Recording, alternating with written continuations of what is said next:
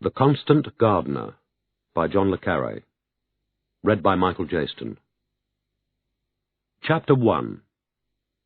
The news hit the British High Commission in Nairobi at 9:30 on a Monday morning. Sandy Woodrow took it like a bullet, jaw rigid, chest out, smack through his divided English heart. He was standing. That much he afterwards remembered. He was standing, and the internal phone was piping. He was reaching for something. He heard the piping, so he checked himself in order to stretch down and fish the receiver off the desk and say, "Woodrow!" Or maybe, "Woodrow here!" And he certainly barked his name a bit. He had that memory for sure, of his voice sounding like someone else's, and sounding stroppy. "Woodrow here!" His own perfectly decent name, but without the softening of his nickname, Sandy, and snapped out as if he hated it, because the High Commissioner's usual prayer meeting was slated to start in 30 minutes prompt, with Woodrow, as head of Chancery, playing in-house moderator to a bunch of special interest prima donnas, each of whom wanted sole possession of the High Commissioner's heart and mind. In short, just another bloody Monday in late January, the hottest time in the Nairobi year, a time of dust and water shortages, and brown grass and sore eyes, and heat ripping off the city pavements, and the jacarandas, like everybody else, waiting for the long rains. Exactly why he was standing was a question he never resolved. By rights he should have been crouched behind his desk, fingering his keyboard, anxiously reviewing guidance material from London and incomings from neighbouring African missions, instead of which he was standing in front of his desk and performing some unidentified vital act, such as straightening the photograph of his wife Gloria and 2 small sons, perhaps taken last summer while the family was on home leave. The High Commission stood on a slope, and its continuing subsidence was enough to tilt pictures out of true after a weekend on their own. Or perhaps he had been squirting mosquito spray at some Kenyan insect, from which even diplomats are not immune. There had been a plague of Nairobi eye a few months back, flies that when squidged and rubbed accidentally on the skin could give you boils and blisters, and even send you blind. He had been spraying. He heard his phone ring. He put the can down on his desk and grabbed the receiver. Also possible, because somewhere in his later memory there was a colour slide of a red tin of insecticide sitting in the out tray on his desk. So, "Woodrow here," and the telephone jammed to his ear. "Oh, Sandy, it's Mike Mildren. Good morning. You alone by any chance?" Shiny, overweight, 24-year-old Mildren, High Commissioner's private secretary, Essex accent, fresh out from England on his first overseas posting, and known to the junior staff, predictably, as Mildred. Yes, Woodrow conceded. He was alone. Why? "Something's come up, I'm afraid, Sandy. I wondered if I might pop down a moment, actually." "Can't it wait till after the meeting?" "Well, I don't think it can, really. No, it can't," Mildren replied, gathering conviction as he spoke. "It's Tessa Quayle, Sandy." A different Woodrow now, hackles up, nerves extended. "Tessa.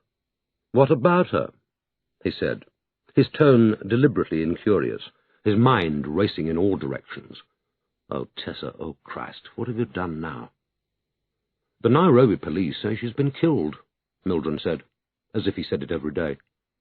"That's a nonsense," Woodrow snapped back before he had given himself time to think. "Don't be ridiculous. Where? When?" "At Lake Turkana, the eastern shore, this weekend. They're being diplomatic about the details. In her car. An unfortunate accident, according to them," he added apologetically. "I had a sense they were trying to spare our feelings." "Whose car?" Woodrow demanded wildly, fighting now, rejecting the whole mad concept. Who, how, where, and his other thoughts and senses forced down, and all his secret memories of her furiously edited out, to be replaced by the baked moonscape of Turkana, as he recalled it from a field trip 6 months ago, in the unimpeachable company of the military attaché. "Stay where you are, I'm coming up, and don't talk to anyone else, do you hear?" Moving by numbers now, Woodrow replaced the receiver, walked round his desk, picked up his jacket from the back of his chair, and pulled it on, sleeve by sleeve. He would not customarily have put on a jacket to go upstairs. Jackets were not mandatory for Monday meetings, let alone for going to the private office for a chat with chubby Mildren. but the professional in Woodrow was telling him he was facing a long journey. Nevertheless, on his way upstairs, he managed by a sturdy effort of self-will to revert to his first principles whenever a crisis appeared on his horizon, and assure himself, just as he had assured Mildred, that it was a lot of utter nonsense, in support of which he summoned up the sensational case of a young Englishwoman who had been hacked to pieces in the African bush 10 years ago. It's a sick hoax, of course it is. A replay in somebody's deranged imagination. Some wildcat African policeman stuck out in the desert, half loco on Bangui, trying to bolster the dismal salary he hasn't been paid for 6 months. The newly completed building he was ascending was austere and well-designed. He liked its style, perhaps because it corresponded outwardly with his own, with its neatly defined compound, canteen, shop, fuel pump, and clean, muted corridors. It gave off a self-sufficient, rugged impression. Woodrow, to all appearances, had the same sterling qualities. At 40, he was happily married to Gloria, or if he wasn't, he assumed he was the only person to know it. He was head of Chancery, and it was a fair bet that if he played his cards right, he would land his own modest mission on his next posting, and from there advance by less modest missions to a knighthood, a prospect to which he himself attached no importance, of course, but it would be nice for Gloria. There was a bit of the soldier about him, but then he was a soldier's son. In his 17 years in Her Majesty's Foreign Service, he had flown the flag in 6 overseas British missions. All the same, dangerous, decaying, plundered, bankrupt, once British Kenya had stirred him more than most of them, though how much of this was due to Tessa he dared not ask himself. "All right," he said aggressively to Mildred, having first closed the door behind him and dropped the latch. Mildred had a permanent pout. Seated at his desk, he looked like a naughty fat boy who has refused to finish up his porridge. "She was staying at the Oasis," he said. "What Oasis? Be precise if you can." But Mildred was not as easily rattled as his age and rank might have led Woodrow to believe. He had been keeping a shorthand record, which he now consulted before he spoke. "Must be what they teach them these days," thought Woodrow, with contempt. "How else does an estuary upstart like Mildred find time to pick up shorthand?" "There's a lodge on the eastern shore of Lake Turkana at the southern end," Mildred announced, his eyes on the pad. "It's called the Oasis. Tessa spent the night there and set off next morning in a 4-track, provided by the lodge's owner. She said she wanted to see the birthplace of civilization 200 miles north, the Leakey dig." He corrected himself. "The site of Richard Leakey's excavation, in the Sibeloy National Park." "Alone?" Wolfgang provided a driver. His body's in the 4-track with hers. "Wolfgang?" "The lodge's owner. Surname to follow. Everyone calls him Wolfgang. He's German, apparently. A character. According to the police, the driver's been brutally murdered." "How?" "Decapitated. Missing."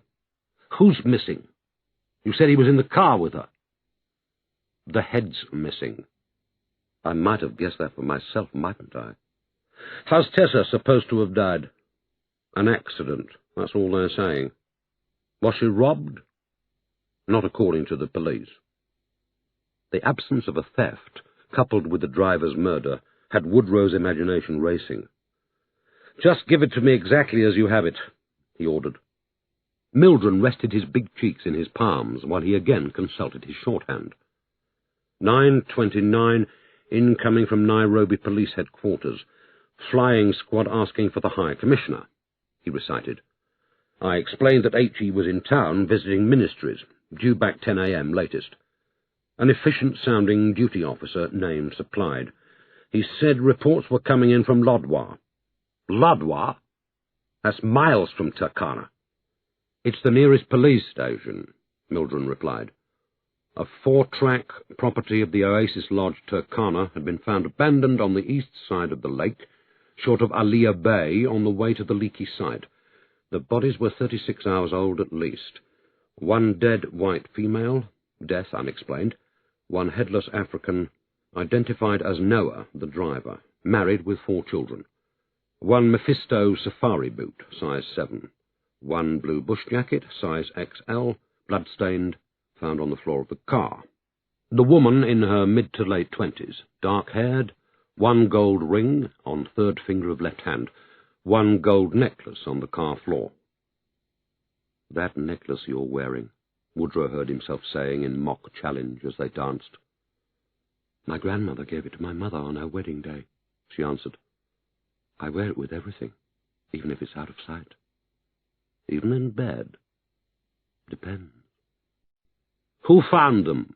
Woodrow asked. "Wolfgang. He radioed the police and informed his office here in Nairobi. Also by radio. The Oasis has no telephone." "If the driver was headless, how can they know it was the driver?"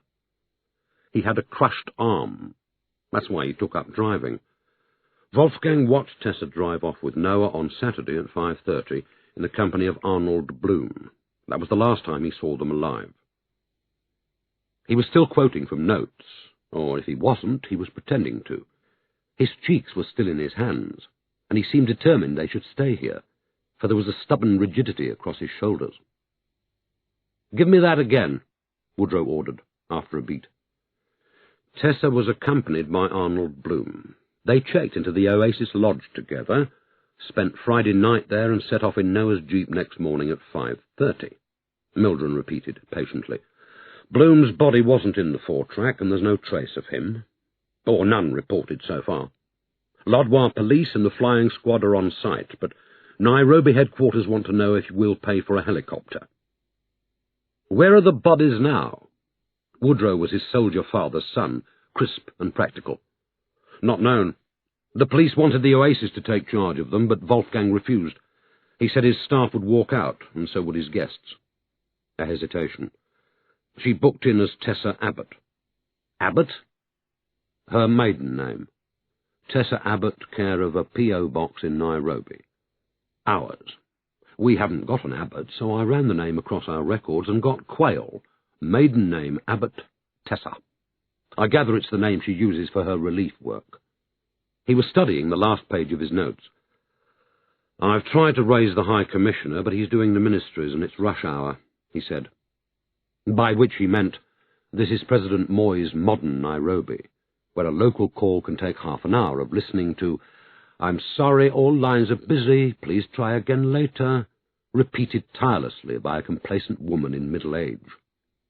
Woodrow was already at the door. "And you've told nobody?" "Not a soul." "Have the police?" "They say no. But they can't answer for Lodwar, and I shouldn't think they can answer for themselves." "And Justin's been told nothing as far as you know?" "Correct." "Where is he?" "In his office, I assume." "Keep him there." "He came in early. It's what he does when Tessa's on a field trip. Do you want me to cancel the meeting?" "Wait." Aware by now, if he ever doubted it, that he was coping with a Force 12 scandal as well as a tragedy, Woodrow darted up a back staircase marked Authorized Staff Only, and entered a glum passage that led to a closed steel door with an eye-hole and a bell button. A camera scanned him while he pressed the button. The door was opened by a willowy red-headed woman in jeans and a flowered smock. Sheila, their number 2. Key Swahili speaker, he thought automatically. "Where's Tim?" he asked. Sheila pressed a buzzer, then spoke into a box. "It's Sandy in a hurry." "Hold for figures 1 minute," cried an expansive male voice. They held. "Coast now totally clear," the same voice reported as another door burped open. Sheila stood back, and Woodrow strode past her into the room. Tim Donahue, the 6'6" head of station, was looming in front of his desk. He must have been clearing it, for there was not a paper in sight. Donahue looked even sicker than usual. Woodrow's wife, Gloria, insisted he was dying. Sunken, colourless cheeks, nests of crumbling skin below the drooping, yellowed eyes. The straggling moustache clawed downward in comic despair. "Sandy, greetings. What can we do for you?" he cried, peering down at Woodrow through his bifocals and grinning his skull's grin. "It comes too close," Woodrow remembered. "He overflies your territory and intercepts your signals before you make them." Tessa Quayle seems to have been killed somewhere near Lake Turkana, he said, feeling a vindictive urge to shock. There's a place called Oasis Lodge. I need to talk to the owner by radio. This is how they're trained, he thought. Rule 1, never show your feelings, if you have any. Sheila's freckled features frozen in pensive rejection. Tim Donahue still grinning his foolish grin. But then the grin hadn't meant anything in the first place. Been what, old boy? Say again. Killed. Method unknown, or the police aren't saying. The driver of her jeep had his head hacked off. That's the story. Killed and robbed. Just killed. Near Lake Turkana. Yes. What the hell was she doing up there? I've no idea. Visiting the leaky site, allegedly. Does Jayston know? Not yet. Anyone else we know involved? One of the things I'm trying to find out. Donahue led the way to a soundproofed communications booth that Woodrow had never seen before. Coloured telephones with cavities for code lozenges. A fax machine resting on what looked like an oil drum. A radio set made of stippled green metal boxes. A home-printed directory lying on top of them. So this is how our spies whisper to each other from inside our buildings, he thought. Overworld or underworld? He never knew. Donahue sat himself at the radio, studied the directory, then fumbled the controls with trembling white fingers while he intoned, ZNB 85 calling TKA 60, like a hero in a war film. TKA 60, do you read me, please? Over. Oasis, do you read me? Oasis, over. A burst of atmospherics was followed by a challenging, Oasis here, loud and clear, mister. Who are you? Over. Spoken in a raffish German accent. Oasis, this is the British High Commission in Nairobi. I'm passing you to Sandy Woodrow. Over. Woodrow leaned both hands on Donahue's desk in order to come closer to the microphone. This is Woodrow, head of Chancellery. Am I speaking to Wolfgang? Over. Chancellery like Hitler had one? The political section. Over. Okay, Mr. Chancellery, I'm Wolfgang. What's your question? Over. I want you to give me, please, your own description of the woman who checked into your hotel as Miss Tessa Abbott. That's correct, is it? That's what she wrote. Over. Sure, Tessa. What did she look like? Over. Dark hair, no makeup, tall, late 20s. Not British. Not for me. South German, Austrian, or Italian. I'm a hotelier. I look at people. And beautiful. I'm a man, too. Sexy like an animal, how she moves. And clothes like you could blow them off. That sound like your Abbott or somebody else's? Over. Donahue's head was a few inches from his own. Sheila was standing at his other side. All three of them were gazing at the microphone. Yes, that sounds like Miss Abbott. Can you tell me, please, when did she make the reservation at your hotel, and how? I believe you have an office in Nairobi. Over. She didn't. I'm sorry? Dr. Bloom made the reservation. 2 persons, 2 cabins, close to the pool. 1 night. We've only got 1 cabin free, I tell him. Okay, he'll take it. That's some fellow. Wow! Everybody looks at them. The guests, the staff. 1 beautiful white woman, 1 beautiful African doctor. That's a nice sight. Over. How many rooms does a cabin have? Woodrow asked, feebly hoping to head off the scandal that was staring him in the face. 1 bedroom, 2 single beds. Not too hard, nice and springy. 1 sitting room. Everybody signs the register here. No funny names, I tell them. People get lost, I got to know who they are. So that's her name, right? Abbott. Over. Her maiden name. Over. The P.O. box number she gave is the High Commission. Where's the husband? Here in Nairobi. Oh, boy. So when did Bloom make the reservation? Over. Thursday evening. Radios me from Lockie. Tells me they expect to leave Friday, first light. Lockie like Lockie Chogyo. On the northern border. Capital of the aid agencies working South Sudan. Over? I know where Lokichogio is. Did they say what they were doing there? Aid stuff. Bloom's in the aid game, right? That's the only way you get to Loki.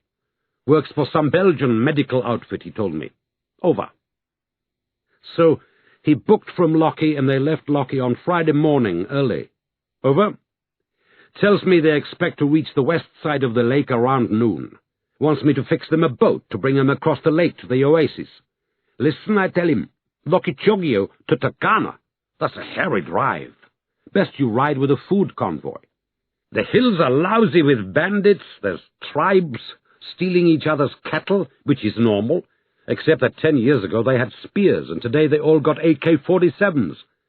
He laughs, says he can handle it. And he can. They make it, no problem. Over. So, they check in, then sign the register. Then what? Over. Bloom tells me they want a jeep and a driver to go up to Leakey's place first light next morning. Don't ask me why he didn't mention it when he booked. I didn't ask him. Maybe they only just decided. Maybe they didn't like to discuss their plans over the radio. Okay, I tell him, you're lucky. You can have Noah. Bloom's pleased. She's pleased. They walk in the garden, swim together, sit at the bar together, eat together. Tell good night to everybody, go to their cabin. In the morning they leave together. I watch them. You want to know what they had for breakfast?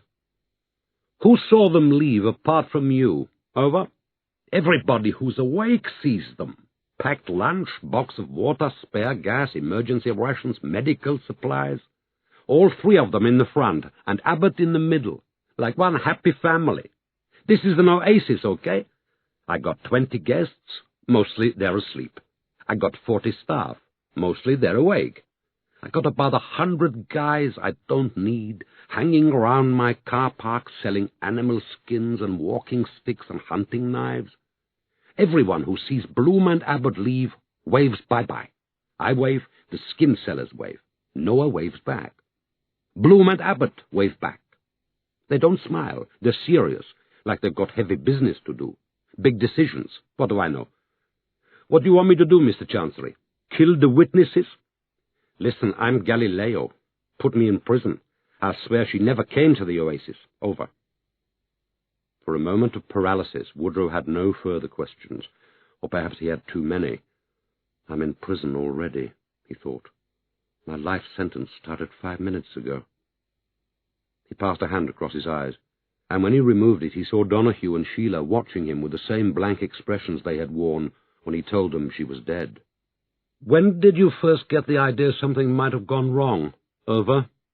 He asked lamely. Like, do you live up there all year round? Over. Or how long have you been running your nice hotel? Over. The four-track has a radio. On a trip with guests, Noah is supposed to call and say he's happy. Noah doesn't call. Okay, radios fail, drivers forget. To make a link, it's boring. You've got to stop the car, get out, set up the aerial. You still hearing me? Over. Loud and clear. Over. Except Noah never forgets. That's why he drives for me. But he doesn't call. Not in the afternoon, not in the evening. Okay, I think. Maybe they camped somewhere. Gave Noah too much to drink or something. Last thing in the evening before shutdown, I radio the rangers up around the leaky side. No sign. First thing next morning, I go to Lodwar to report the loss. It's my jeep, okay? My driver. I'm not allowed to report the loss by radio. I've got to do it in person. It's a hell of a journey, but that's the law. The Lodwar police really like helping citizens in distress. My jeep went missing. Tough shit. It had 2 of my guests and my driver in it. Then why don't I go look for them? It's Sunday. They're not expecting to work today. They got to go to church. Give us some money, lend us a car, maybe we help you, they tell me. I come home. I put a search party together. Over. Consisting of whom? Woodrow was getting back into his stride. 2 groups. My own people. 2 trucks, water, spare fuel, medical supplies, provisions. Scotch in case I need to disinfect something. Over. A cross-broadcast intervened. Wolfgang told it to get the hell off the air. Surprisingly, it did. It's pretty hot up here right now, Mr. Chancery. We got 115 Fahrenheit, plus jackals and hyenas like you got mice. Over. A pause, apparently for Woodrow to speak. I'm listening, Woodrow said. The jeep was on its side. Don't ask me why. The doors were closed. Don't ask me why. One window opened like 5 centimeters. Somebody closed the doors and locked them, took away the key. The smell unspeakable, just from the little gap. Hyena scratches all over, big dents where they tried to get in, tracks all round while they went crazy. A good hyena smells blood 10 kilometers away. If they'd been able to reach the bodies, they'd have cracked them open one bite, got the marrow out the bones. But they didn't. Somebody locked the door on them and left the bit of window open. So they went crazy. So would you. Over. Woodrow struggled to get his words together. The police say Noah was decapitated. Is that right? Over.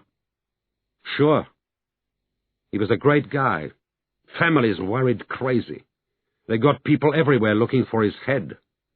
If they can't find the head, they can't give him a decent funeral, and his spirit will come back to haunt them. Over. What about Miss Abbott? Over. A vile vision of Tessa without her head. Didn't they tell you? No. Over. Throat cut. Over. A second vision, this time of her killer's fist as it ripped off her necklace to clear the way for the knife. Wolfgang was explaining what he did next. Number 1, I tell my boys, leave the doors closed. Nobody's alive in there. Anybody opening the doors is going to have a very bad time. I leave one group to light a fire and keep watch. I drive the other group back to the oasis. Over. Question. Over. Woodrow was struggling to hold on. What's your question, Mr. Chancery? Come in, please. Over. Who opened the jeep? Over. The police. Soon as the police arrived, my boys get the hell out of the way. No one likes police. No one likes to be arrested. Not up here. Lodwar police came first. Now we've got the flying squad, plus some guys from Moy's personal Gestapo. My boys are locking the till and hiding the silver, except I haven't got any silver. Over. Another delay while Woodrow wrestled for rational words. Was Bloom wearing a safari jacket when they set out for Leakey's place? Over. Sure, old one. More a waistcoat. Blue. Over. Did anyone find a knife at the scene of the murder? Over. No. And it was some knife, believe me. A panga with a Wilkinson blade. Went through Noah like butter. One swing. Same with her. Whoomph! The woman was stripped naked. Lot of bruising. Did I say that? Over. No, you didn't say that, Woodrow told him silently. You omitted her nakedness completely. The bruising also. Was there a panga in the 4-track when they set out from your lodge? Over. I never knew an African yet who didn't take his panga on safari, Mr. Chancery. Where are the bodies now? Noah, what's left of him, they give him to his tribe. Miss Abbott, the police sent a motor dinghy for her. Had to cut the jeep roof off. Borrowed our cutting equipment, then strap her to the deck. No room for her downstairs. Over? Why not? But he was already wishing he hadn't asked. Use your imagination, Mr. Chancery. You know what happens to corpses in this heat? You want to fly her down to Nairobi, you had better cut her up or she won't get into the hold. Woodrow had a moment of mental numbness, and when he woke from it he heard Wolfgang saying, yes, he had met Bloom once before, so Woodrow must have asked him the question, although he hadn't heard it himself. 9 months back, Bear leading a party of fat cats in the aid game. World food, world health, world expense accounts. Bastards spend a mountain of money. Wanted the receipts for twice the amount. I tell him to get fucked. Bloom liked that. Over. How did he seem to you this time? Over. What's that mean? Was he different in any way? More excitable or strange or anything? What are you talking about, Mr. Chancery? I mean, do you think it possible he was on something, high on something, I mean? He was floundering. Well, like, I don't know, cocaine or something. Over. Sweetheart, said Wolfgang, and the line went cold. Woodrow was once more conscious of Donohue's probing stare. Sheila had disappeared. Woodrow had the impression she had gone to do something urgent. But what could that be? Why should Tessa's death require the urgent action of the spies? He felt chilly and wished he had a cardigan, yet the sweat was pouring off him. "Nothing more we can do for you, old boy?" Donohue asked, with peculiar solicitude, still staring down at him with his sick, shaggy eyes. "Little glass of something?" "Thank you. Not at present." "They knew," Woodrow told himself in fury as he returned downstairs. "They knew before I did that she was dead. But that's what they want you to believe. We spies know more about everything than you do, and sooner." "High Commissioner back yet?" he asked, shoving his head round Mildren's door. "Any minute. Cancel the meeting." Woodrow did not head directly for Justin's room. He looked in on Gita Pearson, Chancery's most junior member, friend and confidant of Tessa. Gita was dark-eyed, fair-haired Anglo-Indian, and wore a caste mark on her forehead. Locally employed, Woodrow rehearsed, but aspires to make the service her career. A distrustful frown crossed her brow as she saw him close the door behind him. "Gita, this one's strictly for you. Okay?" She looked at him steadily, waiting. "Bloom. Dr. Arnold Bloom, yes? What about him?" "Chum of yours?" No response. "I mean, you're friendly with him?" "He's a contact." Gita's duties kept her in daily touch with the relief agencies. "And a chum of Tessa's, obviously." Gita's dark eyes made no comment. "Do you know other people at Bloom's outfit?" "I ring Charlotte from time to time. She's his office. The rest are field people. Why?" The Anglo-Indian lilt to her voice that he had found so alluring. But never again. Never anybody again.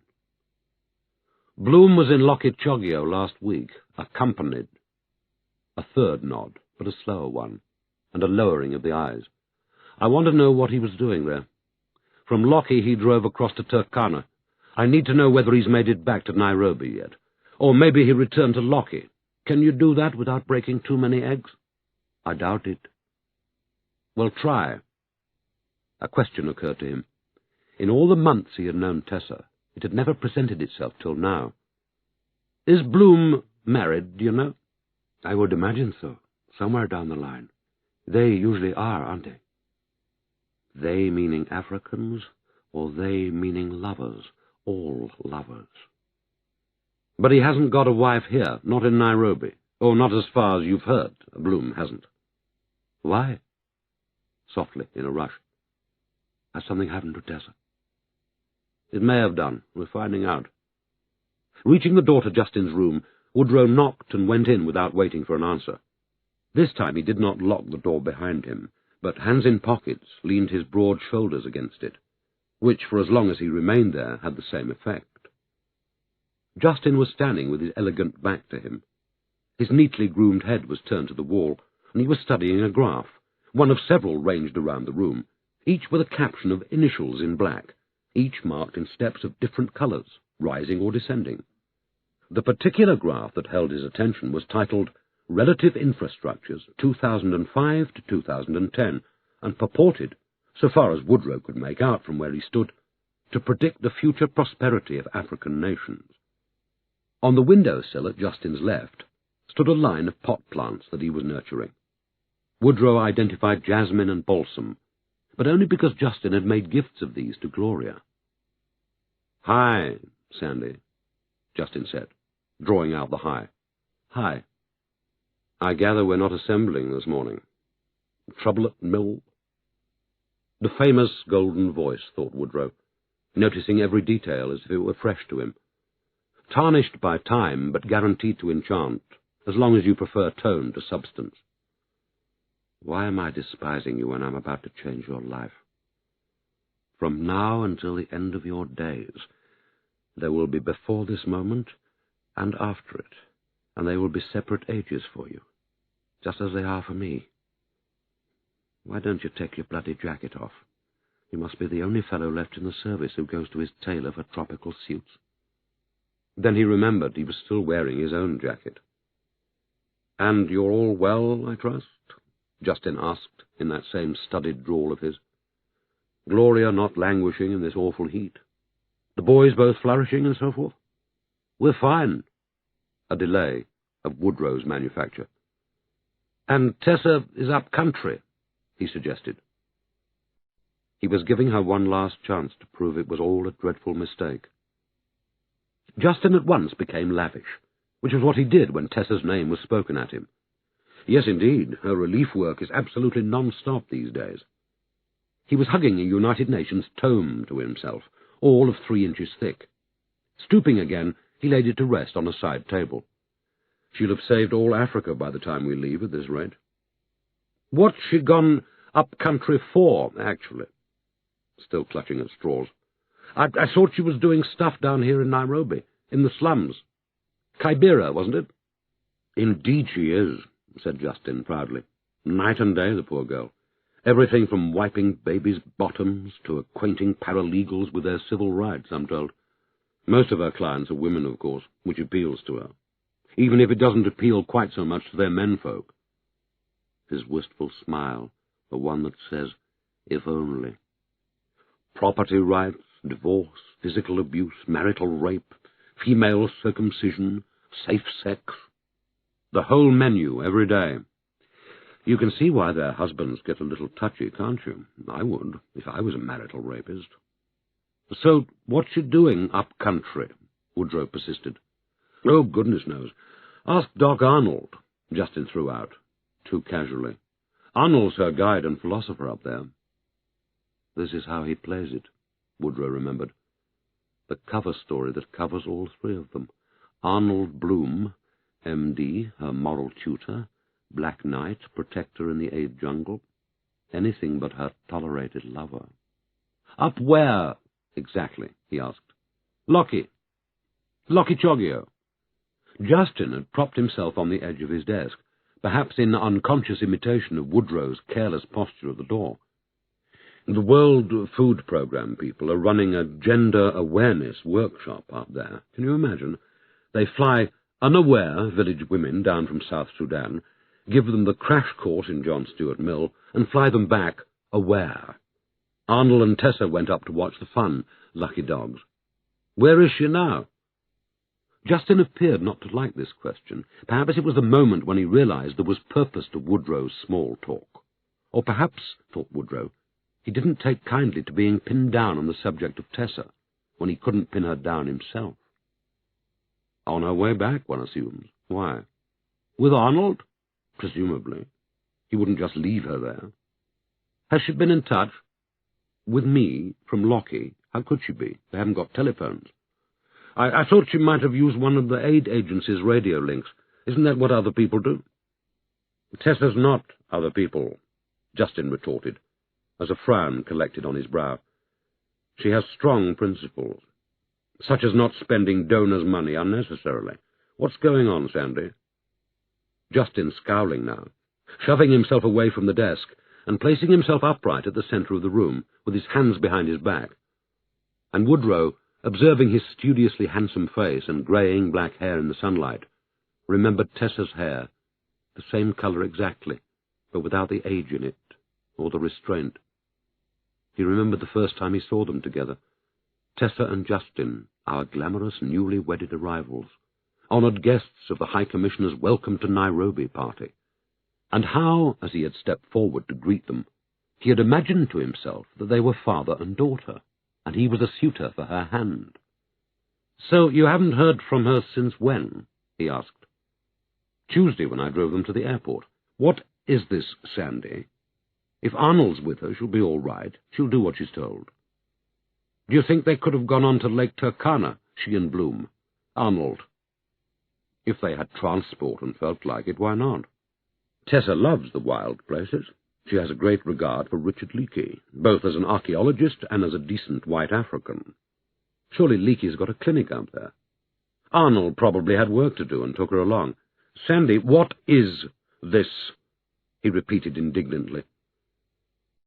Delivering the death blow, Woodrow had no option but to observe the effect of his words on Justin's features, and he saw how the last remnants of Justin's departed youth drained out of him, as, like some kind of sea creature, his pretty face closed and hardened, leaving only seeming coral. "We're getting reports of a white woman and an African driver found on the eastern shore of Lake Turkana. Killed," Woodrow began deliberately, avoiding the word murdered. "The car and driver were hired from the Oasis Lodge. The lodge's owner claims to have identified the woman as Tessa. He says she and Bloom spent the night at the Oasis before setting out for the Richard Leakey site. Bloom's still missing. They found her necklace, the one she always wore." "How do I know that? Why in God's name do I choose this moment to parade my intimate knowledge of her necklace?" Woodrow was still watching Justin. The coward in him wanted to look away, but to the soldier's son it would have been like sentencing a man to be executed and not showing up for his hanging. He watched Justin's eyes widen in injured disappointment, as if he had been hit from behind by a friend, then dwindle to almost nothing, as if the same friend had knocked him unconscious. He watched his nicely carved lips part in a spasm of physical pain, then gather themselves into a muscular line of exclusion, turned pale by pressure. "Good of you to tell me, Sandy. Can't have been pleasant. Does Porter know?" Porter was the High Commissioner's improbable first name. "Mildred's chasing him up. They've found a Mephisto boot, size 7. Does that figure?" Justin was having difficulty coordinating. First he had to wait for the sound of Woodrow's words to catch up with him. Then he hastened to respond in brisk, hard-won sentences. "There's this shop off Piccadilly. She bought 3 pairs last home leave. Never seen her splash out like that. Not a spender as a rule. Never had to think about money. So she didn't. Dress at the Salvation Army shop, given half a chance. And some kind of safari tunic, blue." "Oh, she absolutely hated the beastly things," Justin retorted, as the power of speech came back to him in a flood. "She said if I ever caught her wearing one of those khaki contraptions with pockets on the thighs, I should burn it, or give it to Mustafa." Mustafa, her houseboy, Woodrow remembered. "The police say blue."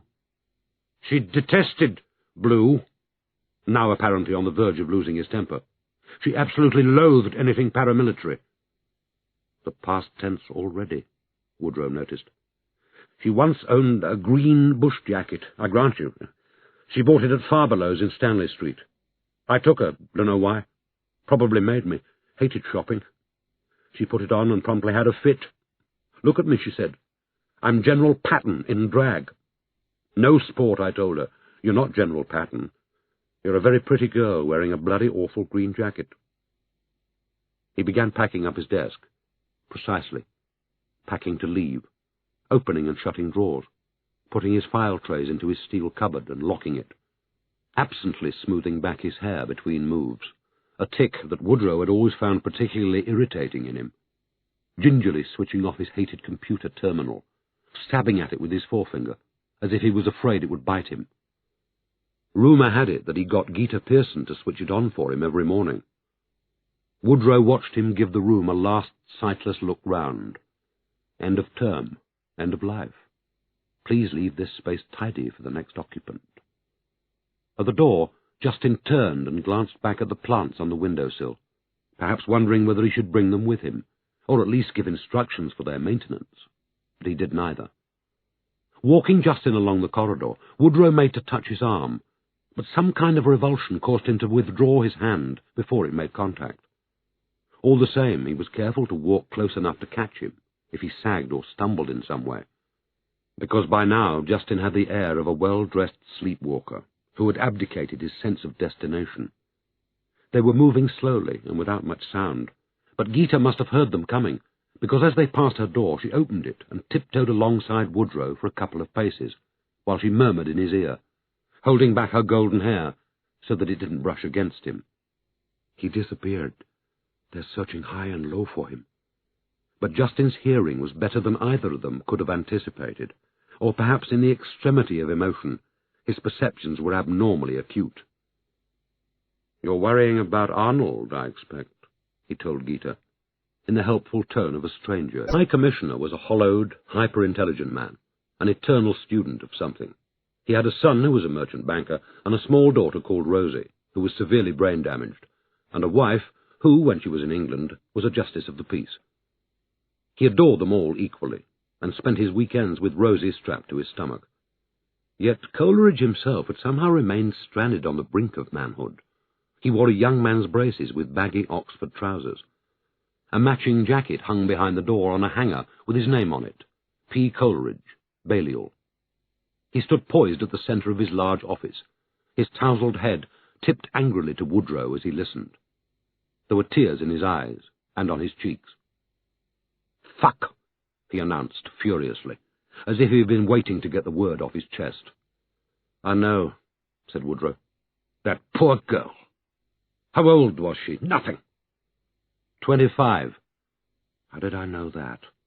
"About," he added, for vagueness. "She looked about 18. That poor bugger Jayston with his flowers." "I know," Woodrow said again. "Does Geeta know?" "Bits." "What the hell will he do? He hasn't even got a career. They were all set to throw him out at the end of this tour. If Tessa hadn't lost her baby, they'd have ditched him in the next cull." Sick of standing in one place, Coleridge swung away to another part of the room. "Rosie caught a 2-pound trout on Saturday," he blurted accusingly. "What do you make of that?" Coleridge had this habit of buying time with unannounced diversions. "Splendid," Woodrow murmured dutifully. "Tessa'd have been thrilled to bits. Always said Rosie would make it. And Rosie adored her. I'm sure she did. Wouldn't eat it, mind. We had to keep the sod on life support all weekend, then bury it in the garden." A straightening of the shoulders indicated that they were in business again. "There's a back story to this, Sandy. A bloody messy one. I'm well aware of that. That shit Peregrine's already been on the line, bleating about limiting the damage." Sir Bernard Peregrine, Foreign Office Mandarin, with special responsibility for Africa and Coleridge's arch-enemy. "How the hell are we supposed to limit the damage when we don't know what the fucking damage is? Ruined his tennis for him, too, I expect." "She was with Bloom for 4 days and nights before she died," Woodrow said, glancing at the door to make sure it was still shut. "If that's damage. They did Lockheed, then they did Turkana. They shared a cabin and Christ knows what. A whole raft of people saw them together." "Thanks. Thanks very much. Just what I wanted to hear." Plunging his hands deep into his baggy pockets, Coleridge waded round the room. "Where the fuck is Bloom, anyway?" "They're hunting high and low for him, they say. Last seen sitting at Tessa's side in the jeep when they set out for the Leakey site." Coleridge stalked to his desk, flopped into his chair, and leaned back with his arms splayed.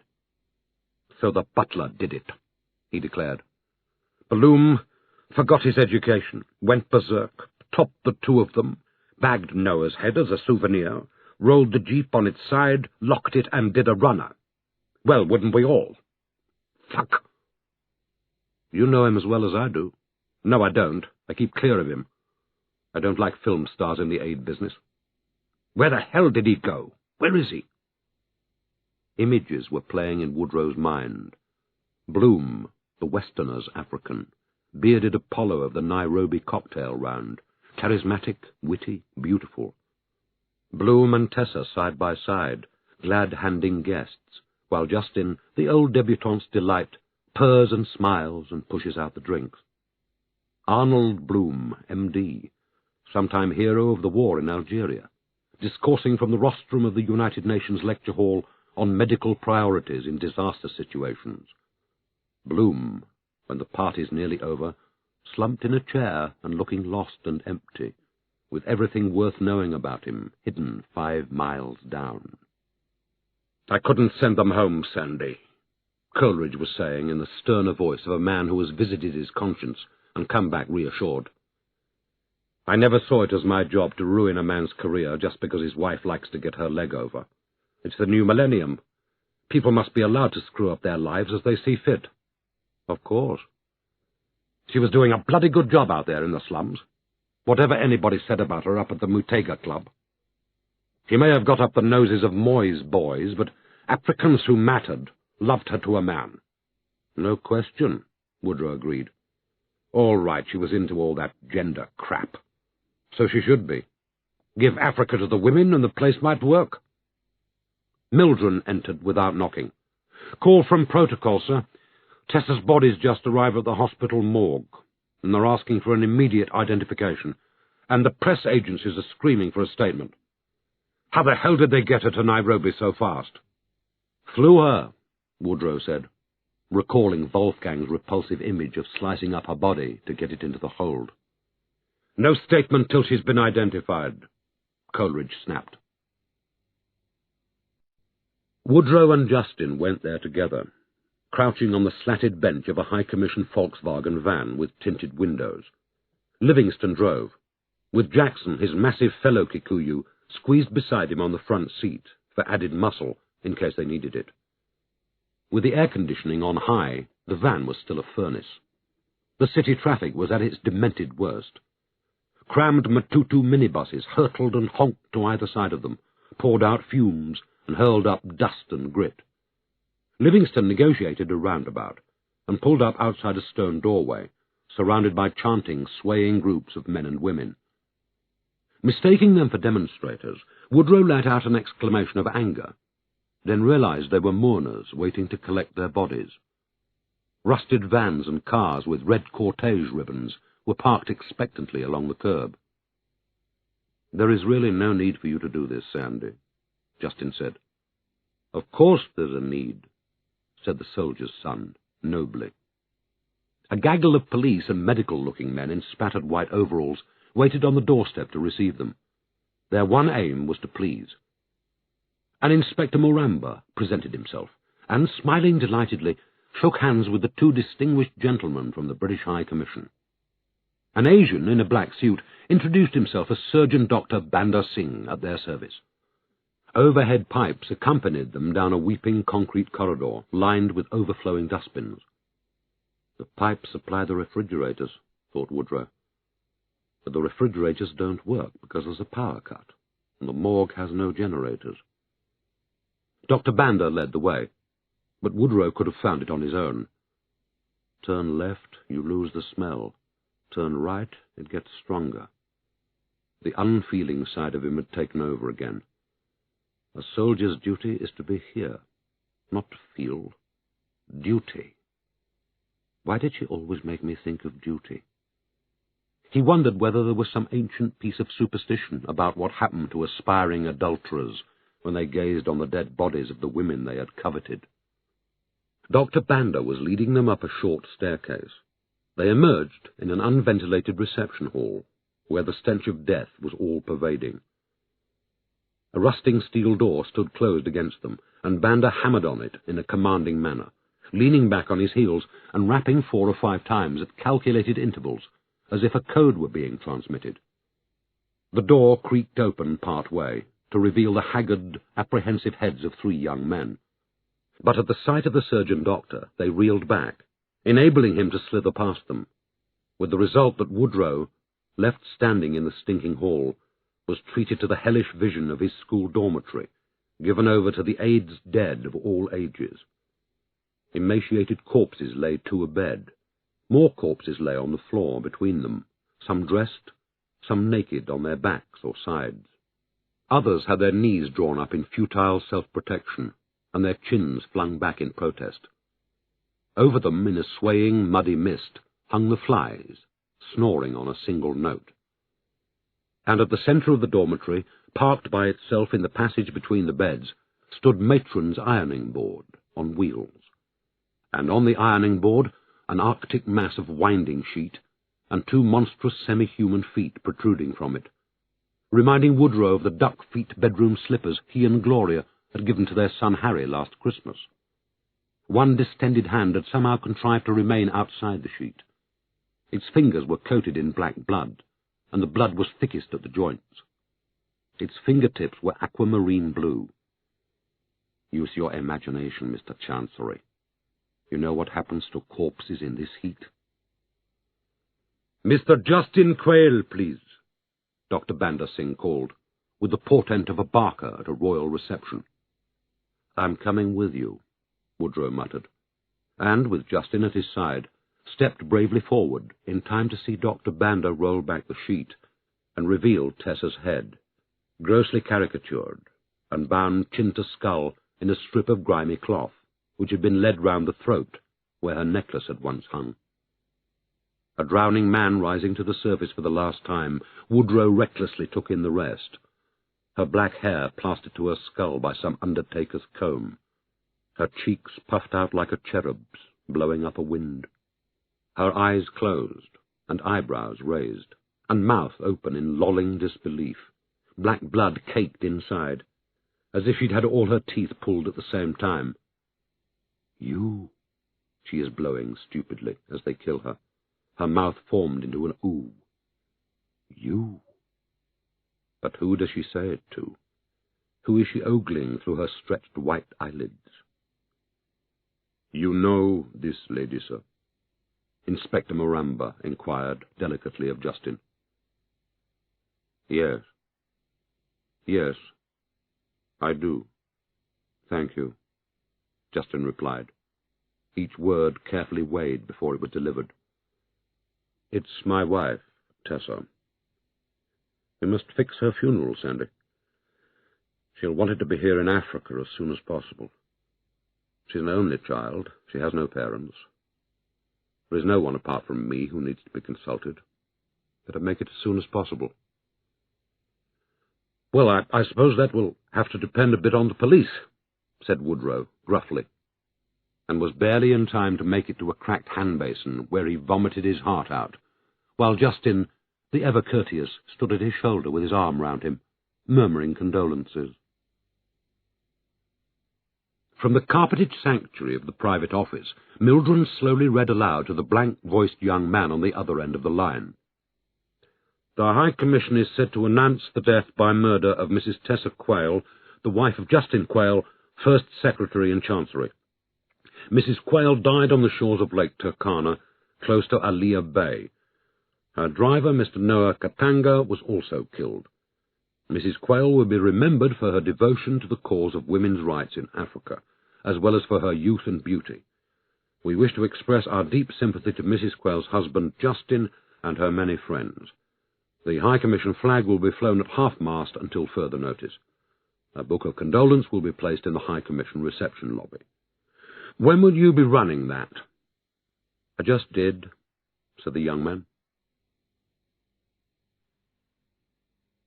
Chapter 2. The Woodrows lived in a suburban house of quarried stone and leaded mock-Tudor windows, one of a colony set in large English gardens in the exclusive hilltop suburb of Matega, a stone's throw from the Matega Club and the British High Commissioner's residence, and the ample residences of ambassadors from countries you may never have heard of till you ride the closely guarded avenues and spot their nameplates planted among warnings in Kiswahili of dangerous dogs. In the wake of the bomb attack on Nairobi's U.S. Embassy, the Foreign Office had supplied all staff of Woodrow's rank and upwards with crash-proof iron front gates, and these were conscientiously manned day and night by shifts of exuberant Baluya and their many friends and relatives. Round the garden's perimeter, the same inspired minds had provided an electrified fence, crowned with coils of razor wire and intruder lights that blazed all night. In Matega, there is a pecking order about protection, as there is about many other things. The humblest houses have broken bottles on stone walls, the middle rankers razor wire. But for diplomatic gentry, Nothing less than iron gates, electric fences, window sensors, and intruder lights will secure their preservation.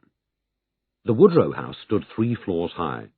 The 2 upper floors comprised what the security companies called a safe haven, protected by a folding steel screen on the first landing, to which the Woodrow parents alone had a key.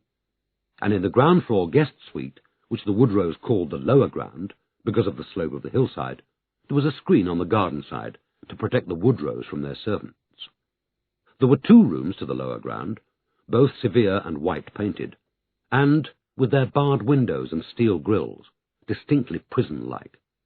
But Gloria, in anticipation of her guest's arrival, had decked them out with roses from the garden, and a reading light from Sandy's dressing room, and the staff television set and radio, because it would do them good to be without them for a change.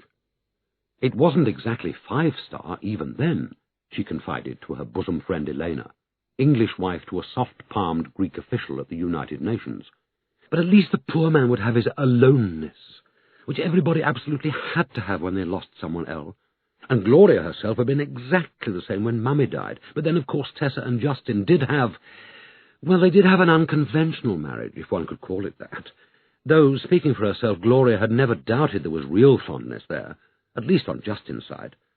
Though what there was on Tessa's side, frankly, Elle, darling, God alone knows, because none of us ever will.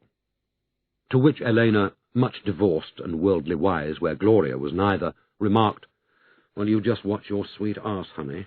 Freshly widowed playboys can be very raunchy." Gloria Woodrow was one of those exemplary Foreign Office wives who were determined to see the good side of everything. If there wasn't a good side in sight, she would let out a jolly good laugh and say, "Well, here we all are," which was a bugle call to all concerned to band together and shoulder life's discomforts without complaint.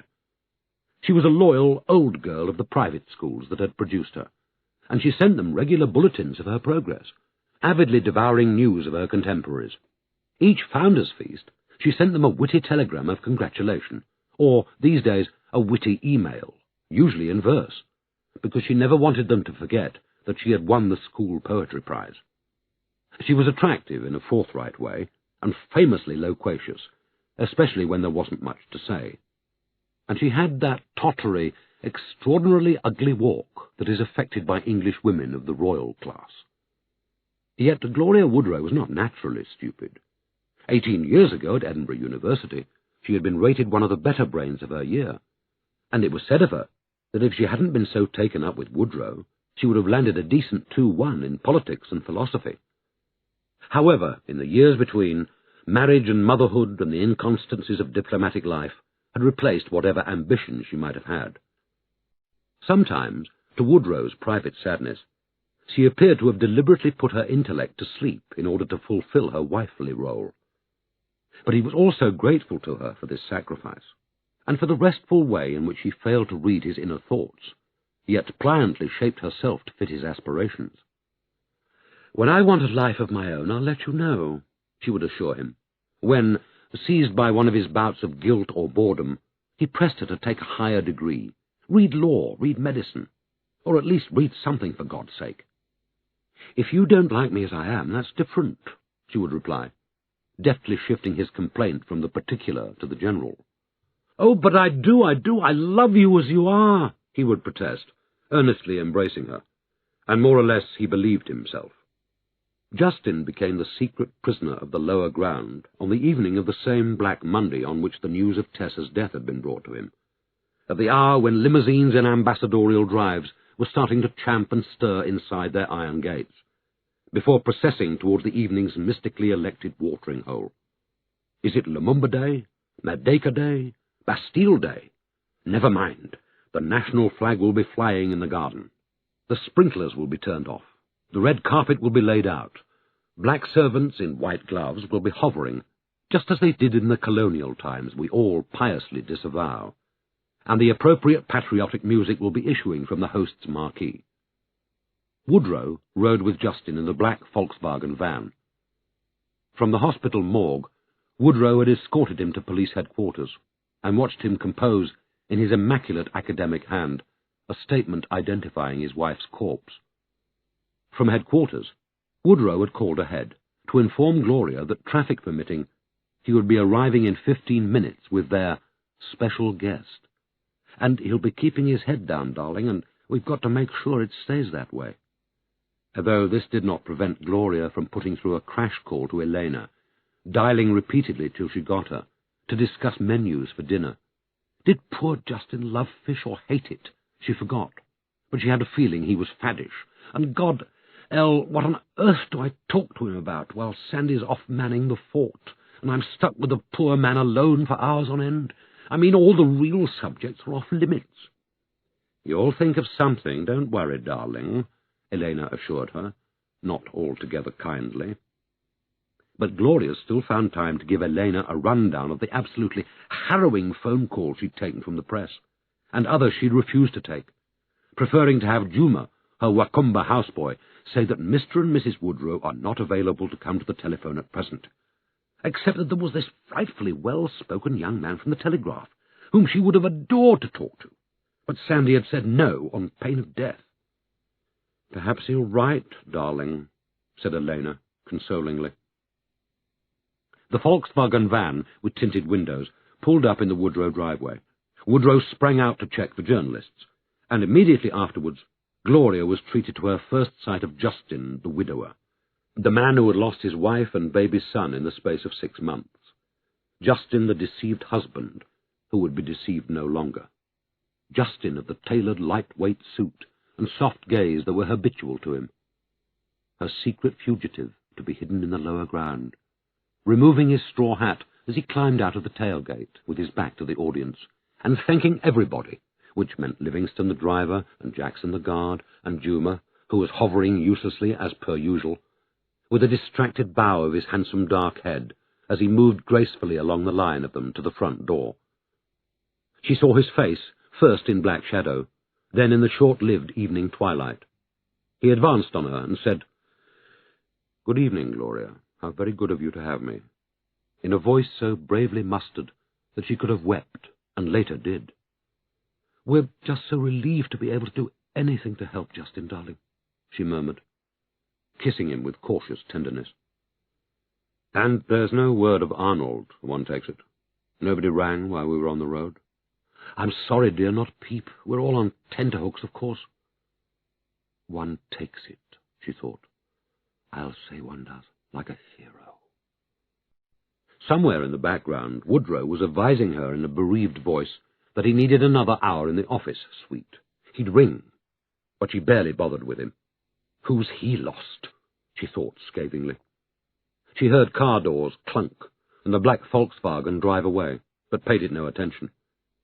Her eyes were with Jayston, her ward and tragic hero. Jayston, she now realized, was as much the victim of this tragedy as Tessa was, because Tessa was dead, while Jayston had been lumbered with a grief he would have to cart with him to his grave. Already it had greyed his cheeks and changed the way he walked and the things he looked at as he went along. Gloria's cherished herbaceous borders, planted to his specification, passed him by without a glance. So did the roost and 2 malus trees he had so sweetly refused to let her pay for. Because it was one of the marvellous things about Jayston that Gloria had never really got used to, this to Elena in a lengthy resume the same evening, that he was hugely knowledgeable about plants and flowers and gardens, and I mean, where on earth did that come from, Elle? His mother, probably. Wasn't she half a Dudley? Well, all the Dudleys gardened like mad. They'd done it for eons, because we're talking classic English botany here, Elle, not what you read in the Sunday papers. Ushering her treasured guest up the stairs to the front door, across the hall and down the servants' stairs to the lower ground, Gloria gave him the tour of the prison cell that would be home to him for the duration of his sentence. The warped plywood wardrobe for hanging up your suits, Jayston. Why on earth had she never given Ebadiah another 50 shillings and told him to paint it? The worm-eaten chest of drawers for your shirts and socks. Why had she never thought to line it? But it was Jayston, as usual, who was doing the apologizing. "I'm afraid I haven't much in the way of clothes to put in them, Gloria. My house is besieged by news hounds, and Mustafa must have taken the phone off the hook. Sandy kindly said he'd lend me whatever I need until it's safe to smuggle something round." "Oh, Jayston, how stupid of me!" Gloria exclaimed, flushing. But then, either because she didn't want to leave him, or didn't know how to, she insisted on showing him the awful old fridge, crammed with bottles of drinking water and mixers. Why had she never had the rotting rubber replaced? And the ice, here, Jayston, just run it under the tap to break it up. And the plastic electric kettle that she'd always hated, and the bumblebee pot from Ilfracombe with Tetley tea bags and a crack in it, and the battered Huntley and Palmer's tin of sugared biscuits, in case he liked to nibble last thing at night, because Sandy always does, although he's been told to lose weight. And finally, thank God she got something right, the splendid vase of many-coloured snapdragons that she had raised from seed on his instructions. "Well, good, I'll leave you in peace then," she said, until, reaching the door, she realized to her shame that she had still not spoken her words of commiseration. "Jayston, darling," she began.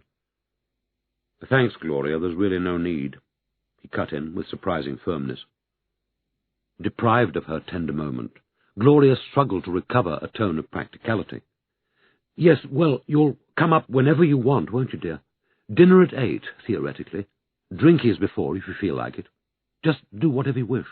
Or nothing. Heaven knows when Sandy will be back." After which she went gratefully upstairs to her bedroom, showered and changed and did her face, then looked in on the boys at their prep. Quelled by the presence of death, they were working diligently, or pretending to. "Does he look terrifically sad?" asked Harry, the younger one. "You'll meet him tomorrow. Just be very polite and serious with him. Matilda's making you hamburgers. You'll eat them in the playroom, not the kitchen, understood?" A postscript popped out of her before she had even thought about it. "He's a very courageous, fine man, and you're to treat him with great respect." Descending to the drawing-room, she was surprised to find Jayston ahead of her. He accepted a hefty whisky and soda. She poured herself a glass of white wine and sat in an armchair, actually Sandy's. But she wasn't thinking of Sandy. For minutes, she'd no idea how many in real time, neither of them spoke. But the silence was a bond that Gloria felt more keenly the longer it went on. Jayston sipped his whisky, and she was relieved to note that he had not caught Sandy's thoroughly irritating new habit of closing his eyes and pouting as if the whisky had been given him to test. Glass in hand, he moved himself to the French window, looking out into the floodlit garden. 20 150-watt bulbs hooked up to the house generator, and the blaze of them burning one half of his face. "Maybe that's what everyone thinks," he remarked suddenly, resuming a conversation they had not had. "What is, dear?" Gloria asked, not certain she was being addressed, but asking anyway, because he clearly needed to talk to someone. "That you were loved for being someone you weren't. That you're a sort of fraud. A love thief." Gloria had no idea whether this was something everyone thought, but she had no doubts at all that they shouldn't. "Of course you're not a fraud, Jayston," she said stoutly. "You're one of the most genuine people I know. You always were. Tessa adored you, and so she should have done. She was a very lucky young girl indeed. As for love thief," she thought, well, no prizes for guessing who did the love-thieving in that duo. Jayston did not respond to this glib assurance, or not that she could see, and for a spell all she heard was the chain reaction of barking dogs. One started, then all the others did, up and down Matega's Golden Mile. "You were always good to her, Jayston. You know you were. You mustn't go castigating yourself for crimes you didn't commit. A lot of people do that when they lose someone, and they're not being fair on themselves. We can't go round treating people as if they were going to drop dead any minute, or we'd never get anywhere. Well, would we? You were loyal to her, always," she asserted, thereby incidentally implying that the same could not be said for Tessa. And the implication was not lost on him. She was sure of it. He was on the brink of talking about that wretched Arnold Bloom, when, to her vexation, she heard the clunk of her husband's latchkey in the door, and knew the spell was broken. "Jayston, you poor chap, how's it going?" Woodrow cried, pouring himself an unusually modest glass of wine before crashing onto the sofa. No more news, I'm afraid, good or bad. No clues, no suspects, not as yet. No trace of Arnold. The Belgians are supplying a helicopter. London's coming out with a second. Money, money. Curse of us all. Still, he's a Belgian citizen, so why not? How very pretty you're looking, sweet. What's for dinners? He's been drinking, Gloria thought in disgust. He pretends to work late, and he sits there in his office drinking, while I make the boys do their homework. She heard a movement from the window, and saw to her dismay that Jayston had braced himself to take his leave, scared off, no doubt, by her husband's elephantine flat-footedness. "No food?" Woodrow protested. "Got to keep your strength up, you know, old boy." "You are very kind, but I fear I have no appetite. Gloria, thank you again. Sandy, good night."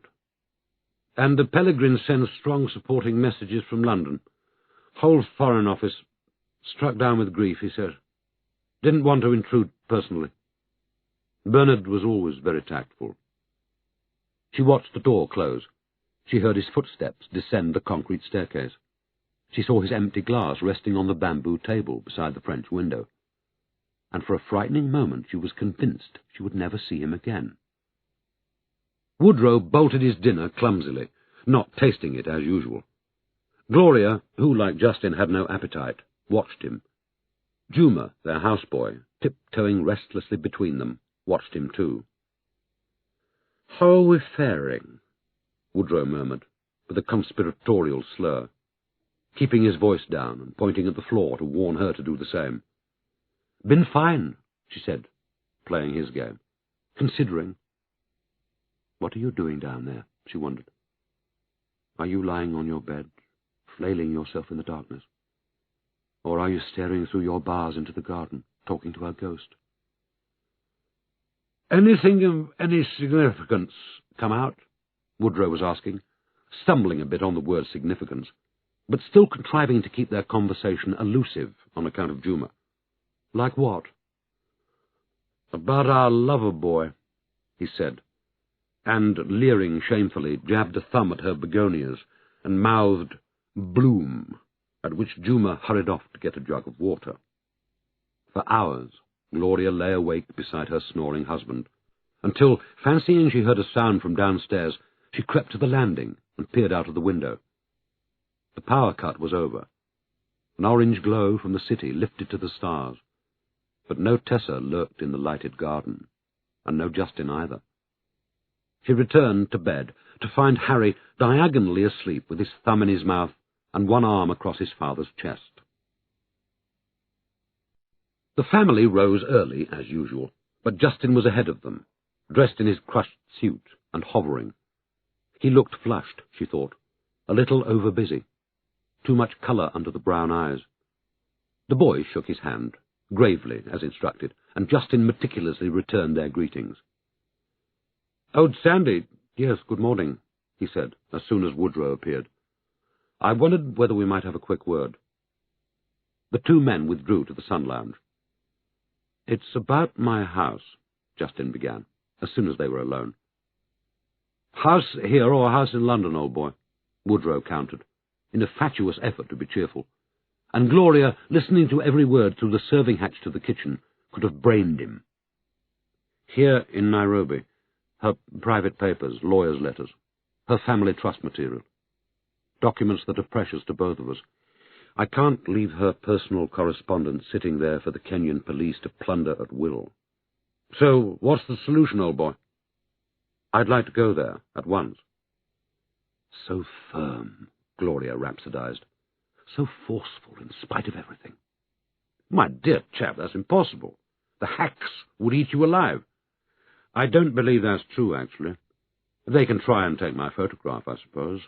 They can shout at me. If I don't reply to them, that's about as far as they can go. Catch them while they're shaving." Gloria knew her husband's prevarications inside out. In a minute he'd call Bernard Pellegrin in London. That's what he always does when he needs to bypass Porter Coleridge and get the answer he wants to hear. "Look here, tell you what, old boy, why not write me a list of what you want, and I'll pass it to Mustafa somehow, and have him bring the stuff here." Typical. thought Gloria furiously. Dither, hither, look for the easy way out every time. Mustapha would have no idea what to select, she heard Jayston reply, as firmly as before, and a list would be no good to him at all. Even shopping lists defeat him. I owe it to her, Sandy. It's a debt of honour, and I must discharge it, whether or not you come along. Class will out, Gloria applauded silently from her touchline. Well played, that man. But even then, it did not occur to her, though her mind was opening up in all sorts of unexpected directions, that her husband might have his own reasons for wishing to visit Tessa's house. The press were not shaving. Jayston had that wrong. Or if they were doing it on the grass verges outside Jayston's house, where they had been camping all night in hire cars, dumping their garbage in the hydrangea bushes. A couple of African vendors in Uncle Sam pants and top hats had opened a tea stand. Others were cooking maize on charcoal.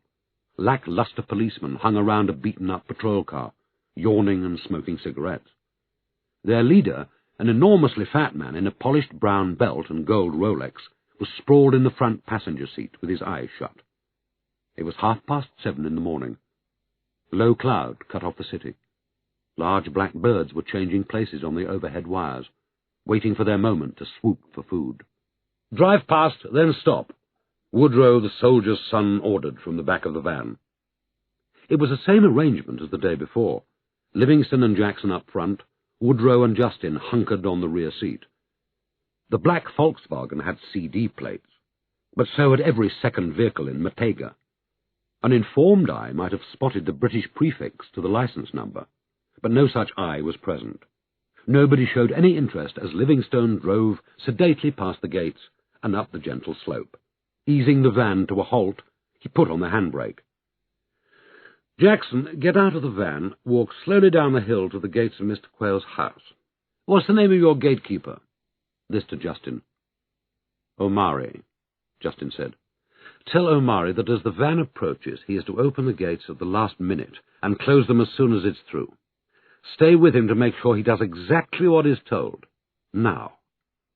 Born to the part, Jackson clambered out of the van, stretched, fiddled with his belt, and finally ambled down the hill to Jayston's iron security gates, where, under the eye of police and journalists, he took up a place beside Omari. "All right, back down," Woodrow ordered Livingston. "Very slowly. Take your time." Livingston released the handbrake, and, with the engine still running, allowed the van to curl gently backward down the slope until the tailgate was tucked into the opening to Jayston's drive. "He's turning round," they may have thought. If so, they can't have thought it long, because in the next moment he had slammed down the accelerator and was racing backwards to the gates, scattering astonished journalists to left and right of him. The gates flew open, pulled on one side by Omari and on the other by Jackson. The van passed through, the gates slammed shut again. Jackson, on the house side, leapt back into the van, while Livingston kept it rolling all the way to Jayston's porch and up the 2 steps, to rest inches from the front door, which Jayston's houseboy, Mustapha, with exemplary prescience, flung open from inside, while Woodrow bundled Jayston ahead of him, then sprang after him into the hall, slamming the front door shut behind them as he went. The house was in darkness. Out of respect for Tessa or the news hounds, the staff had drawn the curtains. The 3 men stood in the hall, Jayston, Woodrow, Mustapha. Mustapha was weeping silently. Woodrow could make out his crumpled face, the grimace of white teeth, the tears set wide on the cheeks, almost underneath the ears. Jayston was holding Mustapha's shoulders, comforting him. Startled by this un-English demonstration of affection on Jayston's part, Woodrow was also offended by it. Jayston drew Mustapha against him until Mustapha's clenched jaw rested on his shoulder. Woodrow looked away in embarrassment. Down the passage, other shadows had appeared from the servants' area. The one-armed illegal Ugandan Shamba boy who helped Jayston in the garden, and whose name Woodrow had never managed to retain, and the illegal South Sudanese refugee called Esmeralda, who was always having boy trouble. Tessa could no more resist a sob story than she could bow to local regulations. Sometimes her household had resembled a Pan-African hostel for disabled down-and-outs. More than once Woodrow had remonstrated with Jayston on the subject, but met a blank wall. Only Esmeralda was not weeping.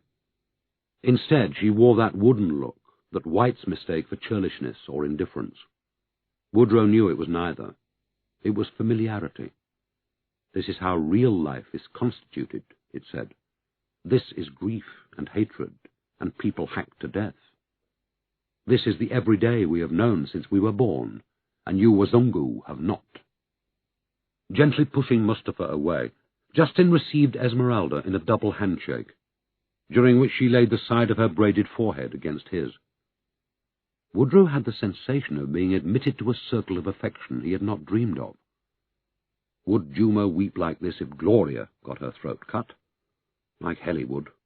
Would Ebediah? Would Gloria's new maid, whatever her name is?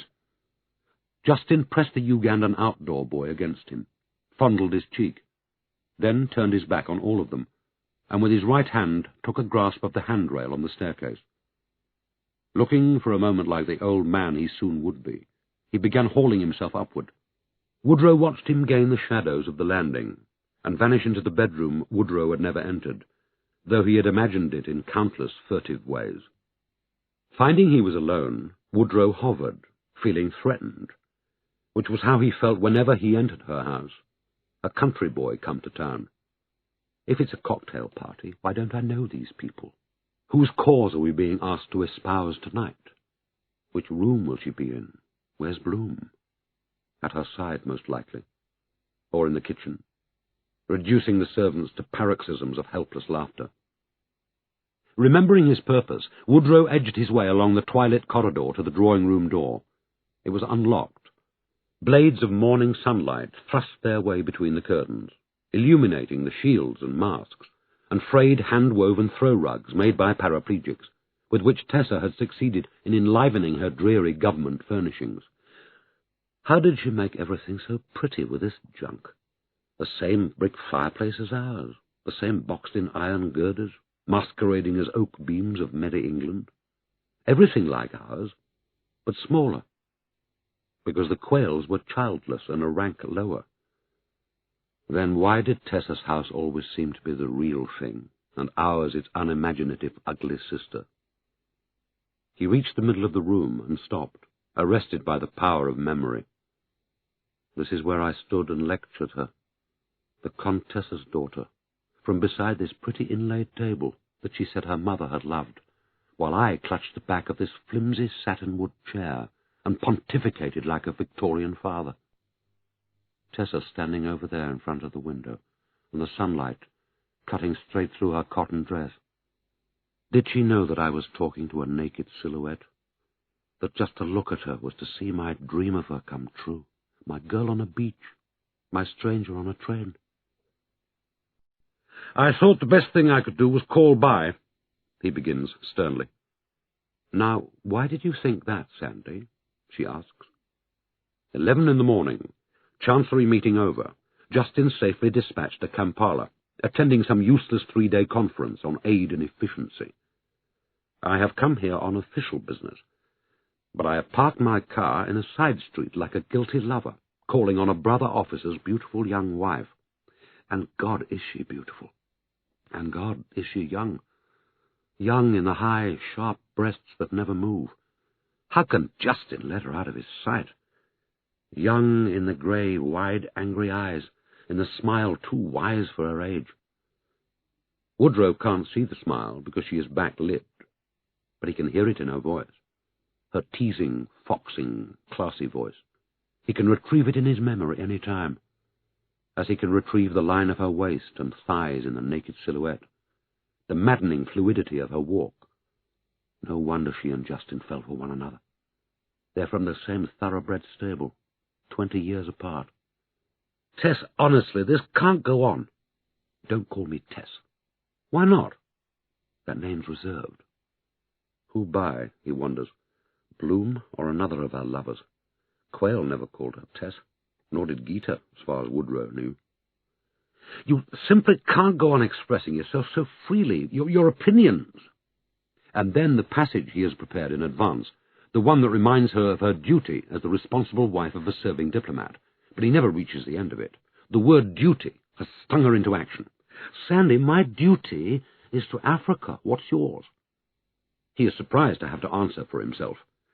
"To my country, if you'll allow me to be pompous, as Jayston's is, to my service and my head of mission. Does that answer you?" "You know it doesn't.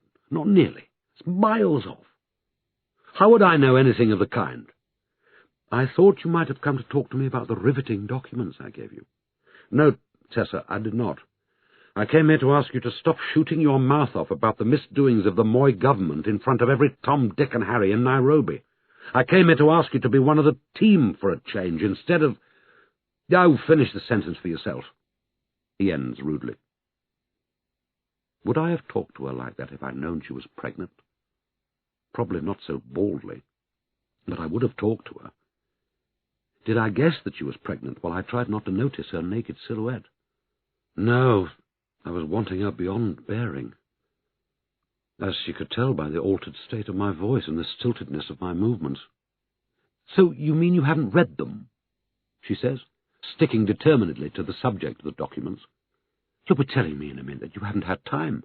"Of course I read them." "And what did you make of them when you'd read them, Sandy?"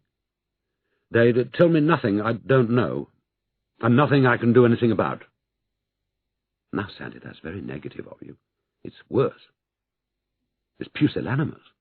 Why can't you do anything about them?" Woodrow, hating how he sounds, "Because we are diplomats and not policemen, Tessa. The Moi government is terminally corrupt, you tell me. I never doubted it. The country is dying of AIDS. It's bankrupt. There is not a corner of it, from tourism to wildlife, to education, to transport, to welfare, to communications, that isn't falling apart from fraud, incompetence, and neglect. Well observed. Ministers and officials are diverting lorry loads of food aid and medical supplies, earmarked for starving refugees, sometimes with the connivance of aid agency employees, you say. Of course they are. Expenditure on the country's health runs at $5 per head per year, and that's before everybody from the top of the line to the bottom has taken his cut. The police routinely mishandle anybody unwise enough to bring these matters to public attention. Also true. You've studied their methods. They use water torture, you say. They soak people, then beat them, which reduces visible marks. You're right. They do. They're not selective, and we do not protest. They also rent out their weapons to friendly murder gangs, to be returned by first light, or you don't get your deposit back. The High Commission shares your disgust, but still we do not protest. Why not?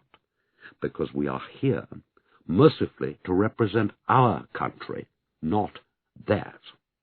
We have 35,000 indigenous Britons in Kenya whose precarious livelihood depends on President Moi's whim. The High Commission is not in the business of making life harder for them than it already is. "And you have British business interests to represent," she reminds him, playfully. "That is not a sin, Tessa," he retorts, trying to wrest the lower half of his gaze from the shadow of her breasts through the puff of dress. "Commerce is not a sin. Trading with emerging countries is not a sin.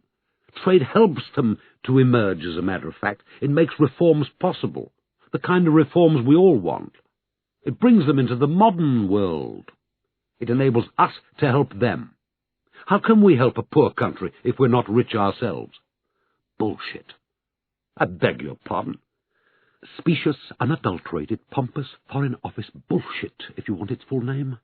Worthy of the inestimable Pellegrin himself. Look around you. Trade isn't making the poor rich. Profits don't buy reforms. They buy corrupt government officials and Swiss bank accounts. I dispute that absolutely, she cuts him short. So it's file and forget, right? No action at this time, signed Sandy. Great. The mother of democracies is once more revealed as a lying hypocrite, preaching liberty and human rights for all, except where she hopes to make a buck. That's not fair at all. All right, Moi's boys are crooks, and the old man still has a couple of years to run. But good things are on the horizon. A word in the right ear, the collective withholding of donor nations' aid, quiet diplomacy, they're all having their effect. And Richard Leakey is being drafted into the cabinet to put a brake on corruption and reassure donors that they can start giving again without financing Moy's rackets. He is beginning to sound like a guidance telegram, and knows it. Worse, she knows it too, as evidenced by a very big yawn. Kenya may not have much of a present, but it has a future, he ends bravely, and waits for a reciprocal sign from her to indicate that they are moving towards some kind of cobbled truce. But Tessa, he remembers too late, is not a conciliator. Neither is her bosom pal Gita. They are both young enough to believe there is such a thing as simple truth. The document I gave you supplies names and dates and bank accounts, she insists remorselessly. Individual ministers are identified and incriminated. Will that be a word in the right ear too? Or is nobody listening out there? Tessa! She is slipping away from him when he came here to be closer to her. Sandy. I take your point. I hear you. But for heaven's sake, in the name of sanity, you can't seriously be suggesting that HMG, in the person of Bernard Pellegrin, should be conducting a witch hunt against named ministers of the Kenyan government? I mean, my God, it's not as if we Brits were above corruption ourselves. Is the Kenyan High Commissioner in London about to tell us to clean up our act? Sheer bloody humbug, and you know it, Tessa snaps, eyes flaming. He has not reckoned with Mustafa. He enters silently at the stoop.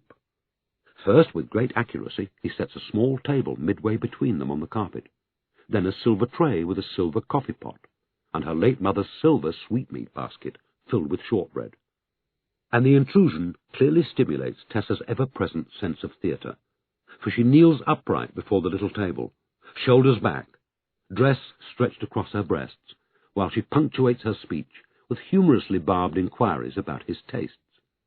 Was it black, Sandy? Oh, just a touch of the cream, I forget, she asks with mock gentility. This is the Pharisaic life we lead, she is telling him. A continent lies dying at our door, and here we stand or kneel, drinking coffee off a silver tray, while just down the road children starve, the sick die, and crooked politicians bankrupt the nation that was tricked into electing them. A witch hunt, since you mention it, would make an excellent beginning. Name 'em, shame 'em, chop their heads off and spike 'em on the city gates, says I. The trouble is, it doesn't work. The same list of shame is published every year in the Nairobi newspapers, and the same Kenyan politicians feature in it every time. Nobody is sacked. Nobody is hauled up before the courts. She hands him a cup, swivelling on her knees to reach him. But it doesn't bother you, does it? You're a status quo man. That's the decision you've taken. It hasn't been thrust upon you. You took it. You, Sandy, you looked in the mirror one day and you thought, hello, me. From now on I'll treat the world as I find it. I'll get the best deal I can for Britain, and I'll call it my duty. Never mind if it's a duty that accounts for the survival of some of the foulest governments on the globe. I'll do it anyway. She offers him sugar. He silently declines it. So I'm afraid we can't agree, can we? I want to speak up. You want to bury my head where yours is. One woman's duty is another man's cop-out. What's new? And Jayston, Woodrow asks, playing his last useless card. Where does he come into this, I wonder? She stiffens, sensing a trap. Jayston is Jayston, she replies warily. He has made his choices, as I have made mine. And blooms bloom, I suppose, Woodrow sneers, driven by jealousy and anger to speak the name he has promised himself he will on no account utter, and she apparently has sworn not to hear it. By some bitter inner discipline, she keeps her lips tightly closed, while she waits for him to make an even bigger fool of himself, which he duly does, royally. You don't think you're prejudicing Justin's career, for instance? He inquires haughtily. Is that why you came to see me? Basically, yes. I thought you'd come here to save me from myself. Now it turns out you've come to save Jayston from me. How very laddish of you. I had imagined Jayston's interests and yours were identical. A taut, humourless laugh as her anger returns. But, unlike Woodrow, she does not lose her self-control. Good heavens, Sandy, you must be the only person in Nairobi who imagines any such thing. She stands up. The game over. I think you'd better go now. People will begin to talk about us. I won't send you more documents, you'll be relieved to hear. We can't have you wearing out the High Commissioner's shredder, can we? You might lose promotion points. Reliving this scene as he had relived it repeatedly in the 12 months since it had taken place, feeling again his humiliation and frustration, and her scornful gaze burning his back as he took his leave, Woodrow surreptitiously pulled open a slim drawer of the inlaid table that her mother had loved, and swept his hand round the inside, gathering together anything he found. I was drunk. I was mad, he told himself in extenuation of this act. I had a craving to do something rash. I was trying to bring the roof tumbling round my head so that I would see clear sky. One piece of paper. That's all he asked, as he frantically slewed and skimmed his way through drawers and shelves. One insignificant sheet of Her Majesty's Stationery Office blue, with one side of writing, mine, saying the unsayable in words that for once do not equivocate. Do not say, on the one hand this, but on the other hand there's nothing I can do about it.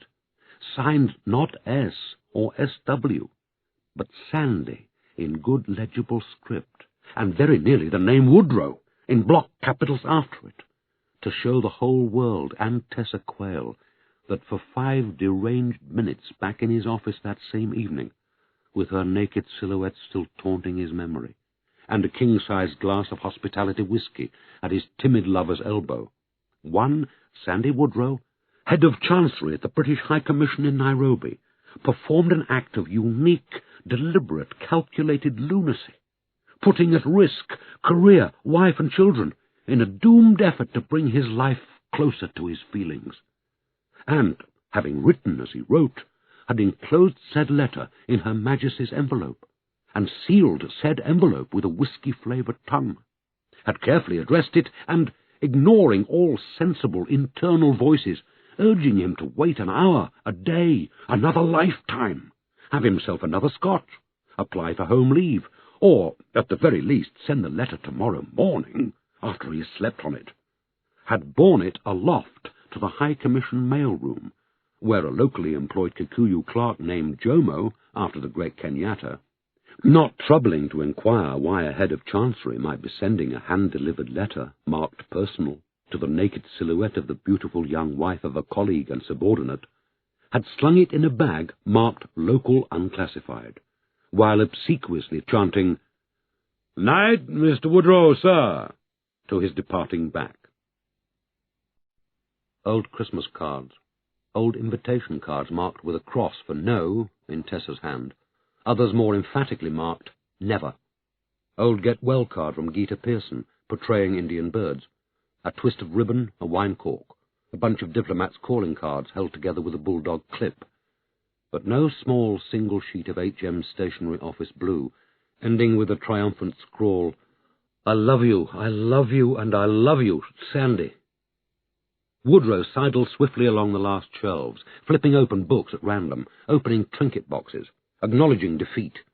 "Take a grip on yourself, man," he urged, as he fought to turn bad news into good. "All right, no letter. Why should there be a letter? Tessa, after 12 months, probably chucked it in the waste-paper basket the day she got it. A woman like that? Compulsive flirt? Husband a wimp? She gets a pass made at her twice a month, 3 times, weekly, daily." He was sweating. In Africa, sweat broke out on him in a greasy shower, then dried up. He stood, head forward, letting the torrent fall, listening. What's the bloody man doing out there? Softly back and forth. Private papers, he had said. Lawyers' letters. What papers did she keep upstairs that were too private for the ground floor? The drawing-room telephone was ringing. It had been ringing non-stop ever since they entered the house, but he had only now noticed it. Journalists? Lovers? Who cares? He let it ring. He was plotting the upstairs layout of his own house and applying it to this one. Jayston was directly above him, left of the stairwell as you went up. There was a dressing room, and there was a bathroom, and there was the main bedroom.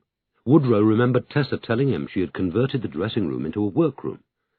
"It's not only men who have dens, Sandy. Us girls have them too," she had told him, provocatively, as if she were instructing him in body parts. The rhythm changed. "Now you're collecting stuff from round the room. What stuff?" "Documents that are precious to both of us." "To me too, maybe," thought Woodrow, in a sickening reminder of his folly.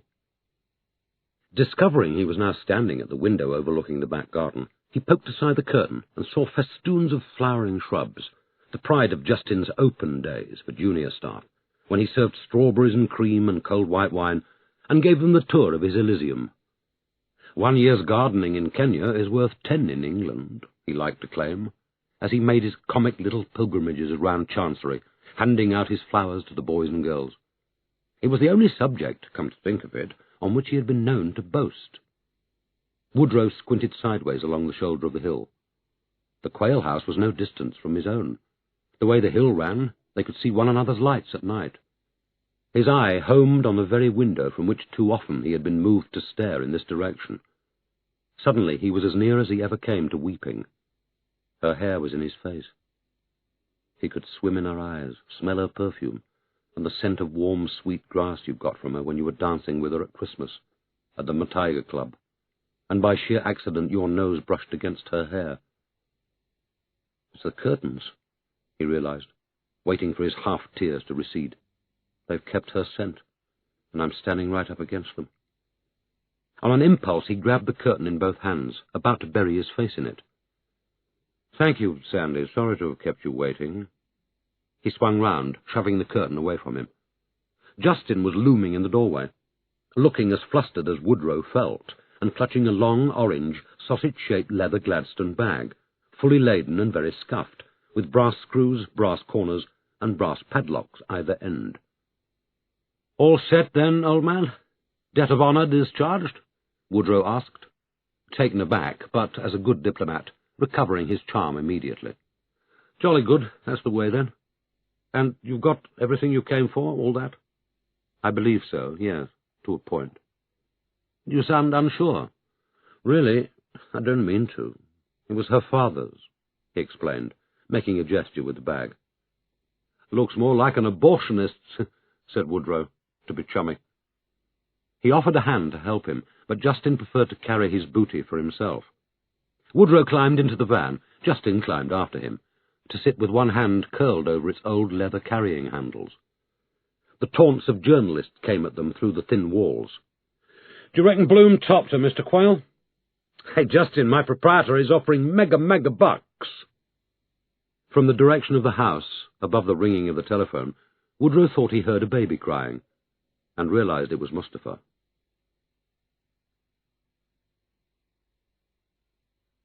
Chapter 3.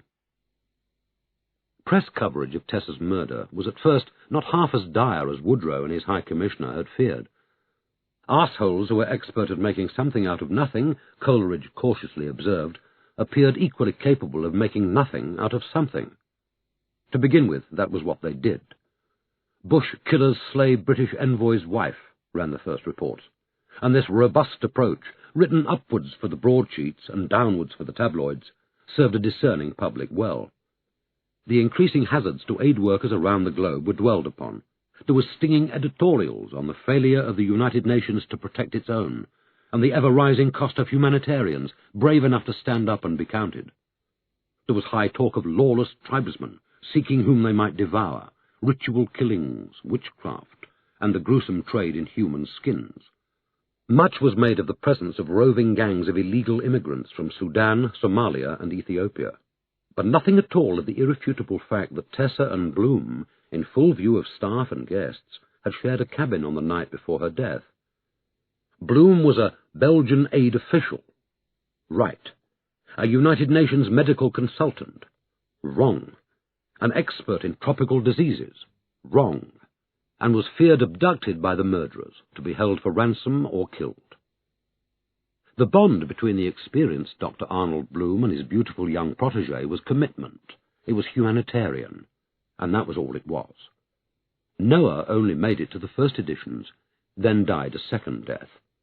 Black blood, as every Fleet Street schoolboy knows, is not news, but a decapitation is worth a mention. The searchlight was remorselessly on Tessa, the society girl turned Oxbridge lawyer, the Princess Diana of the African poor, the Mother Teresa of the Nairobi slums, and the F.O. angel who gave a damn. An editorial in The Guardian made much of the fact that the millennium's new woman diplomat, the sick, should have met her death at Leakey's cradle of mankind, and drew from this the disquieting moral that, though racial attitudes may change, we cannot plumb the wells of savagery that are to be found at the heart of every man's darkness. The piece lost some of its impact when a sub-editor unfamiliar with the African continent set Tessa's murder on the shores of Lake Tanganyika rather than Turkana. There were photographs of her galore. Cheerful baby Tessa in the arms of her father, the judge, in the days when his honour was a humble barrister, struggling along on $500,000 a year. 10-year-old Tessa in plaits and jodhpurs at her rich girl's private school, docile pony in the background. Though her mother was an Italian contessa, it was noted approvingly, the parents had wisely settled for a British education.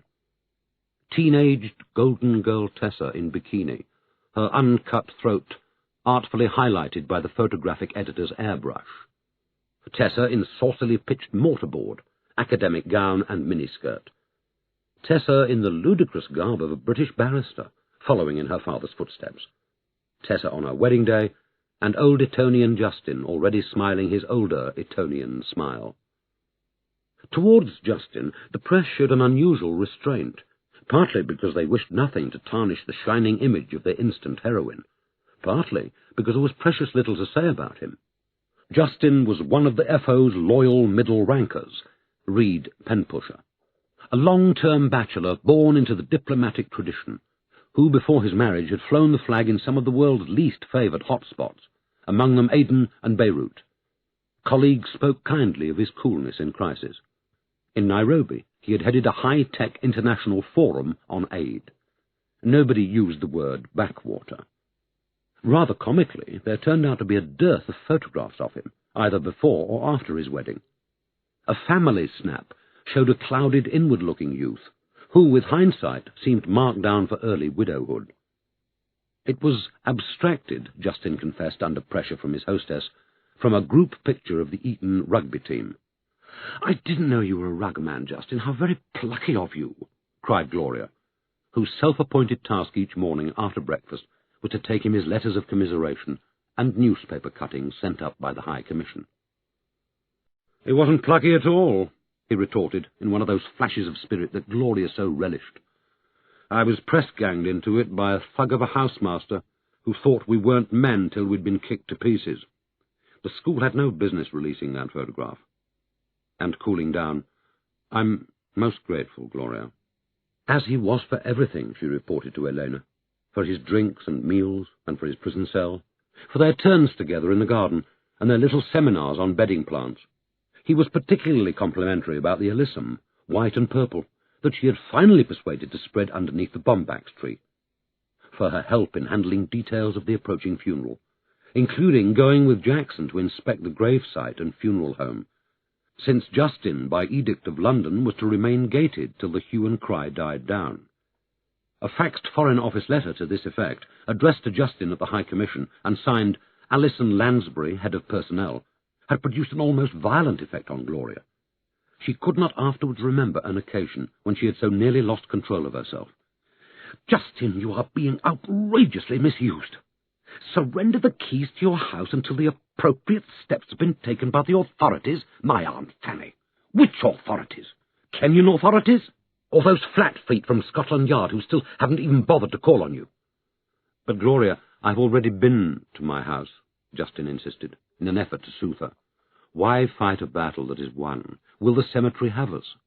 "At 2:30. We are to be at Lee's funeral parlour at 2. A notice goes to the newspapers tomorrow. And she's next to Garth." Garth, his dead son, so named after Tessa's father, the judge. "As near as we can be, dear, under the same jacaranda tree, with a little African boy." "You're very kind." he told her for the umpteenth time, and without further word removed himself to the lower ground and his Gladstone bag. The bag was his comforter. Twice now Gloria had glimpsed him through the bars of the garden window, seated motionless on his bed, head in hands and the bag at his feet, staring down at it. Her secret conviction, shared with Elena, was that it contained Bloom's love letters. He had rescued them from prying eyes, no thanks to Sandy, and he was waiting till he was strong enough to decide whether to read them or burn them. Elena agreed, though she thought Tessa a stupid little tart to have kept them. "Read 'em and sling 'em is my motto, darling." Noticing Justin's reluctance to stray from his room for fear of leaving the bag unguarded, Gloria suggested he put it in the wine store, which, having an iron grill for a door, added to the prison-like grimness of the lower ground. "And you shall keep the key, Justin," grandly entrusting it to him. "There. And when Sandy wants a bottle, he'll have to come and ask you for it. Then perhaps he'll drink less."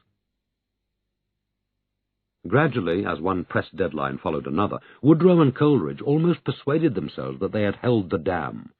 Either Wolfgang had silenced his staff and guests, or the press was so obsessed with the scene of the crime that nobody bothered to check out the oasis, they told each other.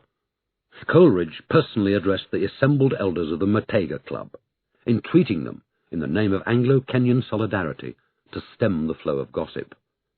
Woodrow delivered a similar homily to the staff of the High Commission. "Whatever we may think privately, we must do nothing that could fan the flames," he urged. And his wise words, earnestly delivered, had their effect. But it was all illusion, as Woodrow in his rational heart had known from the start. Just as the press was running out of steam, a Belgian daily ran a front-page story accusing Tessa and Bloom of a passionate liaison, and featuring a page photocopied from the registration book at the Oasis, and eyewitness accounts of the loving couple dining head-to-head on the eve of Tessa's murder. The British Sundays had a field day. Overnight, Bloom became a figure of loathing for Fleet Street to snipe at as it wished. Until now, he had been Arnold Bloom, M.D., the adopted Congolese son of a wealthy Belgian mining couple, educated Kinshasa, Brussels and the Sorbonne, medical monk, denizen of war zones, selfless healer of Algiers. From now on, he was Bloom the seducer, Bloom the adulterer, Bloom the maniac. A page 3 feature about murderous doctors down the ages was accompanied by look-alike photographs of Bloom and O.J. Simpson over the catchy heading, "Which twin is the doctor?" Bloom, if you were that kind of newspaper reader, was your archetypal black killer. He had ensnared a white man's wife, cut her throat, decapitated the driver, and run off into the bush to seek new prey, or do whatever those salon blacks do when they revert to type. To make the comparison more graphically, they had airbrushed out Bloom's beard. All day long, Gloria kept the worst away from Justin, fearing it would unhinge him. But he insisted on seeing everything, warts and all. So come the evening hour, and before Woodrow returned, she took him a whiskey, and reluctantly presented him with a whole garish bundle. Entering his prison space, she was outraged to discover her son Harry sitting opposite him at the rickety pine table, and both of them frowning in concentration over a game of chess. A wave of jealousy seized her. "Harry, dear, that's most inconsiderate of you, badgering poor Mr. Quayle for chess when—" But Justin interrupted her before she could finish her sentence. "Your son has a most serpentine mind, Gloria," he assured her. "Sandy will have to watch himself, believe me." Taking the bundle from her, he sat himself languidly on the bed and flicked through it. "Arnold has a pretty good notion of our prejudices, you know," he went on, in the same remote tone. "If he's alive, he won't be surprised. If he's not going to care, is he?" But the press had a far more lethal shot in its locker, which Gloria, at her most pessimistic, could not have foreseen. Among the dozen or so maverick newsletters to which the High Commission subscribed, coloured local broadsheets, pseudonymously written and printed on the hoof, one in particular had shown a remarkable capacity for survival. It was called, without adornment, Africa Corrupt, and its policy, if such a word could be applied to the turbulent impulses that drove it, was to rake mud regardless of race, colour, truth, or the consequences. If it exposed alleged acts of larceny perpetrated by ministers and bureaucrats of the Moy administration, it was equally at home laying bare the grafting, corruption and pigs-in-clover lifestyle of the aid bureaucrats. But the newsletter in question, known ever after as Issue 64, was devoted to none of these matters. It was printed on both sides of a single sheet of shocking pink paper, a yard square. Folded small, it fitted nicely in the jacket pocket. A thick black border signified that Issue 64's anonymous editors were in mourning. The headline consisted of the one word Tessa in black letters 3 inches high, and Woodrow's copy was delivered to him on the Saturday afternoon by none other than the sickly, shaggy, bespectacled, moustached, 6'6" Tim Donahue in person. The front doorbell rang as Woodrow was playing tip-and-run cricket with the boys in the garden. Gloria, normally a tireless wicket-keeper, was grappling with a headache upstairs. Jayston was hulled down in his cell, with the curtains closed. Woodrow walked through the house, and, suspecting some journalist's ruse, peered through the fish-eye. And there stood Donahue on the doorstep, a sheepish smile on his long, sad face, flapping what looked like a pink table napkin back and forth. "Frightfully sorry to disturb you, old boy. Holy Saturday and all that. A spot of shit seems to have hit the proverbial fan." With undisguised distaste, Woodrow led him to the drawing-room. What on earth's the bloody man up to now? What on earth was he ever up to, come to think of it? Woodrow had always disliked the Friends, as the spies were unaffectionately known to the Foreign Office. Donahue wasn't smooth. He had no known linguistic skills. He didn't charm.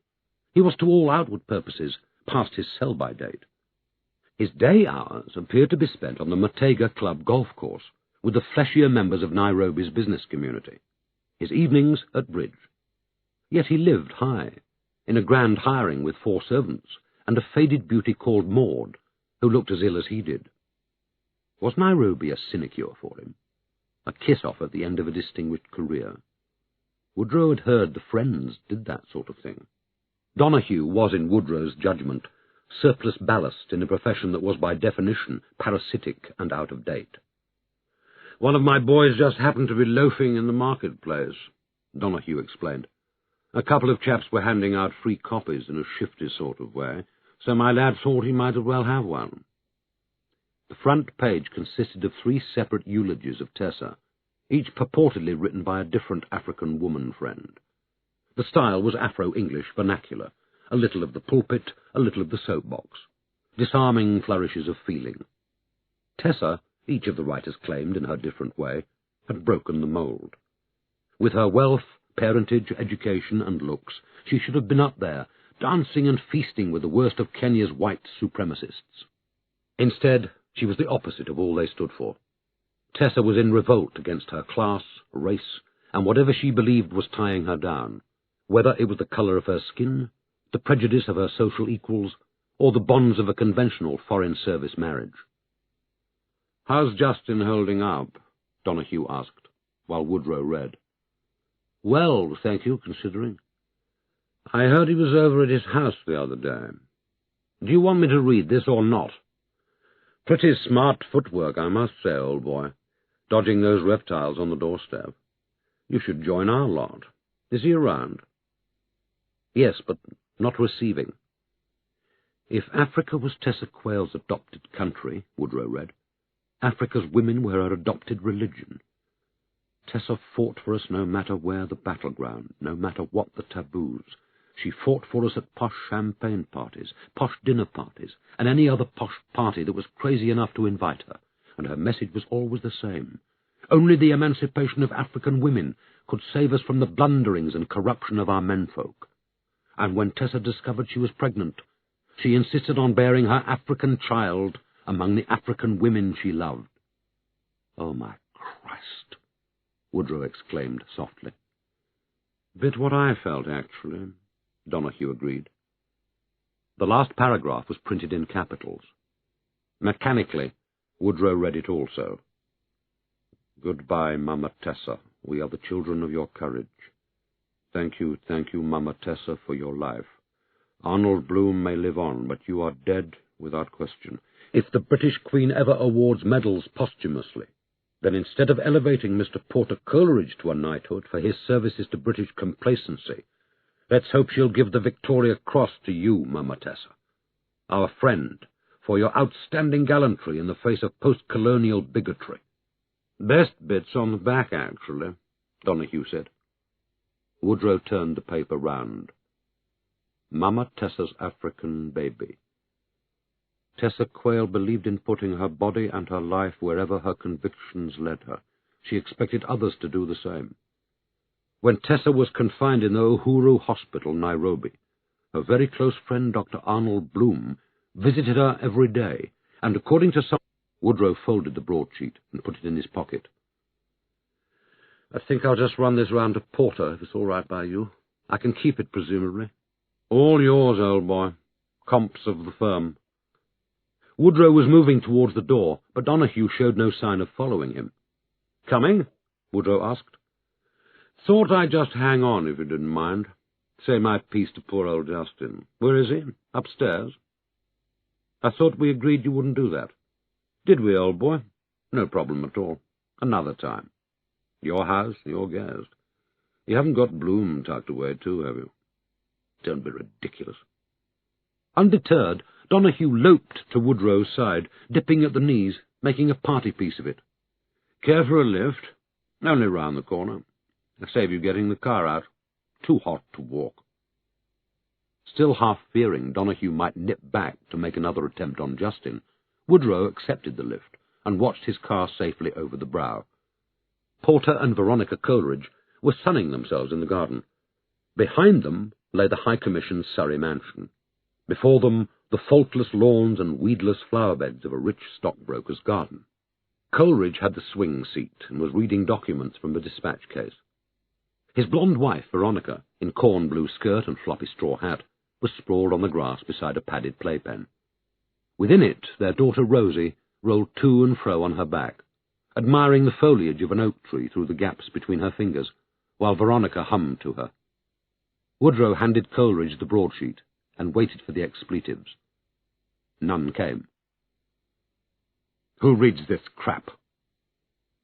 Every hack in town, I would imagine, said Woodrow, tonelessly.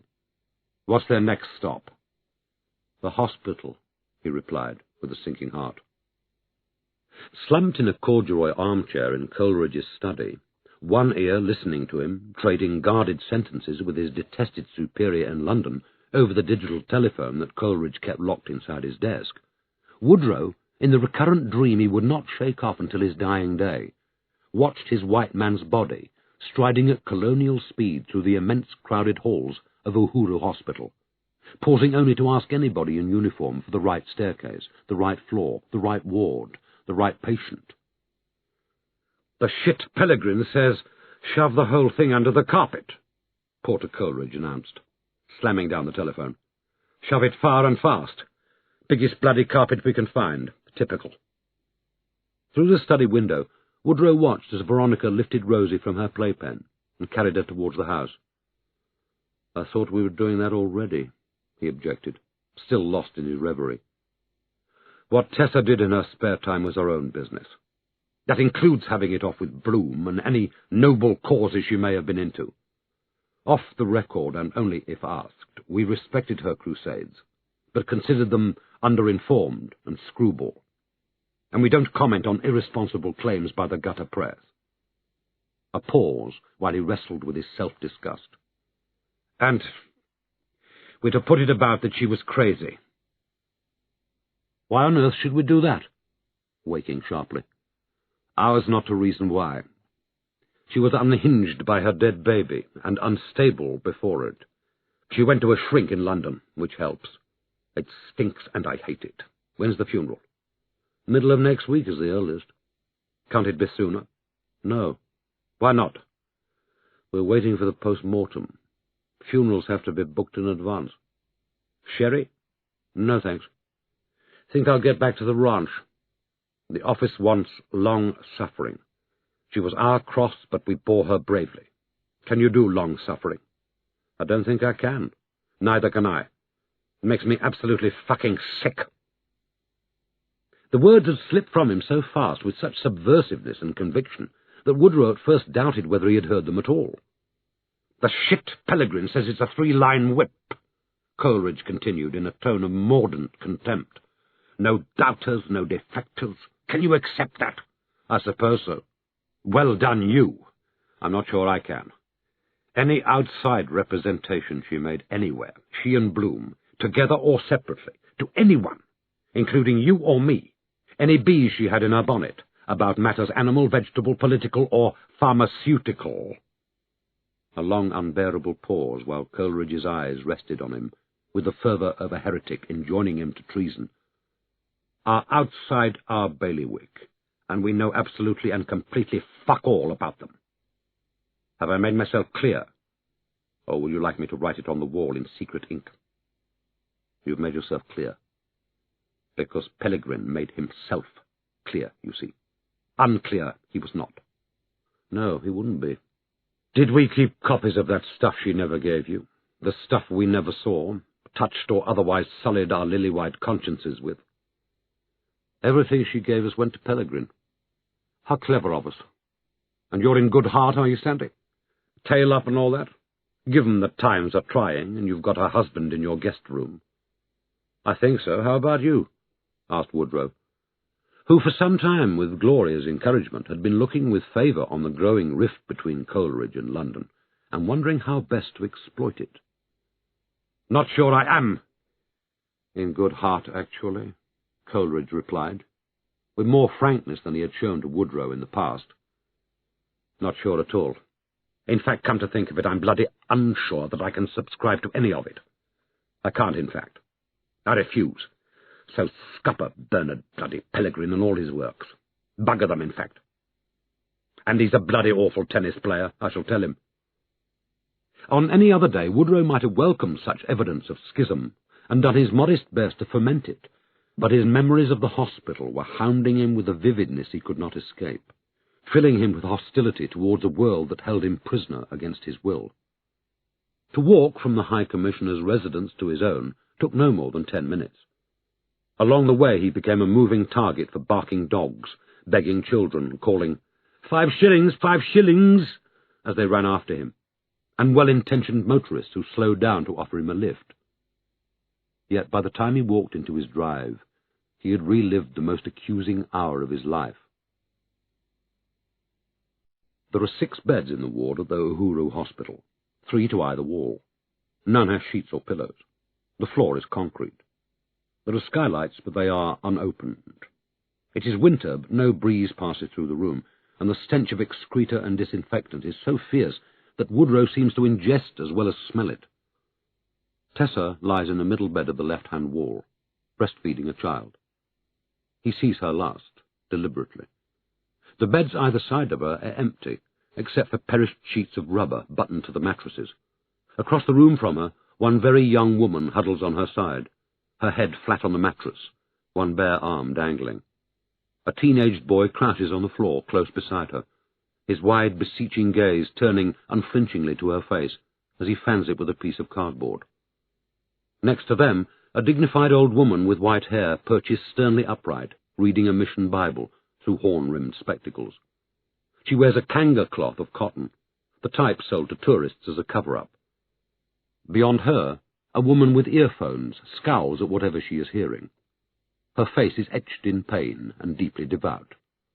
All this Woodrow takes in like a spy, while out of the corner of his eye he watches Tessa and wonders whether she has seen him.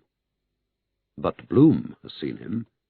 Bloom's head has lifted as soon as Woodrow steps awkwardly into the room. Bloom has risen from his place at Tessa's bedside, then stooped to whisper something in her ear, before coming silently towards him to take his hand and murmur, "Welcome," man to man. Welcome to what precisely? Welcome to Tessa, courtesy of her lover? Welcome to this reeking hellhole of lethargic suffering? But Woodrow's only response is a reverent, "Good to see you, Arnold," as Bloom slips discreetly into the corridor.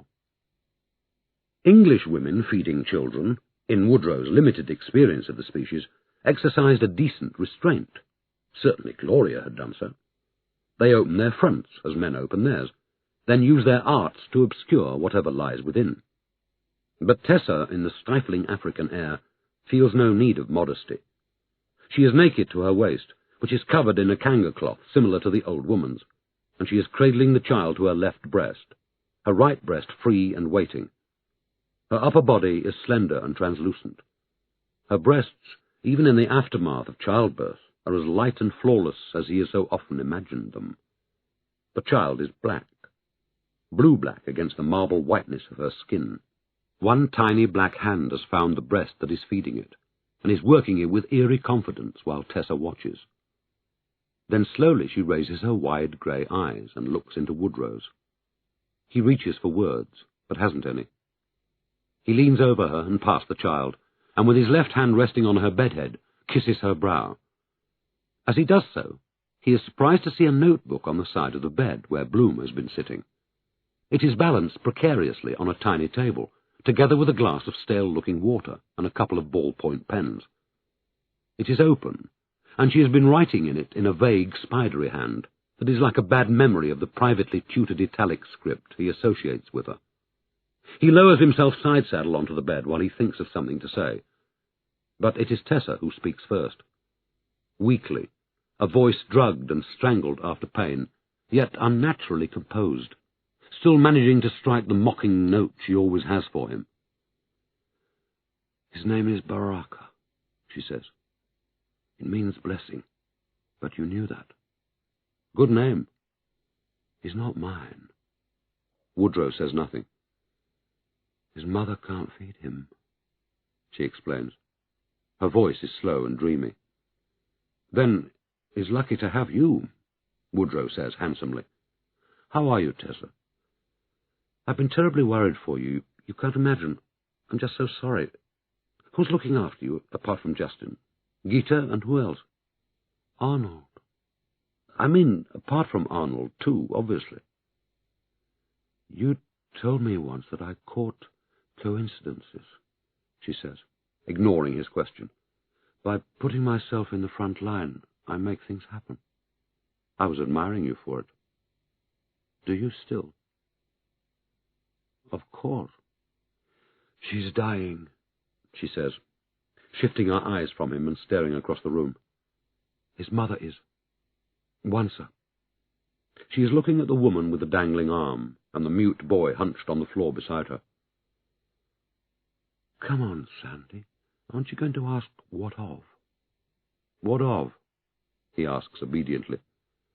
"Life, which the Buddhists tell us is the first cause of death. Overcrowding, undernourishment, filthy living conditions." She is addressing the child. "And greed. Greedy men, in this case. It's a miracle they didn't kill you, too. But they didn't, did they? For the first few days they visited her, twice a day. They were terrified." "Who were?" "The coincidences. The greedy ones, in fine white coats.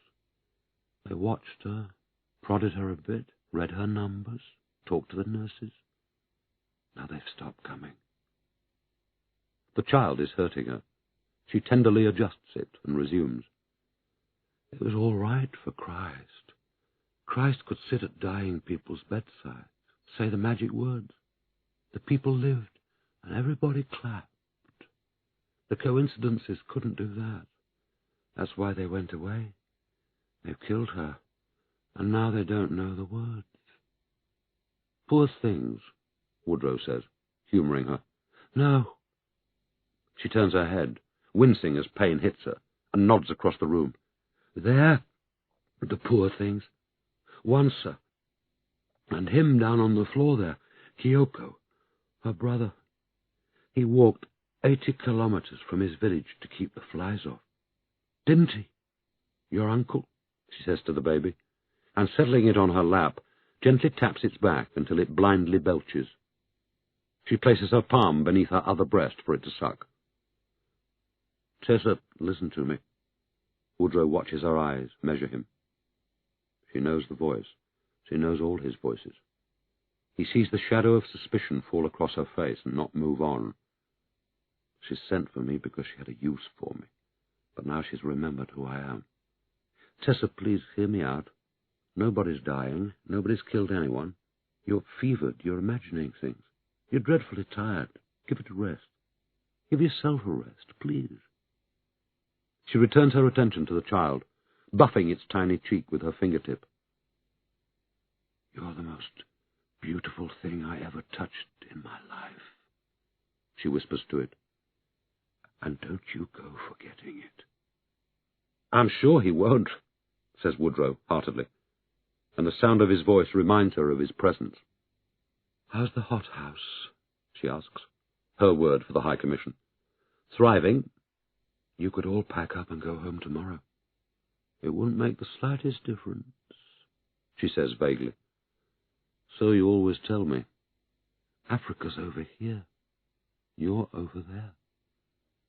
Let's argue about that when you're stronger, Woodrow suggests, in his most placatory voice. Can we? Of course. And you'll listen, like a hawk. And then we can tell you about the greedy coincidences in white coats, and you'll believe us, it's a deal. Us? Arnold. The mention of Bloom brought Woodrow back to earth. I'll do whatever I can in the circumstances, whatever it is. Within reason, I promise. Now, try to get some rest, please. She reflects on this. He promises to do whatever he can in the circumstances, she explains to the child. Within reason. Well, there's a man. How's Gloria? Deeply concerned, she sends her love. Tessa lets out a slow sigh of exhaustion, and, with the child still at her breast, slumps back in the pillows and closes her eyes. Then go home to her. And don't write me any more letters, she says. And leave Gita alone. She won't play either. He gets up and turns, for some reason expecting to see Bloom in the doorway, in the posture he detests most. Bloom propped nonchalantly against the doorframe, hands wedged cowboy-style into his arty belt, grinning his white-toothed grin inside his pretentious black beard. But the doorway is empty, the corridor windowless and dark, lit like an air raid shelter by a line of underpowered lights. Making his way past broken-down trolleys laden with recumbent bodies, smelling the blood and excrement mingling with the sweet horsey scent of Africa, Woodrow wonders whether this squalor is part of what makes her attractive to him. I have spent my life in flight from reality, but because of her I am drawn to it. He enters a crowded concourse, and sees Bloom engaged in a heated conversation with another man. First he hears Bloom's voice, though not the words, strident and accusing, echoing in the steel girders. Then the other man speaks back. Some people, once seen, live forever in our memories. For Woodrow, this is one of them. The other man is thickly built and paunchy, with a glistening, meaty face that is cast in an expression of abject despair. His hair, blonde to ginger, is spread sparsely over his scalded pate. He has a pinched rosebud mouth that pleads and denies. His eyes, round with hurt, are haunted by a horror that both men seem to share. His hands are mottled and very strong, his khaki shirt stained with tramlines of sweat around the collar. The rest of him is concealed under a white medical coat. And then we can tell you about the greedy coincidences in white coats. Woodrow moves stealthily forward. He is almost upon them, but neither head turns. They are too intent on arguing. He strides past them unnoticed, their raised voices lost in the din. Donahue's car was back in the drive. The sight of it moved Woodrow to sick fury. He stormed upstairs, showered, put on a fresh shirt, and felt no less furious. The house was unusually silent for a Saturday, and when he glanced out of his bathroom window, he saw why. Donahue, Justin, Gloria, and the boys were seated at the table in the garden, playing Monopoly. Woodrow loathed all board games, but for Monopoly he had an unreasoning hatred, not unlike his hatred of the Friends and all the other members of Britain's overblown intelligence community. What the devil does he mean by coming back here minutes after I told him to keep his bloody distance? And what kind of weird husband is it who sits down to a jolly game of Monopoly just days after his wife is hacked to death? House guests, Woodrow and Gloria used to tell each other, quoting the Chinese proverb, were like fish and stank on the third day. But Jayston was becoming more fragrant to Gloria with each day that passed. Woodrow went downstairs and stood in the kitchen, looking out of the window. No staff on Saturday afternoons, of course. So much nicer to be just ourselves, darling. Except that it's not ourselves. It's yourselves. And you look a bloody sight happier with two middle-aged men fawning on you than you ever look with me. At the table, Jayston had landed on somebody's street and was paying out a stack of money in rent, while Gloria and the boys hooted with delight, and Donahue protested that it was about time too. Jayston was wearing his stupid straw hat, and as with everything else he wore, it became him perfectly. Woodrow filled a kettle and set it on the gas. "I'll take out tea to them, let them know I'm back, assuming they aren't too tied up with one another to notice." Changing his mind, he stepped smartly into the garden and marched up to the table. "Jayston, sorry to butt in, wondered if we could have a quick word." And to the others, my own family staring at me as if I'd raped the housemaid, "Didn't mean to break this up, gang. Only be a few minutes. Who's winning?" "Nobody," said Gloria with edge, while Donahue from the wings grinned his shaggy grin. The two men stood in Jayston's cell. If the garden hadn't been occupied, Woodrow would have preferred the garden. As it was, they stood facing each other across the drab bedroom, with Tessa's Gladstone bag, Tessa's father's Gladstone bag, reclining behind the grill. My wine store, his bloody key, her illustrious father's bag. But as he started to speak, he was alarmed to see his surroundings change. Instead of the iron bedstead, he saw the inlaid desk her mother had loved, and behind it the brick fireplace with invitations on it, and across the room where the bogus beams appeared to converge, Tessa's naked silhouette in front of the French window. He willed himself back to time present, and the illusion passed. "Jayston?" "Yes, Sandy." But for the second time in as many minutes, he veered away from the confrontation he had planned. "One of the local broadsheets is running a sort of liber amicorum about Tessa." "How nice of them." "There's a lot of rather unambiguous stuff about Bloom in it, a suggestion that he personally delivered her child. Sort of not very hidden inference that the baby might be his as well." "Sorry." "You mean Garth?" "Yes." Jayston's voice was taut, and to Woodrow's ear as dangerously pitched as his own. "Yes, well, that is an inference that people have drawn from time to time in recent months, Sandy, and no doubt in the present climate there will be more of it." Though Woodrow allowed space for him to do so, Jayston did not suggest that the inference was wrong, and this impelled Woodrow to press harder. Some guilty inner force was driving him. They also suggest that Bloom went so far as to take a camp bed to the ward so that he could sleep close to her. We shared it. I beg your pardon? Sometimes Arnold slept on it, sometimes I did. We took turns, depending on our respective workloads. So you don't mind? Mind what? That this should be said of them, that he was devoting this amount of attention to her, with your consent apparently, while she was acting as your wife here in Nairobi. Acting? She was my wife, damn you! Woodrow hadn't reckoned with Jayston's anger any more than he'd reckoned with Coleridge's. He'd been too busy quelling his own. He'd got his voice down, and in the kitchen he'd managed to shrug off some of the tension out of his shoulders. But Jayston's outburst came at him out of a clear sky and startled him. He had expected contrition, and, if he was honest, humiliation, but not armed resistance. "What are you asking me precisely?" Jayston inquired. "I don't think I understand." "I need to know, Jayston, that's all." "Know what? Whether I controlled my wife?" Woodrow was pleading and backing away at the same time. "Look, Jayston, I mean, see it my way just for a moment, okay? The whole world's press is going to pick this up. I have a right to know." "Know what?" "What else Tessa and Bloom got up to that's going to be headlines. Tomorrow, and for the next 6 weeks," he ended, on a note of self-pity. Such as what? Bloom was her guru. Well, wasn't he? Whatever else he was. So?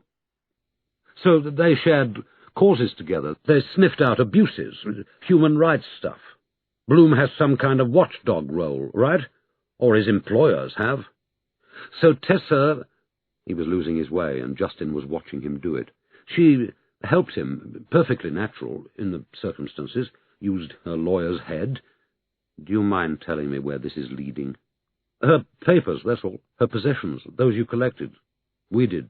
Together. What of them? Woodrow pulled himself together. I'm your superior, for God's sake, not some bloody petitioner. Let's get our roles straight, shall we? I need your assurance, therefore, that any papers she assembled for her causes, in her capacity as your wife here, with diplomatic status, here on HMG's ticket, will be handed to the office. It was on that understanding that I took you to your house last Tuesday. We would not have gone there otherwise. Jayston had not moved, not a finger, not an eyelid flickered, while Woodrow delivered himself of this untruthful afterthought. Backlit, he remained as still as Tessa's naked silhouette. The other assurance I'm to obtain from you is self-evident, Woodrow went on. What other assurance? Your own discretion in the matter, whatever you know of her activities, her agitations, her so-called aid work that spun out of control. Whose control? I simply mean that wherever she ventured into official waters, you were as much bound by the rules of confidentiality as the rest of us. I'm afraid that's an order from on high. He was trying to make a joke of it, but neither of them smiled. A Peregrine's order.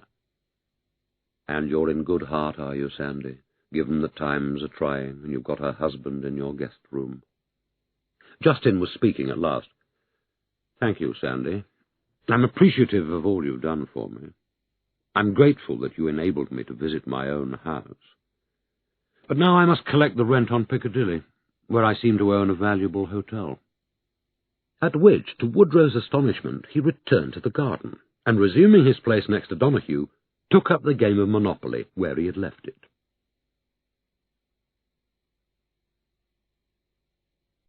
Chapter 4. The British police were absolute lambs. Gloria said so, and if Woodrow didn't agree with her, he didn't show it. Even Porter Coleridge, though parsimonious in describing his dealings with them, declared them surprisingly civilized considering they were shits. And the nicest thing about them was, Gloria reported to Elena from her bedroom, after she had escorted them to the living room for the start of their second day with Jayston, the nicest thing ever was, Elle, that you really felt that they were here to help, not heap more pain and embarrassment onto poor dear Jayston's shoulders. Rob, the boy, was dishy. Well, man, really. Elle, he must be 25 if a day. A bit of an actor in a non-flashy way, and awfully good at taking off the Nairobi blue boys they had to work alongside. And Leslie, who's a woman, darling, N.B., which took everybody by surprise, and shows you how little we know about the real England these days. Clothes a little bit last season, but apart from that, well, frankly, you'd never have guessed she didn't have our sort of education. Not by the voice, of course, because nobody speaks the way they're brought up anymore. They daren't.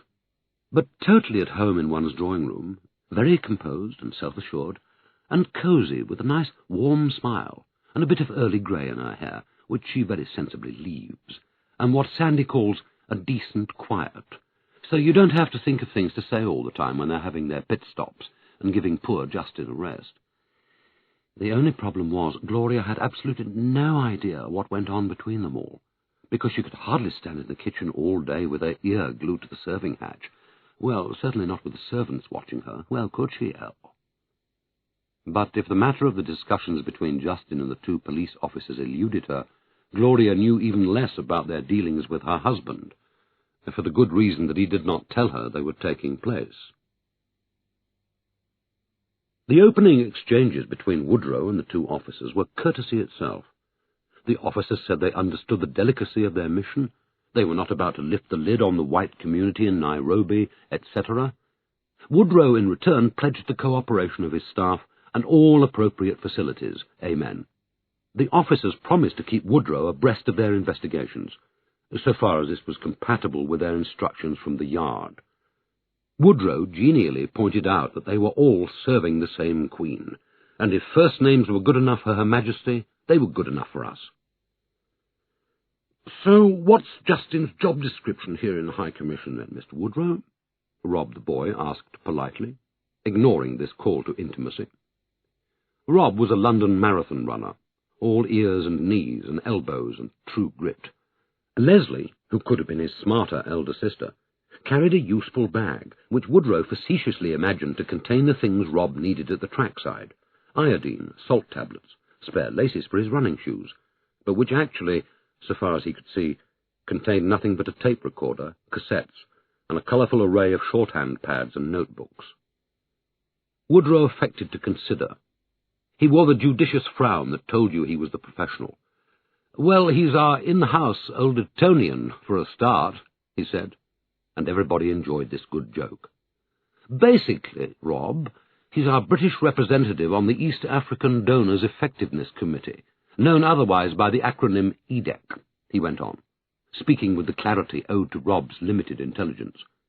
"The second E was originally for efficacy, but that wasn't a word many people were familiar with round here, so we changed it to something more user-friendly." "It does what, this committee?" "EDEC is a relatively new consultative body, Rob, based here in Nairobi. It comprises representatives of all donor nations who provide aid, succour and relief to East Africa, in whatever form. Its members are drawn from the embassies and high commissions of each donor. The committee meets weekly and renders a fortnightly report." "To?" said Rob, writing. "All member countries, obviously." "On?"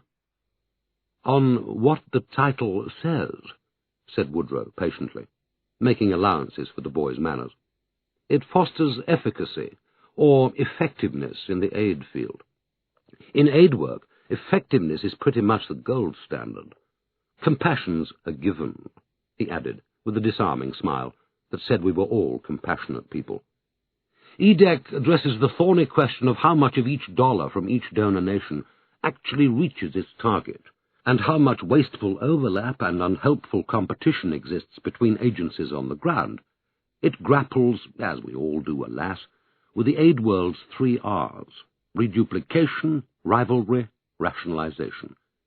It balances overheads against productivity and," the smile of one bestowing wisdom, "makes the odd tentative recommendation, given that, unlike you chaps, it has no executive powers and no powers of enforcement."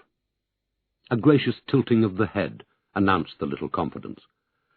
"I'm not sure it was the greatest idea on earth between ourselves, but it was the brainchild of our very own dear Foreign Secretary. It sat well with calls for greater transparency and an ethical foreign policy, and other questionable nostrums of the day, so we pushed it for all it was worth. There are those who say the UN should do the job. Others say the UN already does it. Others again say the UN is part of the disease. Take your pick." A deprecating shrug invited them to do just that. "What disease?" said Rob. "EDEC is not empowered to investigate at field level. Nevertheless, corruption is a major factor that has to be costed in as soon as you start to relate what is spent to what is achieved. Not to be confused with natural wastage and incompetence, but akin to them." He reached for a common man's analogy.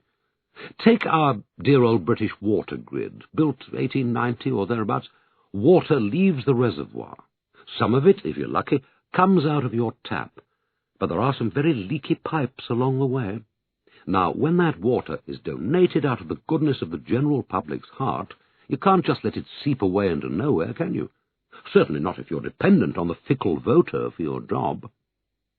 "Who does this committee job bring him into contact with?" Rob asked. "Ranking diplomats, drawn from the international community here in Nairobi, mostly consular and above. The odd first secretary, but not many." He seemed to think this required some explanation. "EDEC had to be exalted, in my judgment, head in the clouds. Once it allowed itself to be dragged down to field level, it would end up as some kind of super non-governmental organization, NGO to you, Rob, and be tarred with its own brush. I argued that strongly. All right, EDEC must be here in Nairobi, on the ground, locally aware, obviously. But it's still a think tank. It must preserve the dispassionate overview. Absolutely vital that it remains, if you'll allow me to quote myself, an emotion-free zone. And Jayston is the committee secretary. Nothing he's earned. It's our turn. He takes the minutes, collates the research, and drafts the fortnightlies. Tessa wasn't an emotion-free zone, Rob objected after a moment's thought. Tessa was emotion all the way, from what we hear. I'm afraid you've been reading too many newspapers, Rob. No, I haven't. I've been looking at her field reports. She was right in there with her sleeves rolled up, shit up to her elbows, day and night. And very necessary, no doubt, very laudable, but hardly conducive to objectivity, which is the committee's first responsibility as an international consultative body, said Woodrow graciously, ignoring this descent into gutter language, as at a different level entirely he ignored it in his High Commissioner. So they went their different ways, Rob concluded, sitting back and tapping his teeth with his pencil. He was objective, she was emotional. He played the safe centre, she worked the dangerous edges. I get it now. As a matter of fact, I think I knew that already. So where does Bloom fit in? In what sense? Bloom. Arnold Bloom, doctor. Where does he fit into the scheme of things in Tessa's life and yours? Woodrow gave a little smile, forgiving this quirkish formulation. My life? What did her life have to do with mine? We have a great variety of donor-financed organizations here, as I'm sure you know, all supported by different countries and funded by all sorts of charitable and other outfits. Our gallant President Moy detests them en bloc. Why? Because they do what his government would do if it was doing its job. They also bypass his systems of corruption. Bloom's organization is modest. It's Belgian, it's privately funded, and medical. That's all I can tell you about it, I'm afraid, he added, with a candour that invited them to share his ignorance of these things. But they were not so easily won. It's a watchdog outfit, Rob informed him shortly. Its physicians tour the other NGOs, visit clinics, check out diagnoses, and correct them. Like, maybe this isn't malaria, doctor, maybe it's liver cancer. Then they check out the treatment. They also deal in epidemiology. What about Leakey? What about him? Bloom and Tessa were on their way to his site, correct? Purportedly. Who is he exactly, Leakey? What's his bag? He's by way of being a white African legend, an anthropologist and archaeologist who worked alongside his parents on the eastern shores of Turkana exploring the origins of mankind. When they died, he continued their work. He directed the National Museum here in Nairobi, and later took over wildlife and conservation, but resigned, or was pushed. The story is complex. Plus he's a thorn in Moy's breeches, right? He opposed Moy politically and was badly beaten up for his pains. He's now undergoing some kind of resurrection as the scourge of Kenyan corruption. The International Monetary Fund and the World Bank are effectively demanding his presence in the government. As Rob sat back and Leslie took her turn, it was clear that the distinction Rob had applied to the Quayles also defined the police officers' separate styles. Rob spoke in jerks, with the thickness of a man fighting to hold back his emotions. Leslie was the model of dispassion. So what sort of man is this Jayston? She mused, observing him as a distant character in history.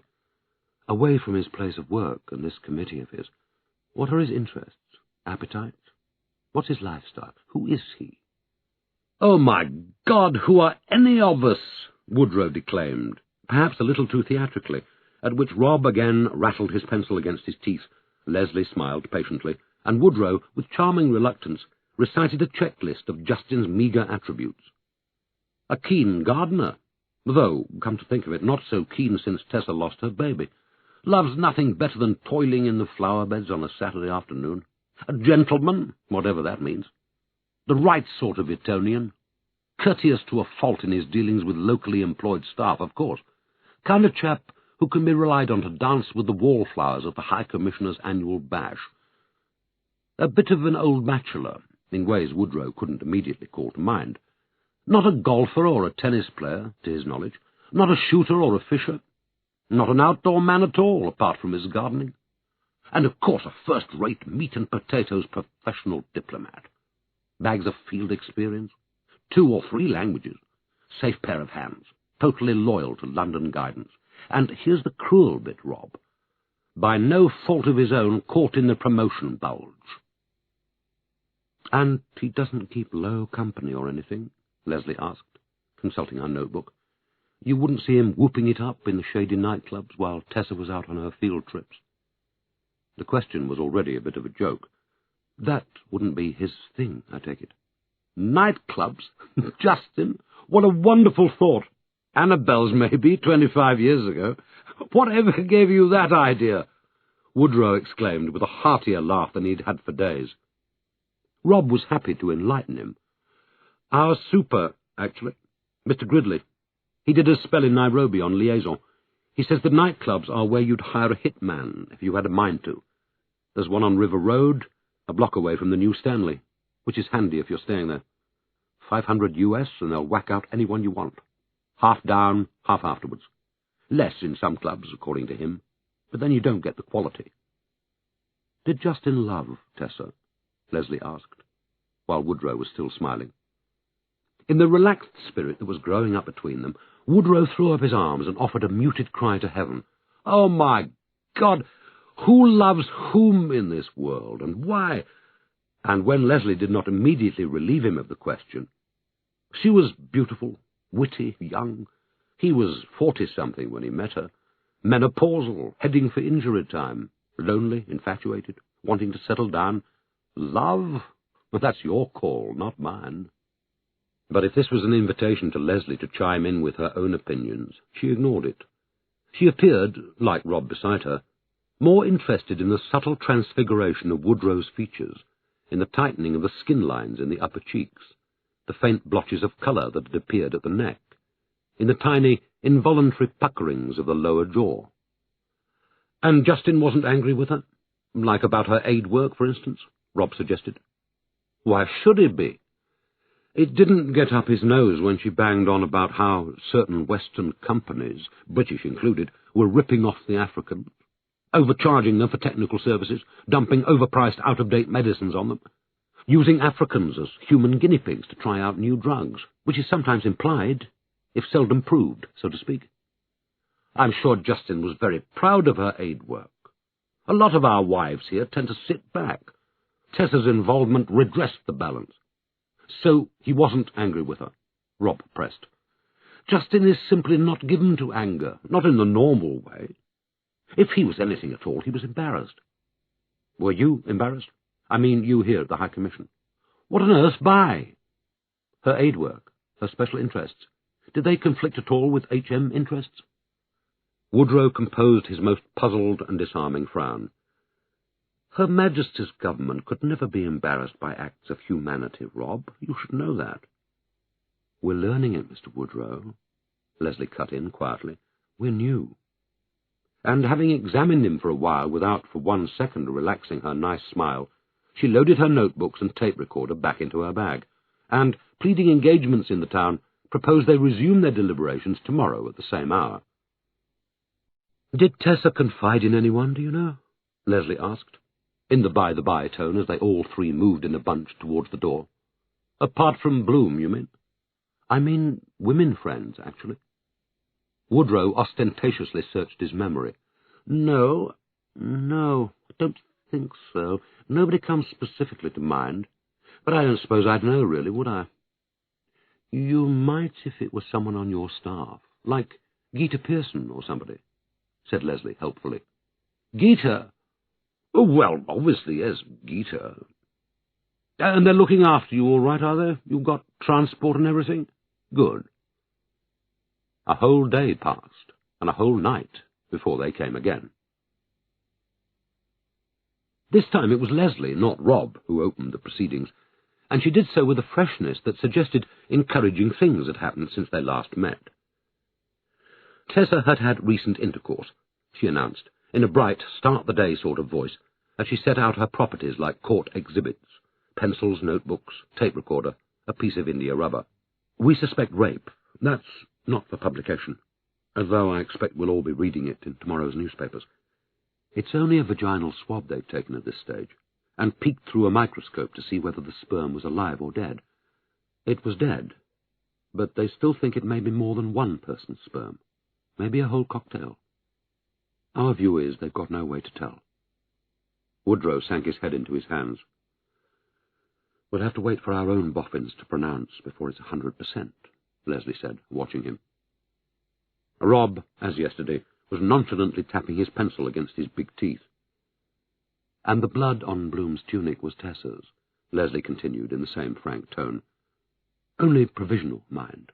They only do the basic types here. Anything else we'll have to do back home. Woodrow had risen to his feet, a thing he did quite often at informal meetings to put everyone at their ease. Strolling languidly to the window, he took up a position at the other end of the room and affected to study the hideous city skyline.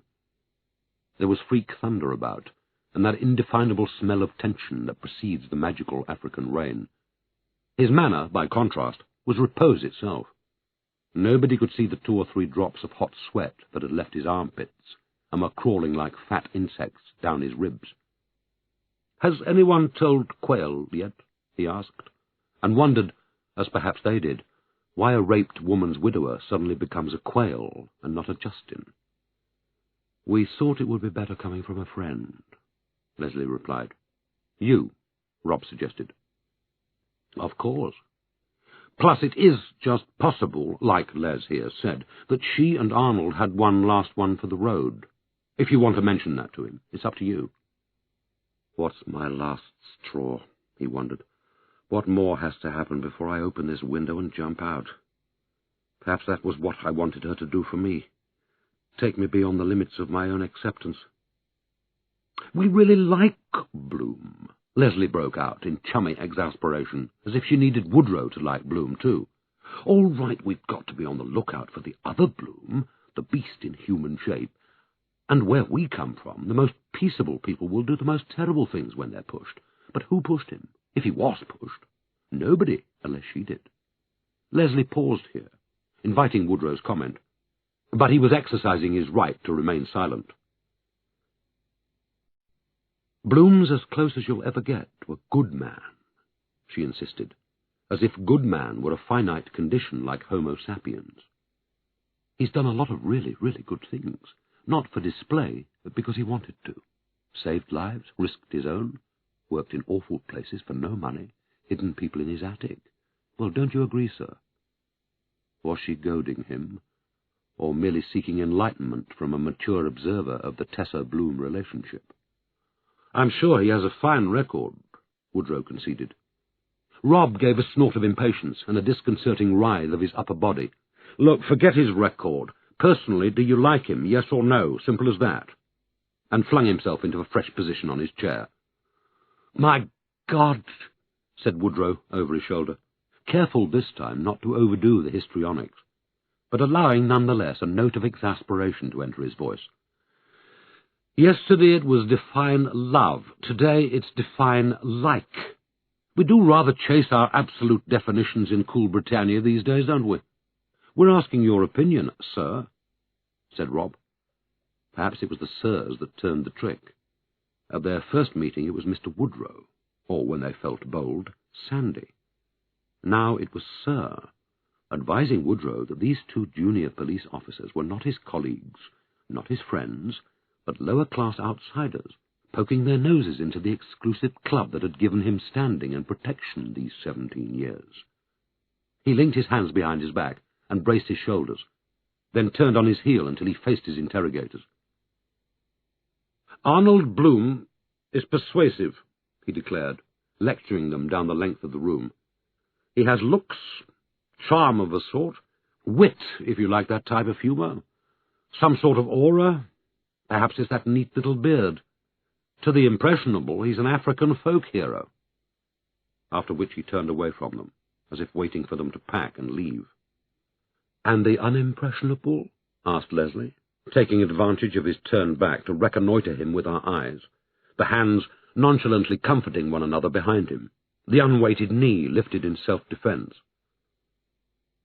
"Oh, we're in the minority, I'm sure," Woodrow replied silkily. "Only I imagine it could be very worrying for you. Vexing, too, in your position of responsibility as head of Chancery. Seeing all this happening under your nose, and knowing there's nothing you can do to stop it. I mean, you can't go up to Jayston, can you, and say, 'Look at that bearded black man over there. He's carrying on with your wife,' can you? Or can you? If scandal threatens to drag the good name of the mission into the gutter, I'm entitled, indeed obliged, to interpose myself." "And did you?" Leslie speaking. "In a general way, yes." "With Jayston, or with Tessa directly?" "The problem was, obviously, that her relationship with Bloom had cover, as one might say," Woodrow replied, contriving to ignore the question. "The man's a ranking doctor. He's well regarded in the aid community. Tessa was his devoted volunteer. On the surface, all perfectly above board. One can't just sail in and accuse them of adultery on no evidence. One can only say, 'Look here, this is giving out the wrong signals, so please be a little more circumspect.'" "So who did you say it to?" Leslie asked, while she jotted in a notebook. "It's not as simple as that. There was more to it than just one episode, one dialogue." Leslie leaned forward, checking as she did so that the spool was turning in her tape recorder. "Between you and Tessa?" "Tessa was a brilliantly designed engine with half the cogs missing. Before she lost her baby boy, she was a bit wild. All right." About to make his betrayal of Tessa absolute, Woodrow was remembering Porter Coleridge, seated in his study, furiously quoting Pellegrin's instructions. "But afterwards, I have to say this with enormous regret, she struck more than a few of us as pretty much unhinged." "Was she nympho?" Rob asked. "I'm afraid that question is a little above my pay grade," Woodrow replied icily. "Let's just say she flirted outrageously," Leslie suggested, "with everyone." "If you insist." No man could have sounded more detached. "It's hard to tell, isn't it? Beautiful girl, belle of the ball, older husband. Is she flirting? Or is she just being herself, having a good time? If she wears a low dress and flounces, people say she's fast. If she doesn't, they say she's a bore. That's white Nairobi for you. Perhaps it's anywhere. I can't say I'm an expert." "Did she flirt with you?" asked Rob, after another infuriating tattoo of the pencil on his teeth. "I've told you already. It was impossible to tell whether she was flirting or merely indulging her high spirits," said Woodrow, reaching new levels of urbanity. "So, did you by any chance have a bit of a flirt back?" Rob inquired. "Don't look like that, Mr. Woodrow. You're 40-something, menopausal, heading for injury time, same as Jayston is. You had the hots for her, why not? I'll bet I would have." Woodrow's recovery was so quick that it happened almost before he was aware of it. "Oh, my dear chap, thought of nothing else. Tessa, night and day. Obsessed by her. Ask anyone." "We did," said Rob. Next morning, it seemed, to the beleaguered Woodrow, his interrogators were indecent in their haste to get at him. Rob set the tape recorder on the table. Leslie opened a large red notebook at a double page, marked by an elastic band, and led the questioning. "We have reason to believe you visited Tessa in the Nairobi hospital soon after she lost her baby, sir. Is that correct?" Woodrow's world rocked. Who in God's name told them that? Jayston? He can't have done. They haven't seen him yet. I'd know. "Hold everything," he ordered sharply. Leslie's head came up. Rob unravelled himself, and, as if about to flatten his face with his palm, extended one long hand, and laid it upright against his nose, then studied Woodrow over the tips of his extended fingers. "Is this to be our topic for the morning?" Woodrow demanded. "It's one of them," Leslie conceded. "Then can you tell me, please, given the time is short for all of us, what on earth visiting Tessa in hospital has to do with tracking down her murderer, which I understand is the purpose of your being here?" "We're looking for a motive," said Leslie. "You told me you had one. Rape." "Rape doesn't fit anymore.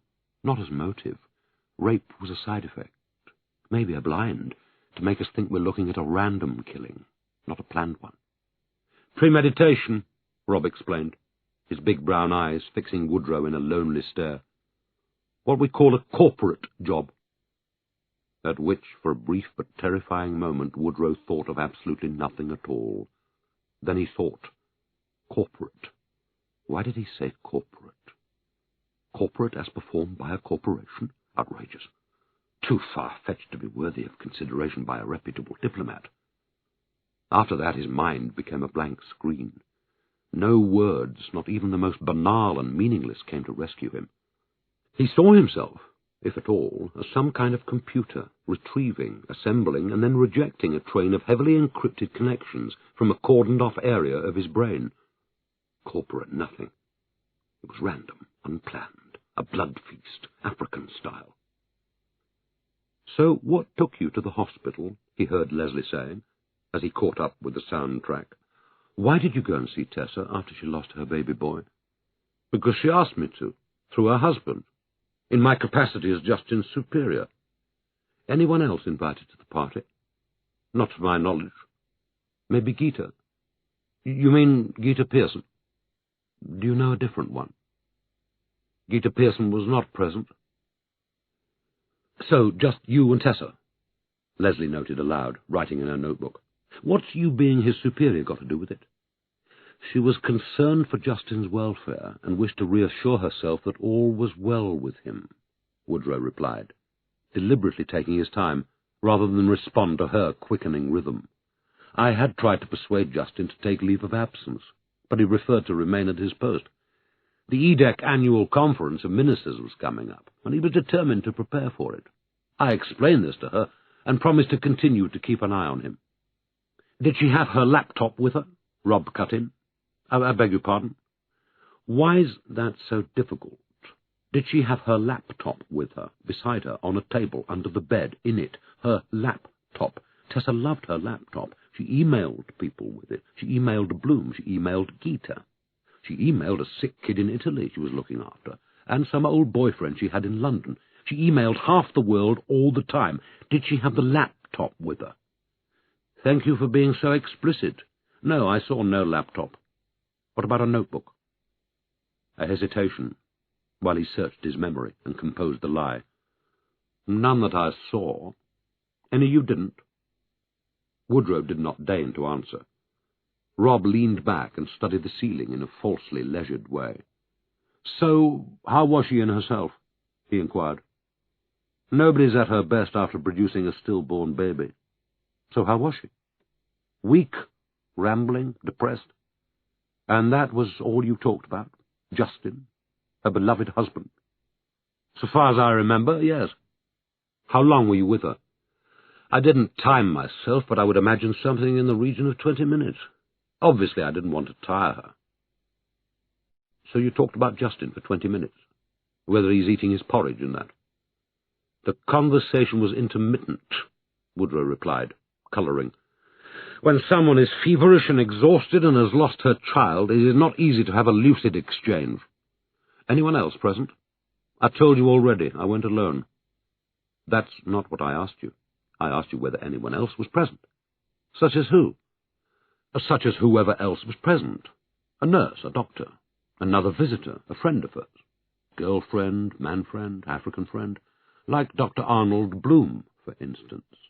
Why do I have to drag it out of you, sir?"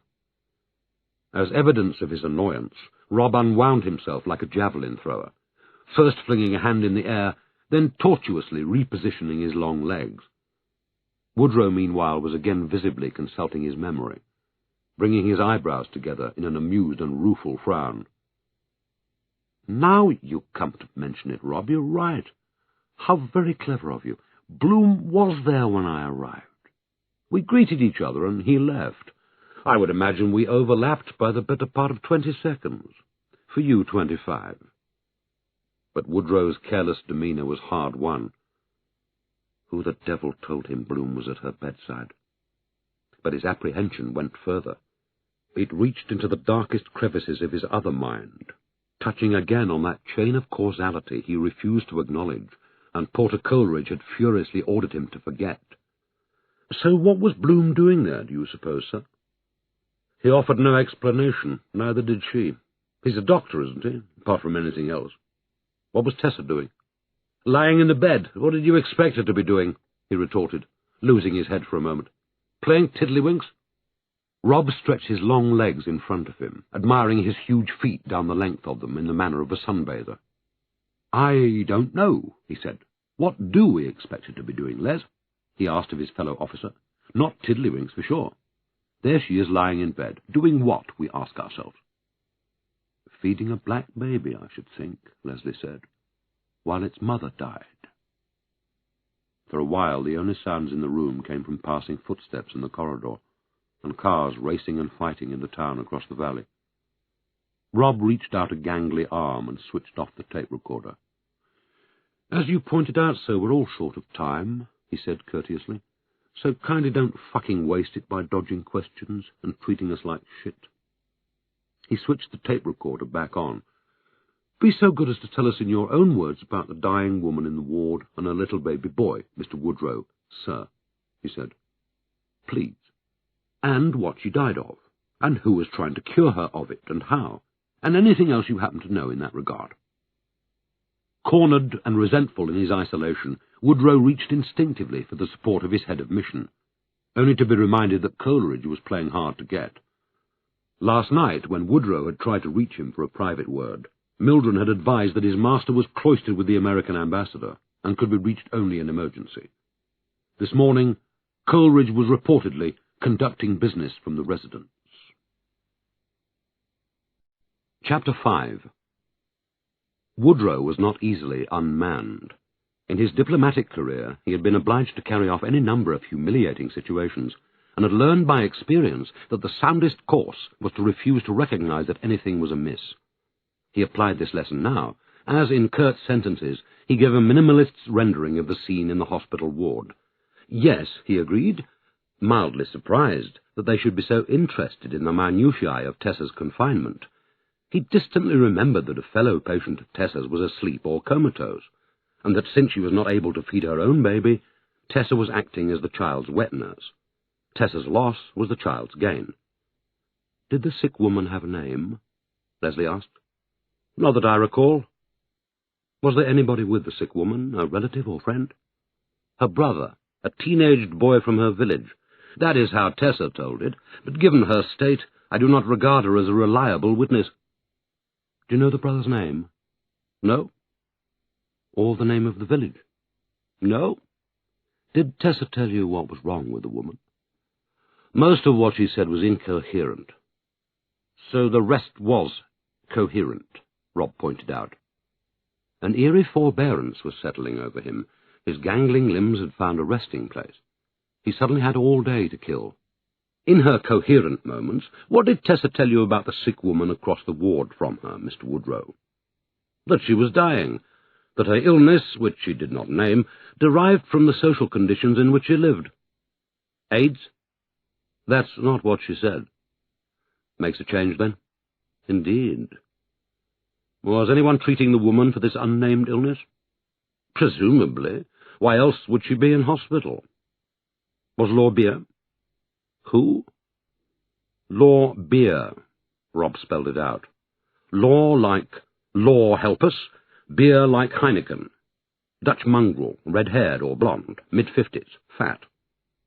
I've never heard of the man, Woodrow retorted with absolute facial confidence, while his bowels churned. Did you see anyone treat her? No. Do you know how she was being treated? What with? No. You never saw anybody give her a pill or inject her with anything. I told you already no hospital staff appeared in the ward during my presence. In his newfound leisure, Rob found time to contemplate this reply and his response to it. How about non-hospital staff? Not in my presence. Out of it? How should I know that? From Tessa. From what Tessa told you when she was being coherent, Rob explained, and smiled so broadly that his good humour became a disturbing element, the precursor of a joke they had yet to share. Was the sick woman in Tessa's ward, whose baby she was feeding, receiving any medical attention from anyone according to Tessa? He asked patiently, composing his words to fit some unspecified parlour game.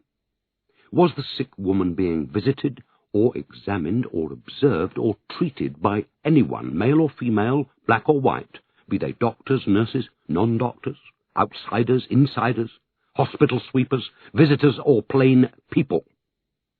He sat back. Wriggle out of that one.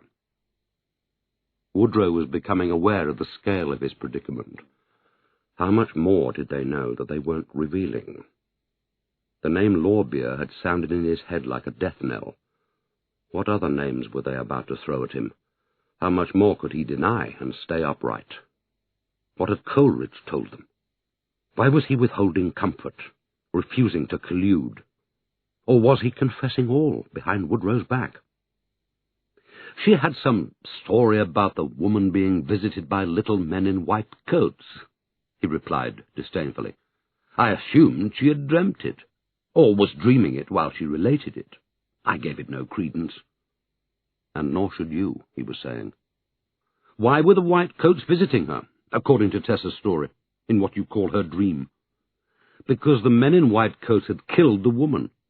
At one point you called them the coincidences. He had decided to tell the truth and ridicule it. I think she also called them greedy. They wished to cure her, but were unable to do so. The story was a load of rubbish. Cure her how? That was not revealed. Killed her how, then? I'm afraid she was equally unclear on that point. Had she written it down at all? The story? How could she? Had she made notes? Did she read to you from notes? I told you, to my knowledge, she had no notebook. Rob tilted his long head to one side in order to observe Woodrow from a different angle, and perhaps a more telling one. Arnold Bloom doesn't think the story was a load of rubbish. He doesn't think she was incoherent. Arnold reckoned she was bang on target with everything she said. Right, Les? The blood had drained from Woodrow's face. He could feel it. Yet, even in the aftershock of their words, he remained as steady under fire as any other seasoned diplomat who must hold the fort. Somehow he found the voice and the indignation. I'm sorry. Are you saying you found Bloom? That's utterly outrageous. You mean you don't want us to find him? Rob inquired, puzzled. I mean nothing of the kind. I mean that you're here on terms, and that if you have found Bloom or spoken to him, you're under a clear obligation to share that knowledge with the High Commission. But Rob was already shaking his head. No way we've found him, sir. Wish we had. But we found a few papers of his, useful bits and pieces, as you might say, lying around his flat. Nothing sensational, unfortunately. A few case notes, which I suppose might interest someone. Copies of the odd rude letter the doctor sent to this or that firm, laboratory or teaching hospital around the world. And that's about it, isn't it, Les? Lying around's a bit of an exaggeration, actually, Leslie admitted. Stashed is more like. There was one batch pasted to the back of a picture frame, another underneath the bathtub. Took us all day. Well, most of one, anyway. She licked her finger and turned a page of her notebook. Plus the whoever's had forgotten his car, Rob reminded her. More like a rubbish tip than a flat by the time they'd finished with it, Leslie agreed. No art to it, just smash and grab. Mind you, we get that in London these days. Someone's posted missing or dead in the papers. The villains around there the same morning, helping themselves. Our crime prevention people are getting quite bothered about it. Mind if we bounce a couple more names off you a minute, Mr. Woodrow? She inquired, raising her grey eyes and turning them steadily upon him. Make yourselves at home, said Woodrow, as if they hadn't. Kovac, believed Hungarian. Woman, young, raven black hair, long legs. He'll be giving us her vital statistics next. First name unknown, researcher. You'd remember her, all right, said Rob. I'm afraid I don't. Emmerich, medical doctor, research scientist. First qualified in Petersburg. Took a German degree at Leipzig, did research work in Gdansk. Female. No description available. Name to you? I've never heard of such a person in my life. Nobody of that description, nobody of that name, nobody of that origin or qualification. Blimey, you really haven't heard of her, have you? And Our old friend Lord Beer. Leslie came in, apologetically. First name unknown. Origins unknown. Probably half Dutch or Boer. Qualifications also a mystery. We're quoting from Bloom's notes, that's the problem. So we're at his mercy, as you might say. He's got the three names ringed together like a flow chart, with itsy-bitsy descriptions inside each balloon. Lorbeer and the two women doctors. Lorbeer, Emmerich, Kovacs. Quite a mouthful. We'd have brought you a copy, but we're a bit queasy about using copiers at the moment. You know what the local police are like. And copy shops. Well, we wouldn't trust them to copy the Lord's Prayer, frankly, would we, Rob? Use ours, said Woodrow, too quickly. A ruminative silence followed, which to Woodrow was like a deafness where no cars went by, and no birds sang, and nobody walked down the corridor outside his door. It was broken by Leslie doggedly describing Lorbeer as the man they would most like to question. Lorbeer's a floater. He's believed to be in the pharmaceutical business. He's believed to have been in and out of Nairobi a few times in the last year, but the Kenyans can't trace him, surprisingly. He's believed to have visited Tessa's ward in the Uhuru Hospital when she was confined there. Bullish. That's another description we've had. I thought that was the stock exchange. And you're sure you've never come across a reddish-haired medical Lorbeer of bullish appearance at all? Maybe a doctor? Anywhere in your travels? Never heard of the man, or anyone like him. We're getting that quite a lot, actually, Rob commented from the wings. Tessa knew him. So did Bloom, said Leslie. That doesn't mean I knew him. So what's the white plague when it's at home? Rob asked. I've absolutely no idea. They left as they had left before, on an ever-growing question mark.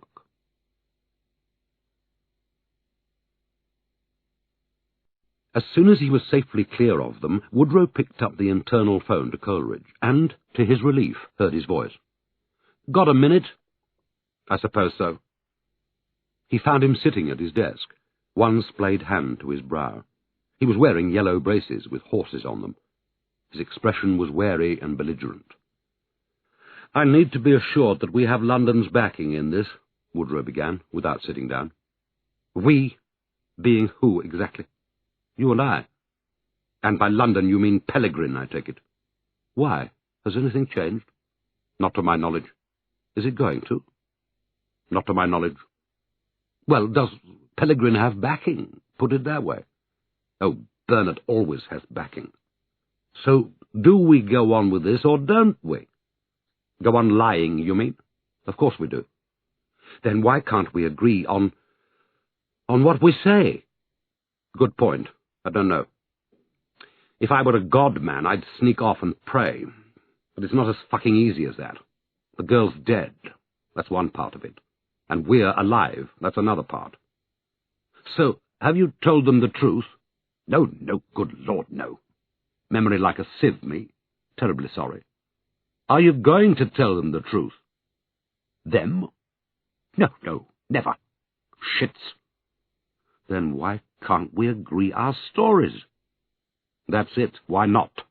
Why not indeed? You put your finger on it, Sandy. What's stopping us? It's about your visit to the Uhuru Hospital, sir, Leslie began, crisply. I thought we'd rather done that one in our last session. Your other visit, your second one, a bit later. More a follow-up. Follow-up? Follow-up of what? A promise you made to her, apparently. What are you talking about? I don't understand you. But Rob understood her perfectly and said so. Sounded pretty good English to me, sir. Did you have a second meeting with Tessa at the hospital? Like 4 weeks after she'd been discharged, for instance? Like meet her in the anteroom to the postnatal clinic where she had an appointment? Because that's what it says you did in Arnold's notes, and he hasn't been wrong so far. Not from what us ignorant folk can understand of them. Arnold, Woodrow recorded. Not Bloom any more. A soldier's son was debating with himself, and he was doing so with the glacial calculation that in crisis was his muse, while in his memory he was following the scene in the crowded hospital as if it had happened to someone else. Tessa is carrying a tapestry bag with cane handles. It is the first time he has seen it, but from now on, and for the rest of her short life, it is part of the tough image that she had formed of herself while she was lying in hospital, with her dead baby in the morgue, and a dying woman in the bed opposite her, and the dying woman's baby at her breast. It goes with the less makeup, and the shorter hair, and the glower, that is not so very different from the disbelieving stare that Leslie was bestowing on him this minute, while she waited for his edited version of the event.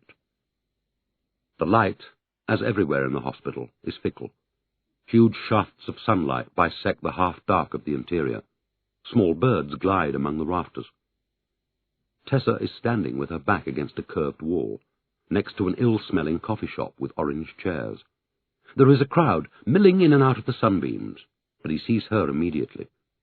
She is holding the tapestry bag in both hands across her lower belly, and standing the way tarts used to stand in doorways when he was young and scared. The wall is in shadow because the sunbeams don't reach the edges of the room, and perhaps that's why Tessa has chosen this particular spot. "You said you would listen to me when I was stronger," she reminds him, in a low, harsh voice he scarcely recognizes. It is the first time they have spoken since his visit to the ward. He sees her lips, so fragile without the discipline of lipstick.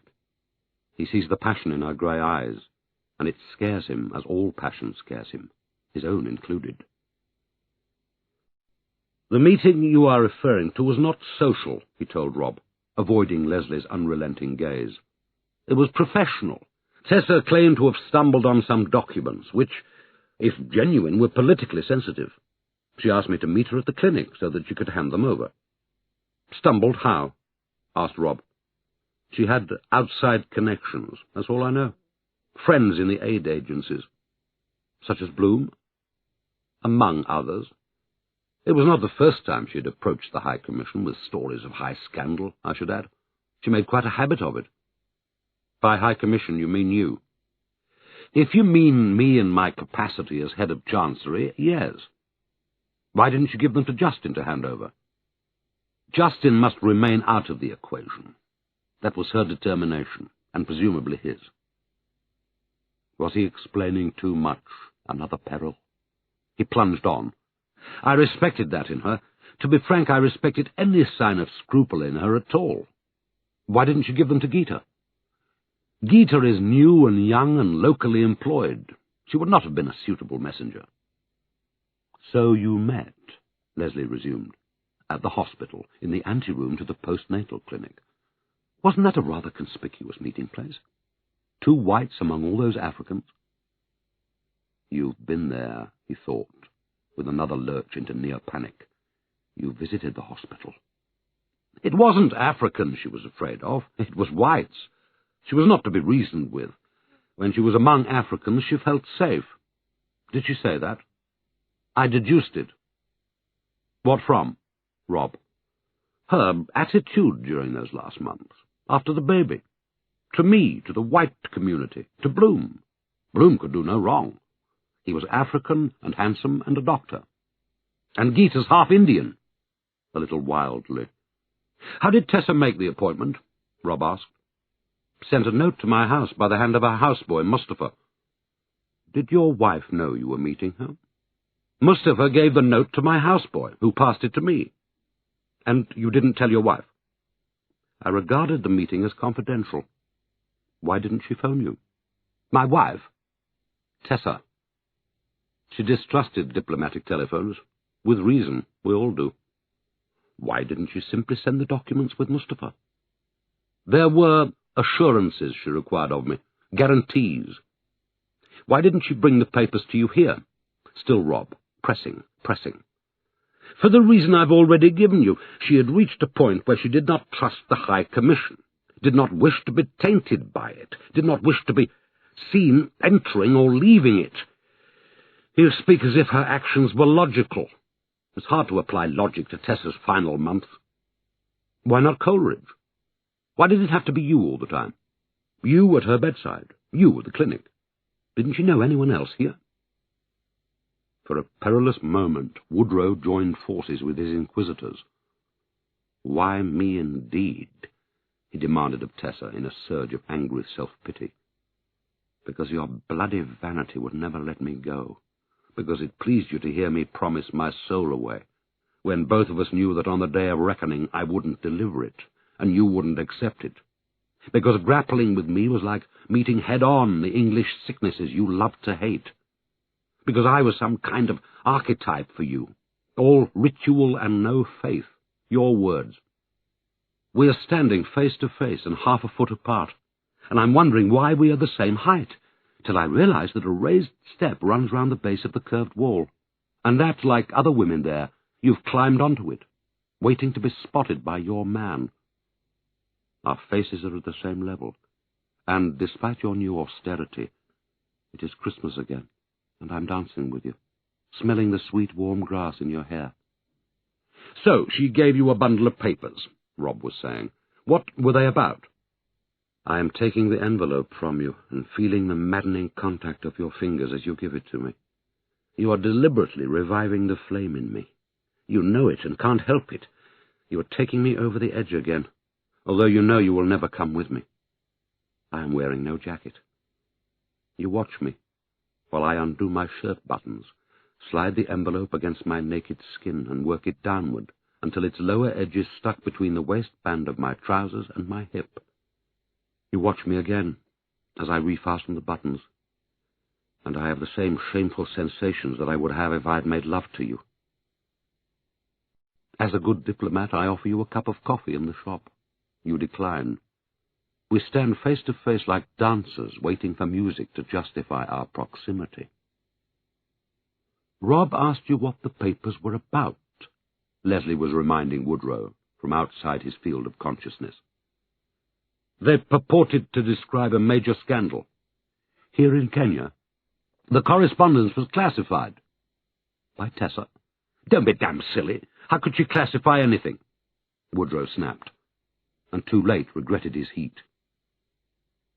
You must force them to act, Sandy, you are urging me. Your face is pale with suffering and courage.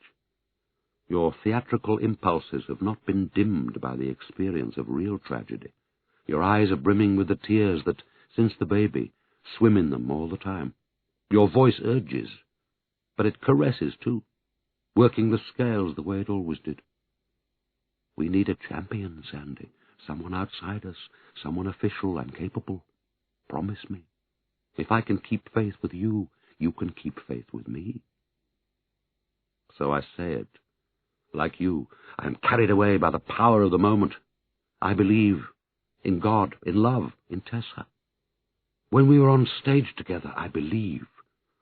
I swear myself away, which is what I do every time I come to you, and what you want me to do, because you also are an addict of impossible relationships and theatrical scenes. I promise, I say. And you make me say it again. I promise.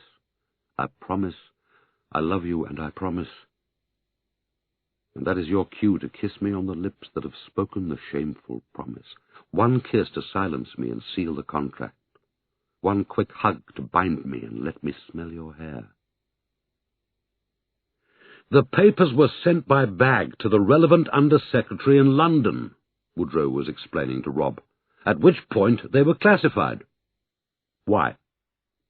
Because of the serious allegations they contained. Against? Pass, I'm afraid. A company, an individual? Pass. How many pages in the document, do you reckon?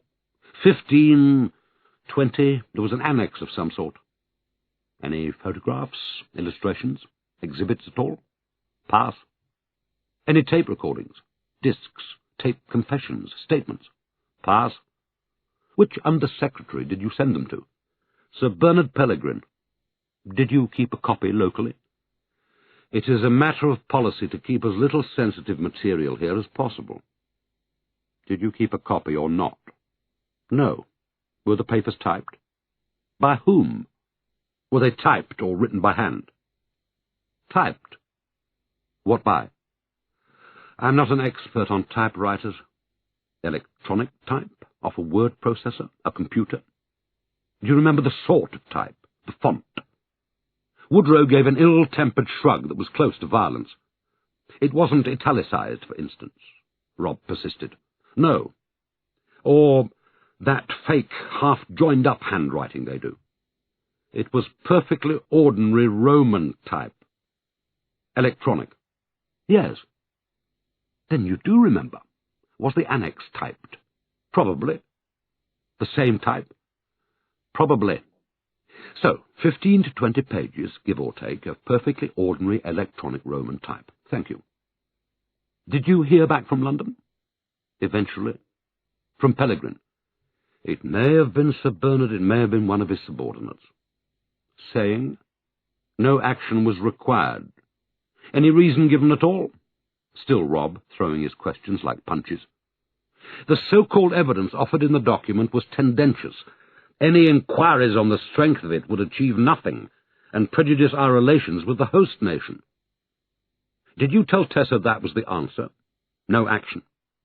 Not in as many words. What did you tell her? Leslie asked. Was it Woodrow's new policy of truth-telling that made him reply as he did, or some weaker instinct to confess?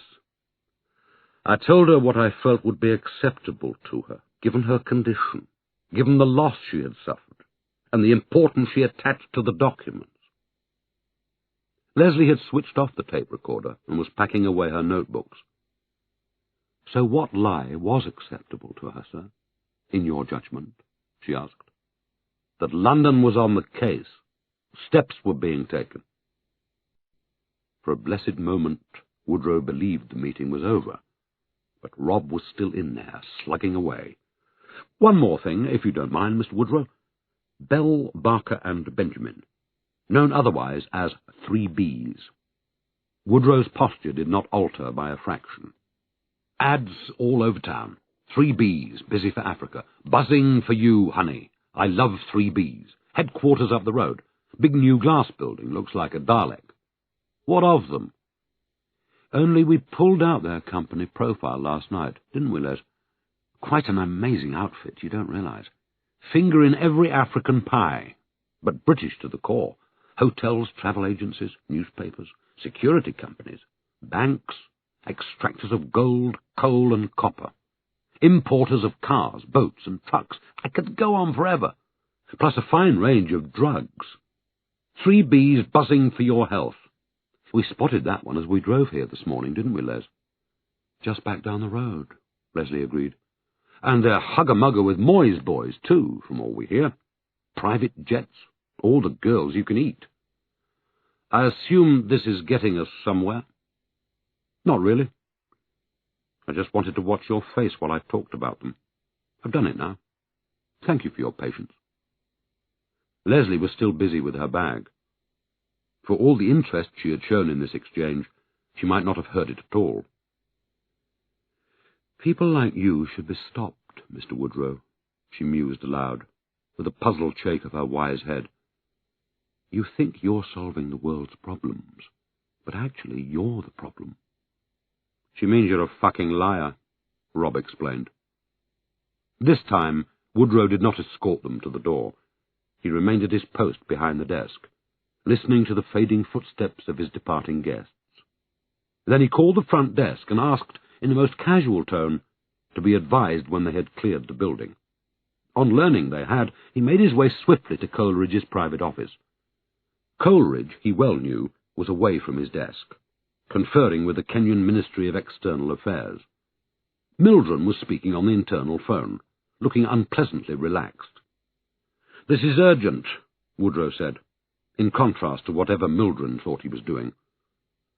Seated at Coleridge's empty desk, Woodrow watched Mildred extract a white lozenge from the High Commissioner's personal safe and insert it officiously in the digital phone. "Who do you want, anyway?" Mildred asked, with the insolence peculiar to lower-class private secretaries to the great. "Get out," Woodrow said. And as soon as he was alone, dialed the direct number of Sir Bernard Pellegrin. They sat on the veranda, two service colleagues enjoying an after-dinner nightcap under the relentless glare of intruder lights. Gloria had taken herself to the drawing-room. "There's no good way of saying this, Jayston," Woodrow began. so I'll say it anyway. The very strong probability is she was raped. I'm terribly, terribly sorry. For her and for you. And Woodrow was sorry. He must be. Sometimes you don't have to feel something to know you feel it. Sometimes your senses are so trampled that another appalling piece of news is just one more tiresome detail to administer. This is ahead of the post-mortem, of course, so it's premature and off the record, he went on, avoiding Justin's eye. But they seem to have no doubt. He felt a need to offer practical consolation. The police feel it's actually quite thought-clearing. To have a motive, at least. It helps them with the broad thrust of the case, even if they can't point a finger yet. Justin was sitting to attention, holding his brandy glass in front of him with both hands, as if someone had handed it to him as a prize. Only a probability, he objected at last. How very strange. How can that be? Woodrow had not imagined that once again he would be subjected to questioning, but in some ghastly way he welcomed it. A devil was driving him.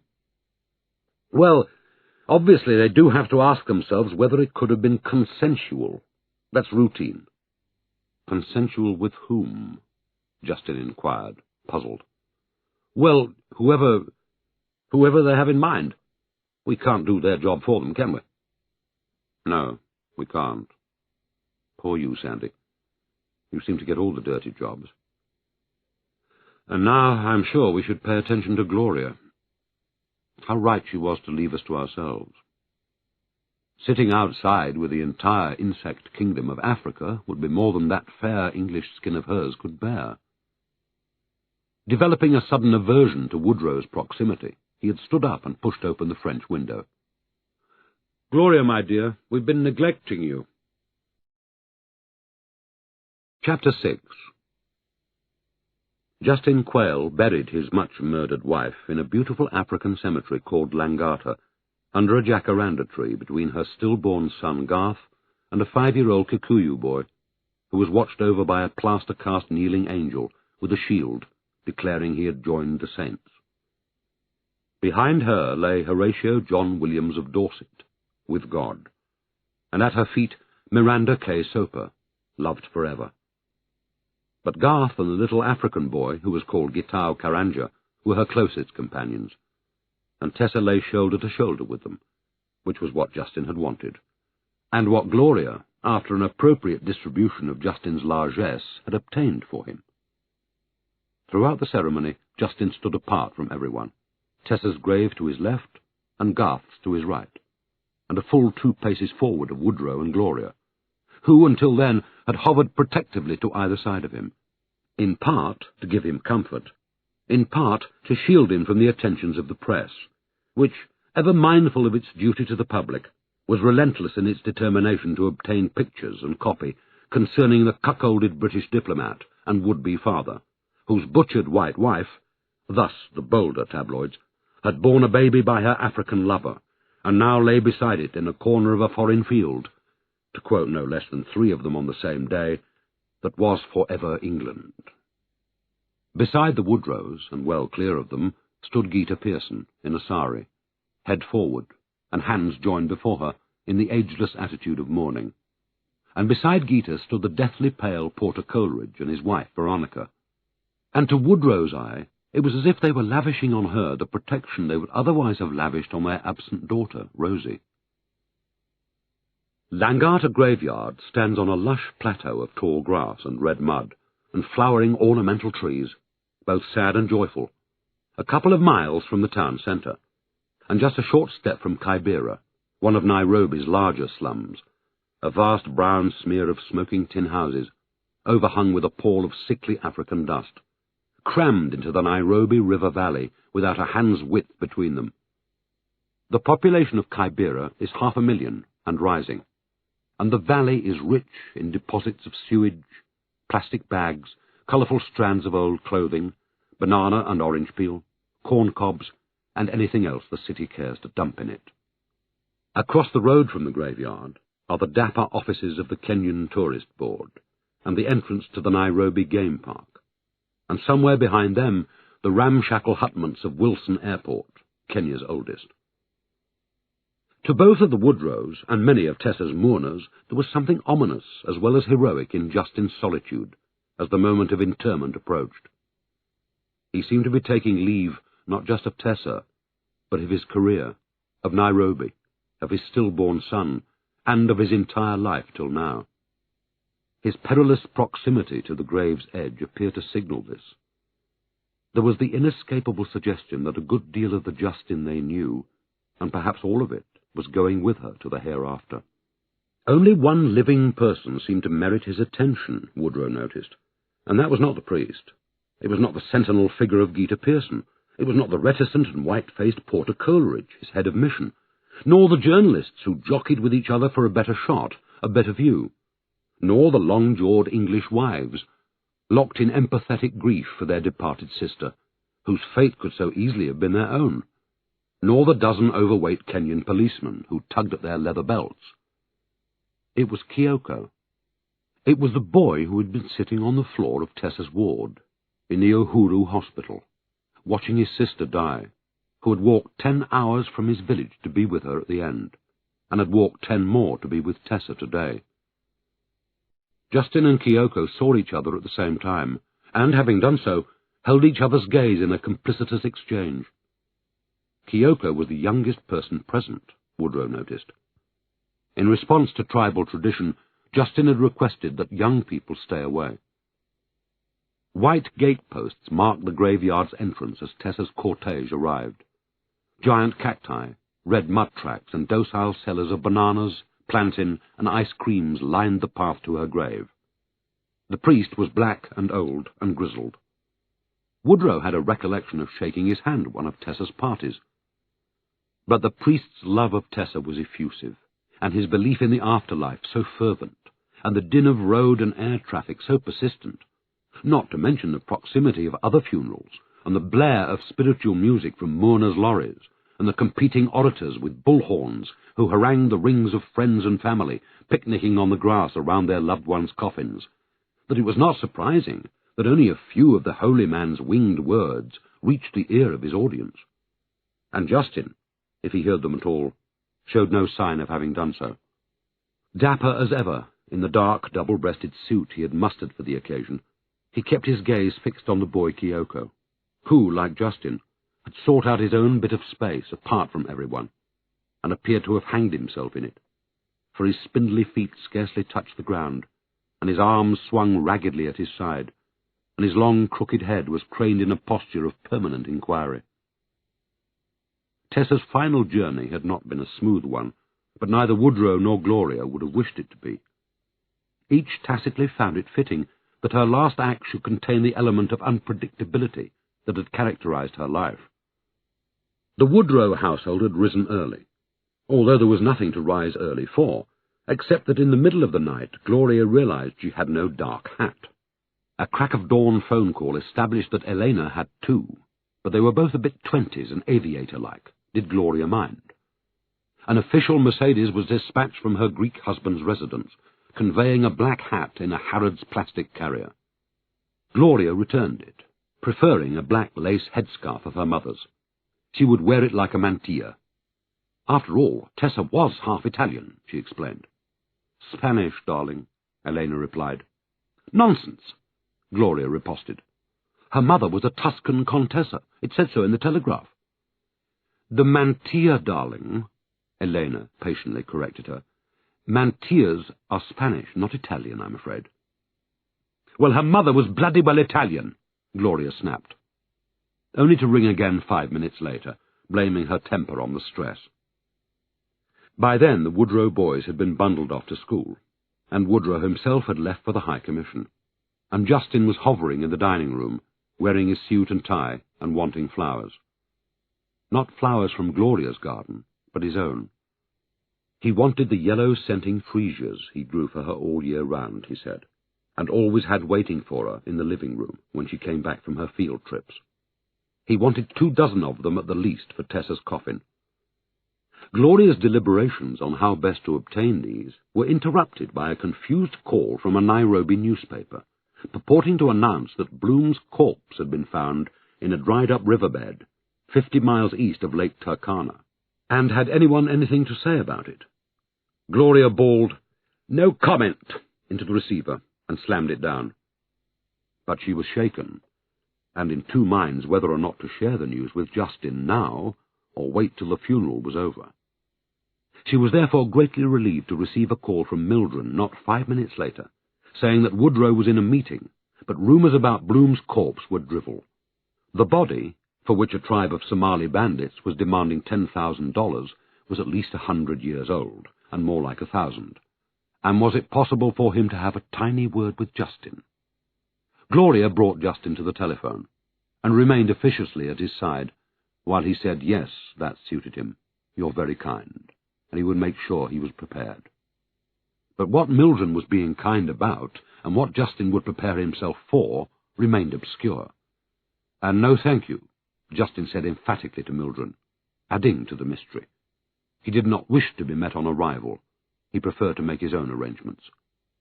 After which he rang off and asked, rather pointedly, considering everything she had done for him, to be left alone in the dining-room, to make a reverse charge call to his solicitor in London, a thing he had done twice before in the last few days, also without admitting Gloria to his deliberations. With a show of discretion, she therefore removed herself to the kitchen in order to listen at the hatch, only to find a grief-stricken Mustafa, who had arrived unbidden at the back door with a basket full of yellow freesias, which on his own initiative he had picked from Jayston's garden. Armed with this excuse, Gloria marched into the dining-room, hoping at least to catch the end of Jayston's conversation. But he was ringing off as she entered. Suddenly, without more time passing, everything was late. Gloria had finished dressing, but hadn't touched her face. Nobody had eaten a thing, and it was past lunchtime. Woodrow was waiting outside in the Volkswagen. Jayston was standing in the hall, clutching his freesias, now bound into a posy. Juma was waving a plate of cheese sandwiches at everyone, and Gloria was trying to decide whether to tie the mantilla under her chin or drape it over her shoulders like her mother. Seated on the rear seat of the van next to Jayston, with Woodrow on the other side of her, Gloria privately acknowledged what Elena had been telling her for several days, that she had fallen head over heels in love with Jayston, a thing that hadn't happened to her for years, and it was an absolute agony to think he would be gone any day.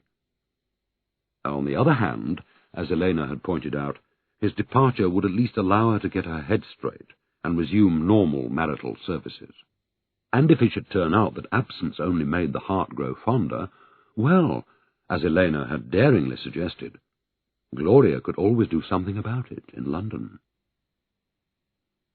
The drive through the city struck Gloria as more than usually bumpy, and she was too conscious for her comfort of the warmth of Jayston's fire against her own. By the time the Volkswagen pulled up at the funeral home, a lump had formed in her throat. Her handkerchief was a damp ball in the palm of her hand, and she no longer knew whether she was grieving for Tessa or Jayston. The rear doors of the van were open from outside. Jayston and Woodrow hopped out, leaving her alone on the back seat with Livingston in the front. "No journalists," she recorded gratefully, struggling to regain her composure. Or none yet. She watched her two men through the windscreen as they climbed the front steps of a single-story granite building, with a touch of the Tudors about the eaves. Jayston, with his tailored suit and perfect mane of grey-black hair that you never saw him brush or comb, clutching yellow freesias, and that cavalry officer's walk he had, and for all she knew all half Dudley's had, right shoulder forward. Why did Jayston always seem to lead and Sandy follow? And why was Sandy so menial these days? So butler-like, she complained to herself. It's time he bought himself a new suit. That serge thing makes him look like a private detective. They disappeared into the entrance lobby. "Papers to sign, sweet," Sandy had said, in a superior voice. "Releases for the deceased's body and that kind of nonsense." Why does he treat me like his little woman suddenly? Has he forgotten I arranged the whole bloody funeral? A gaggle of black-clad bearers had formed at the side entrance of the funeral home. Doors were opening. A black hearse was backing towards them. The word hearse gratuitously painted in white letters a foot high on its side. Gloria caught a glimpse of honey-varnished wood and yellow freesias as the coffin slid between black jackets into the open back. They must have taped the posy to the lid. How else did you get freesias to sit tight on a coffin lid? Jayston thought of everything. The hearse pulled out of the forecourt, bearers aboard. Gloria had a big sniff, then blew her nose. "It is bad, madam," Livingston intoned from the front. "It is very, very bad." "It is indeed, Livingston," said Gloria, grateful for the formality of the exchange. "You are about to be watched, young woman," she warned herself firmly. "Time to chin up and set an example." The back doors slammed open. "All right, girl?" Woodrow asked cheerfully, crashing down beside her. "They were marvellous, weren't they, Jayston? Very sympathetic, very professional." "Don't you dare call me girl," she told him furiously, but not aloud. Entering St. Andrew's Church, Woodrow took stock of the congregation. In a single sweep he spotted the pallid Coleridges, and behind them Donahue and his weird wife Maud, looking like an ex-Gaiety girl fallen on hard times, and next to them Mildred, alias Mildred, and an anorexic blonde who was held to be sharing his flat. The heavy mob from the Matega Club, Tessa's phrase, had formed a military square. Across the aisle he picked out a contingent from the World Food Programme, and another that consisted entirely of African women, some in hats, others in jeans, but all with a determined glower of combat that was the hallmark of Tessa's radical friends. Behind them stood a cluster of lost, Gallic-looking, vaguely arrogant young men and women, the women with their heads covered, the men in open necks and designer stubble. Woodrow, after some puzzlement, concluded that they were fellow members of Bloom's Belgian organisation. "Must be wondering whether they're going to be back here next week for Arnold," he thought brutally. The Quayle's illegal servants were ranged alongside them, Mustafa, the houseboy, Esmeralda from South Sudan, and the one-armed Ugandan, name unknown. And in the front row, towering over her furtive little Greek husband, stood the upholstered, carrot-haired figure of darling Elena herself, Woodrow's bête noire, decked out in her grandmother's funereal jet jewellery. "Now, darling, shall I wear the jet, or is it over the top?" she had needed to know of Gloria at 8 this morning. Not without mischief, Gloria had counselled boldness. "On other people, frankly, Elle, it might be a tad too much, but with your colouring, darling, go for it." And no policeman, he noticed with gratification, neither Kenyan nor British. Had Bernard Pellegrin's potions worked their magic? Whisper who dares. He stole another look at Coleridge, so whey-faced, so martyred.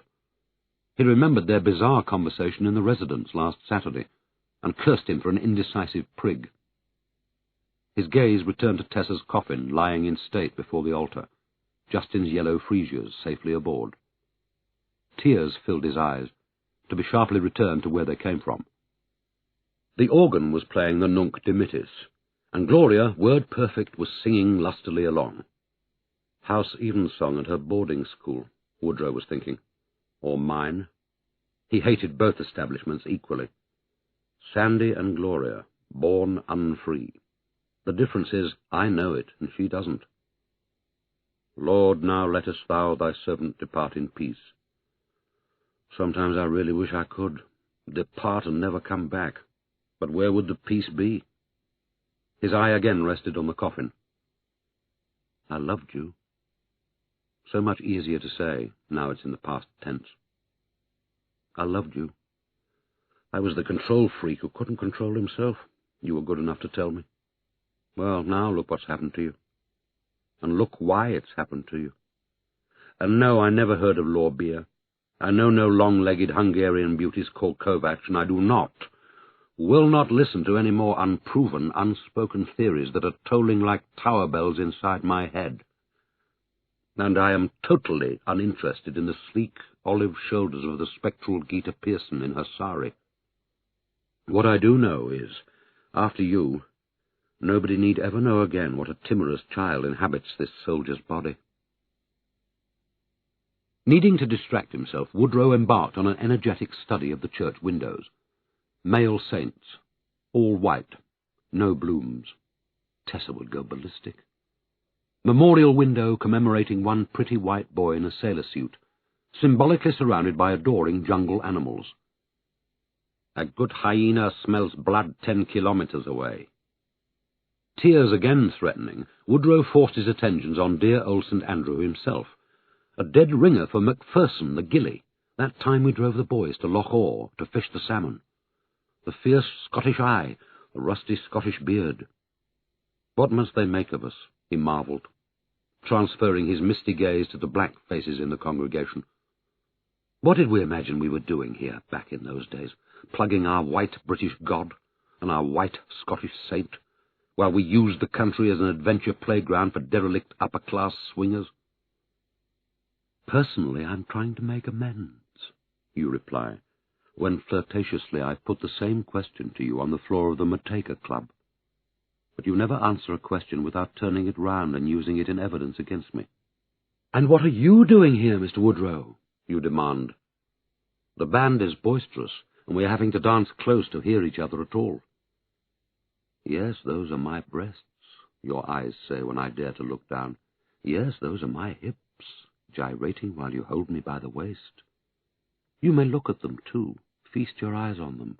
Most men do, and you needn't try to be the exception. I suppose what I'm really doing is helping Kenyans to husband the things we've given them. I yell pompously above the music, and feel your body stiffen and slip away almost before I finish the sentence. We didn't bloody well give them a thing. They took it, at the end of a bloody gun. We gave them nothing, nothing. Woodrow swung sharply round. Gloria beside him did the same, and so from the other side of the aisle did the Coleridges. A scream from outside the church had been followed by the smash of something big and glassy breaking. Through the open doorway, Woodrow saw the forecourt gates being dragged shut by two frightened vergers in black suits, as helmeted police formed a cordon along the railings, brandishing metal-tipped riot sticks in both hands, like baseball players limbering for a strike. In the street where the students had gathered, a tree was burning, and a couple of cars lay belly up beneath it, their occupants too terrified to clamber out.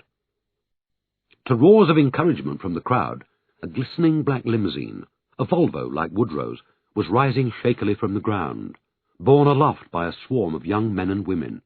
It rose, it lurched, it flipped, first to its side, then onto its back, before falling with a huge bang, dead beside its fellows. The police charged. Whatever they had been waiting for till then, it had happened. 1 second they were lounging, the next they were hacking themselves a red path through the fleeing rabble, only pausing to rain more blows on those they had brought down. An armoured van drew up. 6 bleeding bodies were tossed into it. University's an absolute tinderbox, old chap, Donahue had advised, when Woodrow had consulted him on risk. Grants have stopped dead. Staff aren't being paid. Places going to the rich and stupid. Dormitories and classrooms packed out. Loos all blocked. Doors all pinched. Fire risk rampant.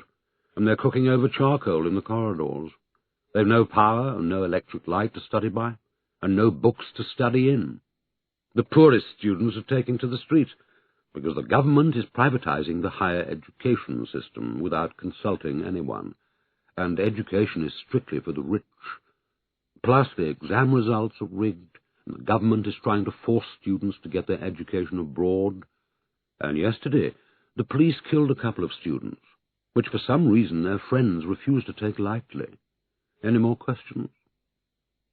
The church gates opened. The organ struck up again. God's business could resume. In the cemetery, the heat was aggressive and personal. The grizzled old priest had ceased speaking, but the clamour had not subsided, and the sun beat through it like a flail. To one side of Woodrow, a ghetto blaster was playing a rock version of Hail Mary at full throttle to a group of black nuns in grey habits. To the other, a football squad of blazers was gathered round a coconut shy of empty beer cans, while a soloist sang goodbye to a teammate. And Wilson Airport must have been holding some kind of air day, because brightly painted small planes were zooming overhead at 20-second intervals. The old priest lowered his prayer book. The bearers stepped to the coffin. Each grasped an end of webbing. Jayston, still alone, seemed to sway. Woodrow started forward to support him, but Gloria restrained him with a gloved claw. "He wants her to himself, idiot!" she hissed through her tears. The press showed no such tact. This was the shot they had come for. Black bearers lower murdered white woman into African soil, watched by husband she deceived. A pock-faced man with a crew cut and cameras bouncing on his belly offered Jayston a trowel laden with earth, hoping for a shot of the widower pouring it on the coffin. Jayston brushed it aside. As he did so, his gaze fell on two ragged men who were trundling a wooden wheelbarrow with a flat tire to the grave's edge. Wet cement was slopping over its gunwales.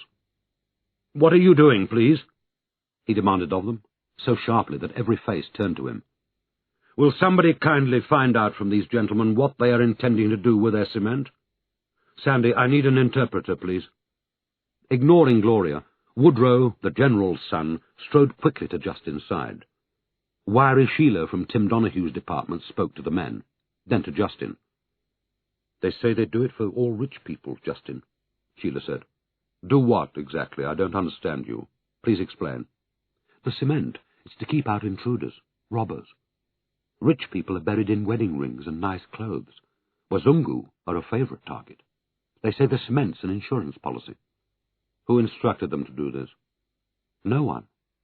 It's 5,000 shillings. They're to go, please. Kindly tell them that, will you, Sheila?" "I do not wish their services, and I shall pay them no money. They're to take their barrow and leave." But then, perhaps not trusting her to impart his message with sufficient vigour, Jayston marched over to them, and, placing himself between their barrow and the grave's edge, struck out an arm, Moses-like, pointing over the heads of the mourners. "Go, please," he ordered. "Leave at once." "Thank you." The mourners parted to make a path along the line his outstretched arm commanded. The men with their barrows scuttled down it. Jayston watched them out of sight. In the vibrating heat, the men seemed to ride straight into the blank sky. Jayston turned his body round, stiffly like a toy soldier, until he was addressing the press pack. "I would like you all to go, please," he said in the silence that had formed inside the din. "You have been very kind. Thank you. Goodbye." Quietly, and to the amazement of the rest, the journalists stowed their cameras and their notebooks, and with mumbles like, "See you, Jayston," quit the field. Jayston returned to his place of solitude at Tessa's head. As he did so, a group of African women trooped forward and arranged themselves in a horseshoe round the foot of the grave. Each wore the same uniform, a blue-flowered, frilly dress and headscarf of the same material. Separately they might have looked lost, but as a group they looked united. They began singing, at first softly. Nobody conducted them. There were no instruments to sing to. Most of the choir were weeping, but they didn't let their tears affect their voices. They sang in harmony, in English and Kiswahili alternately, gathering power in the repetition. "Kwaheri, Mama Tessa. Little Mama, goodbye." Woodrow tried to catch the other words. "Kwaheri, Tessa. Tessa, our friend, goodbye. You came to us, Mama Tessa. Little Mama, you gave us your heart. Kwaheri, Tessa, goodbye." "Where the hell did they spring from?" he asked Gloria, out of the corner of his mouth. "Down the hill," Gloria muttered, nodding her head towards Kibera slum. The singing swelled as the coffin was lowered into the ground. Jayston watched it descend, then winced as it struck bottom, then winced again as the first shovel-load of earth clattered onto the lid, and a second crashed into the freesias, dirtying the petals. A frightful howl went up, as short as the shriek of a rusty hinge when a door is flung back, but long enough for Woodrow to watch Gita Pearson collapse to her knees in slow motion, then roll onto one shapely hip as she buried her face in her hands, then, just as improbably, rise again on the arm of Veronica Coleridge and resume her mourner's pose. Did Jayston call out something to Kyoko? or did Kyoko act of his own accord? Light as a shadow, he had moved to Jayston's side, and, in an unashamed gesture of affection, grasped his hand. Through a fresh flood of tears, Gloria saw their linked hands fidget till they found a mutually comfortable grip. Thus joined, the bereaved husband and bereaved brother watched Tessa's coffin disappear beneath the soil. Jayston left Nairobi the same night. Woodrow, to Gloria's eternal hurt, had given her no warning. The dinner table was laid for 3. Gloria herself had uncorked the claret and put a duck in the oven to cheer us all up. She heard a footfall from the hall, and assumed, to her pleasure, that Jayston had decided on pre-dinner drinkies. Just the 2 of us, while Sandy reads Biggles to the boys upstairs. And suddenly there stood his scruffy Gladstone bag, accompanied by a mossy grey suitcase that Mustapha had brought for him, parked in the hall with labels on them, and Jayston standing beside them with his raincoat over his arm and a night bag on his shoulder, wanting to give her back the wine store key. "But, Jayston, you're not off." "You've all been immensely kind to me, Gloria. I shall never know how to thank you." "Sorry about this, darling," Woodrow sang cheerfully, tripping down the stairs 2 at a time. "Bit cloak and dagger, I'm afraid. Didn't want the servants gossiping. Only way to play it." At which moment there came a ping on the doorbell, and it was Livingston, the driver, with a red Peugeot he'd borrowed from a friend to avoid telltale diplomatic license plates at the airport. And slumped in the passenger seat, Mustapha, glowering ahead of him like his own effigy. "But we must come with you, Jayston. We must see you off. I insist. I've got to give you one of my watercolours." "What's going to happen to you at the other end?" Gloria cried miserably. "We can't just let you go off into the night like this. Darling." The darling was technically addressed to Woodrow, but it might as well have been meant for Jayston, for as she blurted it, she dissolved into uncontrollable tears, the last of a long and tearful day. Sobbing wretchedly, she grasped Jayston against her, punching his back and rolling her cheek against him and whispering, "Oh, don't go. Please. Oh, Jayston," and other less decipherable exhortations, before bravely thrusting herself free of him, elbowing her husband out of the light and charging up the stairs to her bedroom and slamming the door. "Bit overwrought," Woodrow explained, grinning. "We all are," said Jayston, accepting Woodrow's hand and shaking it. "Thank you again, Sandy. We'll be in touch." "Indeed." "And you're quite sure you don't want a reception party at the other end? They're all bursting to do their stuff." "Quite sure, thank you. Tessa's lawyers are preparing for my arrival." And the next minute, Jayston was walking down the steps to the red car, with Mustapha one side of him with the Gladstone bag, and Livingston carrying his grey suitcase on the other. "I have left envelopes for you all with Mr. Woodrow," Jayston told Mustapha as they drove. "And this is to be handed privately to Gita Pearson. And you know I mean privately." "We know you will always be a good man, Mizzy," said Mustapha prophetically, consigning the envelope to the recesses of his cotton jacket. But there was no forgiveness in his voice for leaving Africa. The airport, despite its recent facelift, was in chaos. Travel-weary groups of scalded tourists made long lines, harangued tour guides, and frantically bundled huge rucksacks into X-ray machines. Check-in clerks puzzled over every ticket and murmured interminably into telephones. Incomprehensible loudspeaker announcements spread panic, while porters and policemen looked idly on. But Woodrow had arranged everything. Jayston had barely emerged from the car before a male British Airways representative spirited him to a small office, safe from public gaze. "I'd like my friends to come with me, please," Jayston said. "No problem." With Livingston and Mustapha hovering behind him, he was handed a boarding pass in the name of Mr. Alfred Brown. He looked on passively while his grey suitcase was similarly labelled. "And I shall take this one into the cabin with me," he announced as an edict. The representative, a blond New Zealand boy, affected to weigh the Gladstone in his hand, and let out an exaggerated grunt of exertion. "Family silver, is it, sir?" "My hosts," said Jayston, duly entering into the joke, but there was enough in his face to suggest that the issue was not negotiable. "If you can carry it, sir, so can we," said the blonde representative, passing the bag back to him. "Have a nice flight, Mr. Brown. We'll be taking you through the arrivals side, if it's all the same to you." "You're very kind." Turning to say his last goodbyes, Jayston seized Livingstone's enormous fists in a double handshake. But for Mustafa, the moment was too much. Silently, as ever, he had slipped away. The Gladstone firmly in his grasp, Jayston entered the arrivals hall in the wake of his guide, to find himself staring at a giant, buxom woman of no definable race, grinning down at him from the wall. She was 20 feet tall and 5 feet across her widest point, and she was the only commercial advertisement in the entire hall. She was dressed in nurse's uniform and had 3 golden bees on each shoulder.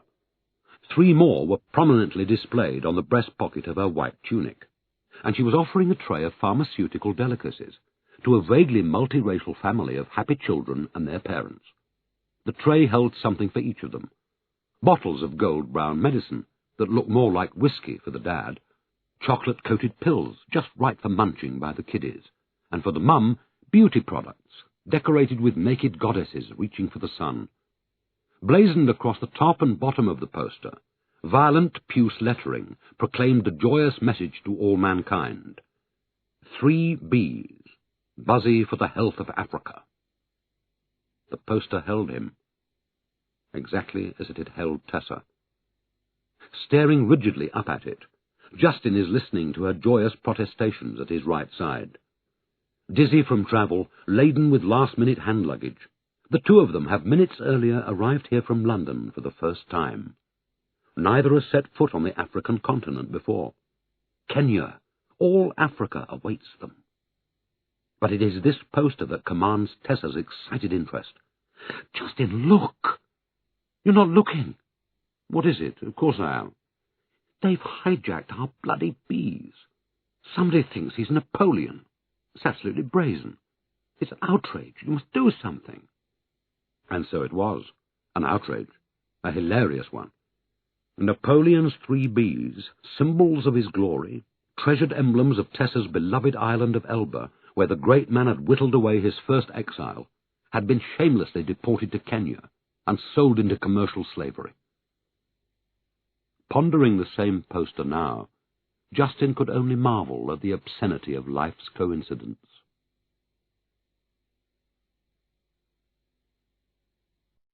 Chapter 7. Perched stiffly in his upgraded seat at the front of the plane, the Gladstone bag above him in the overhead locker, Jayston Quayle stared past his reflection into the blackness of space. He was free. Not pardoned, not reconciled, not comforted, not resolved. Not free of the nightmares that told him she was dead, and waking to discover they were true. Not free of the survivor's guilt. Not free of fretting about Arnold, but free at last to mourn in his own way. Free of his dreadful cell, of the jailers he had learned to detest, of circling his room like a convict, driven half crazy by the dazzlement of his mind and the squalor of his confinement. Free of the silence of his own voice, of sitting on the edge of his bed asking, why, on and on. Free of the shameful moments when he was so low and tired and drained that he almost succeeded in convincing himself that he didn't give a damn. The marriage had been a madness anyway, and was over, so be thankful. And if grief, as he had read somewhere, was a species of idleness, then free of the idleness that thought of nothing but its grief.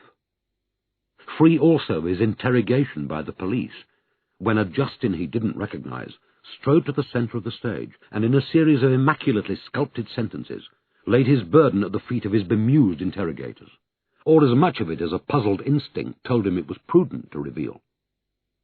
They began by accusing him of murder. "There's a scenario hanging over us here, Jayston," Leslie explains apologetically, "and we have to put it to you straight away, so that you're aware of it, although we know it's hurtful. It's called a love triangle, and you're the jealous husband, and you've organized a contract killing, while your wife and her lover are as far away from you as possible, which is always good for the alibi. You had them both killed, which was what you wanted for your vengeance. You had Arnold Bloom's body taken out of the jeep and lost, so that we'd think Arnold Bloom was the killer and not you. Lake Turkana's full of crocodiles, so losing Arnold wouldn't be a problem. Plus there's a nice inheritance coming your way by all accounts, which doubles up the motive.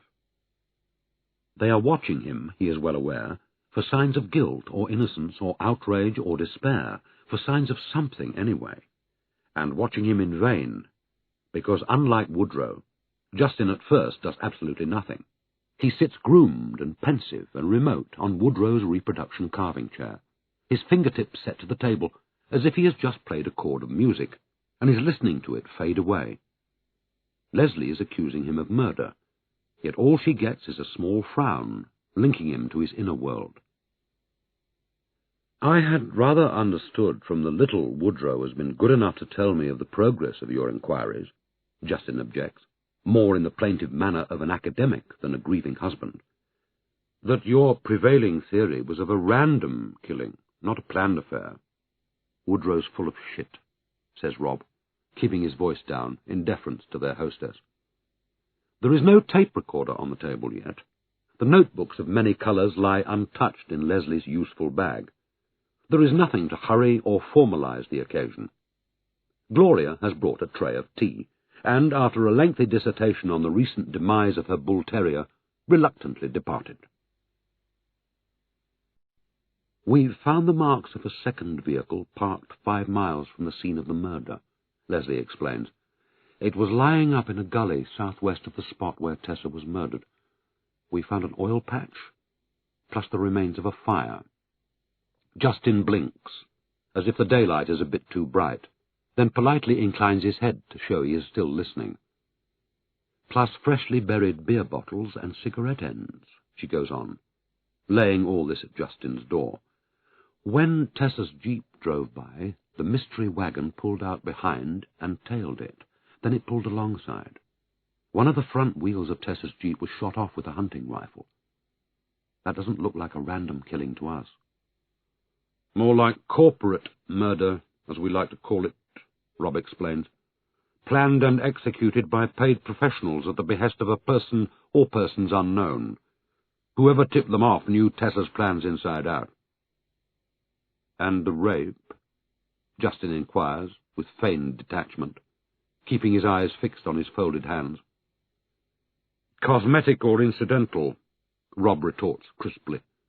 Villains lost their heads, or did it with forethought. Which brings us back to motive, Jayston, Leslie says. Yours, says Rob, unless you've got a better idea. Their two faces are trained on Jayston's like cameras, one to either side of him. But Jayston remains as impervious to their double stare as he is to innuendo. Perhaps in his internal isolation he is not aware of either.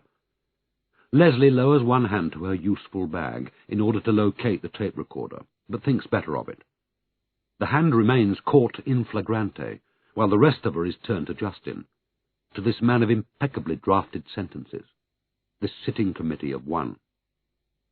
But I know no killers, you see, he is objecting, pointing out the flaw in their argument as he peers ahead of him with emptied eyes. I hired nobody, instructed nobody, I'm afraid. I had nothing whatever to do with my wife's murder, not in the sense you were implying. I did not wish it. I did not engineer it.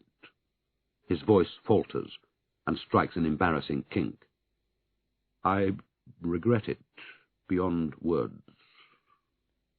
And this with such finality that for an instant the police officers appear to have nowhere to go, preferring to study Gloria's watercolours of Singapore, which hang in a row across the brick fireplace, each priced at £199 and no bloody VAT, each with the same scrubbed sky and palm tree and flock of birds, and her name in lettering loud enough to read across the road, plus a date for the benefit of collectors. Until Rob, who has the brashness, if not the self-assurance of his age, throws up his long, thin head and blurts, "So you didn't mind your wife and Bloom sleeping together, I suppose? A lot of husbands could get a bit ratty about a thing like that." Then snaps his mouth shut, waiting for Jayston to do whatever Rob's righteous expectations require deceived husbands to do in such cases. Weep, blush, rage against their own inadequacies or the perfidy of their friends? If so, Jayston disappoints him. "That is simply not the point," he replies, with such force that he takes himself by surprise, and sits upright, and peers round him, as if to see who has spoken out of turn, and reprimand the fellow. "It may be the point for the newspapers. It may be the point for you. It was never the point for me, and it is not the point now." "So what is the point?" Rob demands. "I failed her." "How? Not up to it, you mean?" A male sneer. "Failed her in the bedroom, did you?" Jayston is shaking his head. "By detaching myself." His voice fell to a murmur. "By letting her go it alone, by emigrating from her in my mind, by making an immoral contract with her, one that I should never have allowed, and nor should she." "What was that, then?" Leslie asks, sweet as milk after Rob's deliberate roughness. "She follows her conscience. I get on with my job. It was an immoral distinction. It should never have been made. It was like sending her off to church and telling her to pray for both of us. It was like drawing a chalk line down the middle of our house and saying, 'See you in bed.'" Unfazed by the frankness of these admissions, and the nights and days of self-recrimination suggested by them, Rob makes to challenge him. His lugubrious face is set in the same incredulous sneer, his mouth round and open, like the muzzle of a large gun. But Leslie is quicker than Rob today. The woman in her is wide awake and listening to sounds that Rob's aggressively male ear can't catch. Rob turns to her, seeking her permission for something, to challenge him again with Arnold Bloom, perhaps, or with some other telling question that will bring him nearer to the murder. But Leslie shakes her head, and lifting her hand from the region of the bag, surreptitiously pats the air, meaning, "Slowly, slowly." "So how did the two of you get together in the first place, anyway?" she asked Jayston, as one might ask a chance acquaintance on a long journey. And this is genius on Leslie's part, to offer him a woman's ear and a stranger's understanding, to call a halt like this, and lead him from his present battlefield to the unthreatened meadows of his past. And Jayston responds to her appeal.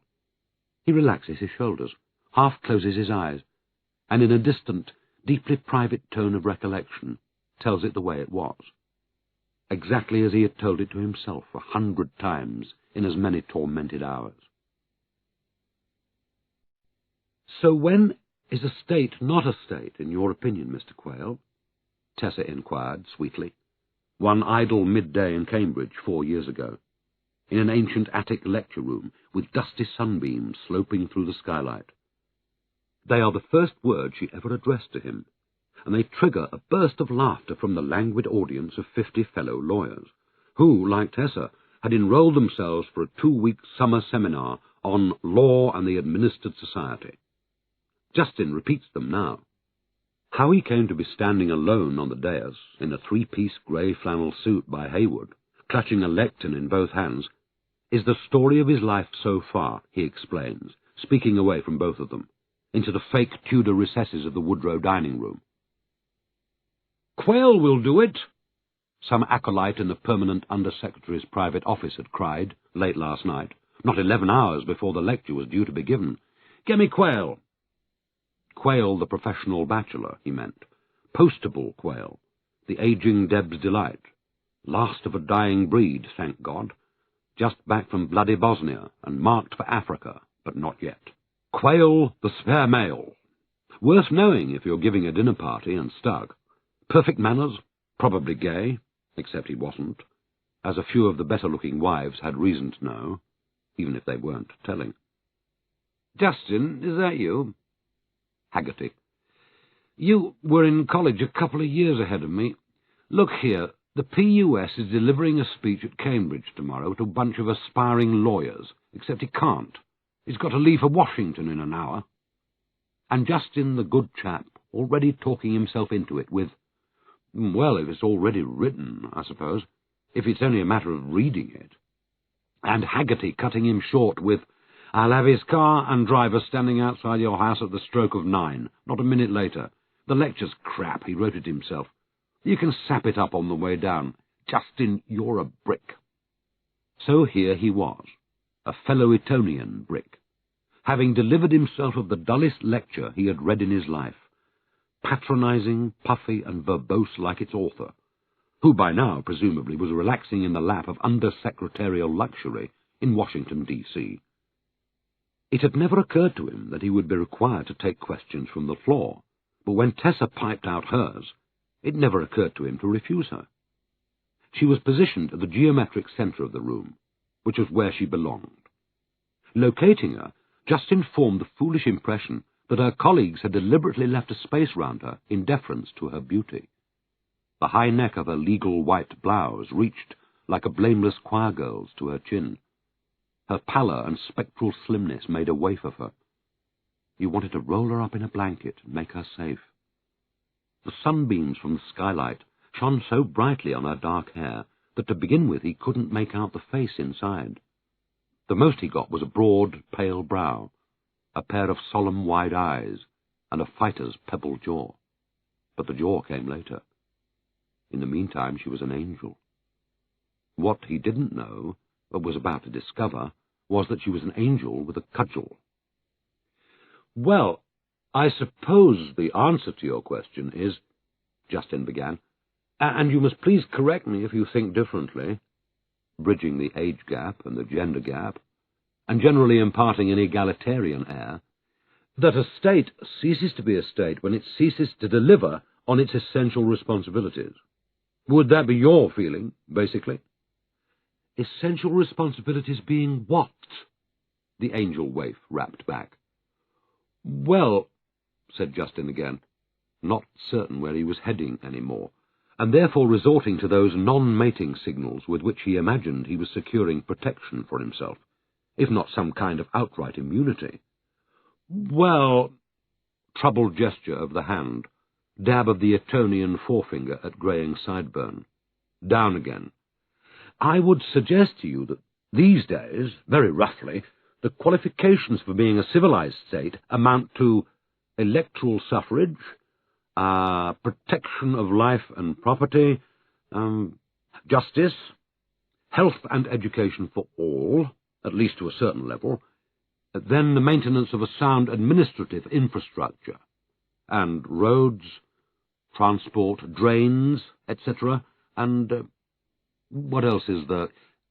Yes, the equitable collection of taxes.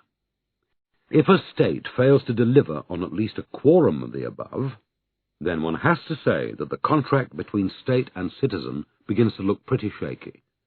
And if it fails on all of the above, then it's a failed state, as we say these days. An unstate, joke. An ex-state, another joke, but still no one laughed. Does that answer your question? He had assumed that the angel would require a moment's reflection to ponder this profound reply, and was therefore rattled when, barely allowing him time to bring the paragraph home, she struck again. "So can you imagine a situation where you personally would feel obliged to undermine the state?" "I personally? In this country? Oh, my goodness me, certainly not," Jayston replied, appropriately shocked. "Not when I've just come home." Disdainful laughter from the audience, which was firmly on Tessa's side. "In no circumstances?" "None that I can envisage, no." "How about other countries?" "Well, I'm not a citizen of other countries, am I?" The laughter beginning to go his way now. "Believe me, it is really quite enough work trying to speak for one country," greeted my more laughter, which further heartened him. "I mean, more than one is simply not—" He needed an adjective, but she threw her next punch before he found one. A salvo of punches, as it turned out, delivered in a rat-a-tat to face and body. "Why do you have to be a citizen of a country before you make a judgment about it? You negotiate with other countries, don't you? You cut deals with them. You legitimize them through trading partnerships. Are you telling us that there's one ethical standard for your country and another for the rest? What are you telling us, actually?" Jayston was first embarrassed, then angry. He remembered, a little late, that he was still deeply tired after his recent sojourn in bloody Bosnia, and theoretically recuperating. He was reading for an African posting. He assumed, as usual, a gruesome one. He had not come back to Mother England to play whipping boy for some absentee under-secretary, let alone read his lousy speech. And he was damned if eternally eligible Jayston was going to be pilloried by a beautiful harridan who had cast him as some kind of archetypal chinless wonder. There was more laughter in the air, but it was laughter on a knife edge, ready to fall either way. Very well, if she was playing to the gallery, so would he. Hamming it like the best of them, he raised his sculptured eyebrows and kept them raised. He took a step forward and flung up his hands, palms outward in self-protection. "Madam," he began, as the laughter swung in his favour, "I think, madam, I very much fear that you are attempting to lure me into a discussion about my morals." At which the audience sent up a veritable thunder of applause, everyone but Tessa.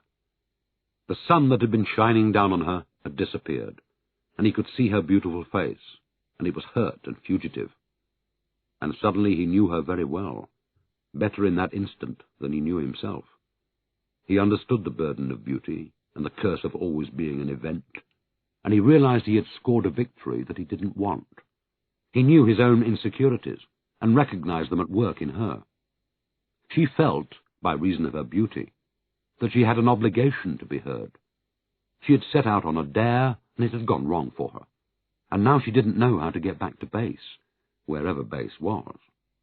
He remembered the awful drivel he had just read, and the glib answers he had given, and he thought, "She's absolutely right, and I'm a pig. I'm worse. I'm a middle-aged Foreign Office smoothie, who's turned the room against a beautiful young girl who was doing what was natural to her." Having knocked her down, he therefore rushed to help her to her feet. "However, if we are being serious for a moment," he announced, in an altogether stiffer voice, across the room to her, as the laughter obediently died, "you have put your finger on precisely the issue that literally none of us in the international community knows how to answer.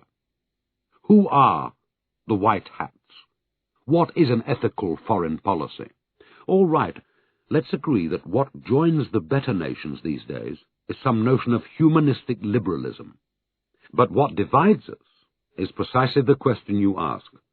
When does a supposedly humanistic state become unacceptably repressive? What happens when it threatens our national interests? Who's the humanist then? When, in other words, do we press the panic button for the United Nations, assuming they show up, which is another question entirely? Take Chechnya, take Burma, take Indonesia, take 3/4 of the countries in the so-called developing world, and so on and so on. Metaphysical fluff of the worst kind, as he would have been the first to admit. But it got her off the hook. A debate of sorts developed. Sides were formed and facile points thrashed out. The meeting overran, and was therefore judged a triumph. "I'd like you to take me for a walk," Tessa told him, as the meeting broke up. "You can tell me about Bosnia," she added, by way of an excuse.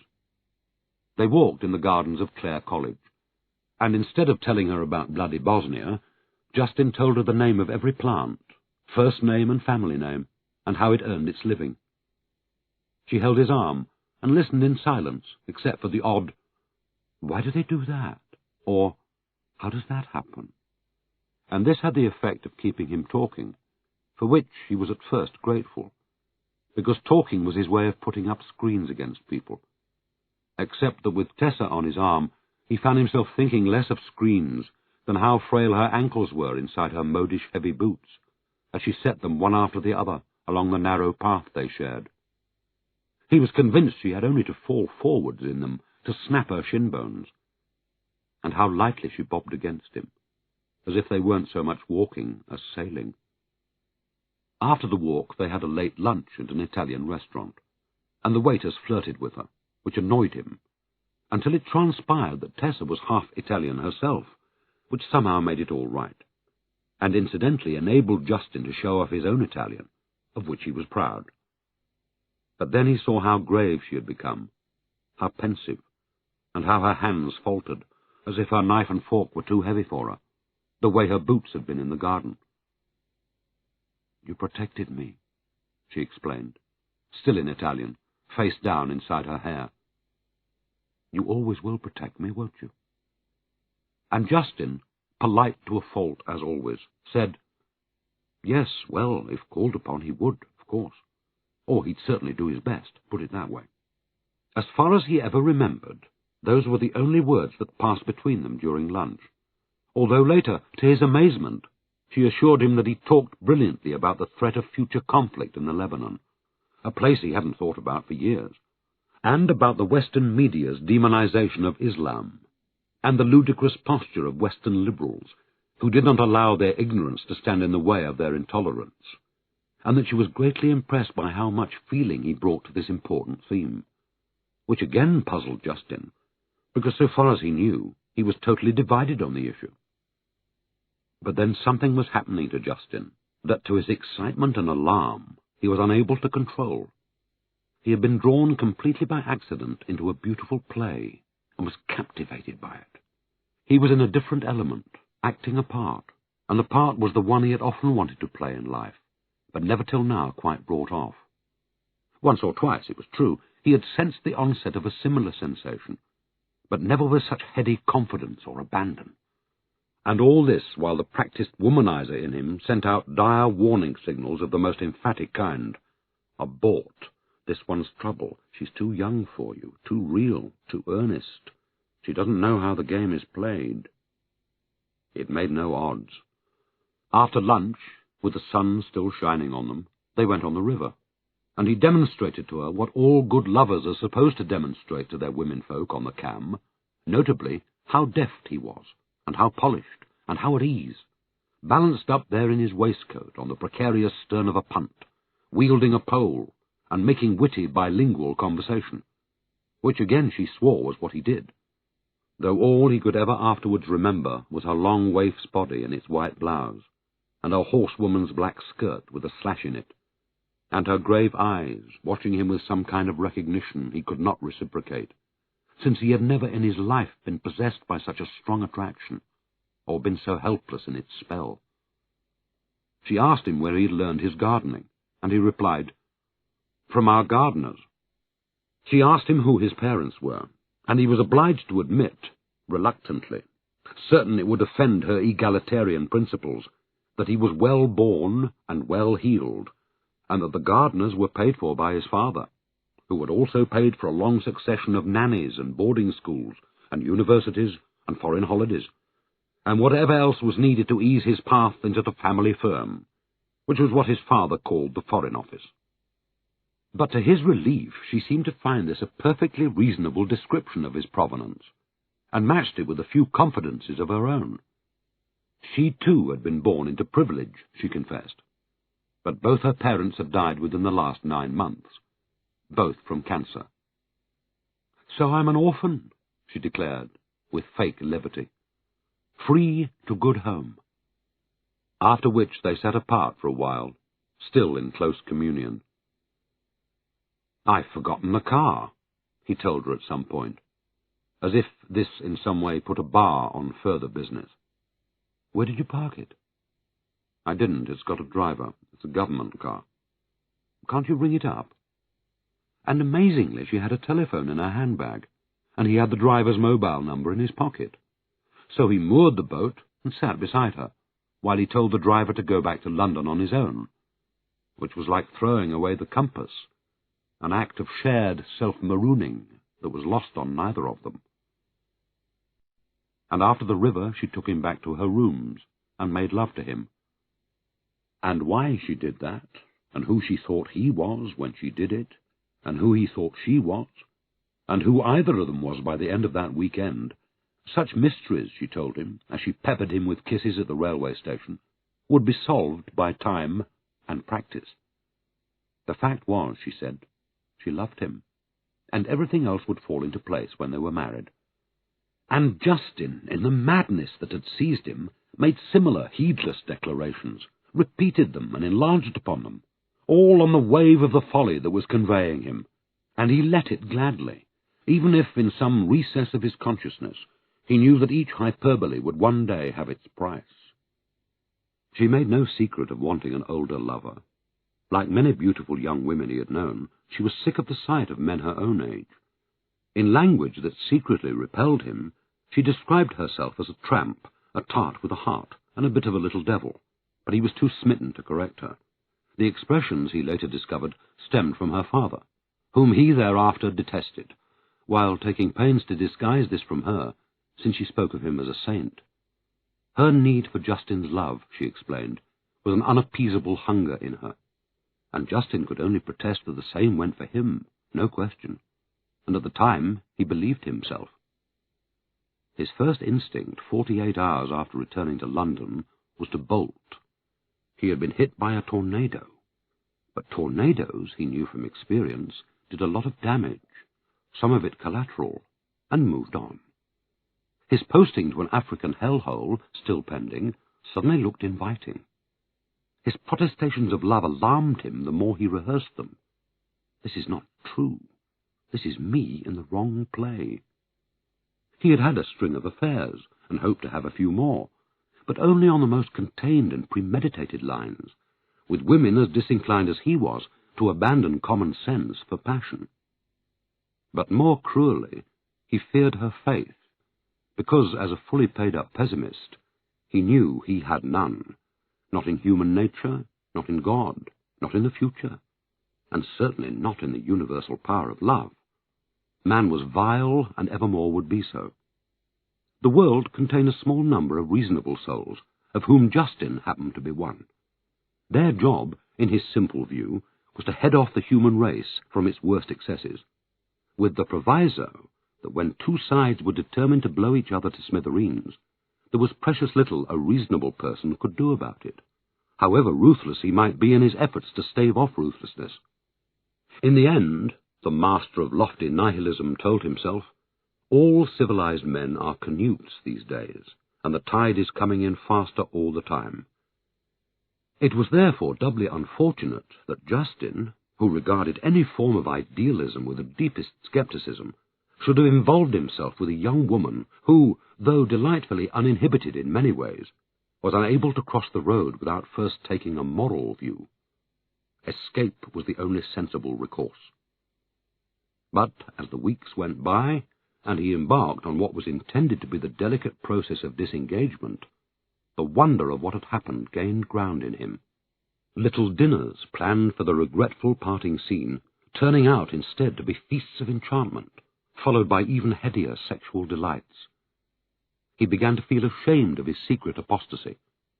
He was amused, not deterred, by Tessa's cookie idealism, and in an untroubled way, fired by it. Somebody should feel these things and say them.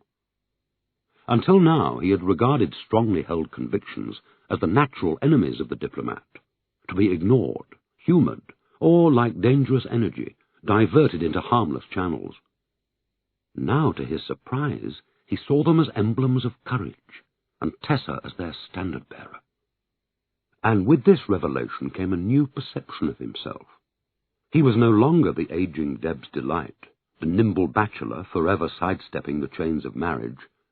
He was the droll, adoring father figure to a beautiful young girl, indulging her every whim, as the saying goes, letting her have her head any time she needed it, but her protector nonetheless, her rock, her steadying hand, her adoring elder gardener in a straw hat.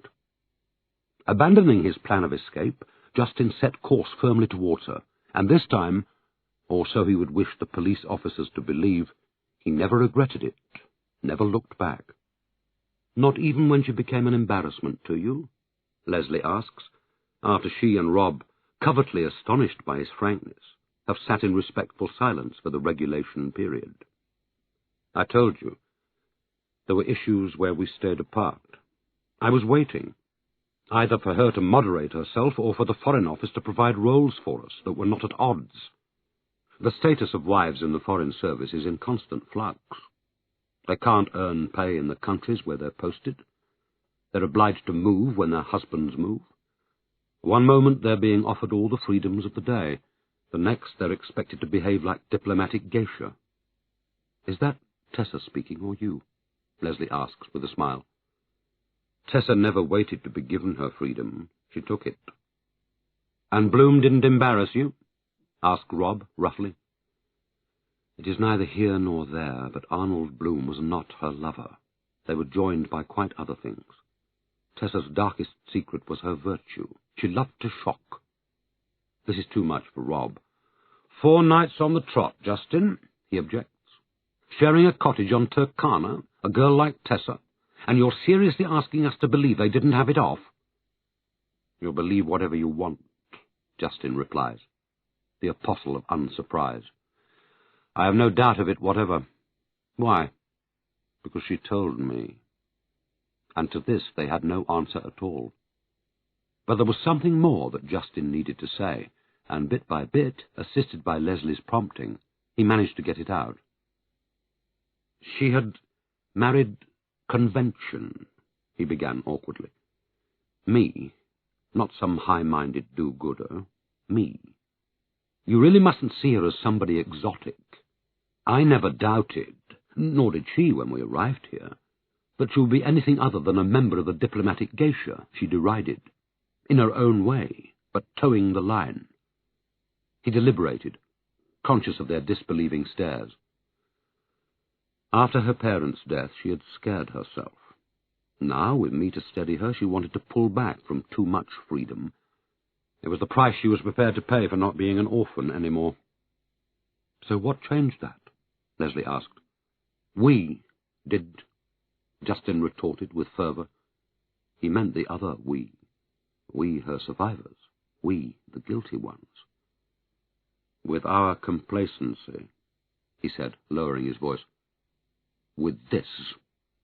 And here he made a gesture that embraced not just the dining room and glorious, hideous watercolours impaled along the chimney breast, but the whole house round them and its occupants, and by inference the other houses in the street.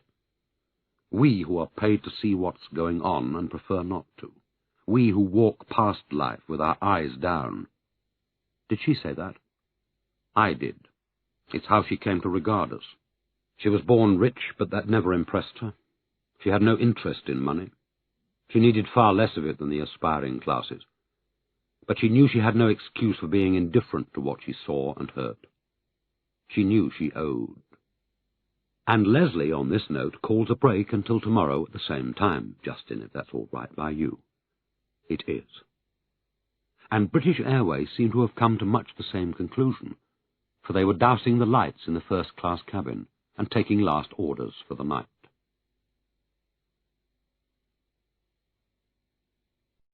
Chapter 8. Rob lounges, while Leslie again unpacks her toys, the coloured notebooks, pencils, the little tape recorder that yesterday remained untouched, the piece of India rubber. Jayston has a prison pallor and a web of hairline cracks around his eyes, which is how the mornings take him now. A doctor would prescribe fresh air. You said you had nothing to do with your wife's murder in the sense we're implying, Jayston, Leslie reminds him. What other sense is there, if you don't mind us asking? And has to lean across the table to catch his words. I should have gone with her. To Lokichogio? He shook his head. To Lake Turkana? To anywhere. Is that what she told you? No, she never criticized me. We never told each other what to do. We had one argument, and it was to do with method, not substance. Arnold was never an obstruction. What was the argument about exactly? Rob demands, clinging determinedly to his literal view of things. After the loss of our baby, I begged Tessa to let me take her back to England or Italy. Take her anywhere she wanted. She wouldn't think of it. She had a mission, thank God, a reason to survive, and it was here in Nairobi. She had come upon a great social injustice, a great crime. She called it both. That was all I was allowed to know. In my profession, studied ignorance is an art form. He turns to the window and peers out sightlessly. Have you seen how people live in the slums here? Leslie shakes her head. She took me once, In a weak moment, she said later, she wanted me to inspect her workplace. Gita Pearson came with us. Gita and Tessa were naturally close. The affinities were ridiculous. Their mothers had both been doctors, their fathers lawyers. They'd both been brought up Catholic. We went to a medical centre. 4 concrete walls and a tin roof, and 1,000 people waiting to get to the door. For a moment he forgets where he is. Poverty on that scale is a discipline of its own. It can't be learned in an afternoon. Nevertheless, it was hard for me from then on to walk down Stanley Street without— He broke off again. Without the other image in my mind. After Woodrow's sleek evasions, his words ring out like the true gospel. The great injustice, the great crime, was what kept her alive. Our baby was 5 weeks dead. Left alone in the house, Tessa would stare vacantly at the wall. Mustafa would telephone me at the High Commission. "Come home, Mizzy. She is ill. She is ill." But it wasn't I who revived her. It was Arnold. Arnold understood. Arnold shared the secret with her. She'd only to hear his car in the drive and she became a different woman. "What have you got? What have you got?" She meant news, information, progress. When he'd gone, she'd retreat to her little workroom and toil into the night. At her computer. A moment's wariness on Justin's part, overcome. She had her papers. She had her computer. She had the telephone, which she used with the greatest circumspection, and she had Arnold, whenever he was able to get away. "And you didn't mind that, then?" Rob sneers, in an ill-judged return to his hectoring tone. "Your wife sitting about mooning, waiting for Dr. Wonderful to show up?" Tessa was desolate. If she'd needed 100 blooms, as far as I was concerned, she could have them all, and on whatever terms she wished. "And you didn't know anything about the great crime?" Leslie resumed, unwilling to be persuaded. "Nothing? What it was about? Who the victims and the main players were? They kept it all from you? Bloom and Tessa together, and you stuck out there in the cold?" "I gave them their distance," Justin confirmed doggedly. "I just don't see how you could survive like that," Leslie insists, putting down her notebook and opening her hands. "Apart, but together. The way you describe it, it's like not being on speaking terms. Worse." "We didn't survive," Justin reminds her simply. "Tessa's dead." Here they might have thought that the time for intimate confidences had run its course, and a period of sheepishness or embarrassment would follow, even recantation. But Justin has only begun. He jolts himself upright, like a man raising his game. His hands fall to his thighs, and stay there until otherwise ordered. His voice recovers its power. Some deep interior force is driving it to the surface, into the unfresh air of the Woodrows' fetid dining room, still rank with last night's gravy. "She was so impetuous," he declares proudly, once more reciting from speeches he has made to himself for hours on end. "I loved that in her from the start. She was so desperate to have our child at once. The death of her parents must be compensated as soon as possible. Why wait till we were married? I held her back. I shouldn't have done. I pleaded convention, God knows why. 'Very well,' she said. 'If we must be married in order to have a baby, let's get married immediately.' So we went off to Italy and married immediately, to the huge entertainment of my colleagues." He has entertained himself. "Quayle's gone mad. Old Justin's married his daughter. Has Tessa passed her A-levels yet?" When she became pregnant, after 3 years of trying, she wept. So did I. He breaks off, but no one interrupts his flow.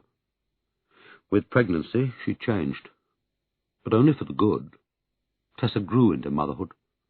Outwardly she remained light-hearted, but inwardly a deep sense of responsibility was forming in her. Her aid work took on new meaning. I am told that's not unusual. What had been important now became a vocation, practically a destiny.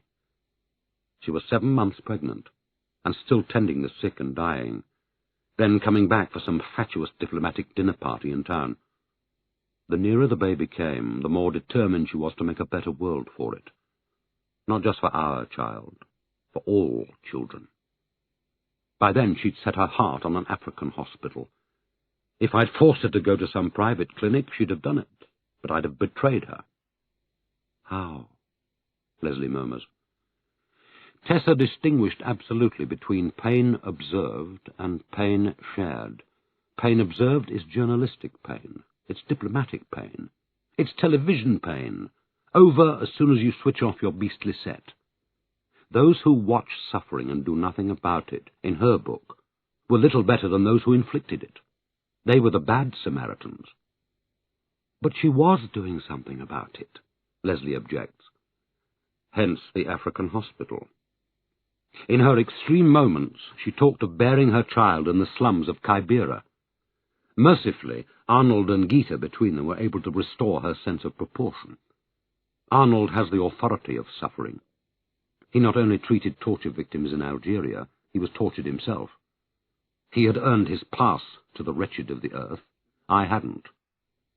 Rob seizes on this, as if the point has not been made a dozen times before. Bit hard to see where you came in then, isn't it?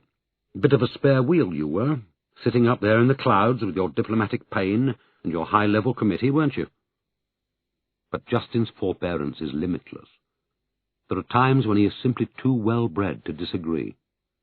She exempted me from active service, as she put it. He assents, with a shameful dropping of the voice. She invented specious arguments to put me at my ease. She insisted that the world needed both of us. Me inside the system, pushing, herself outside it, in the field, pulling. I'm the one who believes in the moral state, she would say. If you lot don't do your job, what hope is there for the rest of us? It was sophistry, and we both knew it. The system didn't need my job, neither did I. What was the point of it? I was writing reports no one looked at, and suggesting action that was never taken. Tessa was a stranger to deceit, except in my case. For me, she deceived herself totally. Was she ever afraid? Leslie asks, softly, in order not to violate the atmosphere of confession. Justin reflects, then allows himself a half-smile of recollection.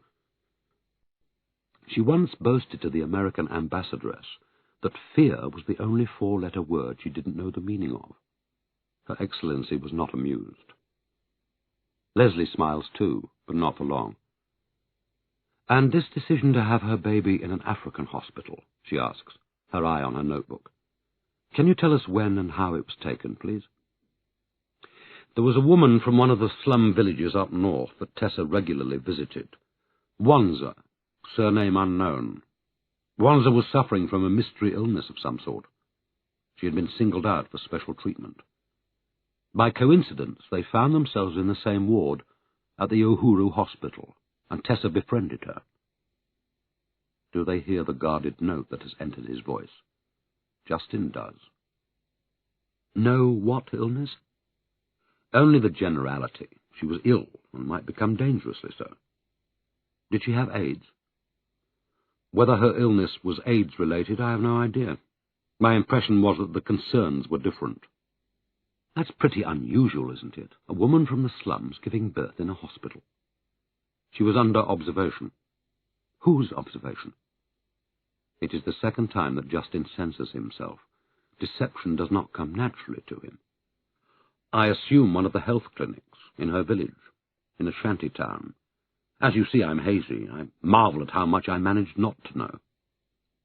And Wanza died, didn't she? She died on the last night of Tessa's stay at the hospital, Justin replies, gratefully abandoning his reserve in order to reconstruct the moment for them. I'd been in the ward all evening, but Tessa insisted I go home for a few hours' sleep. She told the same to Arnold and Gita. We were taking alternate watches at her bedside. Arnold had supplied a safari bed. At 4 a.m, Tessa telephoned me. There was no telephone in her ward, so she used the sisters. She was distressed. Hysterical is the more accurate description. But Tessa, when she is hysterical, does not raise her voice. Wanza had disappeared. The baby also. She had woken to find Wanza's bed empty and the baby's cot vanished. I drove to Uhuru Hospital. Arnold and Geeta arrived at the same moment. Tessa was inconsolable. It was as if she'd lost a second child in the space of a few days. Between the three of us, we persuaded her that it was time for her to convalesce at home. With Wanza dead and the baby removed, she felt no obligation to remain. Tessa didn't get to see the body. She asked to see it, but was told it was not appropriate. Wanza was dead, and her baby had been taken to the mother's village by her brother. So far as the hospital was concerned, that was an end to the matter. Hospitals do not care to dwell on death, he adds, speaking with the experience of Garth. Did Arnold get to see the body? He was too late. It had been sent to the morgue and lost. Leslie's eyes widen in unfeigned astonishment, while on the other side of Jayston, Rob leans quickly forward, grabs the tape recorder, and makes sure the tape is turning in the little window. "Lost! You don't lose bodies," Rob exclaims. "To the contrary, I'm assured that in Nairobi it happens all the time." "What about the death certificate?" "I can only tell you what I learned from Arnold and Tessa. I know nothing of a death certificate. None was mentioned." "And no post-mortem?" Leslie is back. "To my knowledge, none." "Did Wanza receive visitors at the hospital?" Jayston ponders this, but evidently sees no reason not to reply. Her brother, Kyoko, he slept beside her on the floor when he wasn't keeping the flies off her, and Geeta Pearson would make a point of sitting with her when she called on Tessa. "Anyone else?" "A white male doctor, I believe. I can't be sure." "That he was white?" "That he was a doctor. A white man in a white coat, and a stethoscope." "Alone?"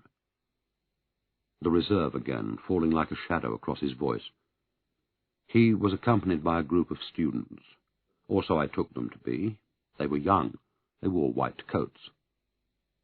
"With 3 golden bees embroidered on the pocket of each coat," he might have added, but his resolve held him back. "Why do you say students? Did Tessa say they were students?"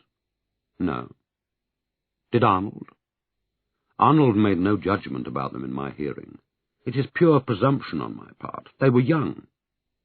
"How about their leader, their doctor, if that's what he was? Did Arnold say anything about him?" "Not to me. If he had concerns, he addressed them to the man himself, the man with the stethoscope."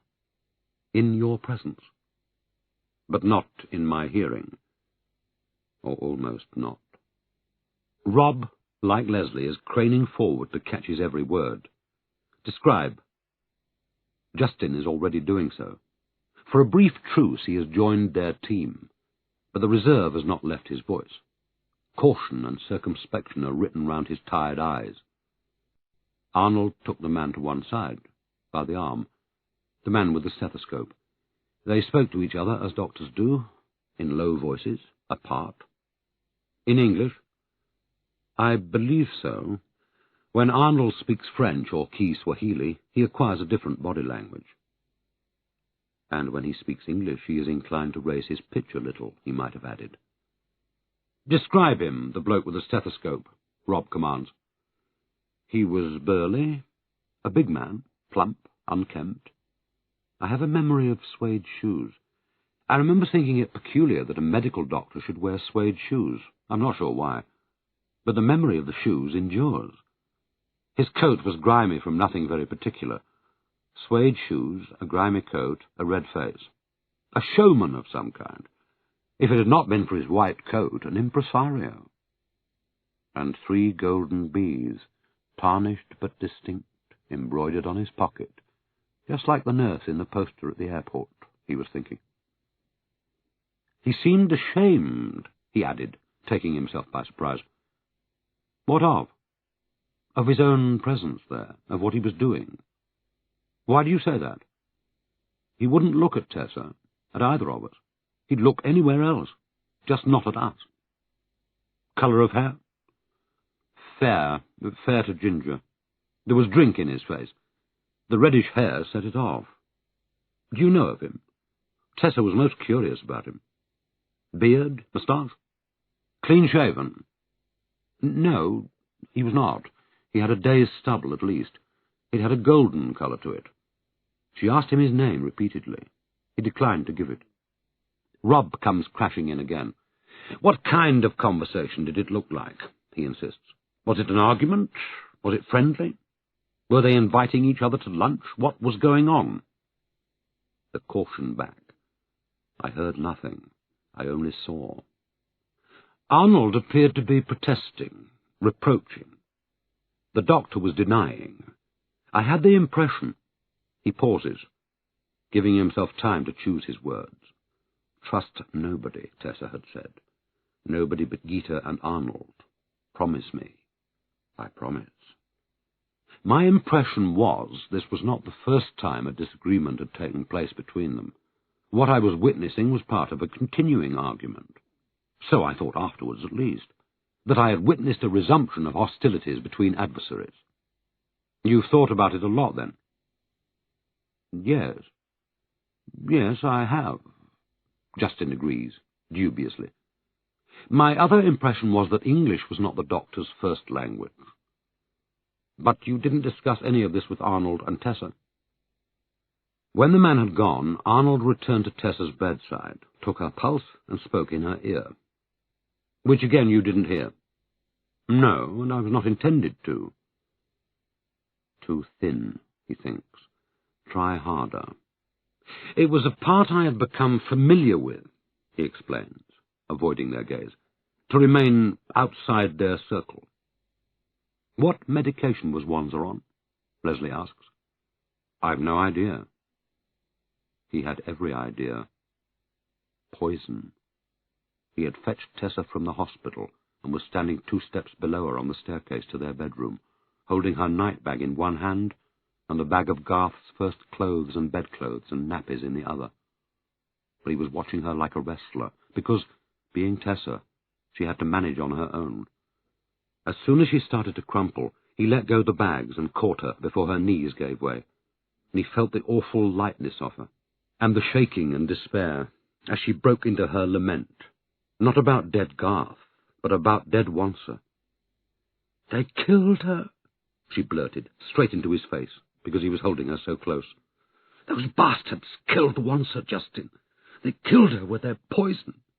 "Who did, darling?" he asked, smoothing her sweated hair away from her cheeks and forehead. "Who killed her? Tell me." With his arm across her emaciated back, he manhandled her gently up the stairs. "What bastards, darling? Tell me who the bastards are." "Those bastards in 3Bs. Those phony bloody doctors. The ones that wouldn't look at us." "What sort of doctors are we talking about?" Lifting her up and laying her on the bed, not giving her the slightest second chance to fall. "Do they have names, the doctors? Tell me." From deep in his inner world, he hears Leslie asking him the same question in reverse. "Does the name Lord Beer mean anything to you, Jayston?" If in doubt, lie, he has sworn to himself. If in hell, lie. If I trust nobody, not even myself, if I am to be loyal only to the dead, lie. "I fear not," he replies. "Not overheard anywhere, on the phone? Bits of chit-chat between Arnold and Tessa? Lord Beer, Dutch, German, Swiss, perhaps?" "Lord Beer is not a name to me in any context. Kovac, Hungarian woman, dark hair, said to be a beauty." "Does she have a first name?" He means no again, but this time it's the truth.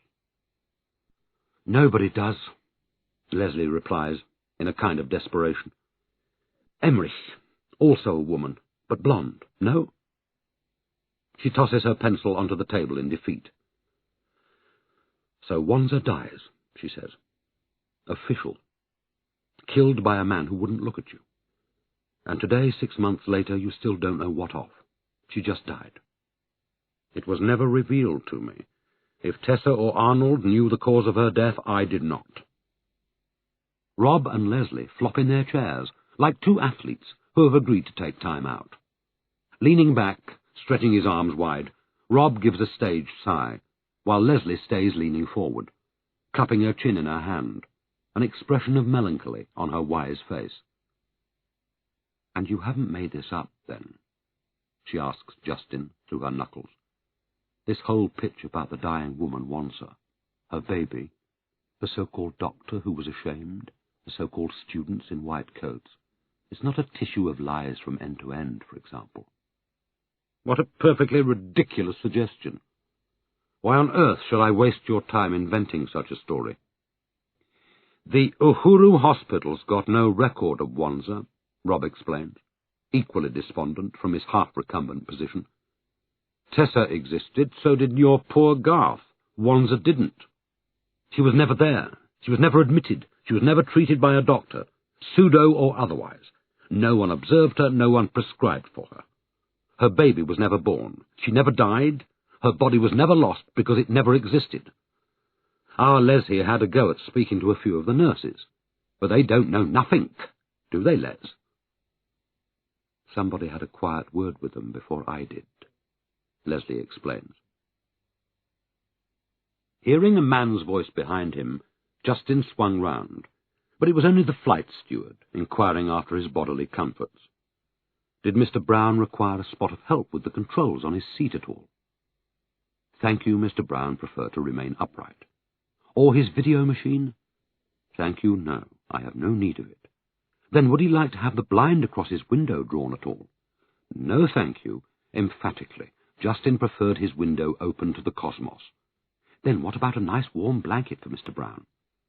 Out of incurable politeness, Jayston accepted a blanket and returned his gaze to the black window, in time to see Gloria barging into the dining room without knocking, carrying a tray of paste sandwiches.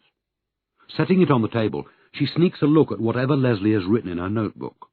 Fruitlessly, as it happens, for Leslie has deftly turned to a fresh page. "You won't overwork our poor house guest, will you, darlings? He's got quite enough on his plate as it is, haven't you, Jayston?" And a kiss on the cheek for Jayston, and a musical exit for everyone, as the three of them, with one mind, spring to open the door for their jailer, as she departs with the spent tea-tray. For a while after Gloria's intrusion, the talk is piecemeal. They munch their sandwiches. Leslie opens a different notebook, a blue one, while Rob, with his mouth full, fires off a seemingly unrelated stream of questions. "Know anyone who smokes sportsman's cigarettes incessantly, do we?" in a tone to suggest that smoking sportsman's is a capital offence. "Not that I'm aware of, no. We both detested cigarette smoke." "I meant out and about, not just at home." "Still no." "Know anyone who owns a green, long wheelbase safari truck, good condition, Kenyan plates?" "The High Commissioner boasts an armoured jeep of some sort, but I don't imagine that's what you have in mind." "Know any blokes in their 40s? Well-built military types, polished shoes, tan complexions?" "Nobody who comes to mind, I'm afraid," Jayston confesses, smiling in his relief to be clear of the danger zone. "Ever heard of a place called Marzabit at all?" "Yes, I think so. Yes, Marzabit. Of course, why?" "Oh, right, good.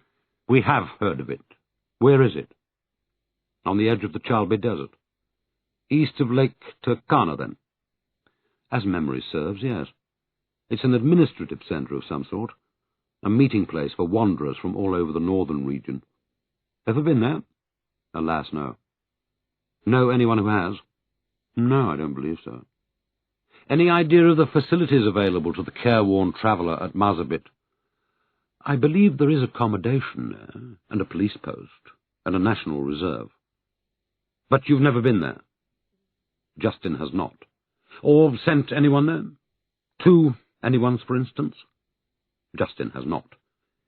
"So how come you know all about the place, then? Psychic, are you?" "When I am posted to a country, I make it my business to study the map." "We're getting stories of a green, long, wheelbase safari truck that stopped over at Marzabit 2 nights before the murder, Jayston," Leslie explains, when this ritual display of aggression has run its course. 2 white men aboard. They sound like white hunters. Fit, your sort of age, khaki drills, shiny shoes, like Rob says. Didn't talk to anyone except each other. didn't flirt with a bevy of Swedish girls at the bar. Bought stores from the shop, fuel, fags, water, beer, rations. The fags were sportsmen. The beer was Whitecap in bottles. Whitecap only comes in bottles. They left next morning, headed west across the desert. If they kept driving, they could have hit Turkana shore next evening. They might even have made it to Alia Bay. The empty beer bottles we found near the murder scene were Whitecaps. The fag ends were sportsmen's. Is it simplistic of me to ask whether the hotel at Mazabit keeps a register? Jayston inquires. Page missing, Rob declares triumphantly, barging his way back. Untimely ripped. Plus the Mazabit staff don't remember them from shit. They're so scared they can't remember their own names. Someone had a quiet word with them too, we assume. Same people as had a word with the staff at the hospital.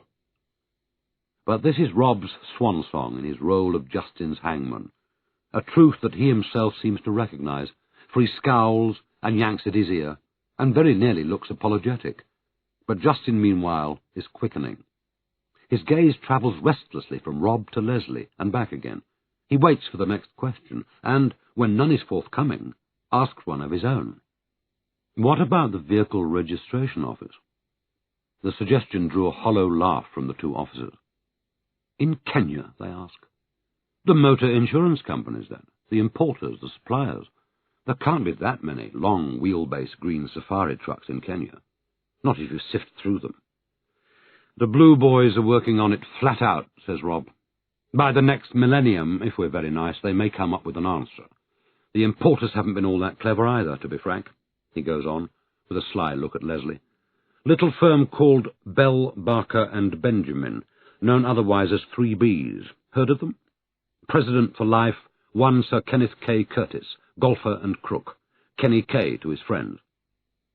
Everyone in Africa has heard of 3Bs, says Jayston, pulling himself sharply back into line. If in doubt, lie. And of Sir Kenneth, obviously. He's a character. Loved? Admired, I suppose, is the word. He owns a popular Kenyan football team. And wears a baseball cap back to front, he adds, with a distaste that makes them laugh. 3Bs have shown a lot of what I'd call alacrity, all right, but not a lot of results, Rob resumes. Very helpful, not a lot of help. No problem, officer. You'll have it by lunchtime, officer. But that was lunchtime a week ago. I'm afraid that's the way with quite a few people round here, Jayston laments, with a weary smile. Have you tried the motor insurance companies? 3Bs do the motor insurance too. Well, they would, wouldn't they? Free third-party cover when you buy one of their vehicles. Still, that hasn't been a lot of help either. Not when it comes to green safari trucks in good condition. I see, says Jayston blandly. Tessa never had them in her sights at all, did she? Rob asks, in his ever-so-casual tone. 3Bs? Kenny K does seem rather close to the Moy throne, which can usually be relied on to get her dander up, did she? Oh, I expect so, says Jayston, with equal vagueness. At one time or another, bound to have. Which might account for why we're not getting that extra bit of help we're after from the noble house of 3Bs on the matter of the mystery vehicle, and one or two other matters not directly related to it. Only they're big in other fields too, aren't they? Everything from cough syrup to executive jets, they told us, didn't they, Les? Jayston smiles distantly, but does not advance the topic of conversation, not even, though he is tempted, with an amusing reference to the borrowed glory of Napoleon, or the absurd coincidence of Tessa's connection with the island of Elba. And he makes no reference whatever to the night he brought her home from the hospital, and to those bastards in 3Bs who killed Wanser with their poison. But they weren't on Tessa's blacklist, you say, Rob continues. Which is surprising, really, considering what's been said about them by their many critics. The iron fist in the iron glove was how one Westminster MP recently described them, if I remember rightly, apropos some forgotten scandal. I don't expect he'll be getting a free safari in a hurry, will he, Les? Les said no way. Kenny K and his 3Bs sounds like a rock group. But Tessa hadn't declared one of her fatwas against them, as far as you know? Not to my knowledge, no, says Jayston, smiling at fatwa. Rob doesn't let it go. Based on, I don't know, some bad experience she and Arnold had in their field work, say. Malpractice of some kind. Of the pharmaceutical sort. Only she was pretty big on the medical side of things, wasn't she? And so's Kenny Kay, when he's not on the golf course with Moy's boys, or buzzing round in his Gulf Stream buying a few more companies. Oh, indeed, says Jayston, but with such an air of detachment, if not downright disinterest, that there is clearly no prospect of further enlightenment. So if I told you that Tessa and Arnold had made repeated representations to numerous departments of the far-flung House of 3Bs over recent weeks, had written letters, made phone calls and appointments, and had persistently been given the runaround for their trouble, you would still be saying this was not something that had come to your notice in any shape or form. That's a question. I'm afraid I would. Tessa writes a string of furious letters to Kenny Kay personally. They're hand-delivered or registered. She phones his secretary 3 times a day and bombards him with emails. She attempts to doorstep him at his farm at Lake Naivasha and at the entrance to his illustrious new offices, but his boys tip him off in time and he uses the back stairs, to the great entertainment of his staff. All this would be total news to you, so help you God? With or without God's help, it is news to me. Yet you don't seem surprised. Don't I? How odd. I thought I was astonished. Perhaps I am not betraying my emotions as I should, Jayston retorts, with a mixture of anger and reserve that catches the officers off their guard, for their heads lift to him, almost in salute. But Jayston is not interested in their responses. His deceptions come from an entirely different stable to Woodrow's. Where Woodrow was busily forgetting, Jayston is being assailed from all sides by half-recovered memories, shreds of conversation between Bloom and Tessa, that in honour he had compelled himself not to hear, but now come drifting back to him. Her exasperation, disguising itself as silence, whenever the omnipresent name of Kenny Kay is spoken in her hearing. For example, his imminent elevation to the House of Lords, which in the Mutega Club is predicted as a racing certainty.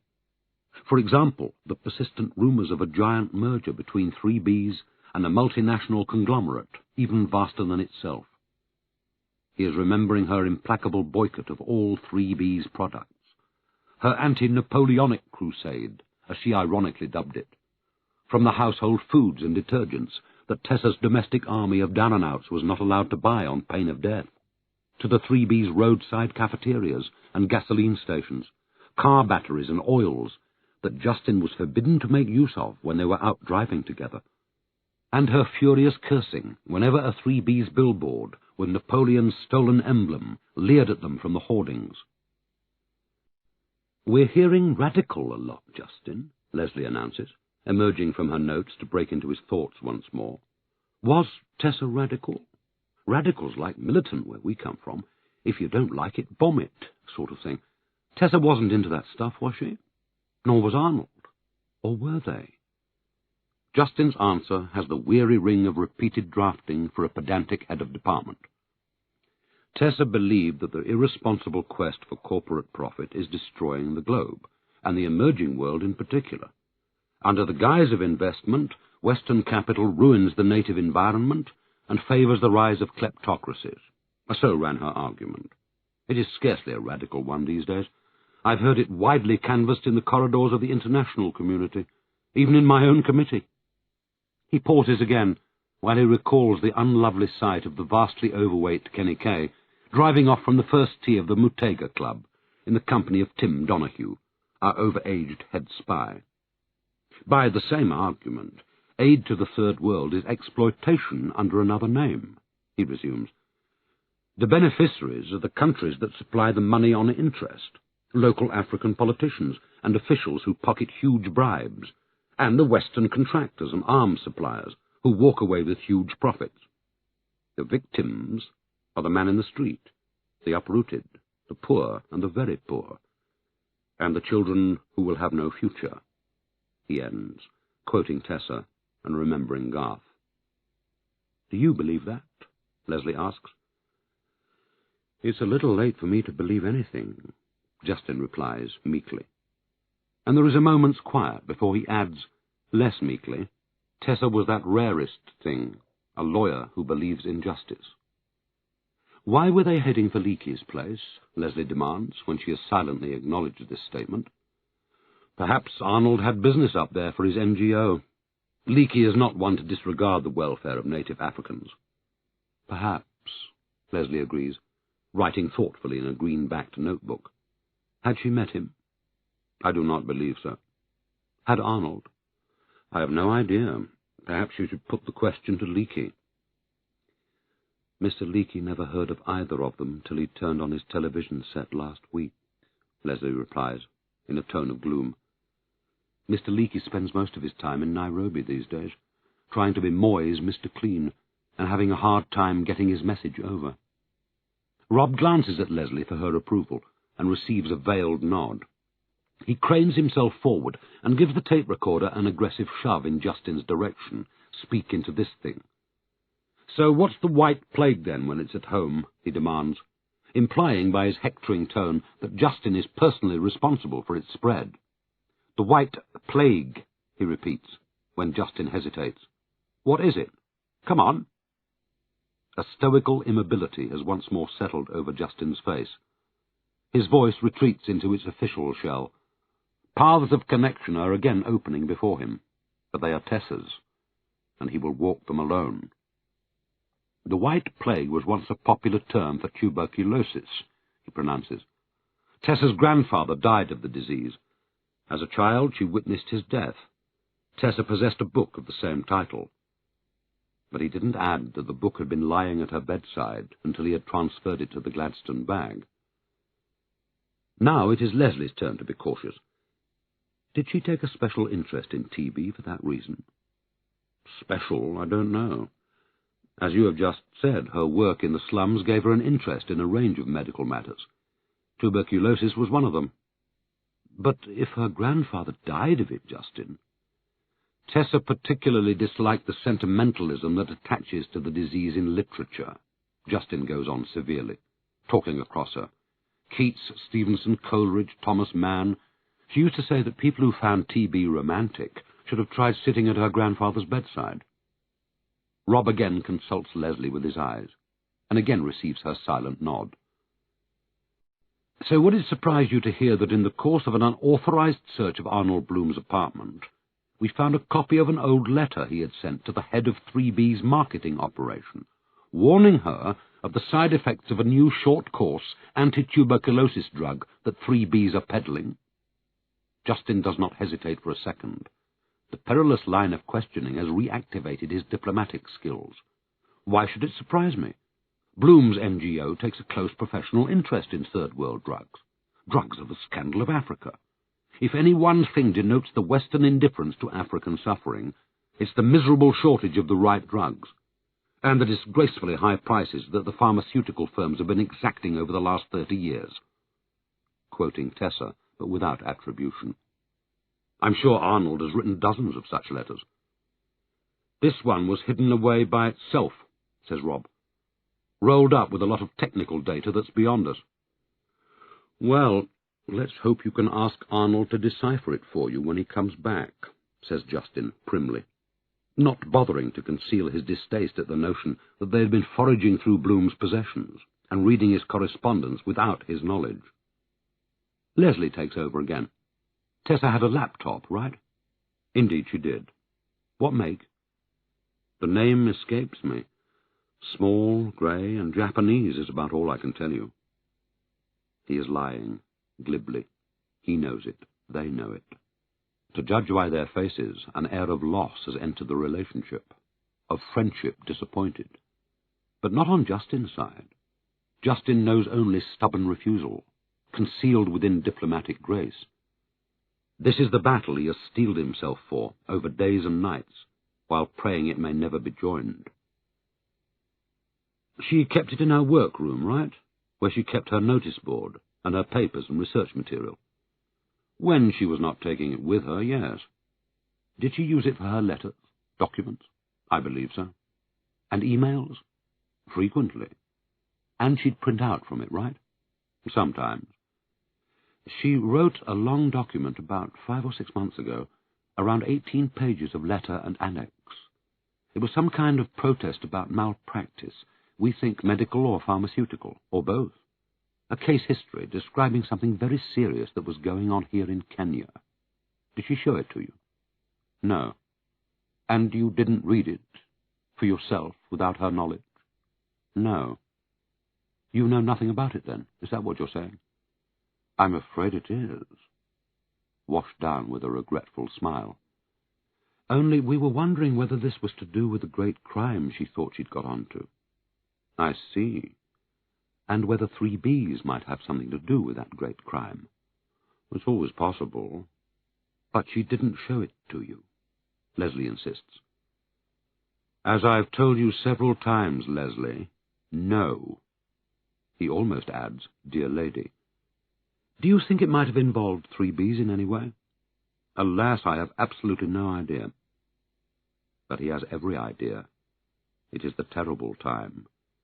It is the time when he feared he might have lost her, when her young face grew harder by the day, and her young eyes acquired a zealot's light, when she crouched night after night at her laptop in her little office, surrounded by heaps of papers, flagged and cross-referred like a lawyer's brief. The time when she ate her food without noticing what she was eating, then hurried back to her labours without even a goodbye. The time when shy villagers from the countryside came soundlessly to the side door of the house to visit her, and sat with her on the veranda, eating the food that Mustafa brought to them. So she never even discussed the document with you? Leslie, acting incredulous.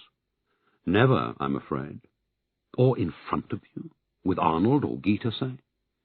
In the last months, Tessa and Arnold kept Gita at arm's length, I assume for her own good. As for myself, it was my perception that they actually mistrusted me. They believed that if I was caught in a conflict of interest, I would owe my first allegiance to the Crown. And would you? Never in 1,000 years, he is thinking. But his answer reflects the ambivalence they expect of him. Since I am not familiar with the document you refer to, I fear that is not a question I can answer. But the document would have been printed from her laptop, right? This 18-page job, even if she didn't show it to you. Possibly. Or Bloom's, or a friend's. So, where is it now, the laptop, this minute? Seamless. Woodrow could have learned from him. No body language, no tremor in the voice, or exaggerated pause for breath.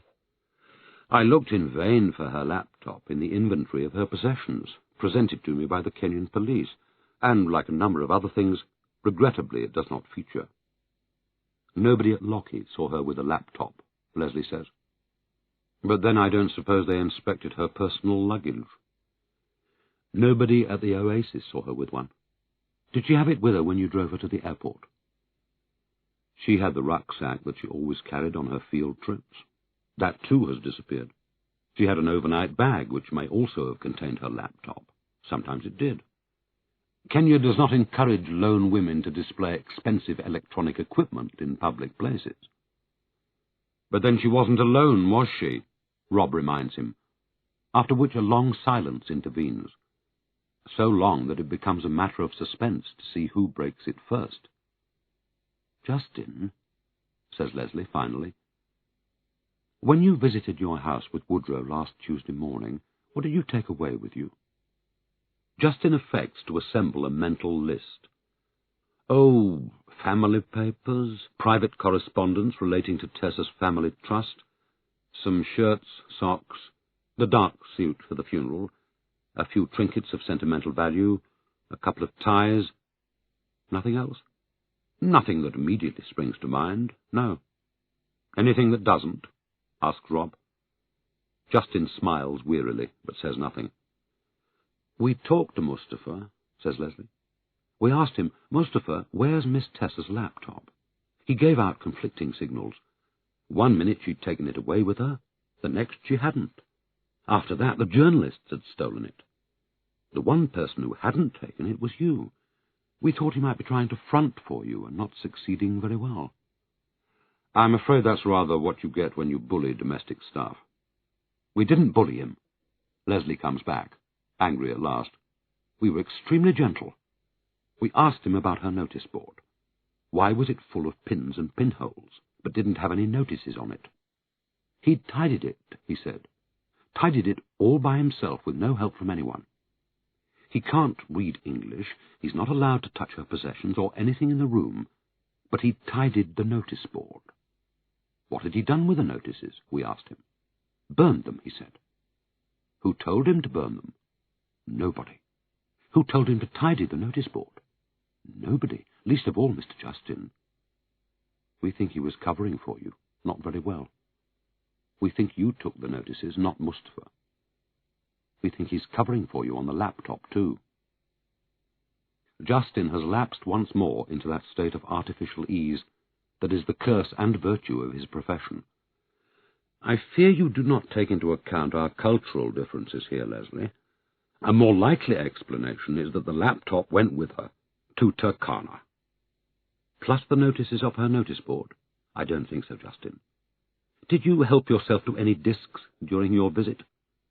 And here for a moment, but only here, Jayston drops his guard. For while one side of him is engaged in bland denial, another is as anxious as his interrogators to obtain answers. No, but I confess I searched for them. Much of her legal correspondence was contained in them, and she was in the habit of emailing her solicitor on a range of matters. And you didn't find them? They were always on her desk, Jayston protests, now lavish in his desire to share the problem. In a pretty lacquer box given her by the very same solicitor last Christmas. They're not just cousins, but old friends. The box has Chinese lettering on it. Tessa had a Chinese aid worker translate it. To her delight, it turned out to be a tirade against loathsome Westerners. I can only suppose that it went the same way as the laptop. Perhaps she took the discs to Lockie, too. Why should she do that? Asks Leslie, sceptically. I'm not literate in information technology. I should be, but I'm not. The police inventory said nothing of discs either, he adds, waiting for their help. Rob reflects on this. Whatever was on the discs, chances are it's on the laptop too, he pronounces. Unless she downloaded onto a disk, then wiped the hard disk clean. But why would anyone do that? Tessa had a highly developed sense of security, as I told you. Another ruminative silence, shared by Jayston. So where are her papers now? Asks Rob, roughly. On their way to London. By diplomatic bag. By whatever route I choose.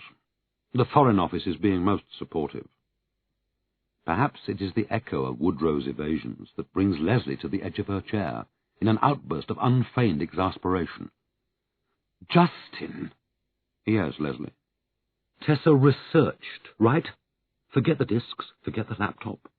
Where are her papers, all her papers? Physically and at this moment, she demands. And where are the notices off that board? Playing his artificial self again, Jayston vouchsafes her a tolerant frown, implying that although she is being unreasonable, he will do his best to humour her. Among my effects, no doubt. If you ask me which particular suitcase, I might be a little stumped. Leslie waits, letting her breathing settle. We'd like you to open all your luggage for us, please. We'd like you to take us downstairs now and show us everything you took from your house on Tuesday morning. She stands up. Rob does the same, and stations himself beside the door in readiness. Only Jayston remains seated. I'm afraid that is not possible. Why not? Leslie snaps. For the reason that I took the papers in the first place. They are personal and private. I do not propose to submit them to your scrutiny or anybody else's until I have had a chance to read them myself. Leslie flushes.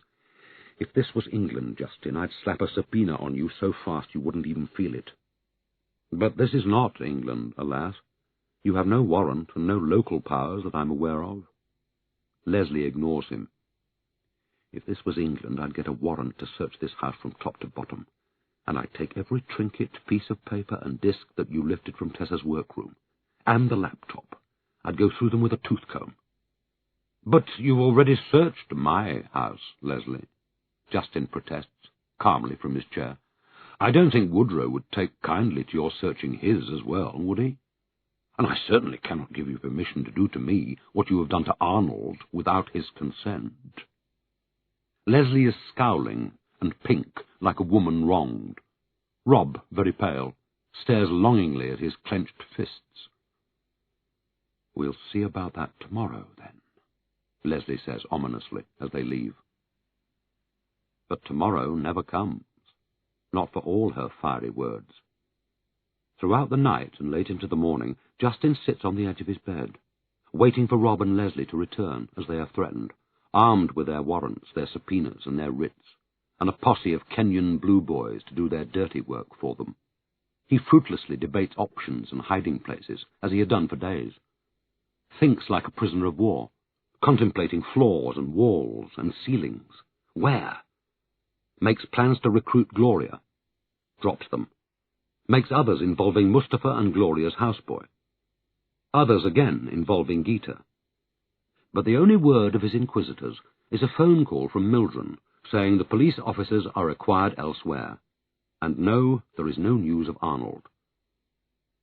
And when the funeral comes, the police officers are still required elsewhere, or so it appears to Jayston, when now and then he scans the mourners, counting absent friends. The plane had entered a land of eternal pre-dawn. Outside his cabin window, wave after wave of frozen sea rolled towards a colourless infinity. All around him, white-shrouded passengers slept in the unearthly postures of the dead. One had her arm thrown upwards, as if she had been shot while waving to someone. Another had his mouth open in a silent scream, and his dead man's hand across his heart.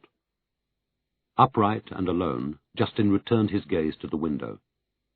His face floated in it beside Tessa's, like the masks of people he once knew.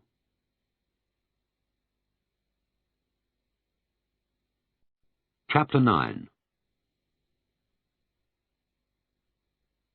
It's just bloody horrible, cried a balding figure in a voluminous brown overcoat, prizing Jayston free of his luggage trolley and binding him with a bear hug.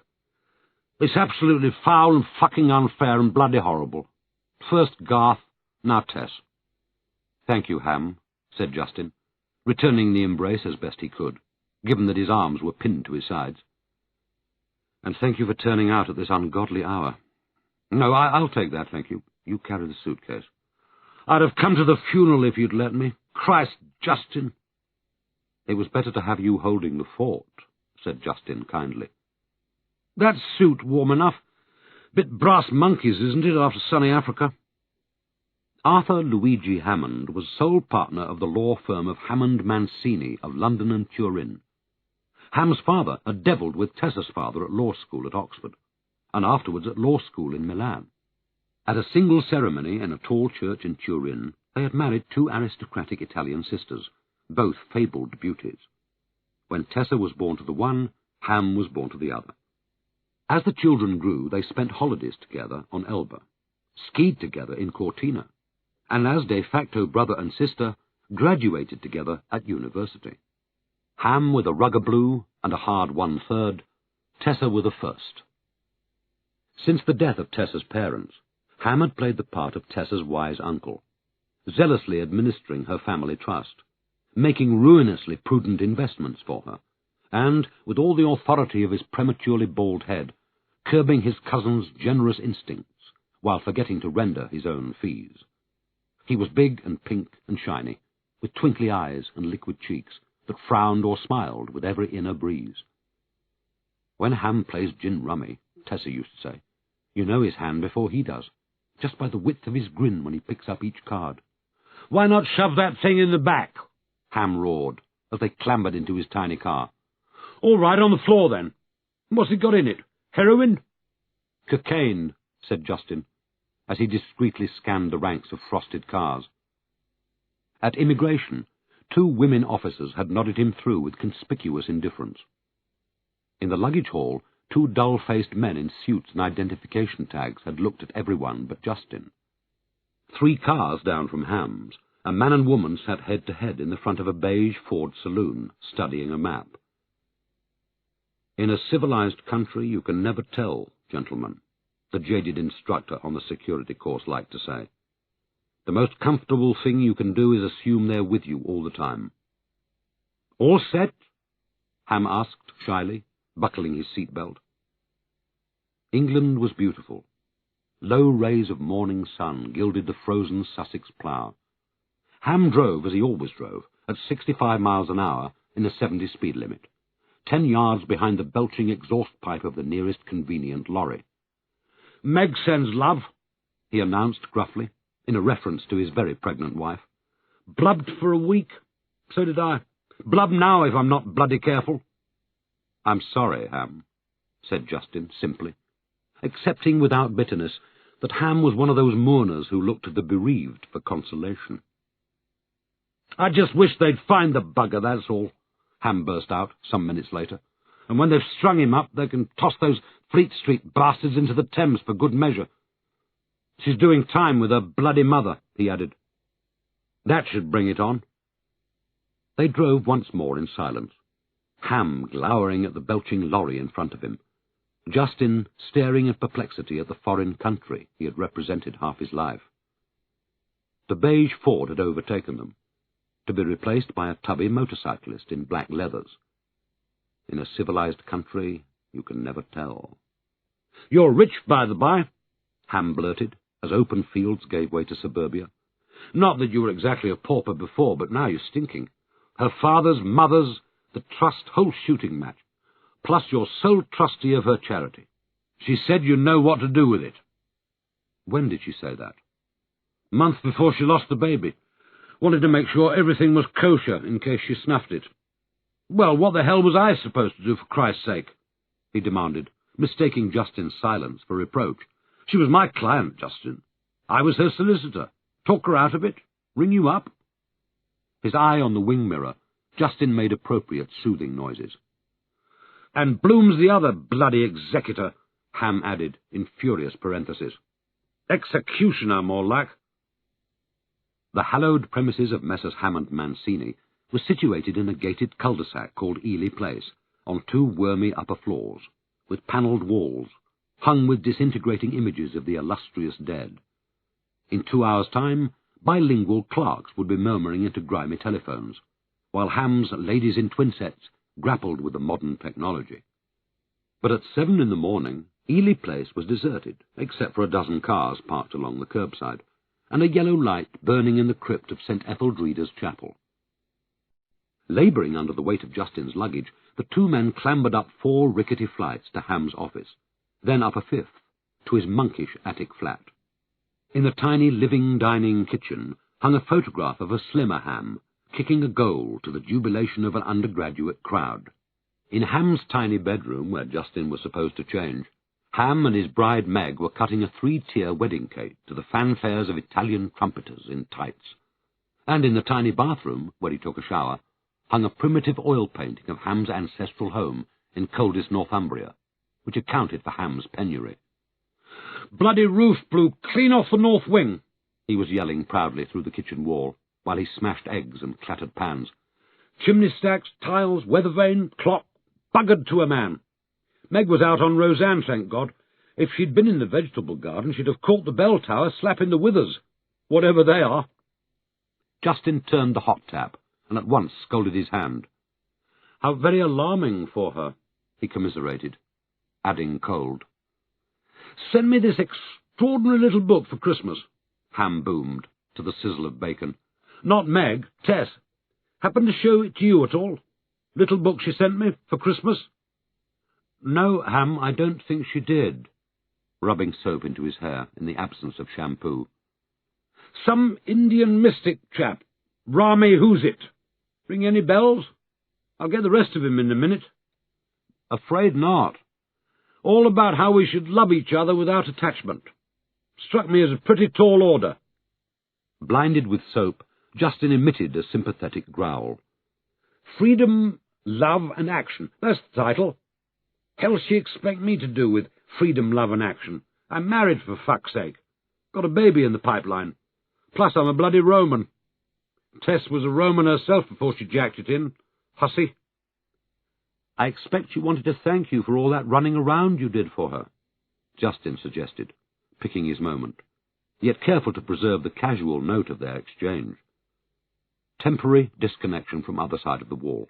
More sizzling, followed by heretical expletives and smells of burning. What running around was that, then? Ham bawled suspiciously. Thought you weren't supposed to know about any running around. Deadly secret, according to Tess, the running around was. To be kept strictly out of reach of old Jayston's. Health warning.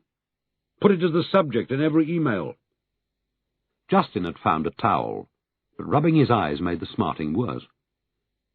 I didn't know about it exactly, Ham.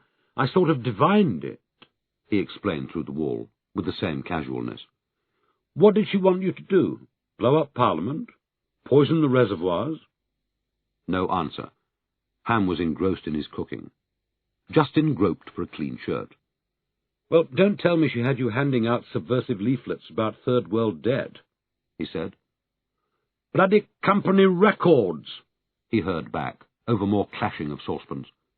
2 eggs right for you, or 1? There are hens. 1 will be fine, thanks. Whatever records were they? All she cared about. Any time she thought I was getting fat and comfortable, pow, in there with another email about company records. More crashing of pans deflected Ham to other paths. Cheated at tennis, know that? In Turin. Oh, yes.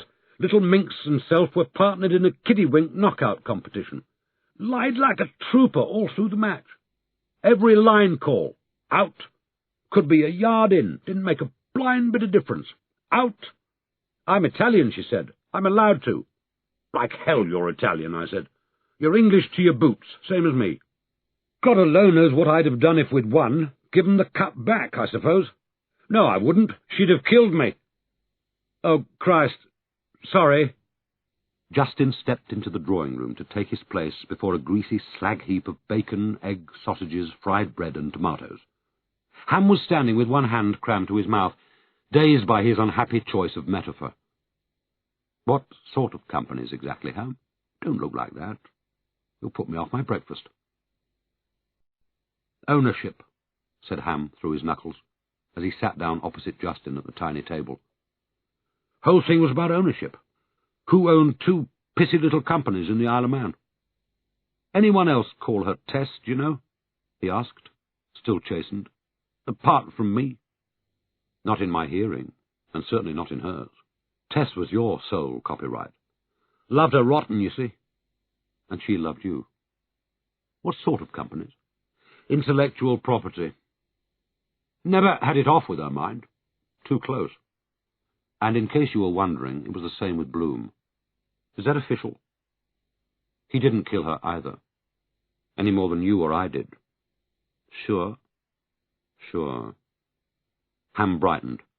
Old Meg wasn't convinced. Didn't know Tess the way I did, you see. Special thing. Can't be replicated. Tess has chums, I told her. Buddies. The demon's sex doesn't come into it. I'll tell her what you said, if you don't mind. Cheer her up. All that shit in the press. Sort of rebounded on me. So, where were these companies registered? What were their names? Do you remember? Of course I remember. Couldn't help bloody remembering with old Tess hammering away at me every other day. Ham was pouring tea, clutching the teapot in both hands, one for the pot, one to keep the lid from falling off while he grumbled. The operation completed, he sat back, still nursing the teapot, then lowered his head as if he were about to charge. All right, he demanded aggressively. Name me the most secretive, duplicitous, mendacious, hypocritical bunch of corporate wise boys it's been my dubious pleasure to encounter. Defence, Jayston suggested, disingenuously. Wrong. Pharmaceutical. Beats defence into a cocked hat. I've got it now. Knew I would. Law Pharma and Pharma Beer. Who? It was in some medical rag. Law Farmer discovered the molecule, and Farmer Beer owned the process. Knew I would. How those chaps come up with names like that, God knows. Process to do what? Produce the molecule, arsehole. What do you think? What molecule? God knows. Same as the law, but worse. Words I've never seen before. Hope never to see 'em again. Blind the punters with science. Keep 'em in their place. After breakfast they went downstairs together and put the Gladstone in Ham's strong room next door to his office. Lips pursed for discretion, eyes lifted to the heavens, Ham spun the combination and hauled back the steel door for Jayston to go in alone, then watched from the doorway while Jayston laid the bag on the floor, close to a pile of age-honoured leather boxes, with the firm's Turin address embossed on the lid. "That was only the beginning, mark you," Ham warned darkly, affecting indignation. "A canter round the course before the real thing. After that it was names of directors of all companies owned by Messrs. Carroll Vita Hudson of Vancouver, Seattle, Basel, plus every city you've heard of from Oshkosh to East Pinner. And what's the state of play regarding the much-publicized rumours of an imminent collapse of the noble and ancient House of Balls, Birmingham and Bumfluff Limited, or whatever they're called, known otherwise as 3 Bs.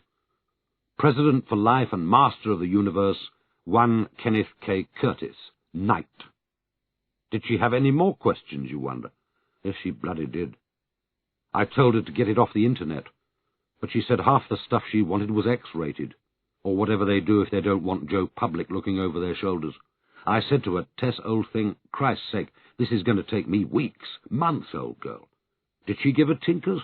Did she, hell? It was Tess, for Christ's sake. I'd have jumped out of a balloon without the parachute if she'd told me to. And the sum of it was? Ham was already beaming with innocent pride.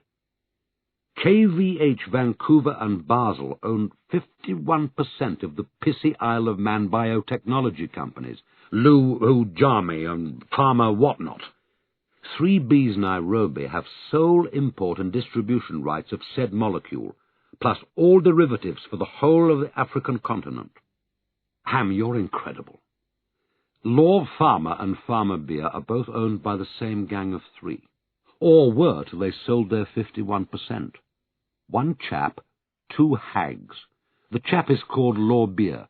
Law plus beer, plus farmer gives you Law Farmer and Farmer Beer. The hags are both doctors. Address, care of a Swiss gnome who lives in a letterbox in Liechtenstein. Names? Lara somebody. She's in my notes. Lara Emmerich. Got it. And the other one? Forget. No, I don't. Kovac. No first name given. It was Lara I fell in love with. My favourite song, used to be. From Zhivago. Old Tessa's too in those days. Fuck. A natural break while Ham blew his nose, and Jayston waited. "So, what did you do with these nuggets of intelligence when you'd landed them, Ham?" Jayston inquired tenderly. "Read the whole lot to her over the telephone to Nairobi. Chuffed to bits she was. Called me her hero." He broke off, alarmed by Jayston's expression. "Not your telephone, idiot. Some mate of hers up country. You're to go to a phone box, Ham, and you're to call me straight back on the following number. Got a pen?" Bossy little cow, always was. Bloody cagey about telephones, though. Bit paranoid, in my view. Still, some paranoids have real enemies, don't they? Tessa did, Jayston agreed, and Ham gave him a queer look, which got queerer the longer it lasted. "You don't think that's what's happened, do you?" Ham asked, in a subdued voice. "In what way?" "Old Tess fell foul of the pharmaceutical chaps." "It's conceivable." "But I mean, Christ, old sport, you don't think they shut her mouth for her, do you? I mean, I know they're not Boy Scouts." "I'm sure they're all dedicated philanthropists, Ham, right down to their last millionaire." A very long silence followed, broken by Ham. "Mother, oh Christ. Well, tread gently, what?" "Exactly. I dropped her in the shit by making that phone call. No ham. You broke an arm and a leg for her, and she loved you. Well, Christ. Anything I can do? Yes. Find me a box. A stout brown cardboard box would do. Got such a thing? Glad of an errand, Ham charged off, and after much cursing, returned with a plastic draining tray. Crouching to the Gladstone, Jayston opened the padlocks, released the leather straps, and, masking Ham's view with his back, transferred the contents to the tray. And now, if you would, a wad of your dullest files on the Mancini estate. Back numbers, stuff you keep but never look at. Enough to fill up this bag. So Ham found him files, too, as old and dog-eared as Jayston seemed to want, and helped him load them into the empty bag, and watched him buckle the bag up and lock it. Then from his window watched him again, as he strode down the cul-de-sac, bag in hand, to hail a cab. And as Jayston disappeared from view, Ham breathed, "Holy Mother," in an honest invocation to the Virgin. "Good morning, Mr. Quayle, sir. Take your bag, sir. I'll have to run it under the X-ray, if you don't mind. It's the new regulations. Wasn't like that in our day, was it? Or your father's? Thank you, sir. And here's your ticket, all ship-shape and above board, as they say." A dropping of the voice. "Very sorry, sir. We're all greatly affected." "Morning, sir. Nice to have you back with us." Another dropped voice. "Deepest condolences, sir. From the wife also." "Our very deepest commiserations, Mr. Quayle." Another voice, breathing beer fumes in his ear. "Miss Lansbury says please to go straight on up, sir. Welcome home." But the Foreign Office was no longer home. Its preposterous hall, built to strike terror into the hearts of Indian princes, imparted only strutting impotence. The portraits of disdainful buccaneers in periwigs no longer tipped him their familial smile. "Jayston, I'm Alison. We haven't met. What a terrible, terrible way to get to know each other. How are you?" said Alison Lansbury, appearing with posed restraint in the 12-foot-tall doorway of her office, and pressing his right hand in both of hers before leaving it to swing. "We're all so sad, Jayston, so utterly horrified. And you're so brave, coming here so soon. Are you really able to talk sensibly? I don't see how you could." "I was wondering whether you had any news of Arnold." "Arnold? Ah, the mysterious Dr. Bloom. Not a murmur, I'm afraid. We must fear the worst," she said, without revealing what the worst might be. "Still, he's not a British subject, is he?" cheering up. "We must let the good Belgians look after their own." Her room was 2 floors high, with gilded friezes and black wartime radiators, and a balcony overlooking very private gardens. There were 2 armchairs, and Alison Lansbury kept a cardigan over the back of hers, so that you didn't sit in it by mistake. There was coffee in a thermos, so that their tryst need not be interrupted. There was the mysteriously thick atmosphere of other bodies just departed. 4 years minister in Brussels, 3 years defence counsellor in Washington, Jayston rehearsed, quoting from the form book. 3 more back in London on attachment to the Joint Intelligence Committee. Appointed head of personnel 6 months ago. Our only recorded communications, 1 letter suggesting I trim my wife's wings, ignored. 1 fax, ordering me not to visit my own house, too late. He wondered what Alison's house was like, and awarded her a red brick mansion flat behind Harrods, handy for her bridge club at weekends. She was wiry and 56, and dressed in black for Tessa. She wore a man's signet ring on the middle finger of her left hand. Jayston assumed it was her father's. A photograph on the wall showed her driving off at Moor Park. Another, somewhat ill-advisedly in Jayston's view, had her shaking hands with Helmut Kohl. "Soon you'll get your women's college and be Dame Alison," he thought. "I've spent the whole morning thinking of all the things I won't say to you," she began, projecting her voice to the back of the hall for the benefit of latecomers. "And all the things we simply mustn't agree on yet. I'm not going to ask you how you see your future, or tell you how we see it. We're all far too upset," she ended, with didactic satisfaction. "By the way, I'm a Madeira cake. Don't expect me to be multi-layered. I'm the same wherever you slice me." She had set a laptop on the table in front of her, and it could have been Tessa's. As she spoke, she prodded at the screen with a grey baton, hooked at the end like a crochet needle. "There are some things I must tell you, and I'll do that straight away." Prod. Indefinite sick leave is the first thing. Indefinite because obviously it's subject to medical reports. Sick because you're in trauma, whether you know it or not. So there. Prod. And we do counselling, and I'm afraid that with experience we're getting rather good at it. Sad smile and another prod. Dr. Shand. Emily outside will give you Dr. Shand's coordinates. You've got a provisional appointment tomorrow at 11, but change it if you need to. Harley Street, where else? Do you mind a woman? Not at all, Jayston replied hospitably. Where are you staying? At our house. My house in Chelsea. Will be. She frowned. But that isn't the family house. Tessa's family. Ah, but your father has a house in Lord North Street. Rather a beautiful one, I remember. He sold it before he died. Do you intend remaining in Chelsea? At present. Then Emily outside should have the coordinates of that house as well, please. Back to the screen. Was she reading from it or hiding in it? Dr. Shand isn't a one-night stand. She's a course. She counsels individuals, she counsels groups, and she encourages interaction between patients with similar problems. Where security permits, obviously. Prod. And if it's a priest you'd like, instead of, or as well, we have representatives of every denomination who've been cleared for most things. So just ask. Our view here is give anything a chance, provided it's secure. If Dr. Shand doesn't fit, come back and we'll look for someone who does. Perhaps you also do acupuncture, thought Jayston. But elsewhere in his head, he was wondering why she was offering him security-cleared confessors when he had no secrets to confess. Now, would you like a haven, Jayston? Prod. I'm sorry. A quiet house. The emphasis on quiet, like green house.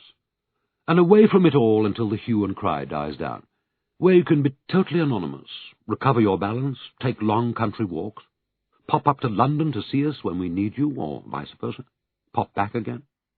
Because it's on offer, not wholly free of charge in your case, but heavily subsidized by HMG.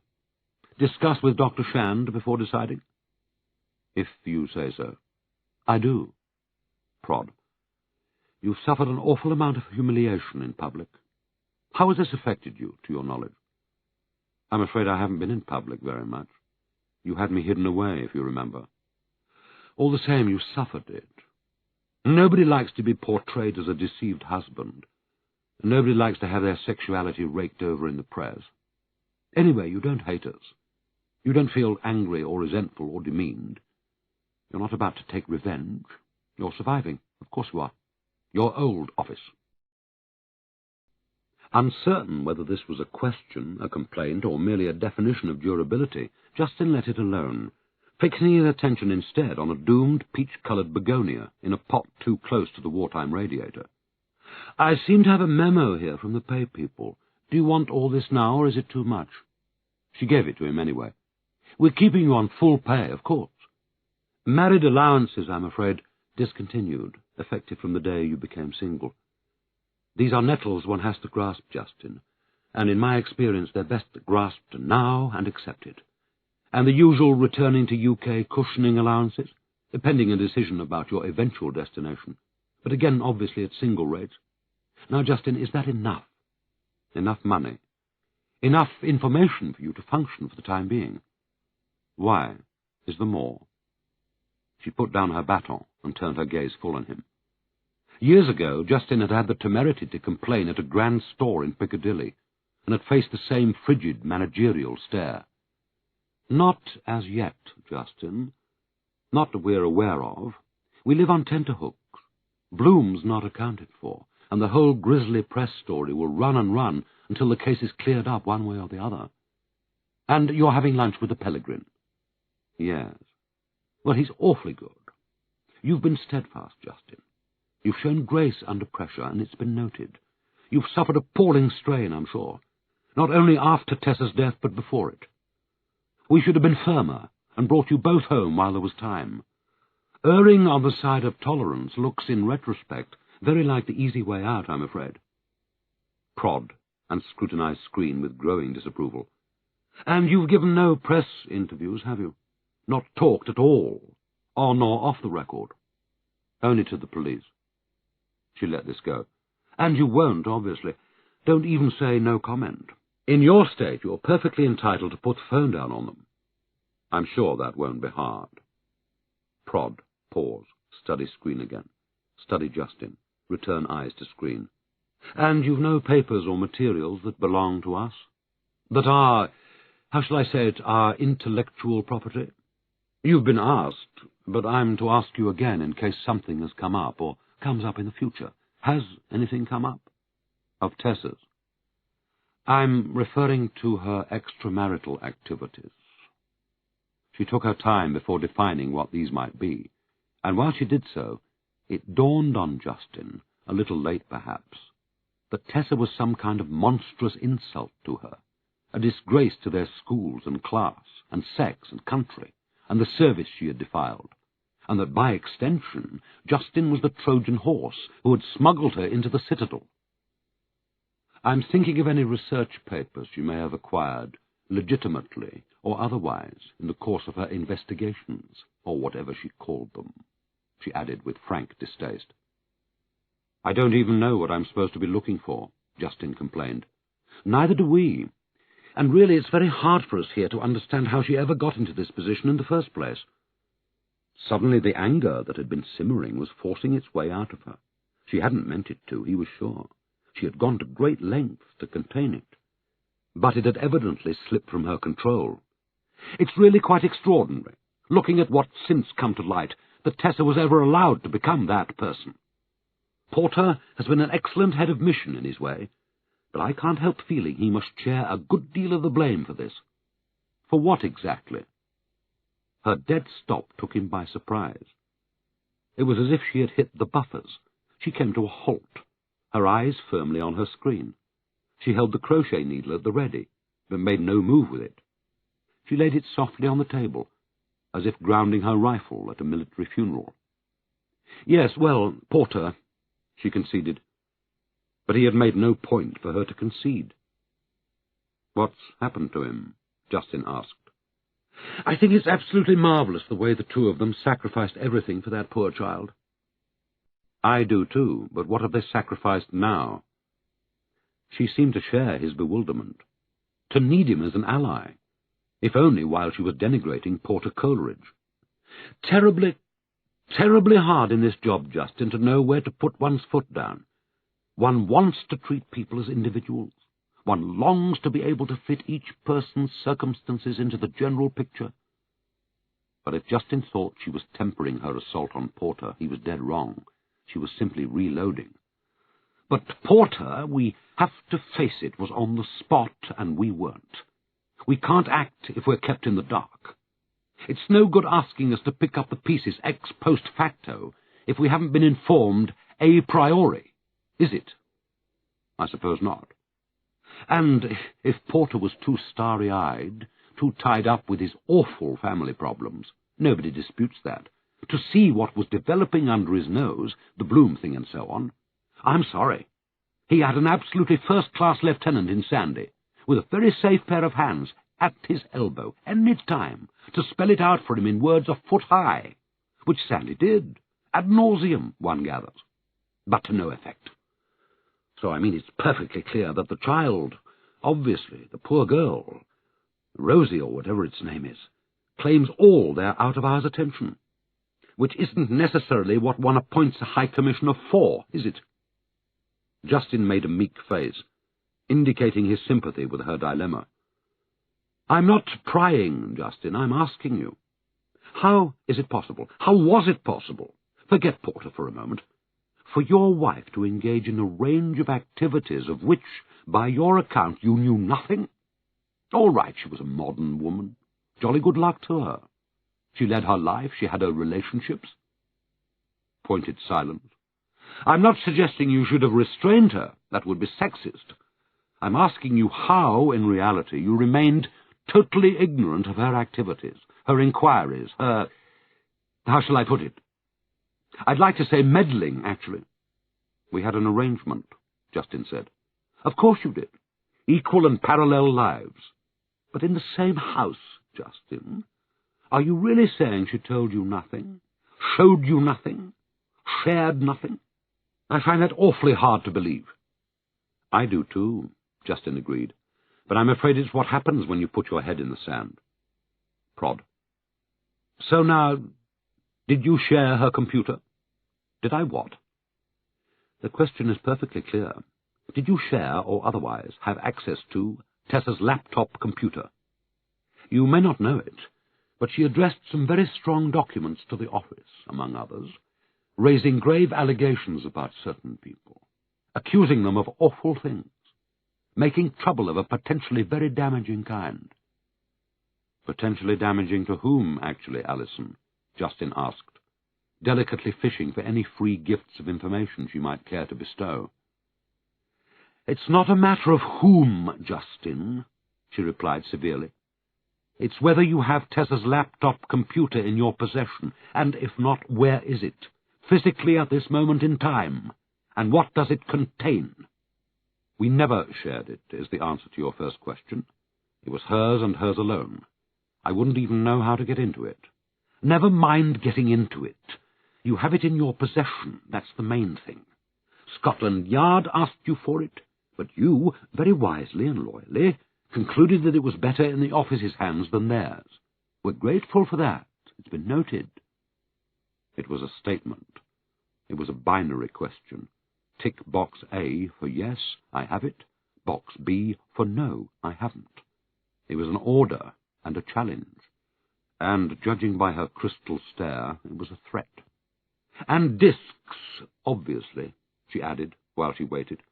She was an efficient woman, which makes it all so odd. A lawyer.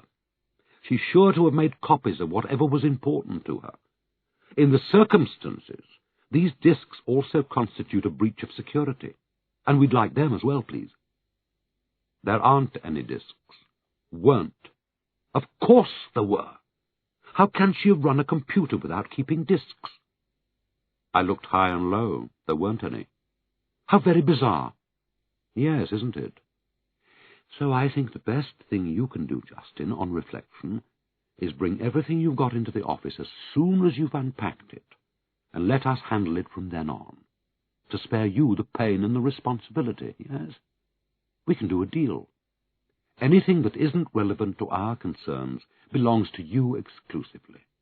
We'll print it out and give it to you, and nobody here will read it or evaluate it or commit it to memory in any way. Shall we send somebody with you now? Would that help, yes? I'm not sure. Not sure you want a second person. You should be. A sympathetic colleague of your own grade. Someone you could trust entirely. Now, are you sure? It was Tessa's, you see. She bought it. She used it. So? So I'm not sure you should be asking me to do that. Give you her property to be plundered just because she's dead. Feeling sleepy, he closed his eyes a moment, then shook his head to wake himself. Anyway, it's not an issue, is it? Why not, pray? Because I haven't got it. He stood up, taking himself by surprise, but he needed a stretch and some fresh air. The Kenyan police probably stole it. They steal most things. Thank you, Alison. You've been very kind. Recovering the Gladstone from the head janitor took a little longer than was natural. Sorry to be premature, Jayston said while he waited. You're not premature at all, sir, the head janitor retorted, and flushed.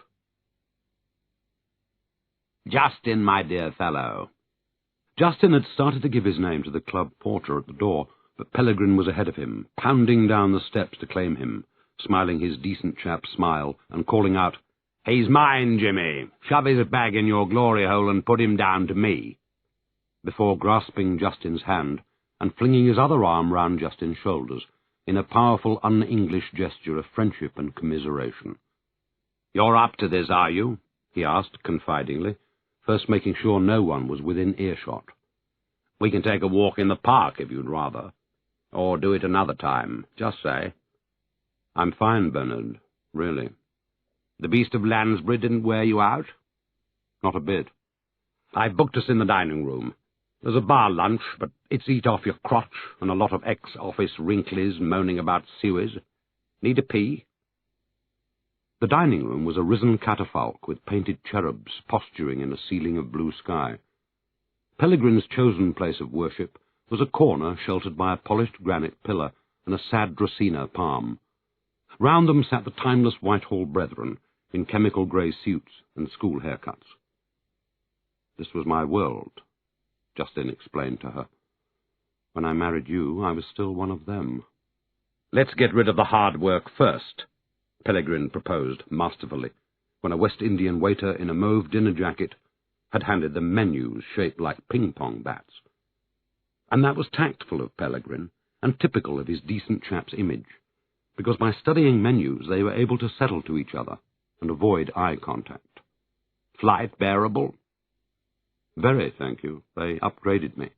"Marvellous, marvellous, marvellous girl, Jayston," Peregrine murmured, over the parapet of his ping-pong bat. "Enough said." "Thank you, Bernard." "Great spirit, great guts. Bugger the rest. Meat or fish? Not a Monday. What have you been eating out there?" Jayston had known Bernard Peregrine in snatches for most of his career. He had followed Bernard in Ottawa, and they had briefly coincided in Beirut.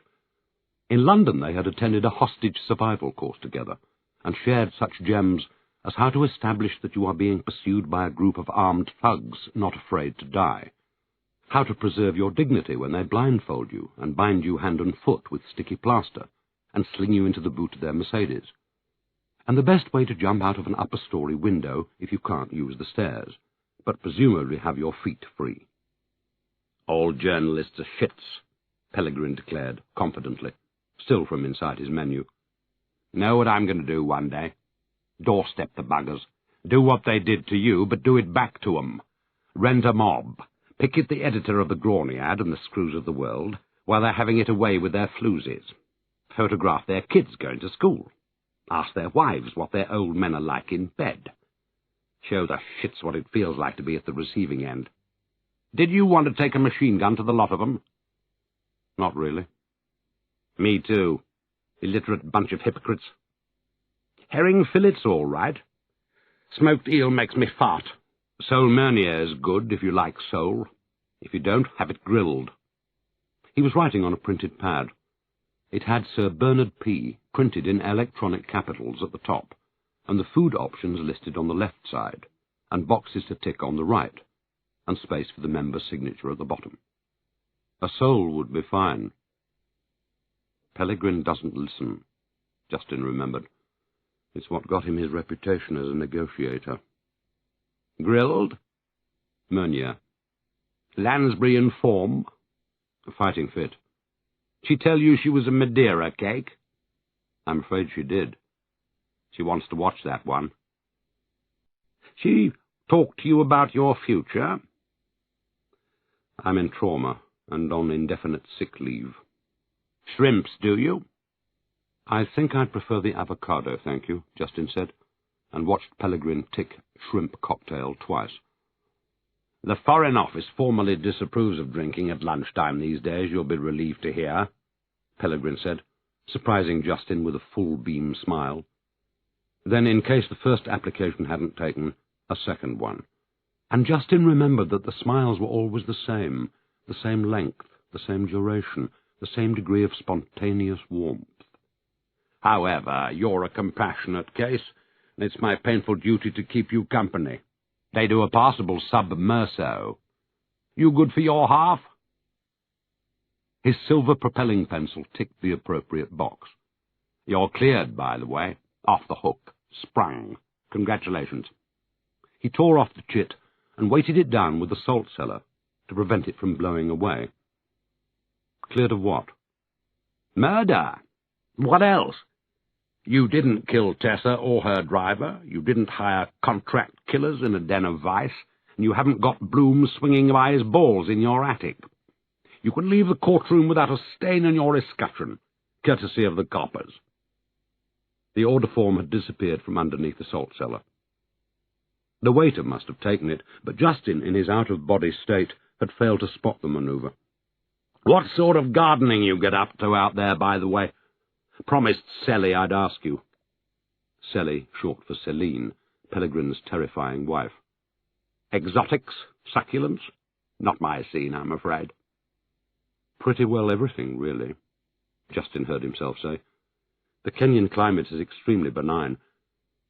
I didn't know there was a stain on my escutcheon, Bernard. There was a theory, I suppose, but it was only a remote hypothesis." "Had all sorts of theories, poor darlings. Theories far above their station, frankly. You must come down to Dorchester sometime. Talk to Sally about it. Do a weekend. Play tennis?"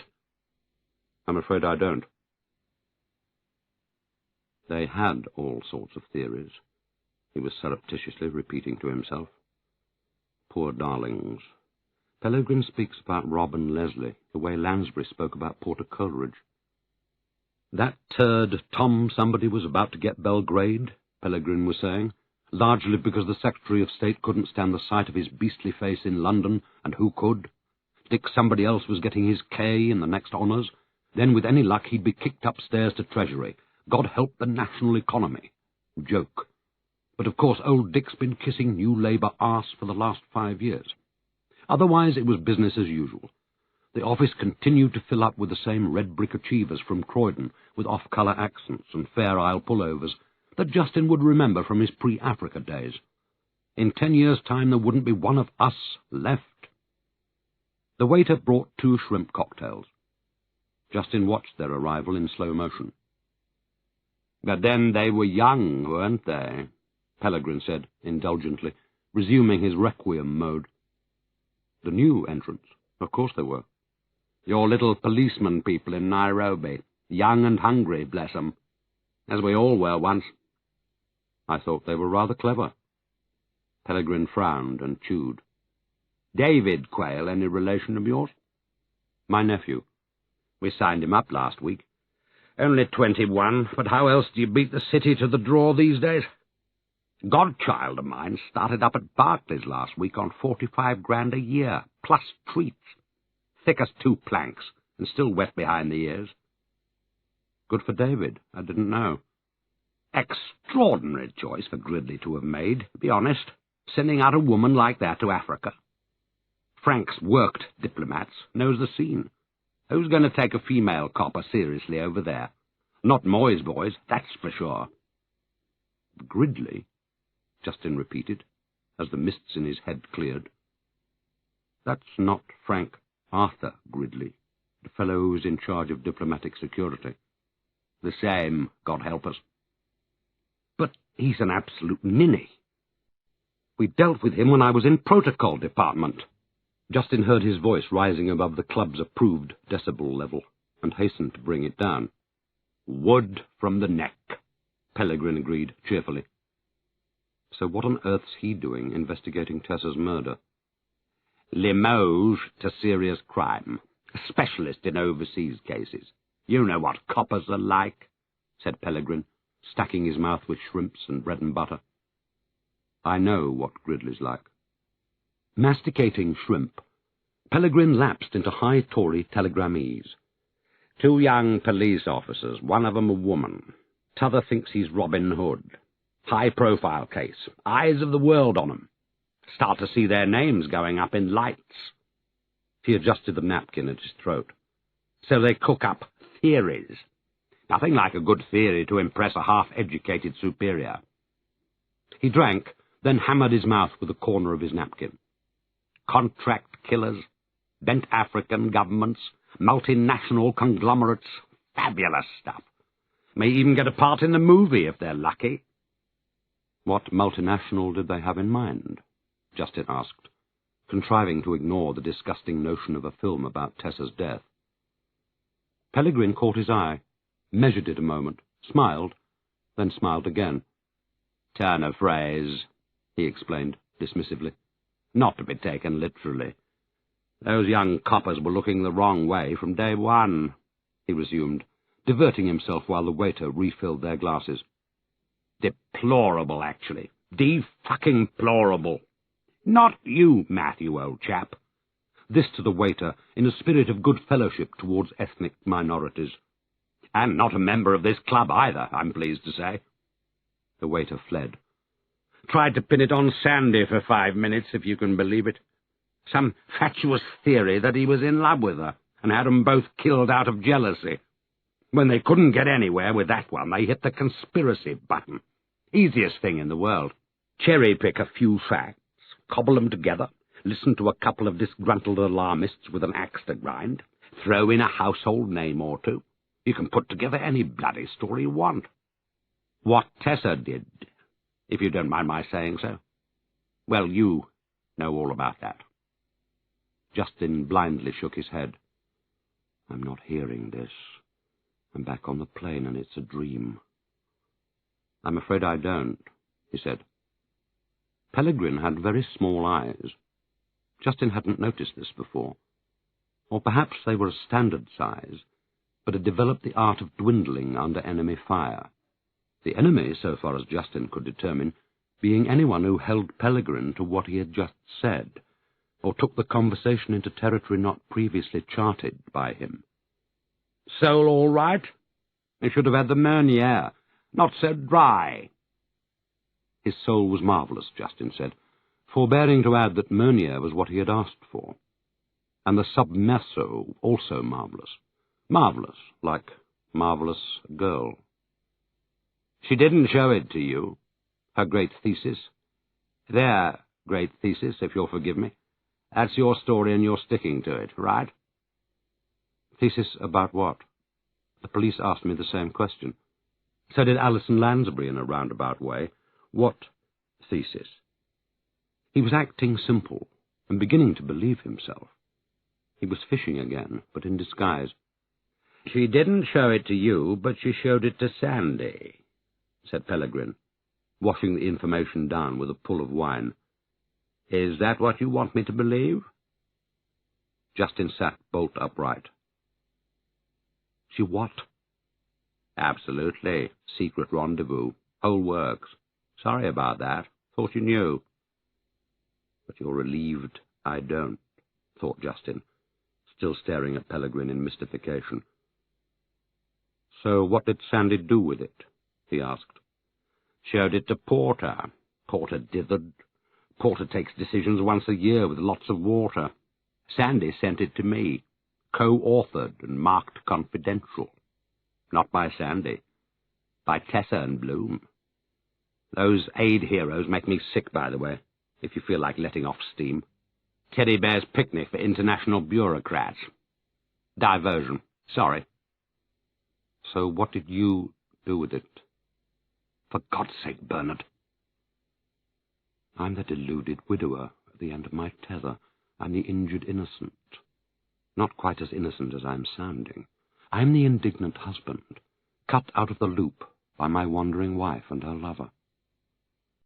Will somebody please finally tell me what this is about? He went on, in the same querulous voice. I've been Sandy's reluctant houseguest for the better part of an eternity. He never breathed a word to me about a secret rendezvous with Tessa or Arnold or anybody else. What thesis? Thesis about what? Still prodding. Pellegrin was smiling again. Once. Twice. So it's all news to you? Jolly good. Yes, it is. I'm completely fogged. Girl like that, half your age, stepping high, wide and loose. Never crossed your mind to ask her what the fuck she's up to. The Pellegrin is angry, Jayston noted, as Lansbury was. As I am. We're all angry, and we're all concealing it. No, it didn't. And she wasn't half my age. Never looked in her diary, picked up the telephone extension by mistake on purpose. Never read her mail or peeked in her computer. Zero. Zero to all of it. Pellegrin was musing aloud, eyes on Jayston. So nothing got through to you. Hear no evil, see no evil. Amazing, he said, barely managing to keep his sarcasm within bounds. She was a lawyer, Bernard. She wasn't a child. She was a fully qualified, very smart lawyer. You forget. Do I? Not sure I do. He put on his reading spectacles in order to work his way to the lower half of his soul. When he had done so, he held up its spine with his knife and fork, while he peered round like a helpless invalid for a waiter who could bring him a debris plate. Just hope she can find her representations to Sandy Woodrow, that's all. Pestered the main player, we know that. What main player? You mean you? Curtis, Kenny K himself, the man. A plate appeared, and Pellegrin laid the spine on it. Surprised she didn't throw herself in front of his bloody racehorses while she was about it. Go sing it to Brussels, go sing it to the United Nations, go sing it on TV. Girl like that, mission to save the globe, goes wherever her fancy takes her, and to hell with the consequences. That's not true at all, said Jayston, wrestling with astonishment and serious rage. Say again? Tessa went to great pains to protect me and her country. By raking up muck, blowing it out of all proportion, importuning hubby's boss, barging in on overworked company executives with bloom on her arm. Not my idea of protecting her, chap. More like the fast lane to wrecking the poor sot's chances, if you ask me. Not that your chances were all that bright by then, if we're honest. A pull of fizzy water. Ah, got it now. I see what happened. A doubled smile. You really don't know the backstory. You're sticking to that. Yes, I am. I'm utterly bewildered. The police asked me, Allison asks me, you ask me. Was I really in the dark? Answer, yes, I was, and yes, I still am. Pellegrin was already shaking his head in amused disbelief. Old boy, how's this? Listen, Mo, I could live with this. So could Allison. They came to you, the two of them, Tessa and Arnold, hand in hand. Help us, Jayston. We found the smoking gun.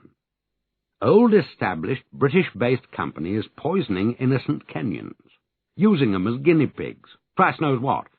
Whole villages of corpses out there, and here's the proof. Read it. Right?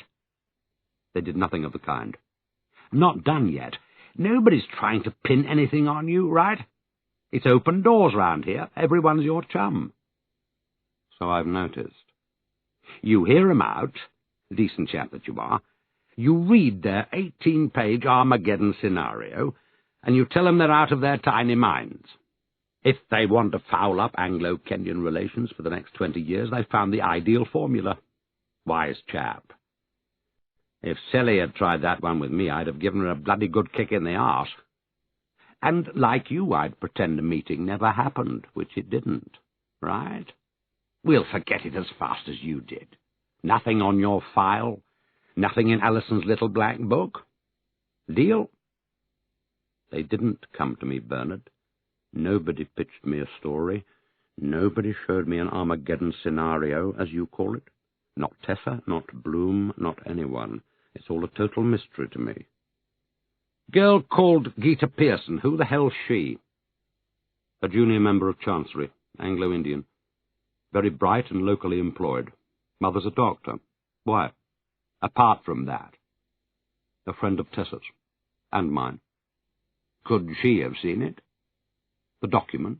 I'm sure not. Why? Tessa would have kept it from her. She didn't keep it from Sandy Woodrow. Gita's too fragile. She's trying to make herself a career with us. Tessa wouldn't have wanted to put her in an untenable position. Pellegrin needed more salt, which he distributed by putting a small pile of it in his left palm, taking pinches with his right forefinger and thumb, then brushing his two hands together. Anyway, you're off the hook, he reminded Jayston, as if this were a consolation prize. We won't be standing at the prison gates, shoving baguette au fromage at you through the bars. So you said. I'm glad to hear it. That's the good news. Bad news is, your chum Arnold, yours and Tessa's. Have they found him? Pellegrin shook his head grimly. They've rumbled him, but they haven't found him. But they're hoping. Rumbled him for what? What are you talking about? Deep waters, old boy. Very hard to navigate in your state of health. Wish we could be having this conversation in a few weeks' time when you've got your bearings, but we can't. Murder investigations are no respecters of persons, unfortunately. They go at their own speed in their own way. Bloom was your chum. Tessa was your wife. Not much fun for any of us to have to tell you, chum killed wife. Jayston stared at Pellegrin in unfeigned astonishment, but Pellegrin was too busy with his fish to notice. But what about the forensic evidence? He heard himself ask, from some frozen planet. The green safari truck, the beer bottles and cigarette ends, the two men who were spotted in Marsabit. What about, I don't know, 3Bs? All the things the British police were asking me about. Pellegrin was smiling the first of his two smiles before Jayston had finished speaking. Fresh evidence, old boy. Conclusive, I'm afraid. He popped another piece of roll. Coppers have found his clothes, Bloom's, buried at the lakeside. Not his safari jacket. He left that in the jeep as a blind. Shirt, trousers, underpants, socks, sneakers. Know what they found in the pocket of the trousers? Car keys from the jeep, the ones he'd locked the jeep door with.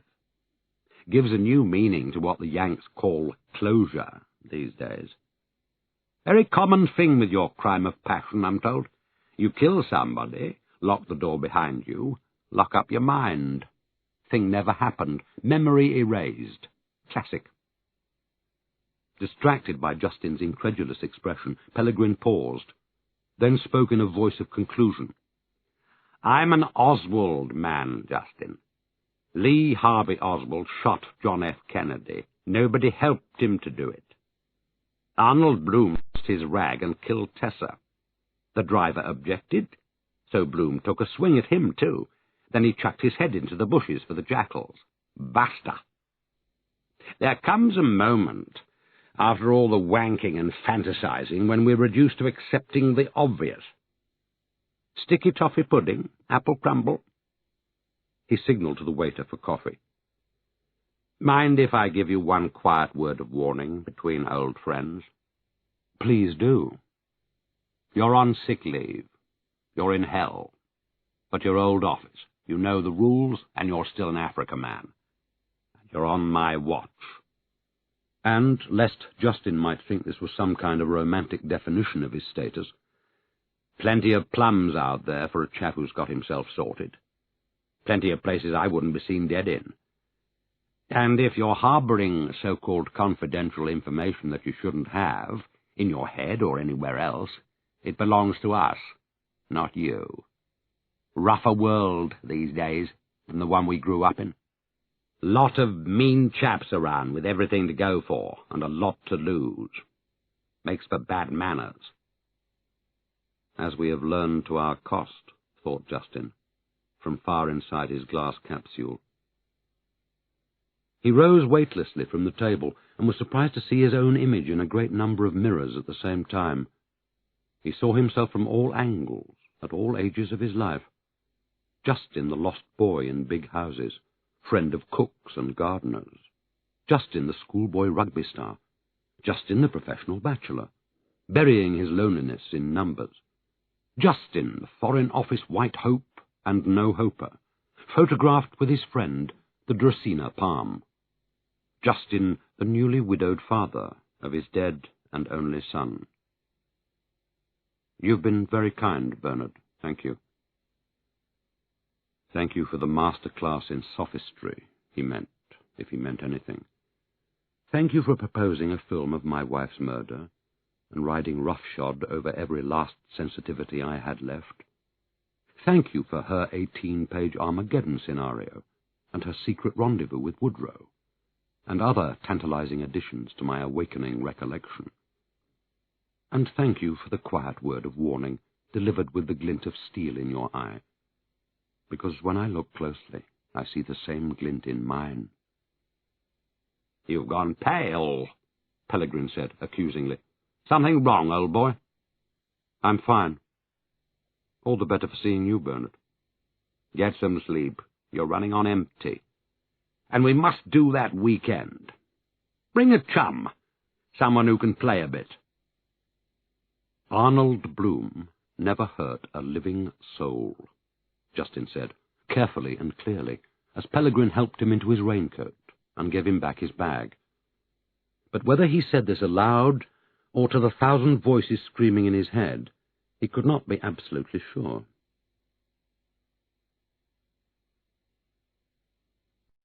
Chapter 10. It was the house he hated in his memory whenever he was away from it. Big and shaggy and overbearingly parental.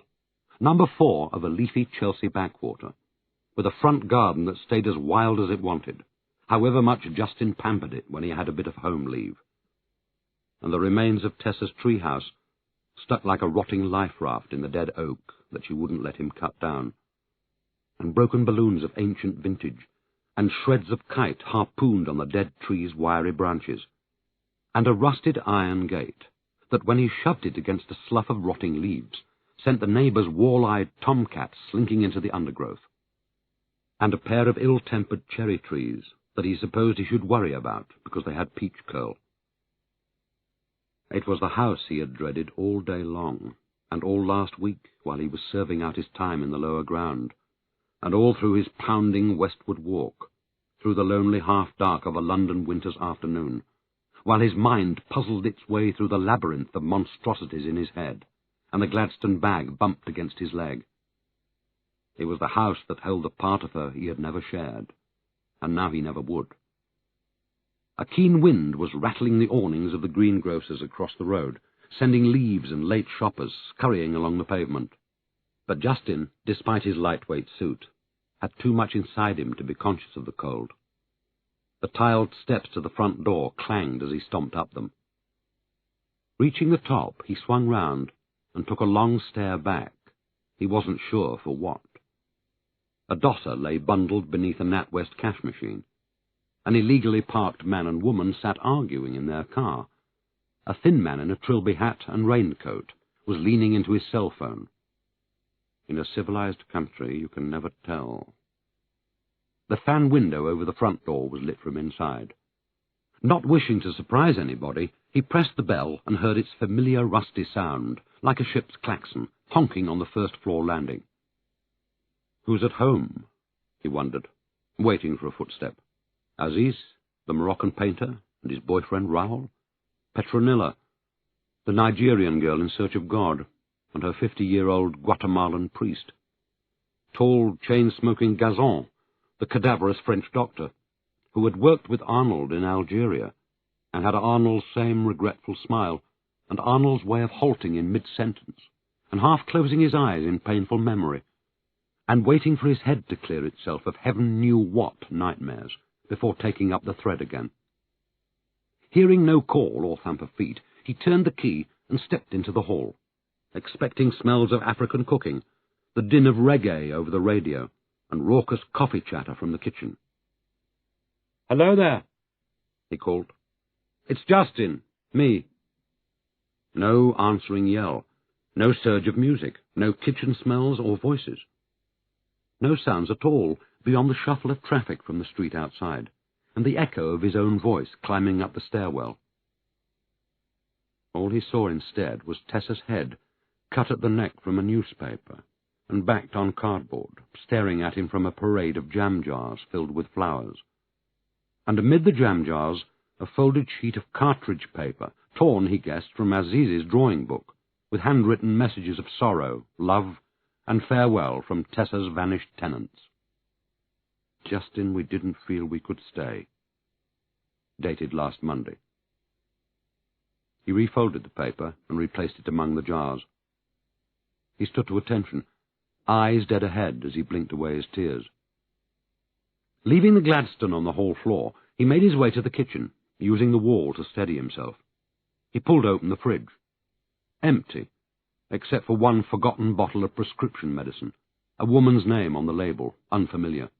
Annie somebody. Must be one of Gazon's. He groped his way down the corridor to the dining room and put on the lights. Her father's hideous pseudo-Tudor dining room. 6 scrolled and crested chairs for fellow megalomaniacs to either side of it. An embroidered carver, head and tail for the royal couple. Daddy knew it was terribly ugly, but he loved it. So I do too, she was telling him. Well, I don't, he was thinking, but God forbid I say so. In their first months together, Tessa had talked of nothing but her father and mother, till, under Justin's artful guidance, she set to work exorcising their ghosts by filling the house with people of her own age. The crazier the merrier. Etonian Trotskyists, drunken Polish prelates and Oriental mystics, plus half the freeloaders of the known world. But once she discovered Africa, her aim steadied, and number 4 became instead a haven for introverted aid workers and activists of every dubious shade. Still scanning the room, Justin's eye settled disapprovingly on a crescent of soot that lay around the marble fireplace, coating the fire dogs and fender. Jackdaws, he thought, and let his eye continue drifting round the room until once more it settled on the soot. Then let his mind settle on it too, and stay settled while he argued with himself, or with Tessa, which was much the same. Which jackdaws? When jackdaws? The message in the hall is dated Monday. Ma Gates comes on Wednesdays, Ma Gates being Mrs. Dora Gates, Tessa's old nanny. Never anything but Ma. And if Ma Gates is under the weather, her daughter Pauline comes. And if Pauline can't make it, there's always her tarty sister, Debbie. And it was unthinkable that any one of these women would ignore such a conspicuous patch of soot. Therefore the jackdaws launched their attack after Wednesday and before this evening. So if the house emptied on the Monday, see message, and Ma Gates cleaned on Wednesday, why was there a crisp, male-sized, heavily profiled footprint, probably a track shoe, in the soot? A telephone stood on the sideboard, next to an address book. Ma Gates' number was scrawled in red crayon, in Tessa's hand on the inside cover. He dialed it and got Pauline, who burst into tears and passed him to her mother. "I'm very, very sorry, dear," said Ma Gates, slowly and clearly. "Sorrier than you or I can say, Mr. Justin, or ever will be able to." His interrogation of her began, long and tender as it had to be, with a lot more listening than asking.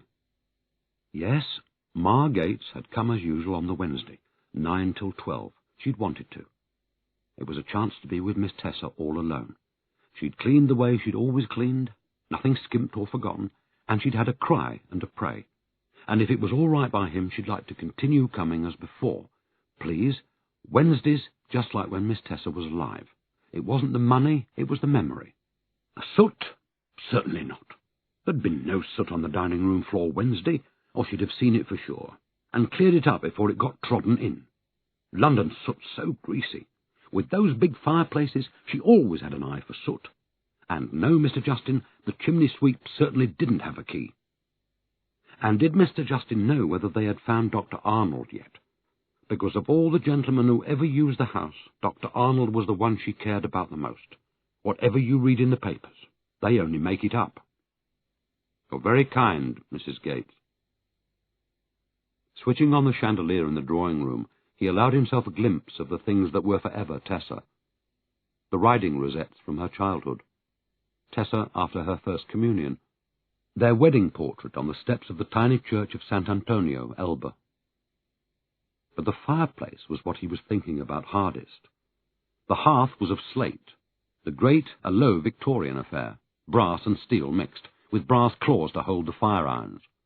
Hearth and grate were coated in soot. The same soot lay in black lines along the steel shafts of the tongs and poker. So here's a fine mystery of nature, then, he told Tessa. 2 unrelated colonies of jackdaws elect at the identical moment to hurl soot down 2 unconnected chimneys. What do we make of that? You a lawyer, and me a protected species. But in the drawing-room, No footprint. Whoever searched the dining-room fireplace had obligingly left a footprint. Whoever searched the drawing-room fireplace, whether the same man or a different one, had not. Yet why should anyone search a fireplace, let alone two? True, ancient fireplaces traditionally provide hiding places for love letters, wills, shameful diaries, and bags of gold sovereigns.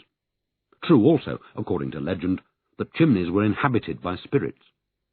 True that the wind used old chimneys to tell stories, many of them secret. And a cold wind was blowing this evening, snapping at shutters and rattling locks. But why search these fireplaces, our fireplaces? Why number 4? Unless, of course, the chimneys were part of a more general search of the entire house, sideshows, as it were, to the main thrust. At the half-landing, he paused to study Tessa's medicine chest, an old Italian spice cabinet of no merit, screwed into the angle of the stairwell, and marked with a green cross, hand-stenciled by herself. Not for nothing was she a doctor's daughter. The door of the cabinet was ajar. He poked it open the rest of the way. Pillaged. Tins of plaster tipped open, lint and packets of boracic powder strewn about in an angry mess.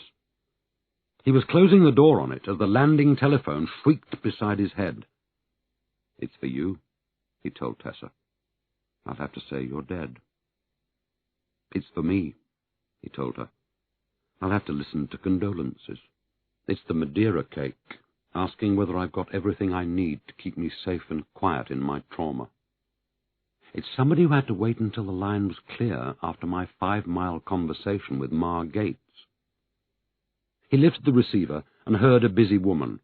Tinny voices echoed behind her. Footsteps chimed. A busy woman in a busy place with a stone floor. A humorously spoken, busy Cockney woman with a voice like a barrow girl's. "Now then, can I speak to Mr. Jayston Quayle, please, if he's at home?" Delivered with ceremony, as if she were about to perform a card trick. "He's in, darling, I can hear." Aside. "This is Quayle." "Do you want to talk to him yourself, darling?" Darling didn't. "Only it's Jeffries, the florist, here, Mr. Quayle, in the King's Road. We've got a lovely floral arrangement of I won't say what's, to be delivered to you personally, without fail, this evening, if you're in. As soon as possible, and I'm not to say who from. Right, darling?" It evidently was. "So how would it be if I send the boy round now, is the question, Mr. Quayle? 2 minutes he'll be there. Won't you, Kevin? 1 if you give him a nice drink." "Then send him," said Jayston distractedly. He was facing the door to Arnold's room, so named because when Arnold stayed in the house he never failed to leave behind a wistful claim to permanence, a pair of shoes, an electric razor, an alarm clock, a pile of papers on the abysmal failure of medical aid to the Third World. The sight of Arnold's camel-hair cardigan sprawled over the back of his chair nevertheless stopped Jayston short, and he was close to calling Arnold's name as he advanced on the desk. Ransacked. Drawers prized open. Papers and stationery yanked out and slung carelessly back. The klaxon was honking. He raced downstairs, steadying himself as he reached the front door. Kevin, the flower boy, was red-cheeked and small, a Dickensian flower boy, shiny from the winter cold. The irises and lilies across his arms were as big as he was. A white envelope was tied to the wire that bound the stems. Rummaging through a fistful of Kenyan shillings, Jayston found 2 English pounds, gave them to the boy, and closed the door on him. He opened the envelope and took out a white card wrapped in thick paper so that the writing wouldn't show through the envelope. The message was electronically printed. "Jayston, leave your house at 7:30 tonight. Bring a briefcase stuffed with newspaper. Walk to the Cineplex Theatre in the King's Road. Buy a ticket for screen 2 and watch the film till 9 o'clock. Leave with your briefcase by the side. Western, exit. Look for a parked blue minibus close to the exit. You will recognize the driver. Burn this." No signature. He examined the envelope, sniffed it, sniffed the card, smelled nothing. Didn't know what he was expecting to smell. He took the card and envelope to the kitchen, set a match to them, and in the best traditions of the foreign security course, put them in the sink to burn. When they had burned, he broke the ash and coaxed the fragments into the disposal unit, which he ran for longer than necessary. He started back up the stairs, 2 at a time, till he reached the top of the house. It was not haste that drove him, but determination. Don't think, act. A locked attic door faced him. He held a key ready. His expression was resolute but apprehensive. He was a desperate man, steeling himself for the leap. He flung back the door and strode into the tiny hall. It led to a run of attic rooms, set amid jackdaw-infested chimney pots and secret bits of flat roof for growing pot plants and making love. He barged forward, eyes wrinkled into slits to resist the glare of memory. Not an object, picture, chair, or corner, but Tessa owned it, dwelled in it, spoke from it. Her father's pompous desk, made over to him on her wedding day, stood in its familiar alcove. He threw back the top. What did I tell you? Pillaged. He yanked open her clothes cupboard and saw her winter coats and frocks, torn from their hangers and left to die with their pockets inside out. Honestly, darling, you could have hung them up. You know perfectly well that I did, and someone pulled them down. Delving beneath them, he unearthed Tessa's old music case, the nearest he could get to a briefcase. Let's do this together, he told her, aloud now. About to leave, he paused to spy on her through the open bedroom door. She had come out of the bathroom and was standing naked in front of the mirror, head to one side as she combed out her wet hair. One bare foot was turned ballet-style towards him, which was what he'd always seemed to do when she was naked. Watching her, he felt the same inexpressible estrangement from her that he had felt when she was alive. You're too perfect, too young, he told her. I should have left you in the wild. Bullshit, she replied sweetly, and he felt much better. Descending to the ground-floor kitchen, he found a heap of old copies of the Kenyan Standard, Africa Confidential, The Spectator, and Private Eye. He stuffed them into her music case, returned to the hall, took a last look at her makeshift shrine and the Gladstone. I'm leaving it where they can find it in case they're not satisfied with their work this morning at the office, he explained to her, and stepped into the freezing dark. The walk to the cinema took him 10 minutes. Screen 2 was 3/4 empty. He paid no attention to the film. Twice he had to slink to the men's lavatory, music case in hand, to consult his wristwatch unobserved. At 5 to 9 he left by the western exit, to find himself in a bitterly cold side street. A parked blue minibus stared at him, and he had an absurd moment of imagining it was the green safari truck from Marsabit. Its headlights winked. An angular figure in a seaman's cap lounged in the driver's seat. "Back door," Rob ordered. Justin walked to the rear of the bus and saw the door already open, and Leslie's arm outstretched to receive the music case. Landing on a wooden seat in pitch blackness, he was in Matega again, on the slatted bench of the Volkswagen van, with Livingston at the wheel and Woodrow sitting opposite him, giving orders.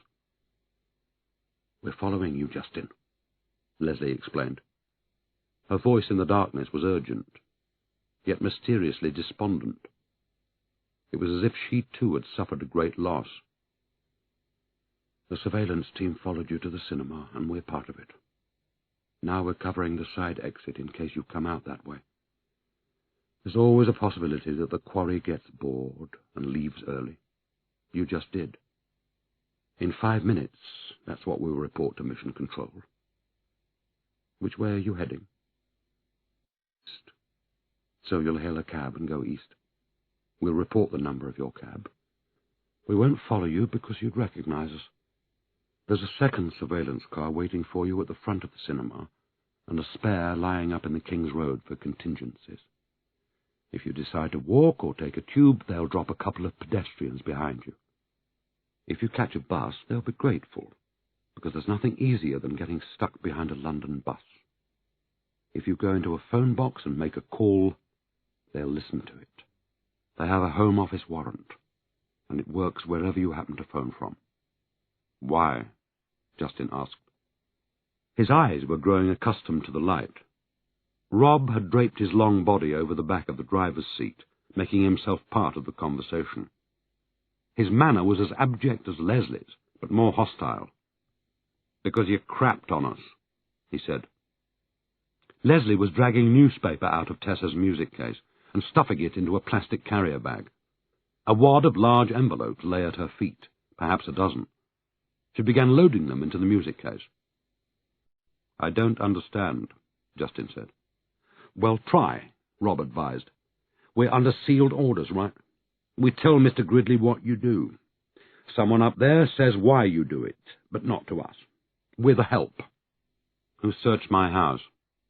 "In Nairobi or Chelsea," Rob countered sardonically. "Chelsea. Not ours to inquire. The team was stood down for 4 hours, while whoever did it did it. That's all we know. Gridley put one uniformed copper on the doorstep in case anyone tried to wander in off the street. If they did, his job was to tell them that our officers were investigating a burglary of the premises, so bugger off.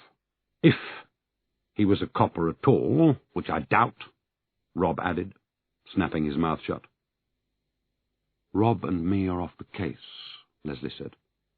"Gridley would assign us to traffic duties in the Orkney Islands if he could, except he daren't."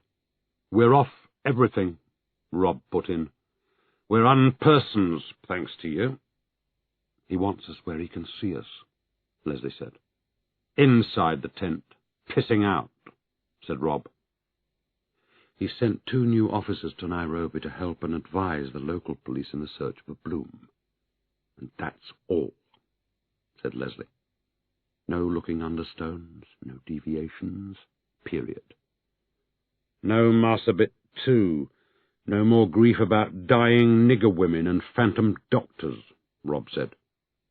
"Gridley's own lovely words, and our replacements aren't allowed to talk to us in case they catch our disease. They're a couple of no-brains with a year to go, same as Gridley." "It's a top-security situation, and you're part of it," Leslie said, closing the clasp on the music case, but hugging it to her lap. "What part is anybody's guess. Gridley wants your life story. Who you meet, where, who comes to your house, who you phone, what you eat, who with, every day. You're a material player in a top-secret operation is all we're allowed to know. We're to do what we're told and mind our own business." "We'd not been back in the yard 10 minutes before he was yelling for all notebooks, tapes and exhibits on his desk now," said Rob. "So we gave them to him. The original set, complete and uncut, after we'd made copies, naturally. The glorious House of 3Bs is never to be mentioned again, and that's an order," Leslie said. "Not their products, their operations, or their staff. Nothing's allowed to rock the boat. Amen." "What boat?" "Lots of boats," Rob cut in. "Take your pick. Curtis is untouchable. He's halfway to brokering a bumper British arms deal with the Somalis. The embargo's a nuisance, but he's found ways of getting round it. He's front-runner in the race to provide a state-of-the-art East African telecom system using British high-tech." "And I'm standing in the way of all that." "You're in the way, period," Rob replied venomously. "If we'd been able to get past you, we'd have had them cold. Now we're on the pavement, back at day 1 of our careers." "They think you know whatever Tessa knew," Leslie explained. "It could be bad for your health." "They?" But Rob's anger was not to be contained. "It was a set-up from day 1, and you were part of it. The Blue Boys laughed at us. So did the bastards in 3Bs. Your friend and colleague, Mr. Woodrow, lied to us all ways up. So did you. You were the only chance we had, and you kicked us in the teeth." "We've got one question for you, Jayston." Leslie came in, scarcely less bitterly. "You owe us one straight answer. Have you got somewhere to go? A safe place you can sit and read? Abroad is best. Jayston prevaricated. What happens when I go home to Chelsea and put out my bedroom light? Do you people stay outside my house? The team sees you home. It sees you to bed. The watchers grab a few hours' sleep. The listeners stay tuned to your telephone. The watchers return bright and early next morning to get you up. Your best time is between 1 and 4 a.m. Then I have somewhere I can go, Jayston said, after a moment's thought. Fantastic, said Rob. We haven't. If it's abroad, use land and sea, Leslie said. Once you're there, break the chain. Take country buses, local trains. Dress plain, shave every day. Don't look at people. Don't hire cars. Don't fly anywhere from anywhere, even inland. People say you're rich. I am. Then get yourself a lot of cash. Don't use credit cards or traveller's checks. Don't touch a cell phone. Don't make a collect call or speak your name on the open line, or the computers will kick in. Rob here's made you up a passport and a UK press card from the Telegraph. He nearly couldn't get your photo till he rang the FO and said we needed one for records. Rob's got friends in places where we're not supposed to have places, right, Rob? No answer. They're not perfect because Rob's friends didn't have the time, did they, Rob? So don't use them coming in and out of England. Is that a deal? Yes, said Jayston. You're Peter Paul Atkinson, newspaper reporter, and never, whatever you do, carry 2 passports at the same time. Why are you doing this? Jayston asked. What's it to you? Rob countered furiously from the darkness. We had a job to do, that's all. We didn't like losing it. So we've given it to you to fuck up. When they throw us out, maybe you'll let us clean your Rolls-Royce now and then. Maybe we're doing it for Tessa, Leslie said, dumping the music case in his arms. On your way, Jayston. You didn't trust us. Maybe you were right. But if you had, we might have got there. Wherever there is. She reached for the door handle. Look after yourself. They kill, but you've noticed that. He started down the street and heard Rob speaking into his microphone. Candy is emerging from the cinema. Repeat, Candy is emerging with her handbag. The minibus door slammed shut behind him. Closure, he thought. He walked a distance. Candy is hailing a cab, and she's a boy. Jayston stood at the long sash window of Ham's office, listening to the 10 o'clock chimes above the night growl of the city. He was looking down into the street, but standing back a little, at a point where it was easy enough to see, but less easy to be seen. A pallid reading light was burning on Ham's desk. Ham reclined in a corner, in a wing chair worn old by generations of unsatisfied clients. Outside, an icy mist had come up from the river, frosting the railings outside St. Etheldreda's tiny chapel, scene of Tessa's many unresolved arguments with her maker. A lighted green notice board advised passers-by that the chapel had been restored to the ancient faith by the Rosminian fathers. Confessions, benedictions, and weddings by appointment. A trickle of late worshippers passed up and down the crypt steps. None was Tessa. On the floor of the office, heaped onto Ham's plastic tray, lay the former contents of the Gladstone. On the desk lay Tessa's music case, and beside it, in files marked with his firm's name, Ham's diligent assembly of the printouts, faxes, photocopies, notes of phone conversations, postcards and letters that he had accumulated in the course of his correspondence with Tessa over the last year. "Bit of a snafu, I'm afraid," he confessed awkwardly. "Can't find a last lot of emails." "Can't find them?" "Or anybody else's, for that matter. Computer's got a bug in the works. Bloody thing's gobbled up the mailbox and half the hard drive. Engineer's still working on it. When he gets it back, I'll let you have it." They had talked Tessa, then Meg, then cricket, where Ham's large heart was also invested. Jayston was not a cricket fan, but he did his best to sound enthusiastic. A fly-blown travel poster of Florence lurked in the twilight. "Do you still have that tame courier service back and forth to Turin every week, Ham?" Jayston asked. "Absolutely, old boy. Been taken over, of course. Who hasn't? Same people, just a bigger cock-up." "And you still use those nice leather hat boxes with the firm's name on them that I saw in your safe this morning?" "Last bloody thing to go if I have anything to do with it." Jayston squinted downward into the dimly lighted street. "They're still there. One large woman in a bulky overcoat, and one emaciated man with a curly trilby and bandy legs like a dismounted jockey's, and a skiing jacket with a collar rolled to his nose." They had been staring at St. Etheldreda's notice board for the last 10 minutes, when anything it had to tell them on an ice-cold February night could be committed to memory in 10 seconds. Sometimes in a civilized society, you know after all.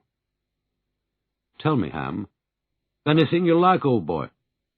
"Did Tessa have loose cash sitting around in Italy?" "Pots. Want to see the statements?" "Not very much." "Is it mine now?" "Always was. Joint accounts, remember? What's mine is his. Tried to talk her out of it. Told me to get lost. Typical." "Then your chap in Turin could send me some, couldn't he? To this or that bank. Wherever I was abroad, for instance." "No problem." "Or to anyone I named, really, as long as they produce their passport." "Your lolly, old boy. Do what you want with it. Enjoy it, that's the main thing." The dismounted jockey had turned his back to the notice board and was affecting to study the stars. The bulky overcoat was looking at her watch. Jayston again remembered his tiresome instructor on the security course. Watchers are actors. The hardest thing for them to do is nothing. "There's a chum of mine, Ham. I never talked to you about him. Peter Paul Atkinson. He has my absolute confidence." "Lawyer?" "Of course not. I've got you. He's a journalist with the Daily Telegraph. Old friend from my undergraduate days. I want him to have complete power of attorney over my affairs. If you or your people in Turin should ever receive instructions from him, I'd like you to treat them in exactly the same way as if they came from me." Ham hawed and rubbed the end of his nose. "Can't be done just like that, old boy. Can't just wave a bloody wand. Have to have his signature and stuff. Formal authorization from you. Witnessed, probably." Jayston crossed the room to where Ham was sitting and gave him the Atkinson passport to look at. "Maybe you could copy down the details from that," he suggested. Ham turned first to the photograph at the back, and, without any discernible change in his expression at first, compared it with Jayston's features. He took a second look and read the personal details. He flipped slowly through the much-stamped pages. "Done a good bit of travelling, your chum," he remarked phlegmatically. "And will be doing a good deal more, I suspect." "I'll need a signature. Can't move without a signature." "Give me a moment, and you shall have one." Ham got up, and, handing the passport back to Jayston, walked deliberately to his desk. He opened a drawer and extracted a couple of official-looking forms and some blank paper. Jayston set the passport flat under the reading lamp, and, with Ham peering officiously over his shoulder, made a few practice passes before signing over his affairs to one Peter Paul Atkinson, care of Messrs. Hammond Mancini of London and Turin. "I'll have it notarized," said Ham. "By me. There's one thing more, if you don't mind." "Christ!" "I'll need to write to you." "Any time, old boy. Delighted to keep in touch." "But not here. Not in England at all. And not to your office in Turin either, if you don't mind. I seem to remember you have a bevy of Italian aunts. Might one of them receive mail for you and hang on to it safely till the next time you dropped by?" "Got one old dragon lives in Milan," said Ham, with a shudder. "An old dragon in Milan is just what we need. Perhaps you'd give me her address." It was midnight in Chelsea. Dressed in a blazer and grey flannels, Jayston, the dutiful desk officer, sat at the hideous dining table under an Arthurian chandelier, writing once more, in fountain pen, on No. 4 stationery. He had torn up several drafts before he was satisfied, but his style and handwriting remained unfamiliar to him. Dear Alison, I was grateful for your considerate suggestions at our meeting this morning. The office has always shown its human face at critical moments, and today was no exception. I have given due thought to what you propose, and spoken at length with Tessa's lawyers. It appears that her affairs have been much neglected in recent months, and my immediate attention is needed. There are matters of domicile and taxation to resolve, not to mention the disposal of properties here and abroad. I have therefore decided that I must address these business matters first, and I suspect I may welcome the task. I hope, therefore, that you will bear with me for a week or two before I respond to your proposals. As to sick leave, I do not feel I should trespass unnecessarily upon the office's goodwill. I have taken no leave this year, and I believe I am owed 5 weeks' disembarkation leave, in addition to my normal annual entitlement. I would prefer to claim what is due to me before asking your indulgence. My renewed thanks. A hypocritical, dishonest placebo, he decided, with satisfaction. Jayston, the incurably civil servant, fusses about whether it is proper for him to take sick leave, while winding up his murdered wife's affairs. He went back to the hall, and took another look at the Gladstone lying on the floor beneath the marble-topped side table. One padlock forced and no longer functional, the other padlock missing, the contents replaced at random.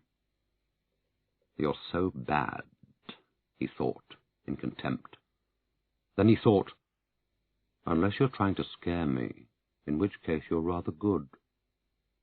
He checked his jacket pockets. My passport, genuine, to be used when leaving or entering Britain. Money, no credit cards. With an air of firm purpose, he set to work adjusting the house lights in a pattern that best suggested sleep. Chapter 11. The mountains stood black against the darkening sky, and the sky was a mess of racing cloud, perverse island winds, and February rain. The snake road was strewn with pebbles, and red mud from the sodden hillside. Sometimes it became a tunnel of overhanging pine branches, and sometimes it was a precipice with a free fall to the steaming Mediterranean 1,000 feet below. He would make a turn, and for no reason the sea would rise in a wall in front of him, only to fall back into the abyss as he made another.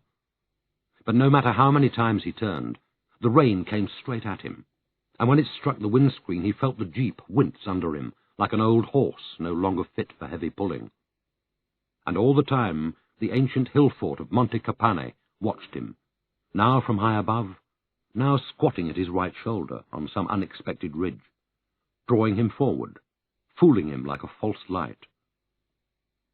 "Where the hell is it?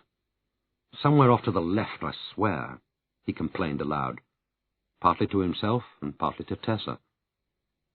Reaching a crest, he pulled irritably into the side of the road and put his fingertips to his brow while he took a mental bearing. He was acquiring the exaggerated gestures of solitude. Below him lay the lights of Portoferraio. Ahead of him, across the sea, Piombino twinkled on the mainland. To left and right, a timber track cut a gully into the forest. "This is where your murderers lay up in their green safari truck while they waited to kill you," he explained to her in his mind. "This is where they smoked their beastly sportsmans and drank their bottles of whitecap and waited for you and Arnold to drive by."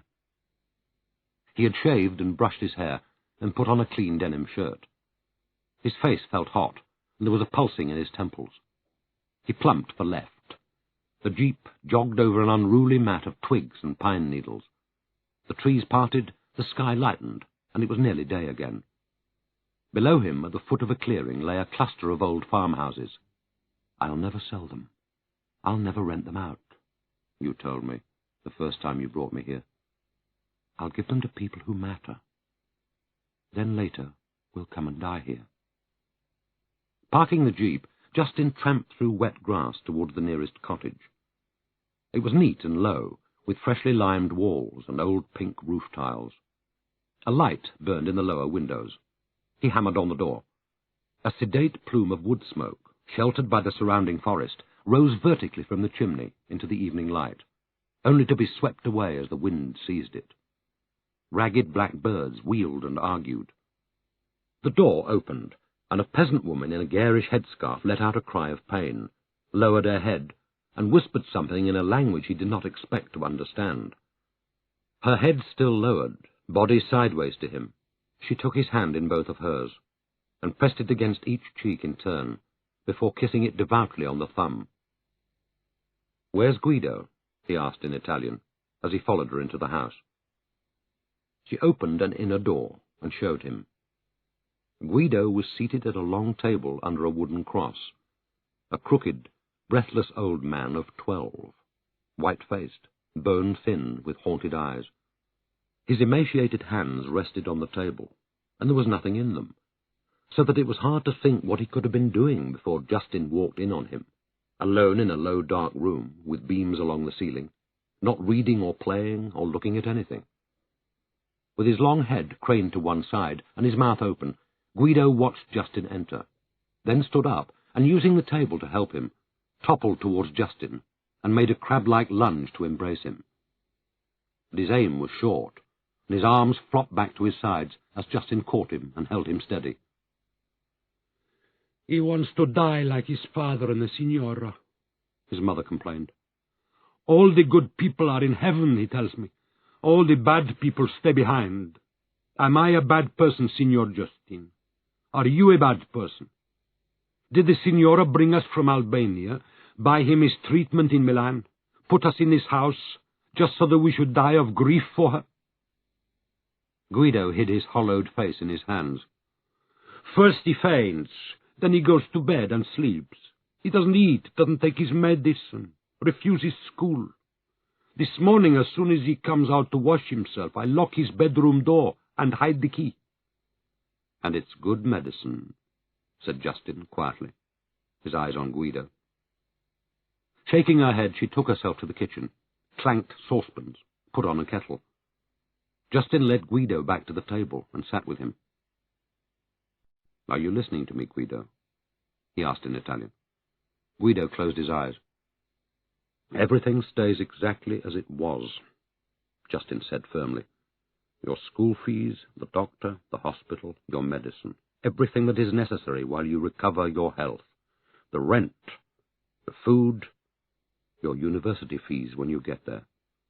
We're going to do everything she planned for you, exactly the way she planned it.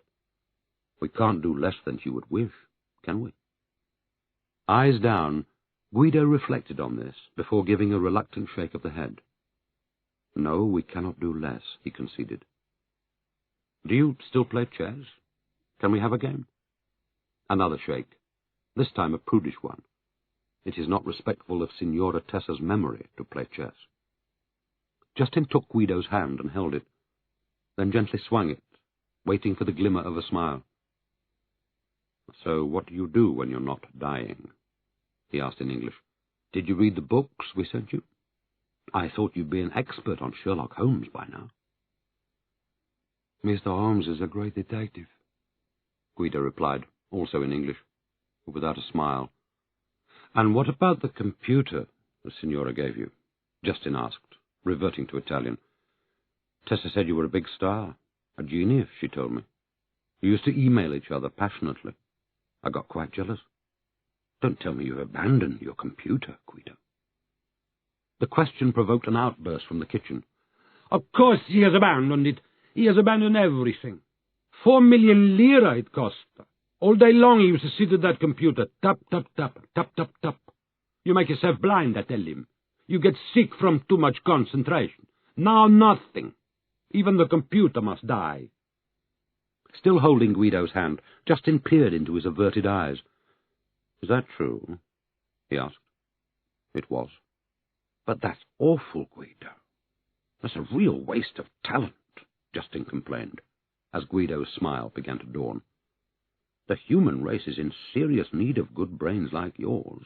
Do you hear me?" "Maybe." "So do you remember Signora Tessa's computer? The one she taught you on?"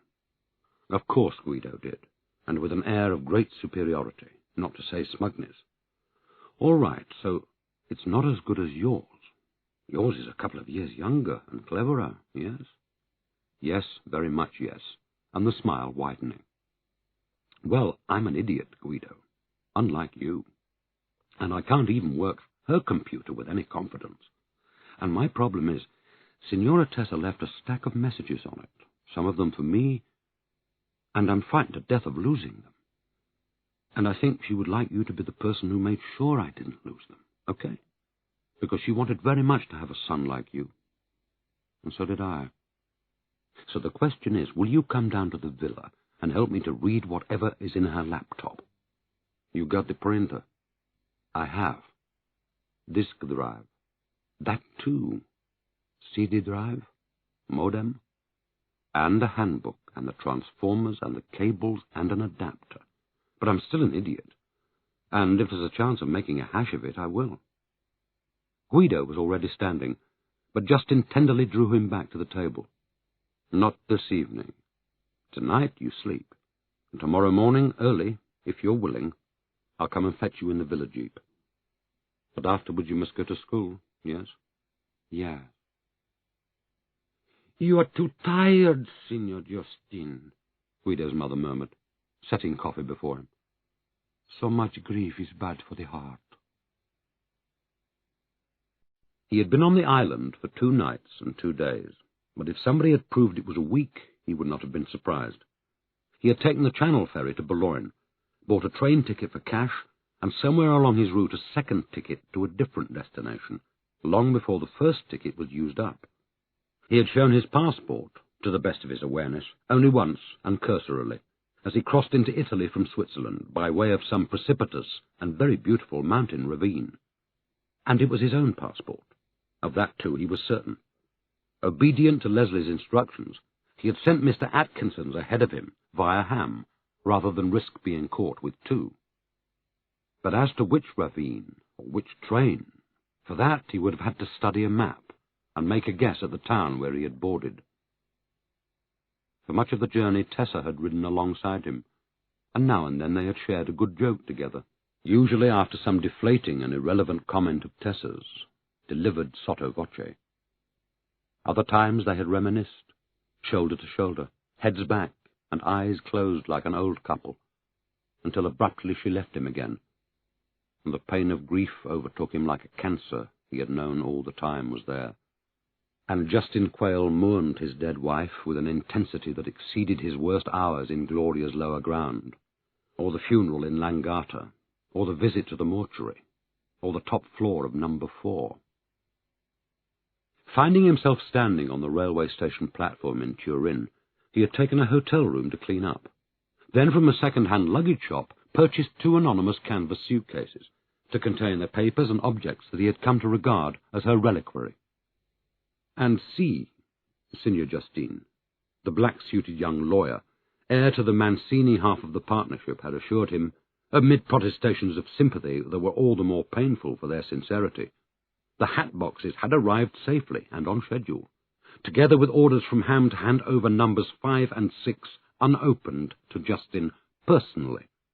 And if there was anything, but anything further at all, that the young man could do, of a legal or professional or any other nature, then it went without saying that loyalty to the Mancini family did not end with the tragic death of the Signora, etc. Oh, and of course there was the money, he added disdainfully, and counted out $50,000 in cash against Jayston's signature.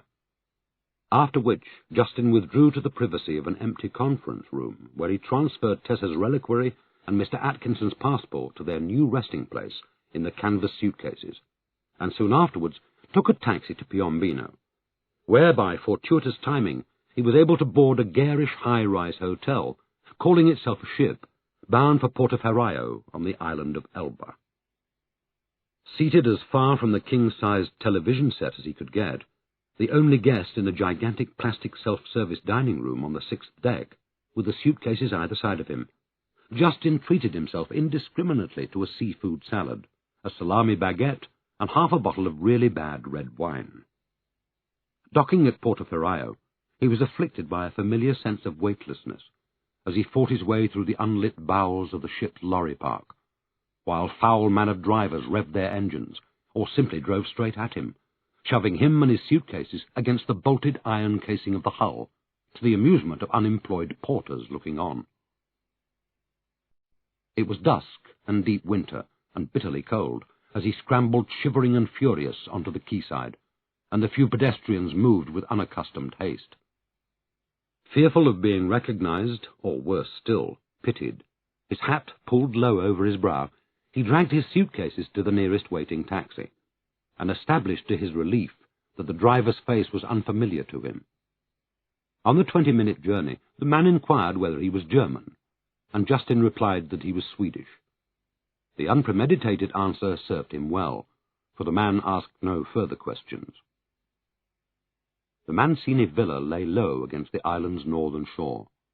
The wind was blowing straight off the sea, rattling palm trees, whipping over stone walls, slapping shutters and roof tiles, and making the outbuildings creak like old rope. Alone in the faltering moonlight, Jayston remained standing where the cab had dropped him, at the entrance to a flag-stoned courtyard with its ancient water pump and olive press, waiting for his eyes to grow accustomed to the dark. The villa loomed ahead of him. 2 lines of poplar trees, planted by Tessa's grandfather, marked the walk from its front door to the sea's edge.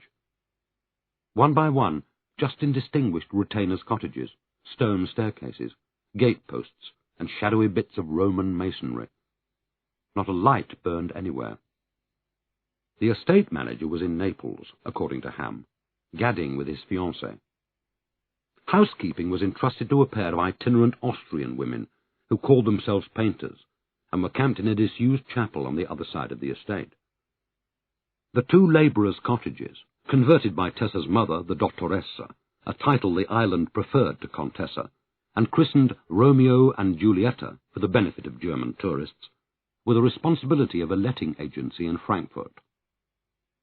"So welcome home," he told Tessa, in case she was a bit slow on the uptake after all the zigzag travelling.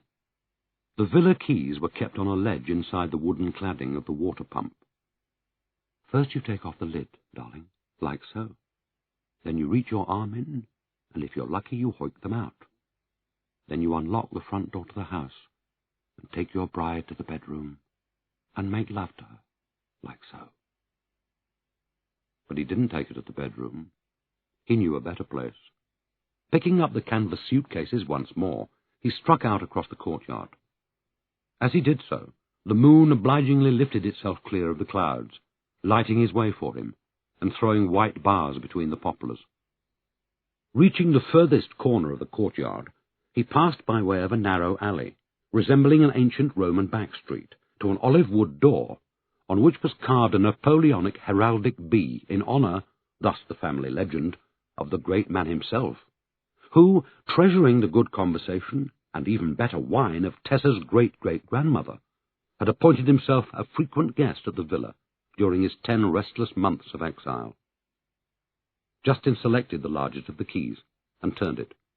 The door groaned and yielded. "This is where we counted our money," she is telling him severely, in her role of Mancini heiress, bride, and tour guide. "Today the superb Mancini olives are shipped to Piombino to be pressed like any other. But in my mother, the Dottoressa's time, this room was still the Holy of Holies. It was where we recorded the oil, jar by jar, before we stored it at a preciously preserved temperature in the cantina downstairs. It was here that... You're not listening." "That's because you're making love to me."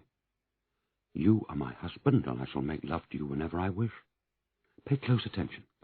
In this room the weekly wage was counted into every peasant's hand, and signed for, usually with a cross, in a ledger larger than your English doomsday book."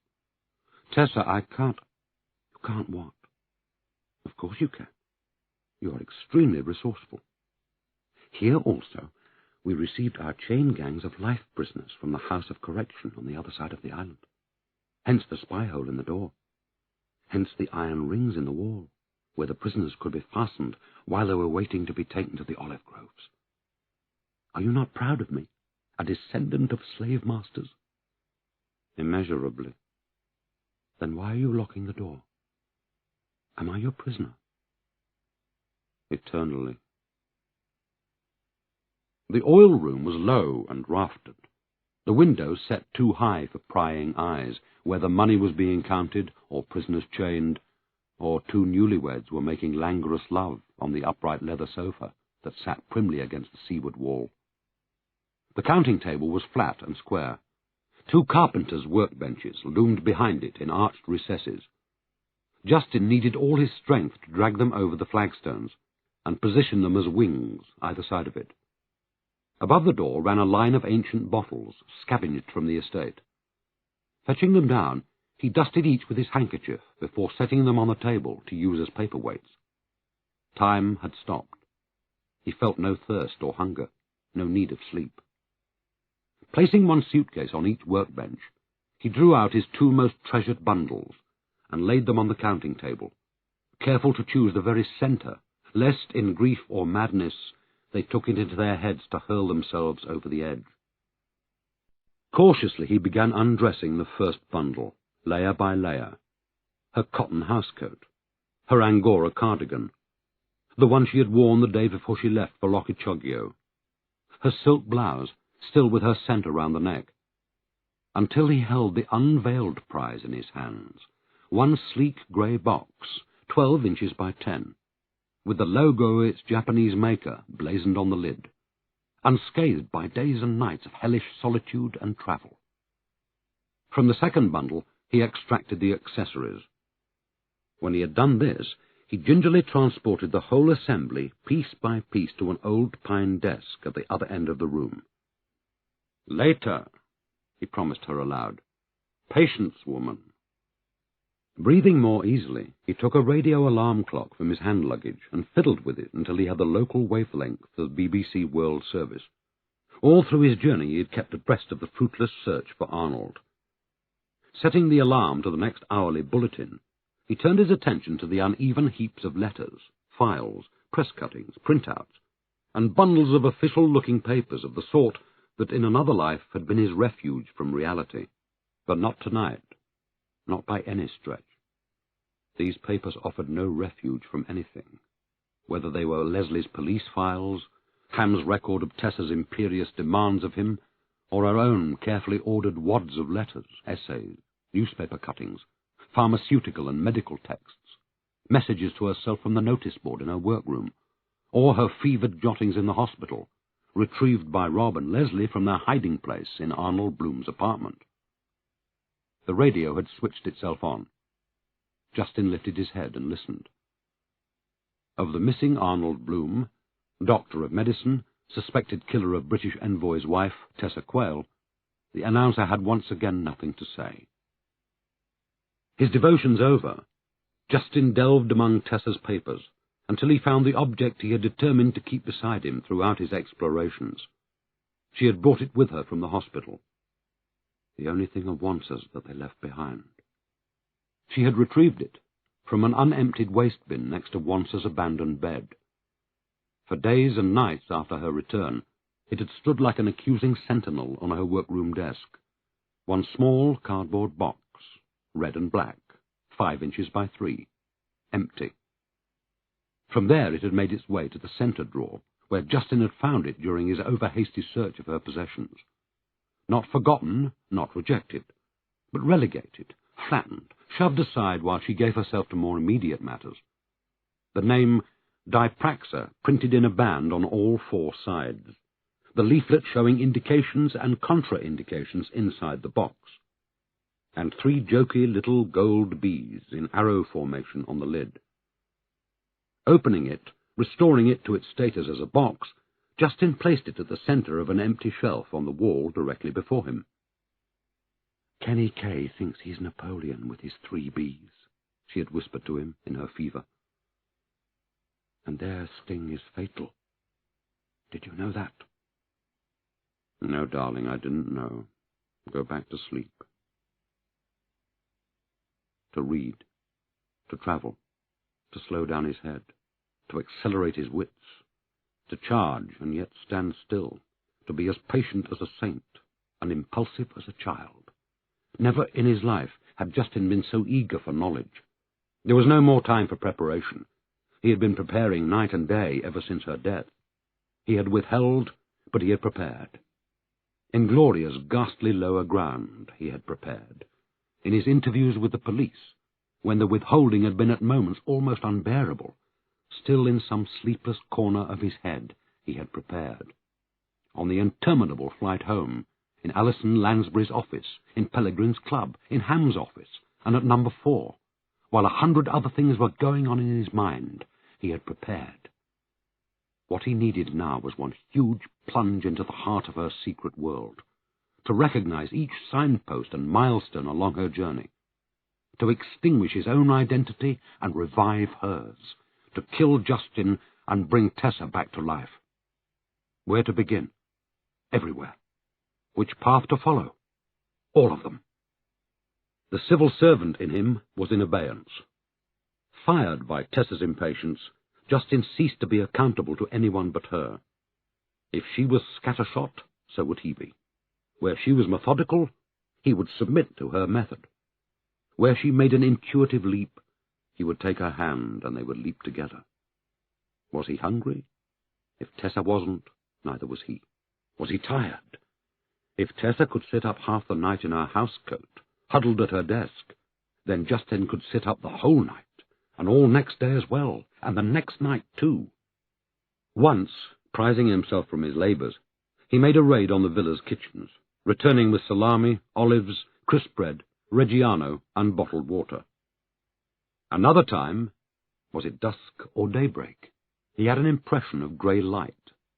He was in the middle of our hospital diary, logging the attendances of Lord Beer and his acolytes at Wanza's bedside, when he woke to discover himself drifting round the walled garden. It was here, under Tessa's doting eye, that he had planted wedding lupins, wedding roses, and inevitably wedding freesias for love of her. The weeds came up to his knees, drenching his trousers. A single rose was in bloom. Remembering he had left the oil-room door open, he fled back across the flag-stoned courtyard, only to find it safely locked and the key inside his jacket pocket. Press cutting from the Financial Times. 3 bees buzzing. Rumours are flying that whiz-kid playboy Kenneth K. Curtis of the House of 3 Bees, Third World Venturers, is planning a runaway marriage of convenience with Swiss-Canadian farmer giant Carol Vita Hudson. Will KVH show up at the altar? Can 3 Bees come up with a dowry? Answer yes and yes, so long as Kenneth K.'s typically daring farmer gamble pays off. In a deal believed unprecedented in the secretive and immensely profitable world of pharmaceuticals, 3 Bees Nairobi will reportedly take up 1/4 of the estimated £500 million research and development costs of KVH's innovative anti-TB wonder drug Dipraxa, in exchange for all Africa sale and distribution rights and an unnamed piece of the drug's worldwide profits. 3 Bees Nairobi-based spokesperson Vivian Aber is cautiously jubilant. This is brilliant, typical, totally Kenny K. It's a humanitarian act, good for the company, good for shareholders, good for Africa. Dipraxa is as easy to administer as a Smartie. 3 Bees will be at the forefront of the fight against the terrifying worldwide rise in new strains of TB. KVH chairman Dieter Korn, speaking in Basel last night, was quick to echo Aber's optimism. Dipraxa converts 6 or 8 months of laborious treatment into a 12-hit swallow. We believe 3 Bees are the right people to be pioneering Dipraxa in Africa. Handwritten note, Tessa to Bloom, presumably recovered from Arnold's flat.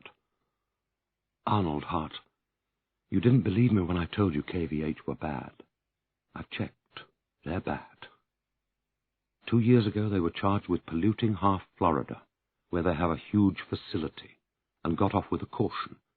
Undisputed evidence presented by plaintiffs showed that KVH had exceeded their permitted quota of toxic effluents by 900%, poisoning conservation areas, wetlands, rivers, and beaches, and probably the milk. KVH performed a similar public service in India, where 200 children in the region of Madras allegedly died of related causes. The Indian court case will be heard in about 15 years, or longer, if KVH continue to pay off the right people. They're also famous as front-runners in the pharma industry's humanitarian campaign to prolong the life of their patients in the interest of suffering white billionaires. Good night, darling. Never again doubt a word I say. I'm immaculate. So are you. T.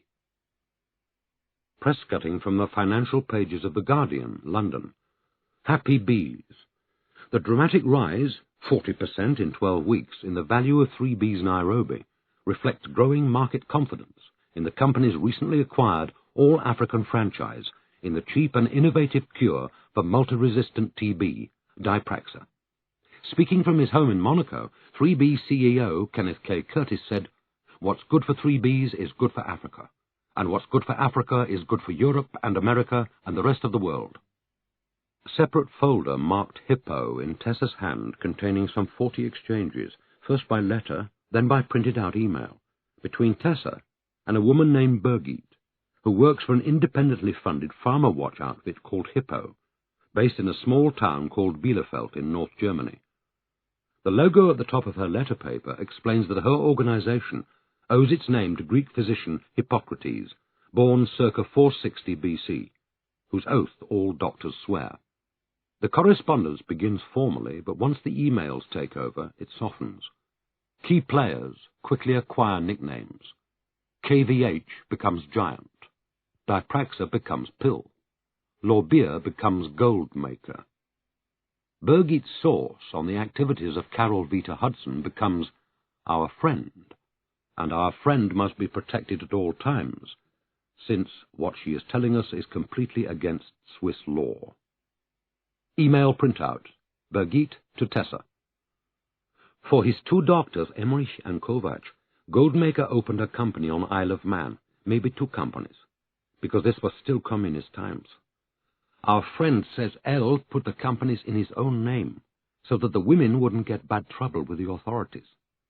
Since then there has been bad argument between the women. It is scientific, also personal.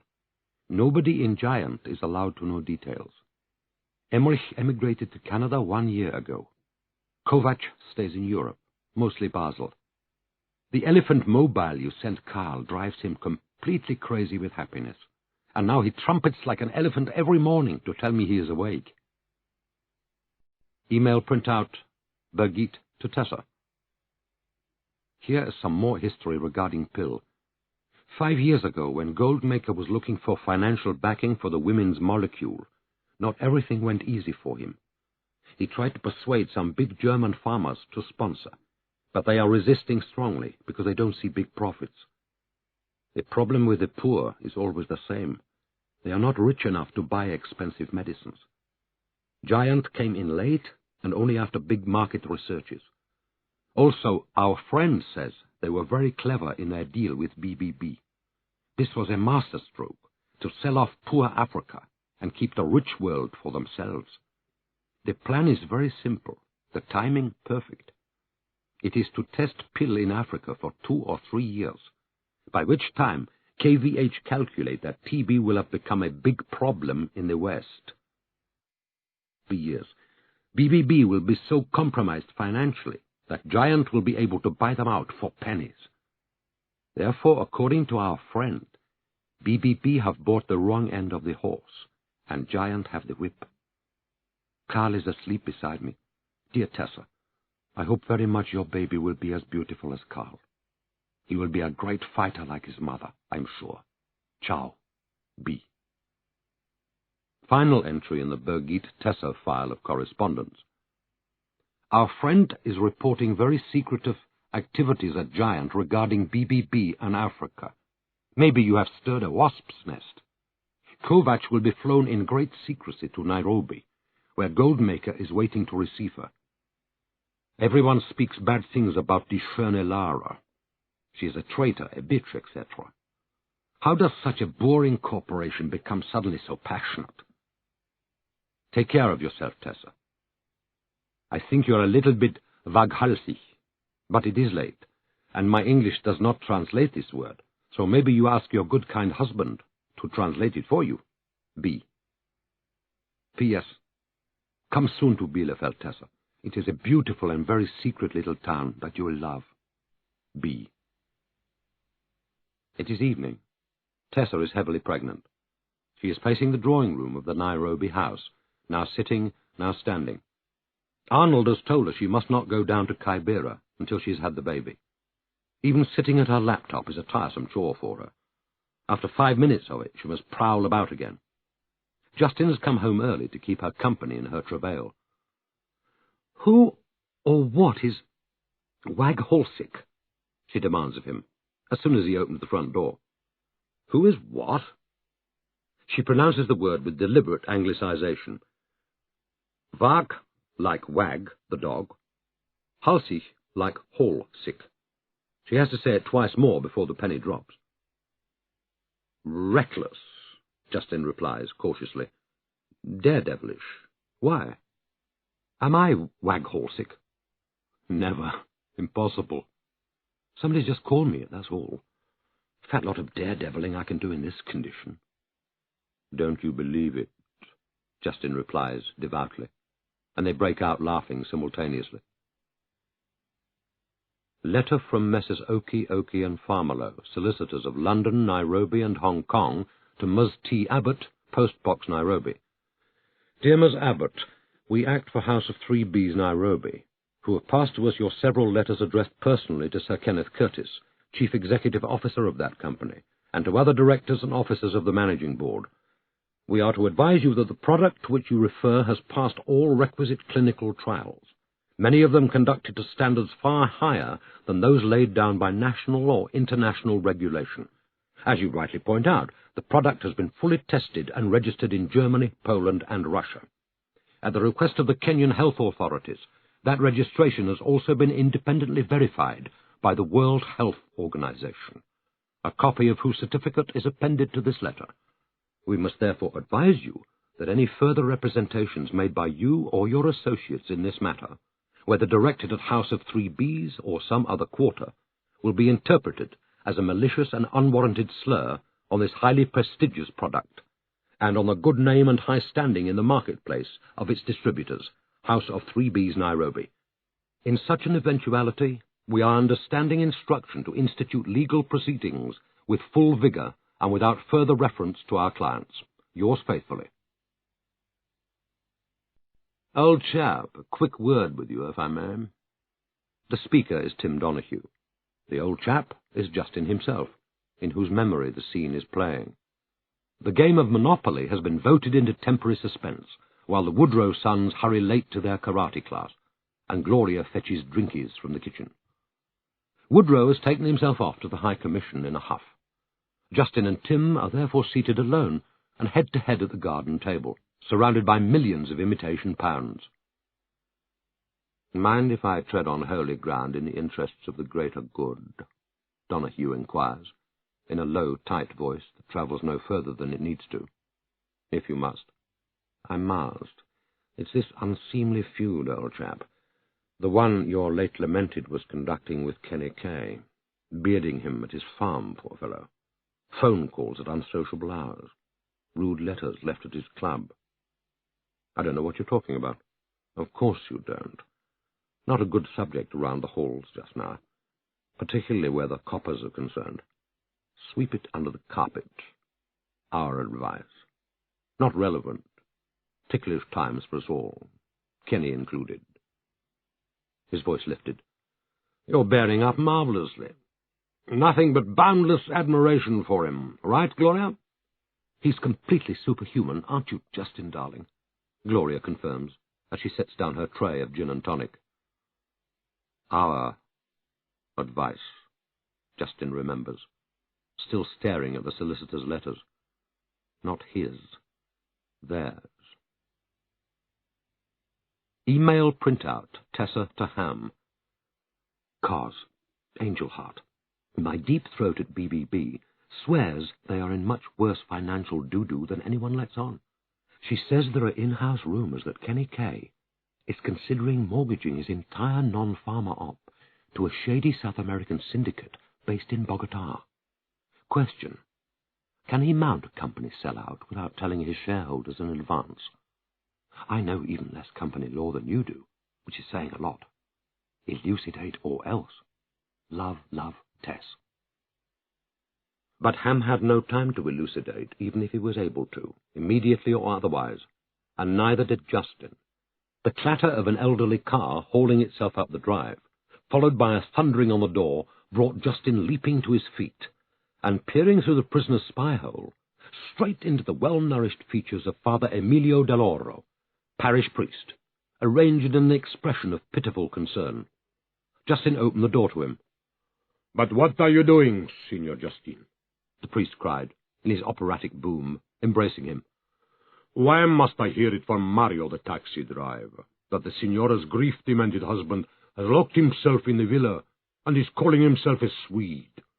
What is a priest for, in the name of heaven, if he is not the companion of the bereaved, a father to his stricken son?" Jayston mumbled something about needing solitude. "But you are working." Peering over Jayston's shoulder, the piles of papers strewn about the oil room. "Even now, in your grief, you are serving your country. No wonder you English commanded a greater empire than Napoleon." Jayston offered something fatuous about a diplomat's work never being done. "Like a priest's, my son, like a priest's. For every soul that turns to God, there are 100 that do not." He drew closer. "But La Signora was a believer, Signor Jayston. As her mother, the Dottoressa, was, even if they disputed it. With so much love for their fellow men, how could they close their ears to God?" Somehow Jayston shooed the priest away from the doorway to the oil room, sat him in the salon of the freezing villa, and, under the flaking frescoes of sexually precocious cherubs, plied him with a glass, and then another of Mancini wine, while sipping at his own. Somehow he accepted the good father's assurances that Tessa was safely in the arms of God, and consented without demur to the celebration of a memorial mass to Tessa on her next Saint's Day, and a handsome donation to the church's restoration fund, and another for the conservation of the island's superb hilltop castle, one of the gems of medieval Italy, which scholarly surveyors and archaeologists assure us is soon to fall down unless, with God's will, the walls and foundations are secured. Escorting the good man to his car, Jayston was so keen not to detain him that he passively accepted his benediction before hastening back to Tessa. She was waiting for him with her arms folded. "I refuse to believe in the existence of a God who permits the suffering of innocent children." "So why are we getting married in a church?" "To melt his heart," she replied. "Pig bitch, stop sucking your nigger doctor's cock. Go back to your ridiculous eunuch husband and behave yourself. Get your shitty nose out of our business, now. If not, you'll be dead meat, and that's a solemn promise."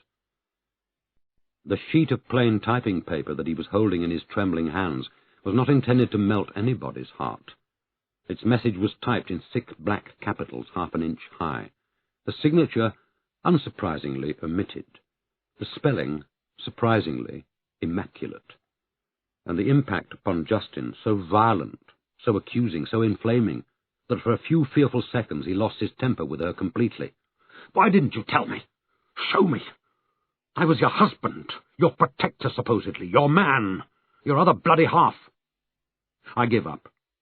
I resign. You receive a death threat through the letterpost. You pick it up. You read it once. Yeah. Then, if you like me, you hold it away from you because it's so vile, so physically repellent that you don't want it coming near your face. But you read it again and again, till you're word perfect, like me. So then what do? Phone me? Darling, something simply foul has happened. You've got to come home at once. Leap in a car? Drive like Jehu to the High Commission? Wave the letter at me? March me into Porter? Do you hell, not a bit of it. As usual, your pride comes first. You don't show me the letter, you don't tell me about it, you don't burn it. You keep it secret. You classify it and you file it, deep in a drawer of your no-go area desk. You do exactly what you would laugh at me for doing. You file it among your papers, and you preserve what in me you would mockingly call a patrician discretion about the matter. How you live with yourself after this, how you live with me, is anybody's guess. God knows how you live with the threat, but that's your business. So thanks Thanks a lot, OK? Thanks for delivering the ultimate in marital apartheid. Bravo, and thanks again. The rage left him as quickly as it had seized him, to be replaced by a sweating shame and remorse. You couldn't bear it, could you? The idea of actually showing someone that letter, starting a whole landslide you couldn't control. The stuff about Bloom, the stuff about me, it was just too much. You were protecting us, all of us. Of course you were. Did you tell Arnold? Of course not. He'd tried to talk you out of going on. Jayston took a mental step back from this benign line of reasoning. Too sweet, Tessa was tougher than that, and when her dander was up, nastier. Think lawyer's intellect. Think icy pragmatism. Think very tough young girl closing in for the kill. She knew she was getting warm. The death threat confirmed it. You don't issue death threats to people who don't threaten you. To scream foul at this stage would mean handing herself over to the authorities. The British are helpless. They have no powers, no jurisdiction. Our only recourse is to show the letter to the Kenyan authorities. But Tessa had no faith in the Kenyan authorities. It was her frequently repeated conviction that the tentacles of Moy's empire reached into every corner of Kenyan life. Tessa's faith, like her marital duty, was invested for better or worse in the Brits. Witness her secret assignation with Woodrow. The moment she went to the Kenyan police, she would have to provide a list of her enemies, real and potential. Her pursuit of the great crime would be stopped in its tracks. She would be forced to call off the hunt. She would never do that. The great crime was more important to her than her own life. Well, it is for me, too. Than mine. As Jayston struggles to recover his balance, his eye falls on a hand-addressed envelope, which in an earlier life he had extracted in blind haste from the same middle drawer of Tessa's workroom desk in Nairobi, in which he had found the empty Dipraxa box. The writing on the envelope is reminiscent, but not yet familiar. The envelope has been torn open. Inside is a single folded page of H.M. Stationery Office Blue. The script is hectic, the text dashed off in haste as well as passion. My darling Tessa, whom I love beyond all others and always shall. This is my only absolute conviction, my one piece of self-knowledge as I write. You were terrible to me today, but not as terrible as I was to you. The wrong person was speaking out of both of us. I desire and worship you beyond bearing. I am ready if you are. Let's both chuck in our ridiculous marriages and bolt to wherever you want, as soon as you want. If it's to the end of the earth, so much the better. I love you, and I love you. But this time the signature was not omitted. It was written loud and clear, in letters of a size to match the death threat. Sandy. My name is Sandy, he was saying, and you can tell the whole damn world. Date and time also given. Even in the throes of great love, Sandy Woodrow remains a conscientious man.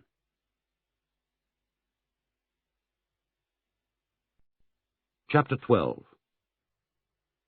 Jayston, the deceived husband, is struck motionless by the moonlight, as he stares rigidly at the sea's silvered horizon and takes long breaths of chill night air. He has the feeling he has inhaled something nauseous and needs to clean out his lungs. Sandy leads from weakness into strength, you once told me.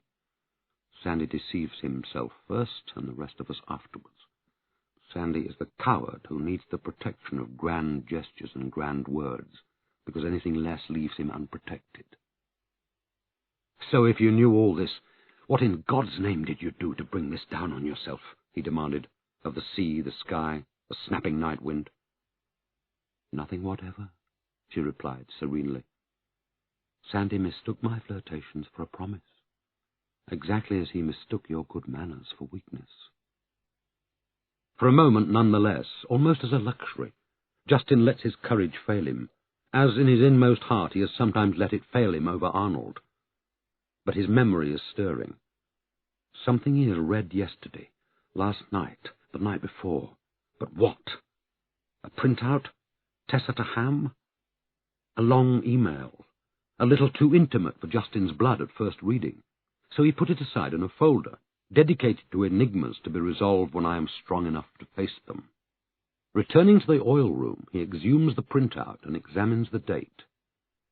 Email printout Tessa to Ham, dated exactly 11 hours after Woodrow, contrary to service rules regarding the use of official writing paper, declared his passion for a colleague's wife on Her Majesty's Stationery Office blue. I'm not a girl any more, Ham, and it's time I put away girlish things. But what girl does, even when she's in pig?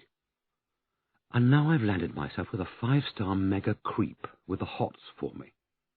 Problem is, Arnold and I have struck gold at last. More accurately, true excrement of the foulest sort. And we desperately need said creep to speak for us in the corridors of power, which is the only way I can bear to go if I'm Justin's wife, and the loyal Brit I aspire to be, despite all. Do I hear you say I'm still the same ruthless bitch, who likes leading men around on a string, even when they're super creeps? Well, don't say it, Ham. Don't say it, even if it's true. Shut up about it, because I have promises to keep, and so have you, sweetheart. And I need you to stick by me like the dear, sweet pal you are, and tell me I'm a good girl, really, because I am. And if you don't, I'll give you the wettest kiss since the day I pushed you into the Rubicon in your sailor suit. Love you, darling. Ciao, Tess. P.S. Gita says I'm a complete whore, but she can't pronounce it properly, so it comes out hooer, like a hoover that's lost its V. Love, Tess. Hooer. Defendant innocent as charged, he told her, and I, as usual, can be duly ashamed of myself. Mystically calmed, Justin resumed his puzzled journey. Extract from Rob and Leslie's joint report to Superintendent Frank Gridley, Overseas Crime Division, Scotland Yard, on their third interview with Woodrow. Alexander Henry, Head of Chancery, British High Commission, Nairobi. Subject forcefully echoes what he claims to be the opinion of Sir Bernard Pellegrin, FO Director of Affairs for Africa, that further inquiry along the lines urged by Tessa Quayle's memorandum would needlessly jeopardize HMG's relations with the Kenyan Republic and harm UK trade interests. Subject refuses on security grounds to divulge the contents of the said memorandum. Subject disclaims all knowledge of an innovative drug being presently marketed by House of 3Bs. Subject advises us that any request for a sight of Tessa Quayle's memorandum should be addressed directly to Sir Bernard, assuming that it still exists, which Subject is prepared to doubt. Subject portrays Tessa Quayle as a tiresome and hysterical woman who was mentally unstable in respect of matters related to her aid work. We interpret this as a convenient method of discounting the significance of her memorandum. A request is hereby made that a formal application be sent as soon as practical to the Foreign Office for copies of all papers submitted to Subject by the deceased Tessa Quayle. Marginal note in red, signed by F. Gridley, Deputy Commissioner. Spoke Sir B. Pellegrin, application refused on grounds of national security. Extracts from learned medical journals of varying obscurity, extolling, in appropriately oblique terms, the sensational benefits of the innovative drug Dipraxa, its absence of mutagenicity, and its long half-life in rats. Extract from the Haiti Journal of Health Sciences, meekly expressing reservations about Dipraxa, signed by a Pakistani doctor who has conducted clinical trials of the drug at a Haitian research hospital. The words potential for toxicity underlined in red by Tessa. Spectres of liver failure, internal bleeding, dizziness, damage to the optic nerves. Extract from the same issue of the same rag, in which a string of medical eminences with impressive professorships and initials deliver a withering counterblast, citing 300 test cases. The same article accuses the poor Pakistani of bias and irresponsibility towards his patients, and calls down curses on his head. Handwritten note from Tessa. These unbiased opinion leaders are one and all contracted to KVH by highly paid roving commissions to spot promising biotech research projects worldwide. Extract from a book entitled Clinical Trials by Stuart Pocock, written out in Tessa's handwriting as her preferred means of committing it to memory. Some passages blazoned in red, in contrast to the writer's sober style. There is a tendency for students, and indeed many clinicians, to treat the medical literature with undue respect. Major journals, such as the Lancet and the New England Journal of Medicine, are presumed to present new medical facts which are not to be disputed. Such a naive faith in the clinical gospels is perhaps encouraged by the dogmatic style that many authors adopt, so that the uncertainties inherent in any research project often receive inadequate emphasis. Tessa's note: articles are constantly planted by farmers, even in the so-called quality rags. As regards talks at scientific meetings and advertising by pharmaceutical companies, one needs to be even more skeptical. The opportunities for bias are enormous. Tessa's note: according to Arnold, big farmers spend zillions buying up scientists and medics to plug their product. Birgit reports that KVH recently donated $50 million to a major U.S. teaching hospital, plus salaries and expenses for 3 top clinicians and 6 research assistants. Corruption of university common room affiliations is even easier. Professorial chairs, biotech labs, research foundations, etc. Unbought scientific opinion is increasingly hard to find. Arnold. More from Stuart Pocock. There is always the risk that authors are persuaded towards a greater emphasis on positive findings than is really justified. Tessa's note: unlike the rest of the world's press, pharma journals don't like printing bad news. Even if they do produce a trial report of their negative findings, it is likely to be in an obscure specialist journal rather than in the major general journals. Consequently, this negative rebuttal of the earlier positive report could not be made available to such a wide audience. Many trials lack essential features of design to achieve an unbiased assessment of therapy. Tessa's note: are geared to prove a point, not question it, i.e., worse than useless. Occasionally, authors may deliberately dredge the data to prove a positive. Tessa's note: spin it. Extract from the London Sunday Times, headed "Drug Firm Put Patients at Risk in Hospital Trials," heavily scored and underlined by Tessa, and presumably reproduced or faxed to Arnold Bloom, since it bore the superscription, "Arnie, have you seen this?"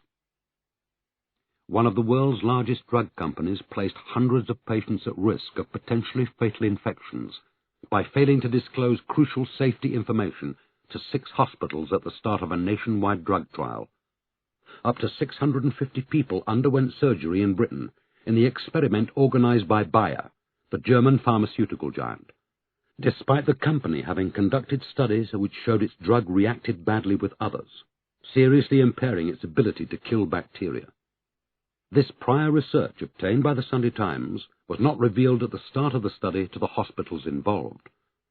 The trial, whose flaw has never been revealed to the patients or their families, resulted in nearly half of those operated on at one test centre in Southampton developing a variety of life-threatening infections.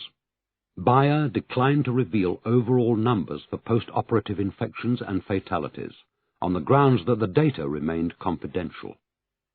The study was approved by the competent regulatory authority and all local ethics committees prior to initiation, said a spokesman. Full-colour, full-page advertisement torn from a popular African magazine captioned, "I believe in miracles."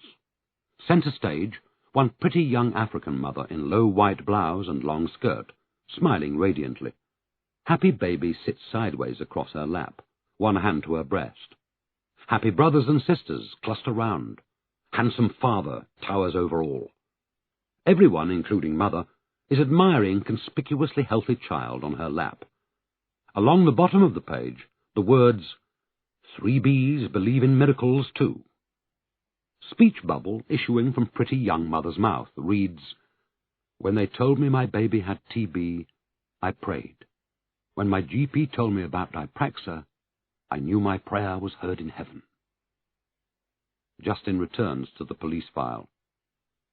Extract from officer's report on their interview with Pearson, Gita Janet, locally employed member of Chancery, British High Commission, Nairobi. We interviewed subject on 3 occasions of 9 minutes, 54 minutes, and 90 minutes respectively. At subject's request, our interviews were conducted on neutral ground, the house of a friend, in discreet circumstances. Subject is aged 24, of Anglo-Indian birth. Educated UK convent schools, RC. Adopted daughter of professional parents, lawyer and doctor, both strong Catholics. Subject is an honours graduate of Exeter University, English, American and Commonwealth Arts, of obvious intelligence and highly nervous. Our impression of her was that, in addition to being grief-stricken, she was in considerable fear. For instance, subject made several statements, which she then withdrew, e.g., Tessa was murdered to keep her quiet, e.g., anybody who takes on the pharmaceutical industry is liable to get her throat cut, e.g., some pharmaceutical companies are arms dealers in shining raiment. Pressed about these statements, she refused to substantiate them and requested they be wiped from the record. She also dismissed the suggestion that Bloom could have committed the Turkana murders. Bloom and Quayle, she said, were not an item, but they were the 2 best people on earth, and those around them just had dirty minds. Under further questioning, subject first claimed to be bound by the Official Secrets Act, then by oath of secrecy to the deceased. For our 3rd and final meeting, we adopted a more hostile attitude to subject, pointing out to her that by withholding information she could be shielding Tessa's murderers and impeding the search for Bloom. We attach edited transcripts at Appendix A and B. Subject has read this transcript, but refuses to sign it. Appendix A. Question. Did you at any time assist or accompany Tessa Quayle on field expeditions? Answer. At weekends and in my spare time I accompanied Arnold and Tessa on several field trips to Kibera slum and up country in order to assist at field clinics and witness the administration of medicines. This is a particular remit of Arnold's NGO. Several of the medicines that Arnold examined turned out to be long past their expiry date and had destabilized, though they might work to a certain level. Others were inappropriate to the condition they were supposed to treat. We were also able to confirm a common phenomenon experienced in other parts of Africa, namely that the indications and contraindications on some packets had been rewritten for the Third World market in order to broaden the use of the medicine, far beyond its licensed application in developed countries, e.g., a painkiller used in Europe or USA for the relief of extreme cancer cases was being offered as a cure for period pain and minor joint aches. Contraindications were not given. We also established that even when the African doctors diagnosed correctly, they routinely prescribed the wrong treatment due to lack of adequate instructions. Q. Was 3Bs one of the distributors affected? A. Everyone knows that Africa is the pharmaceutical dustbin of the world, and 3Bs is one of the main distributors of pharmaceutical products in Africa. Q. So was 3Bs affected in this instance? A. In certain instances, 3Bs was the distributor. Q. The guilty distributor. A. All right. Q. In how many instances? What proportion? A. After much prevarication. All. Q. Repeat, please. Are you saying that in every case where you found fault with a product, 3Bs was the distributor of that product? A. I don't think we should be talking like this while Arnold may be alive. Appendix B. Q. Was there one particular product that Arnold and Tessa felt particularly strongly about, do you remember? A. This just can't be right. It can't be. Q. Gita. We're trying to understand why Tessa was killed and why you think that by discussing these things we put Arnold in greater danger than he's already in. A. It was everywhere. Q. What was? Why are you crying, Gita? A. It was killing people. In the villages. in the slums. Arnold was sure of it. It was a good drug, he said. With 5 more years' development, they'd probably get there. You couldn't quarrel with the idea of the drug. It was short course, cheap, and patient-friendly. But they'd been too quick. The tests had been selectively designed. They haven't covered all the side effects. They had tested on pregnant rats and monkeys and rabbits and dogs, and had no problems. When they got to humans, all right, there were problems, but there always are. That's the grey area the drug companies exploit. It's at the mercy of statistics, and statistics prove anything you want them to prove. In Arnold's opinion, they had been too intent on getting the product onto the market ahead of a competitor. There are so many rules and regulations that you'd think that wasn't possible, but Arnold said it happened all the time. Things look one way when you're sitting in a plush UN office in Geneva, quite another when you're on the ground. Q. Who was the manufacturer? A. I really don't want to go on with this. Q. What was the drug called? A. Why didn't they test it more? It's not the Kenyans' fault. You can't ask if you're a third world country. You have to take what you're given. Q. Was it Dipraxa? A. Unintelligible. Q. Gita, calm down, please, and just tell us, what's the drug called, what's it for, and who makes it?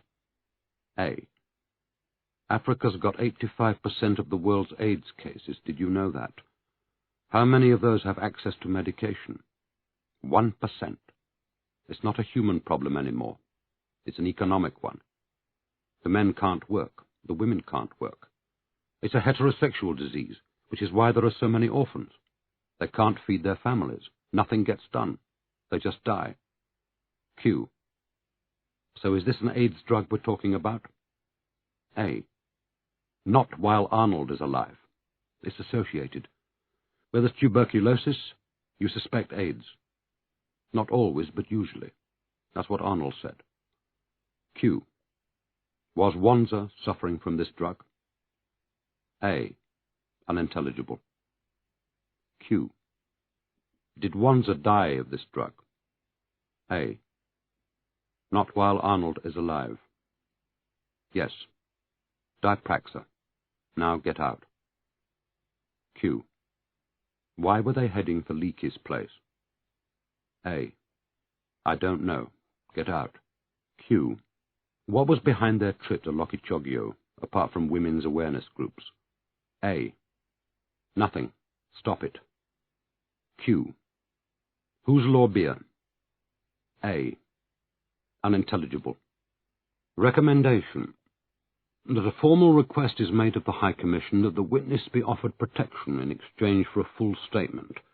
She should be given assurances that any information she provides regarding the activities of Bloom and the deceased will not be used in a way that might place Bloom in jeopardy, assuming he is alive. Recommendation rejected on security grounds.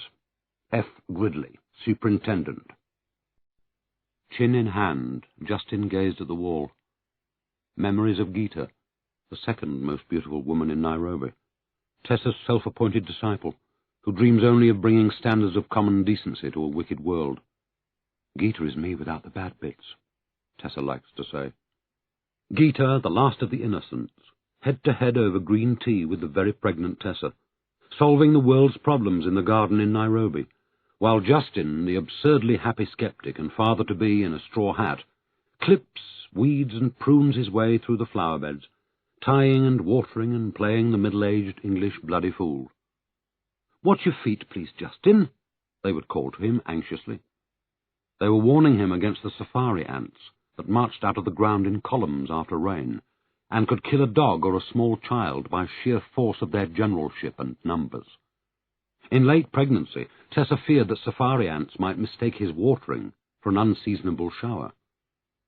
Gita, permanently shocked by everything and everyone, from Roman Catholics who oppose Third World birth control and demonstratively burn condoms in Nyayo Stadium, to American tobacco companies who spike their cigarettes in order to create child addicts, to Somali warlords who drop cluster bombs on undefended villages, and the arms companies that manufacture the cluster bombs. Who are these people, Tessa? she would whisper earnestly. "What is their mentality? Tell me, please. Is this original sin we are talking about? If you ask me, it is something much worse than that.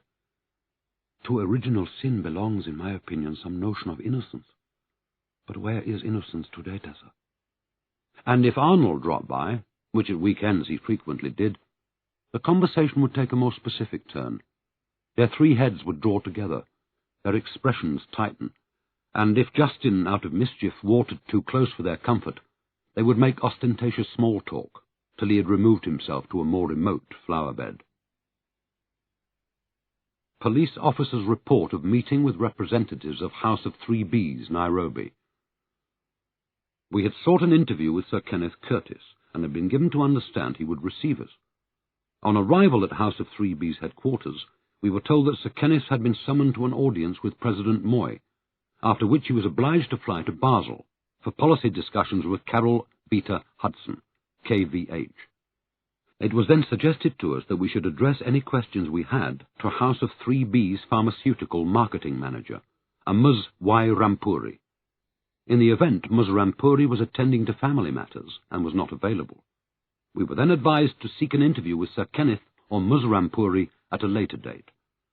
When we explained the limitations of our time frame, we were eventually offered an interview with senior staff members, and after an hour's delay were eventually received by a Ms. V. Aber and a Mr. D.K. Crick, both of customer relations. Also present, a Mr. P.R. Oakey, who described himself as a lawyer for the London end, who happened to be visiting Nairobi on other business. Ms. Vivian Aber is a tall, attractive African woman in her late 20s, and has a business affairs degree from an American university. Mr. Crick, who comes from Belfast, is similarly aged, of impressive physique, and speaks with a slight Northern Irish brogue. Subsequent inquiries indicate that Mr. Oakey, the London lawyer, is identical with Percy Ranelagh Oakey, QC of the London firm of Oakey, and Farmerlow.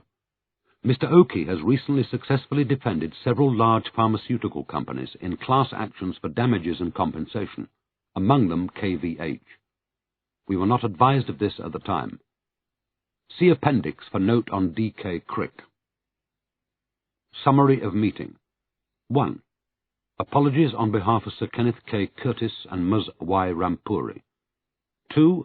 Expressions of regret by BBB, Crick, regarding death of Tessa Quayle, and concern re fate of Dr. Arnold Bloom.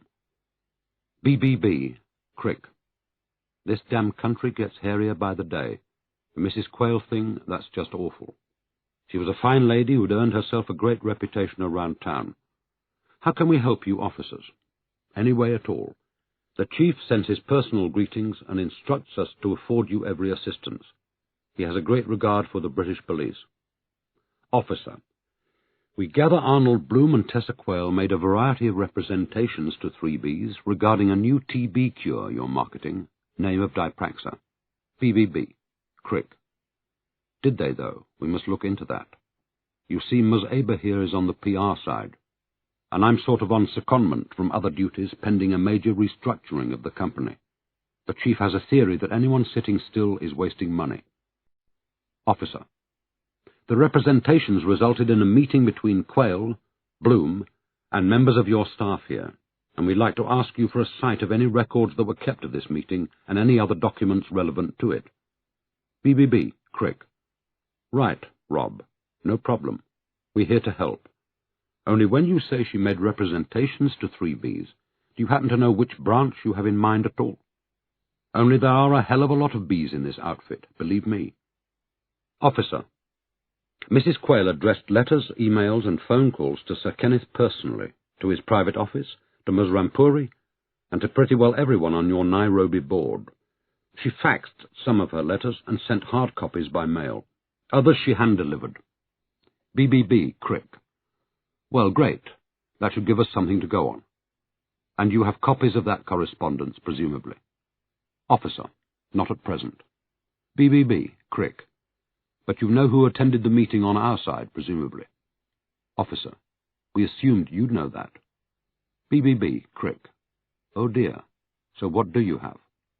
Officer. Written and verbal testimony by witnesses that such representations were made. Mrs. Quayle went so far as to visit Sir Kenneth at his farm, last time he was in Nairobi. BBB, Crick. Did she, though? Well, that's news to me, I must say. Did she have an appointment? Officer, no. BBB, Crick. So who invited her? Officer, no one. She just showed up. BBB, Crick.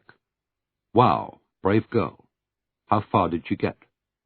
Officer, not far enough, apparently, because she afterwards attempted to confront Sir Kenneth here at his offices, but was unsuccessful. BBB, Crick. Well, I'm damned. Still, the chief's a busy bee. A lot of people want a lot of favours from him. Not many of them are lucky. Officer, this wasn't favours. BBB, Crick. What was it? Officer, answers. Our understanding is Mrs. Quayle also presented Sir Kenneth with a bunch of case histories describing the side effects of the drug on identified patients. BBB, Crick. Did she, by Christ? Well, well. I didn't know there were any side effects. Is she a scientist, a doctor? Was, I should say. Officer, she was a concerned member of the public, a lawyer, and a rights campaigner, and she was deeply involved in aid work. BBB, Crick. When you say presented, what are we talking here? Officer, delivered then, by hand to this building, personal for Sir Kenneth. BBB, Crick. She get a receipt? Officer, shows it. BBB, Crick. Ah, well, received one package. Question of what's in the package, isn't it? Still, you've got copies, I'm sure. Bunch of case histories, you must have. Officer, we expect to have them any day. BBB, Crick. Is that so? Well, we'd be really interested to have a sight of them, right, Viv? I mean, Dipraxa's our lead line right now, what the chief calls our flagship. Lot of happy mums and dads and kids out there, feeling a lot better for Dipraxa. So if Tessa had a grouse about it, that's something we really need to know and act on. If the chief was here, he'd be the first to say that. Just that he's one of those guys who lives in a Gulf Stream. I'm surprised he gave her the brush off all the same. That's not like him at all. Still, I suppose if you're as busy as he is... BBB, Aber. We have a set procedure here for customer complaints regarding our pharmaceutical list, you see, Rob. We're only the distributor here. We import, we distribute. Provided the Kenyan government has green-lighted a drug and the medical centres are comfortable with using it, we are just acting as the intermediary, you see. That's pretty much where our responsibility ends. We take advice about storage, naturally, and make sure we are providing the right temperatures and humidity and so forth. But basically the buck stops with the manufacturer and the Kenyan government.